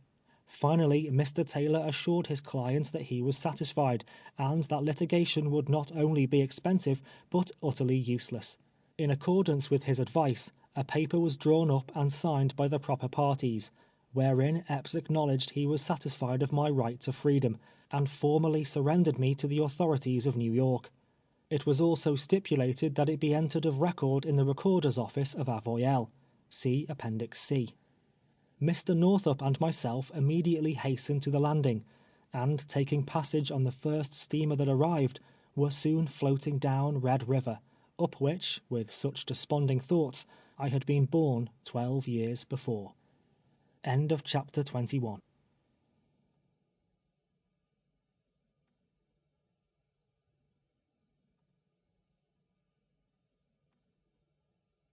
Chapter 22 of 12 Years a Slave by Solomon Northup. As the steamer glided on its way towards New Orleans, perhaps I was not happy. Perhaps there was no difficulty in restraining myself from dancing round the deck. Perhaps I did not feel grateful to the man who had come so many 100 miles for me. Perhaps I did not light his pipe, and wait and watch his word, and run at his slightest bidding. If I didn't, well, no matter. We tarried at New Orleans 2 days. During that time I pointed out the locality of Freeman's slave pen, and the room in which Ford purchased me. We happened to meet Theophilus in the street, but I did not think it worth while to renew acquaintance with him. From respectable citizens we ascertained he had become a low, miserable rowdy, a broken-down, disreputable man. We also visited the recorder, Mr. Genois, to whom Senator Soulet's letter was directed, and found him a man well deserving the wide and honorable reputation that he bears. He very generously furnished us with a sort of legal pass, over his signature and seal of office, and as it contains the recorder's description of my personal appearance, it may not be amiss to insert it here. The following is a copy. State of Louisiana, City of New Orleans, Recorder's Office, 2nd District. To all to whom these presents shall come. This is to certify that Henry B. Northup, Esquire, of the County of Washington, New York, has produced before me due evidence of the freedom of Solomon, a mulatto man, aged about 42 years, 5 feet 7 inches and 6 lines, woolly hair and chestnut eyes, who is a native born of the state of New York. That the said Northup, being about bringing the said Solomon to his native place through the southern routes, the civil authorities are requested to let the aforesaid colored man Solomon pass unmolested, he demeaning well and properly. Given under my hand and the seal of the city of New Orleans, this 7th January, 1853. T.H. Genois, Recorder. On the 8th, we came to Lake Pontchartrain by railroad, and in due time, following the usual route, reached Charleston. After going on board the steamboat, and paying our passage at this city, Mr. Northup was called upon by a custom house officer to explain why he had not registered his servant. He replied that he had no servant, that, as the agent of New York, he was accompanying a free citizen of that state from slavery to freedom, and did not desire nor intend to make any registry whatever. I conceived from his conversation and manner, though I may perhaps be entirely mistaken, that no great pains would be taken to avoid whatever difficulty the Charleston officials might deem proper to create. At length, however, we were permitted to proceed, and passing through Richmond, where I caught a glimpse of Goodin's pen, arrived in Washington January 17th, 1853. We ascertained that both Birch and Radburn were still residing in that city. Immediately a complaint was entered with a police magistrate of Washington against James H. Birch for kidnapping and selling me into slavery. He was arrested upon a warrant issued by Justice Goddard, and returned before Justice Mansell, and held to bail in the sum of $3,000. When first arrested, Birch was much excited, exhibiting the utmost fear and alarm, and before reaching the Justice's office on Louisiana Avenue, and before knowing the precise nature of the complaint, begged the police to permit him to consult Benjamin O. Shekels, a slave trader of 17 years standing, and his former partner. The latter became his bail. At 10 o'clock, the 18th of January, both parties appeared before the magistrate. Senator Chase of Ohio, Honorable Orville Clark of Sandy Hill, and Mr. Northup acted as counsel for the prosecution, and Joseph H. Bradley for the defense. General Orville Clark was called and sworn as a witness, and testified that he had known me from childhood, and that I was a free man, as was my father before me. Mr. Northup then testified to the same, and proved the facts connected with his mission to Avoyelles. Ebenezer Radburn was then sworn for the prosecution, and testified he was 48 years old, that he was a resident of Washington, and had known Birch 14 years, that in 1841 he was keeper of William's slave pen, that he remembered the fact of my confinement in the pen that year. At this point it was admitted by the defendant's counsel that I had been placed in the pen by Birch in the spring of 1841, and hereupon the prosecution rested. Benjamin O. Shekels was then offered as a witness by the prisoner. Benjamin is a large, coarse-featured man, and the reader may perhaps get a somewhat correct conception of him by reading the exact language he used in answer to the first question of defendant's lawyer. He was asked the place of his nativity, and his reply, uttered in a sort of rowdyish way, was in these very words: "I was born in Ontario County, New York, and weighed 14 pounds." Benjamin was a prodigious baby. He further testified that he kept the Steamboat Hotel in Washington in 1841, and saw me there in the spring of that year. He was proceeding to state what he had heard two men say, when Senator Chase raised a legal objection, to wit, that the sayings of third persons, being hearsay, was improper evidence. The objection was overruled by the justice, and Shekels continued, stating that two men came to his hotel and represented they had a colored man for sale, that they had an interview with Birch, that they stated they came from Georgia, but he did not remember the county, that they gave a full history of the boy, saying he was a bricklayer and played on the violin, that Birch remarked he would purchase if they could agree, that they went out and brought the boy in, and that I was the same person. He further testified with as much unconcern as if it was the truth, that I represented I was born and bred in Georgia, that one of the young men with me was my master, that I exhibited a great deal of regret at parting with him, and he believed got into tears. Nevertheless, that I insisted my master had a right to sell me, that he ought to sell me, and the remarkable reason I gave was, according to Shekels, that he, my master, had been gambling and on a spree. He continued, in these words copied from the minutes taken on the examination: Birch interrogated the boy in the usual manner, told him if he purchased him he should send him south. The boy said he had no objection, that in fact he would like to go south. Birch paid $650 for him, to my knowledge. I don't know what name was given him, but think it was not Solomon. Did not know the name of either of the two men. They were in my tavern 2 or 3 hours, during which time the boy played on the violin. The bill of sale was signed in my bar room. It was a printed blank filled up by Birch. Before 1838, Birch was my partner. Our business was buying and selling slaves. After that time, he was a partner of Theophilus Freeman of New Orleans. Birch bought here, Freeman sold there. Shekels, before testifying, had heard my relation of the circumstances connected with the visit to Washington with Brown and Hamilton, and therefore, it was, undoubtedly, he spoke of two men, and of my playing on the violin. Such was his fabrication, utterly untrue, and yet there was found in Washington a man who endeavored to corroborate him. Benjamin A. Thorne testified he was at Shekels in 1841, and saw a colored boy playing on a fiddle. Shekels said he was for sale, heard his master tell him he should sell him. The boy acknowledged to me he was a slave. I was not present when the money was paid, will not swear positively this is the boy. The master came near shedding tears. I think the boy did. I have been engaged in the business of taking slaves south, off and on, for 20 years. When I can't do that, I do something else. I was then offered as a witness, but objection being made, the court decided my evidence inadmissible. It was rejected solely on the grounds that I was a colored man, the fact of my being a free citizen of New York not being disputed. Shekels having testified there was a bill of sale executed, Birch was called upon by the prosecution to produce it, inasmuch as such a paper would corroborate the testimony of Thorne and Shekels. The prisoner's counsel saw the necessity of exhibiting it, or giving some reasonable explanation for its non-production. To effect the latter, Birch himself was offered as a witness in his own behalf.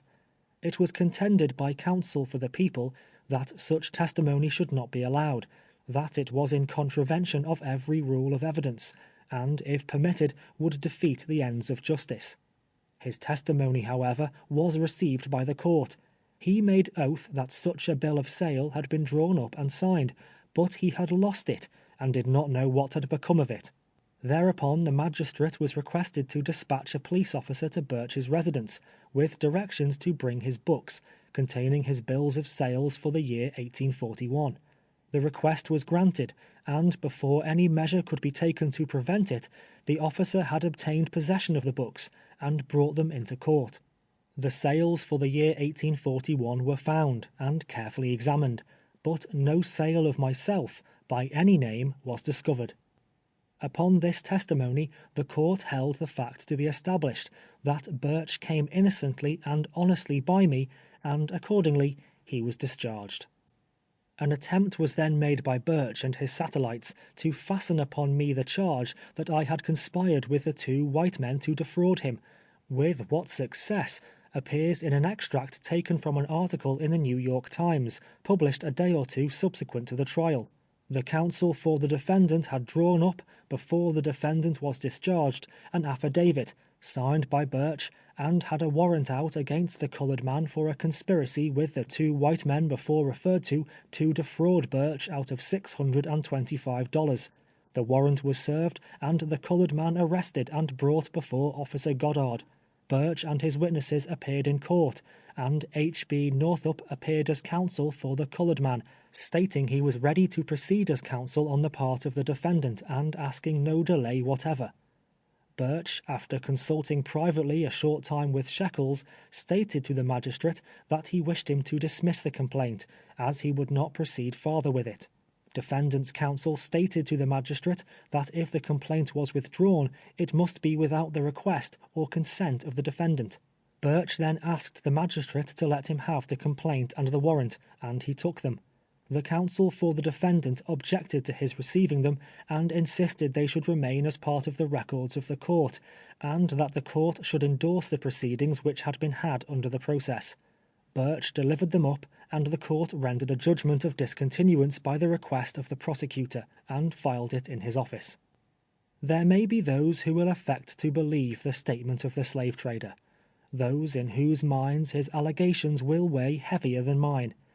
I am a poor colored man, one of a downtrodden and degraded race, whose humble voice may not be heeded by the oppressor. But knowing the truth, and with a full sense of my accountability, I do solemnly declare before men and before God that any charge or assertion that I conspired directly or indirectly with any person or persons to sell myself, that any other account of my visit to Washington, my capture, and imprisonment in William's slave pen, than is contained in these pages, is utterly and absolutely false. I never played on the violin in Washington. I never was in the Steamboat Hotel, and never saw Thorne or Shekels, to my knowledge, in my life, until last January. The story of the trio of slave traders is a fabrication as absurd as it is base and unfounded. Were it true, I should not have turned aside on my way back to liberty for the purpose of prosecuting Birch. I should have avoided rather than sought him. I should have known that such a step would have resulted in rendering me infamous.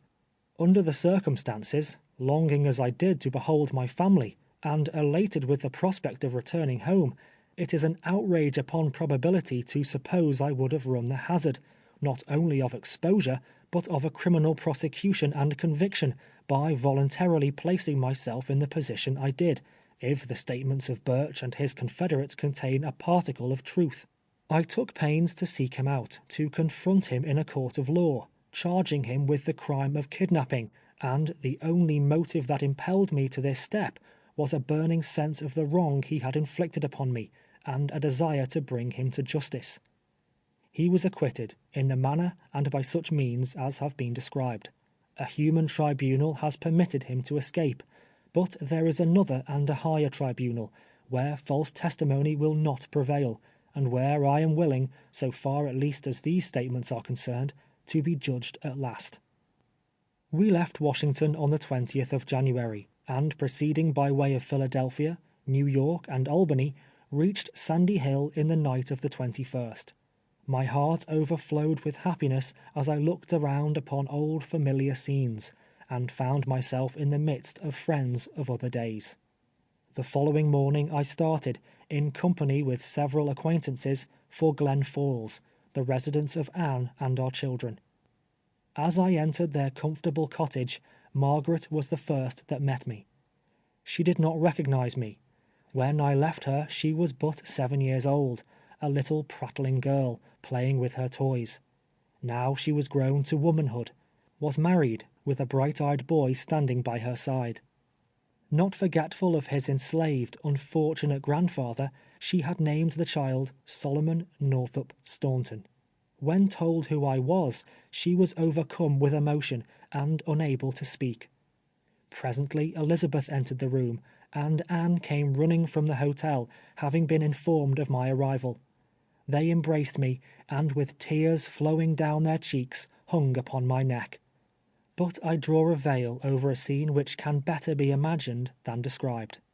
When the violence of our emotions had subsided to a sacred joy, when the household gathered round the fire that sent out its warm and crackling comfort through the room, we conversed of the 1,000 events that had occurred, the hopes and fears, the joys and sorrows, the trials and troubles we had each experienced during the long separation. Alonzo was absent in the western part of the state. The boy had written to his mother a short time previous, of the prospect of his obtaining sufficient money to purchase my freedom.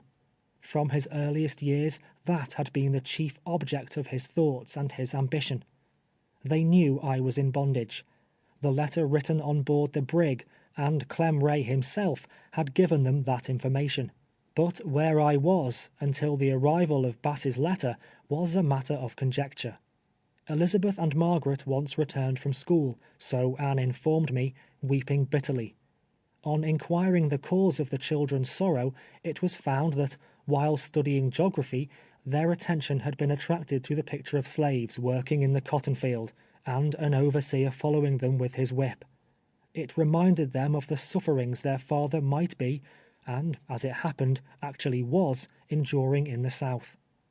Numerous incidents, such as these, were related, incidents showing they still held me in constant remembrance, but not, perhaps, of sufficient interest to the reader to be recounted.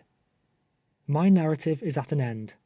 I have no comments to make upon the subject of slavery. Those who read this book may form their own opinions of the peculiar institution. What it may be in other states, I do not profess to know. What it is in the region of Red River is truly and faithfully delineated in these pages. This is no fiction, no exaggeration. If I have failed in anything, it has been in presenting to the reader too prominently the bright side of the picture. I doubt not hundreds have been as unfortunate as myself, that hundreds of free citizens have been kidnapped and sold into slavery, and are at this moment wearing out their lives on plantations in Texas and Louisiana. But I forbear.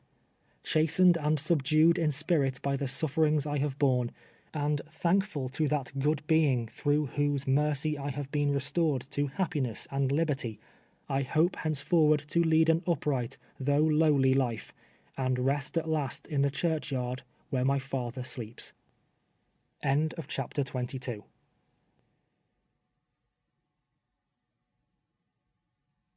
Appendix of 12 Years a Slave by Solomon Northup.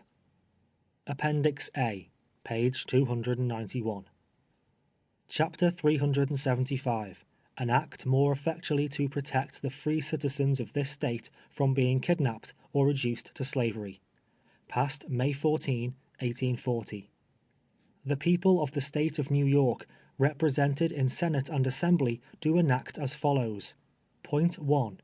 Whenever the governor of this state shall receive information satisfactory to him that any free citizen or any inhabitant of this state has been kidnapped or transported away out of this state, or into any other state or territory of the United States, for the purpose of being there held in slavery, or that such free citizen or inhabitant is wrongly seized, is imprisoned or held in slavery in any of the states or territories of the United States, on the allegation or pretense that such a person is a slave, or by color of any usage or rule of law prevailing in such state or territory, is deemed or taken to be a slave, or not entitled of right to the personal liberty belonging to a citizen, it shall be the duty of the said governor to take such measures as he shall deem necessary to procure such person to be restored to his liberty and returned to this state. The governor is hereby authorized to appoint and employ such agent or agents as he shall deem necessary to effect the restoration and return of such person, and shall furnish the said agent with such credentials and instructions as will be likely to accomplish the object of his appointment. The governor may determine the compensation to be allowed to such agent for his services, besides his necessary expenses. Point 2. Such agent shall proceed to collect the proper proof to establish the right of such person to his freedom, and shall perform such journeys, take such measures, institute and procure to be prosecuted such legal proceedings, under the direction of the governor, as shall be necessary to procure such person to be restored to his liberty and returned to this state. Point 3. The accounts for all services and expenses incurred in carrying this act into effect shall be audited by the comptroller, and paid by the treasurer on his warrant, out of any moneys in the treasury of this state not otherwise appropriated. The treasurer may advance, on the warrant of the comptroller, to such agent such sum or sums as the governor shall certify to be reasonable advances to enable him to accomplish the purposes of his appointment, for which advance such agent shall account on the final audit of his warrant. Point 4. This act shall take effect immediately. Appendix B, page 292. Memorial of Anne. To His Excellency the Governor of the State of New York. The memorial of Anne Northup, of the village of Glens Falls in the county of Warren, state aforesaid, respectfully sets forth that your memorialist, whose maiden name was Anne Hampton, was 44 years old on the 14th day of March last, and was married to Solomon Northup, then of Fort Edward, in the county of Washington and state aforesaid, on the 25th day of December, A.D. 1828, by Timothy Eddy, then a justice of the peace. That the said Solomon, after such marriage, lived and kept house with your memorialist in said town until 1830, when he removed with his said family to the town of Kingsbury in said county, and remained there about 3 years, and then removed to Saratoga Springs in the state aforesaid, and continued to reside in said Saratoga Springs and the adjoining town until about the year 1841, as near as the time can be recollected, when the said Solomon started to go to the city of Washington, in the District of Columbia, since which time your memorialist has never seen her said husband. And your memorialist further states that in the year 1841 she received information by a letter directed to Henry B. Northup, Esquire, of Sandy Hill, Washington County, New York, and postmarked at New Orleans, that said Solomon had been kidnapped in Washington, put on board of a vessel, and was then in such vessel in New Orleans, but could not tell how he came in that situation, nor what his destination was. That your memorialist ever since the last mentioned period has been wholly unable to obtain any information of where the said Solomon was, until the month of September last, when another letter was received from the said Solomon, postmarked at Marksville, in the parish of Avoyelles, in the state of Louisiana, stating that he was held there as a slave, which statement your memorialist believes to be true. That the said Solomon is about 45 years of age, and never resided out of the state of New York, in which state he was born, until the time he went to Washington City, as before stated. That the said Solomon Northup is a free citizen of the state of New York, and is now wrongfully held in slavery, in or near Marksville, in the parish of Avoyelles, in the state of Louisiana, one of the United States of America, on the allegation or pretense that the said Solomon is a slave.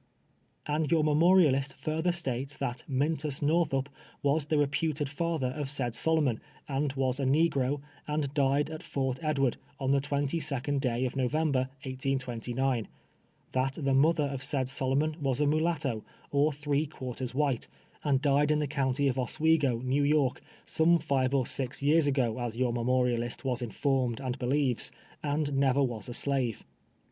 That your memorialist and her family are poor and wholly unable to pay or sustain any portion of the expenses of restoring the said Solomon to his freedom.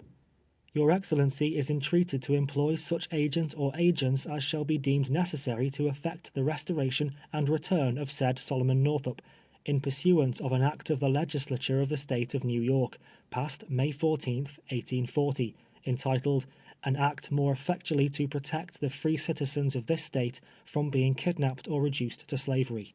And your memorialist will ever pray. Signed, Ann Northup. Dated November 19, 1852. State of New York, Washington County. Ann Northup of the village of Glen Falls, in the county of Warren, in said State, being duly sworn, doth depose and say that she signed the above memorial, and that the statements therein contained are true. Signed, Ann Northup. Subscribed and sworn before me this 19th November, 1852. Charles Hughes, Justice Peace. We recommend that the Governor appoint Henry B. Northup, of the village of Sandy Hill, Washington County, New York, as one of the agents to procure the restoration and return of Solomon Northup, named in the foregoing memorial of Ann Northup. Dated at Sandy Hill, Washington County, New York, November 20, 1852. Signed, Peter Holbrook, Daniel Sweet, B. F. Hogue, Alman Clark, Charles Hughes, Benjamin Ferris, E. D. Baker, Josiah H. Brown, Orville Clark. State of New York, Washington County. Josiah Hand, of the village of Sandy Hill, in said county, being duly sworn, says he is 57 years old, and was born in said village, and has always resided there. That he has known Mintus Northup and his son Solomon, named in the annexed memorial of Ann Northup, since previous to the year 1816. That Mintus Northup then, and until the time of his death, cultivated a farm in the towns of Kingsbury and Fort Edward, from the time deponent first knew him until he died. That said Mintus and his wife, the mother of said Solomon Northup, were reported to be free citizens of New York, and deponent believes they were so free. That said Solomon Northup was born in said county of Washington, as deponent believes, and was married December 25th, 1828, in Fort Edward aforesaid, and his said wife and 3 children, 2 daughters and 1 son, are now living in Glens Falls, Warren County, New York, and that the said Solomon Northup always resided in said county of Washington and its immediate vicinity until about 1841, since which time deponent has not seen him. But deponent has been credibly informed, and as he verily believes truly, the said Solomon is now wrongly held as a slave in the state of Louisiana. And deponent further says that Ann Northup, named in the said memorial, is entitled to credit, and deponent believes the statements contained in her said memorial are true. Signed, Josiah Hand. Subscribed and sworn before me this 19th day of November, 1852. Charles Hughes, Justice Peace. State of New York, Washington County. Timothy Eddy of Fort Edward in said county, being duly sworn, says he is now over years old, and has been a resident of said town more than years last past, and that he was well acquainted with Solomon Northup, named in the annexed memorial of Ann Northup, and with his father, Mintus Northup, who was a negro. The wife of said Mintus was a mulatto woman. That said Mintus Northup and his said wife and family, 2 sons, Joseph and Solomon, resided in said town of Fort Edward for several years before the year 1828, and said Mintus died in said town A.D. 1829, as deponent believes. And deponent further says that he was a justice of the peace in said town in the year 1828, and as such justice of the peace, he, on the 25th day of December, 1828, joined the said Solomon in marriage with Ann Hampton, who is the same person who has subscribed the annexed memorial, and deponent expressly says that said Solomon was a free citizen of the state of New York, and always lived in said state until about the year A.D. 1840, since which time deponent has not seen him, but has recently been informed, and as deponent believes truly, that said Solomon Northup is wrongfully held in slavery in or near Marksville, in the parish of Avoyelles, in the state of Louisiana. And deponent further says that said Mintus Northup was nearly 60 years old at the time of his death, and was for more than 30 years next prior to his death a free citizen of the state of New York. And this deponent further says that Anne Northup, the wife of said Solomon Northup, is of good character and reputation, and her statements, as contained in the memorial hereto annexed, are entitled to full credit. Signed, Timothy Eddy, subscribed and sworn before me this 19th day of November, 1852. Timothy Staunton, Justice. State of New York, Washington County. Henry B. Northup, of the village of Sandy Hill, in said county, being duly sworn, says that he is 47 years old, and has always lived in said county, that he knew Mintus Northup, named in the annexed memorial, from deponent's earliest recollection until the time of his death, which occurred at Fort Edward in said county in 1829. That deponent knew the children of said Mintus, viz. Solomon and Joseph, that they were both born in the county of Washington aforesaid, as deponent believes, that deponent was well acquainted with said Solomon, who is the same person named in the annexed memorial of Anne Northup, from his childhood, and that said Solomon always resided in said county of Washington and the adjoining counties until about the year 1841, that said Solomon could read and write, that said Solomon and his mother and father were free citizens of the state of New York, that sometime about the year 1841, this deponent received a letter from said Solomon, postmarked New Orleans, stating that while on business at Washington City he had been kidnapped, and his free papers taken from him, and he was then on board a vessel, in irons, and was claimed as a slave, and that he did not know his destination, which the deponent believes to be true, and he urged this deponent to assist in procuring his restoration to freedom. That deponent has lost or mislaid said letter, and cannot find it. That deponent has since endeavored to find where said Solomon was, but could get no farther trace of him until September last, when this deponent ascertained by a letter purporting to have been written by the direction of said Solomon, that said Solomon was held and claimed as a slave in or near Marksville, in the parish of Avoyelles, Louisiana, and that this deponent verily believes that such information is true, and that said Solomon is now wrongfully held in slavery at Marksville aforesaid. Signed, Henry B. Northup. Subscribed and sworn to before me this 20th day of November, 1852. Charles Hughes, J.P. State of New York, Washington County. Nicholas C. Northup, of the village of Sandy Hill, in said county, being duly sworn, doth depose and say that he is now 58 years of age, and has known Solomon Northup, mentioned in the annexed memorial of Anne Northup, ever since he was born. And this deponent saith that said Solomon is now about 45 years old, and was born in the county of Washington, or in the county of Essex, in said state, and always resided in the state of New York until about the year 1841, since which time deponent has not seen him or known where he was, until a few weeks since deponent was informed, and believes truly, that said Solomon was held in slavery in the state of Louisiana. Deponent further says that said Solomon was married in the town of Fort Edward in said county, about 24 years ago, and that his wife and 2 daughters and 1 son now reside in the village of Glens Falls, county of Warren, in said state of New York. And this deponent swears positively that said Solomon Northup is a citizen of said state of New York, and was born free, and from his earliest infancy lived and resided in the counties of Washington, Essex, Warren, and Saratoga, in the state of New York, and that his said wife and children have never resided out of said counties, since the time said Solomon was married. That deponent knew the father of said Solomon Northup, that said father was a negro named Mintus Northup, and died in the town of Fort Edward, in the county of Washington, state of New York, on the 22nd day of November, A.D. 1829, and was buried in the graveyard in Sandy Hill aforesaid. that for more than 30 years before his death he lived in the counties of Essex, Washington, and Rensselaer, and state of New York, and left a wife and 2 sons, Joseph and the said Solomon, him surviving.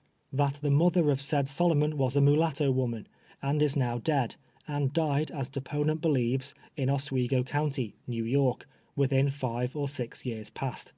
And this deponent further states that the mother of the said Solomon Northup was not a slave at the time of the birth of said Solomon Northup, and has not been a slave at any time within the last 50 years. Signed, N.C. Northup. Subscribed and sworn before me this 19th day of November, 1852. Charles Hughes, Justice Peace. State of New York, Washington County. Orville Clark of the village of Sandy Hill, in the county of Washington, state of New York, being duly sworn, doth depose and say, that he, this deponent, is over 50 years of age. That in the years 1810 and 1811, or most of the time of those years, this deponent resided at Sandy Hill, aforesaid, and at Glens Falls. That this deponent then knew Mintus Northup, a black or colored man. He was then a freeman, as this deponent believes and always understood. That the wife of said Mintus Northup and mother of Solomon was a free woman. That from the year 1818 until the time of the death of said Mintus Northup, about the year 1829, this deponent was very well acquainted with the said Mintus Northup. That he was a respectable man in the community in which he resided, and was a free man, so taken and esteemed by all his acquaintances. That this deponent has also been and was acquainted with his son Solomon Northup, from the said year 1818 until he left this part of the country about the year 1840 or 1841. That he married Anne Hampton, daughter of William Hampton, a near neighbour of this deponent. That the said Anne, wife of said Solomon, is now living and resides in this vicinity. That the said Mintus Northup and William Hampton were both reputed and esteemed in this community as respectable men. And this deponent saith that the said Mintus Northup and his family, and the said William Hampton and his family, from the earliest recollection and acquaintance of this deponent with him, as far back as 1810, were always reputed, esteemed, and taken to be, and this deponent believes truly so, free citizens of the state of New York. This deponent knows the said William Hampton, under the laws of this state, was entitled to vote at our elections, and he believes the said Mintus Northup also was entitled as a free citizen with the property qualification. And this deponent further saith that the said Solomon Northup, son of said Mintus, and husband of said Anne Hampton, when he left this state, was at the time thereof a free citizen of the state of New York. And this deponent further saith that said Anne Hampton, wife of Solomon Northup, is a respectable woman, of good character, and I would believe her statements, and do believe the facts set forth in her memorial to His Excellency the Governor in relation to her said husband are true. Signed, Orville Clark. Sworn before me, November 19th, 1852. U.G. Paris, Justice of the Peace. State of New York, Washington County. Benjamin Ferris, of the village of Sandy Hill, in said county, being duly sworn, doth depose and say, that he is now 57 years old, and has resided in said village 45 years. That he was well acquainted with Mintus Northup, named in the annexed memorial of Anne Northup, from the year 1816 to the time of his death, which occurred at Fort Edward in the fall of 1829. That he knew the children of the said Mintus, namely Joseph Northup and Solomon Northup, and that the said Solomon is the same person named in said memorial. That said Mintus resided in the said county of Washington to the time of his death, and was during all that time a free citizen of the said state of New York, as deponent verily believes. That said memorialist, Anne Northup, is a woman of good character, and the statement contained in her memorial is entitled to credit. Signed, Benjamin Ferris. Sworn before me, November 19th, 1852, U.G. Paris, Justice of the Peace. State of New York, Executive Chamber, Albany, November 30, 1852. I hereby certify that the foregoing is a correct copy of certain proofs filed in the Executive Department, upon which I have appointed Henry B. Northup, an agent of this state, to take proper proceedings in behalf of Solomon Northup, therein mentioned. Signed, Washington Hunt, by the Governor, J.F.R., Private Secretary. State of New York, Executive Department. Washington Hunt, Governor of the State of New York. To whom it may concern, greeting. Whereas I have received information on oath, which is satisfactory to me, that Solomon Northup, who is a free citizen of this state, is wrongfully held in slavery in the state of Louisiana. And whereas it is made my duty by the laws of this state to take such measures as I shall deem necessary to procure any citizen so wrongfully held in slavery to be restored to his liberty and returned to this state. Be it known that in pursuance of Chapter 375 of the laws of this state, passed in 1840, I have constituted, appointed, and employed Henry B. Northup, Esquire, of the county of Washington, in this state, an agent with full power to effect the restoration of said Solomon Northup, and the said agent is hereby authorized and empowered to institute such proper and legal proceedings to procure such evidence, retain such counsel, and finally to take such measures as will be most likely to accomplish the object of his said appointment. He is also instructed to proceed to the state of Louisiana, with all convenient dispatch, to execute the agency hereby created. In witness thereof, I have hereunto subscribed my name, and affixed the privy seal of the state, at Albany, this 23rd day of November, in the year of our Lord 1852. Signed, Washington Hunt. James F. Ruggles, Private Secretary.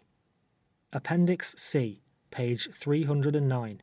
State of Louisiana, Parish of Avoyelles. Before me, Aristide Barbin, Recorder of the Parish of Avoyelles, personally came and appeared Henry B. Northup, of the County of Washington, State of New York, who hath declared that by virtue of a commission to him as agent of the State of New York, given and granted by His Excellency Washington Hunt, Governor of the said State of New York, bearing date the 23rd day of November 1852, authorizing and empowering him, the said Northup, to pursue and recover from slavery a free man of color, called Solomon Northup, who is a free citizen of the State of New York, and who was kidnapped and sold into slavery in the State of Louisiana, and now in the possession of Edwin Epps, of the State of Louisiana, in the parish of Avoyelles.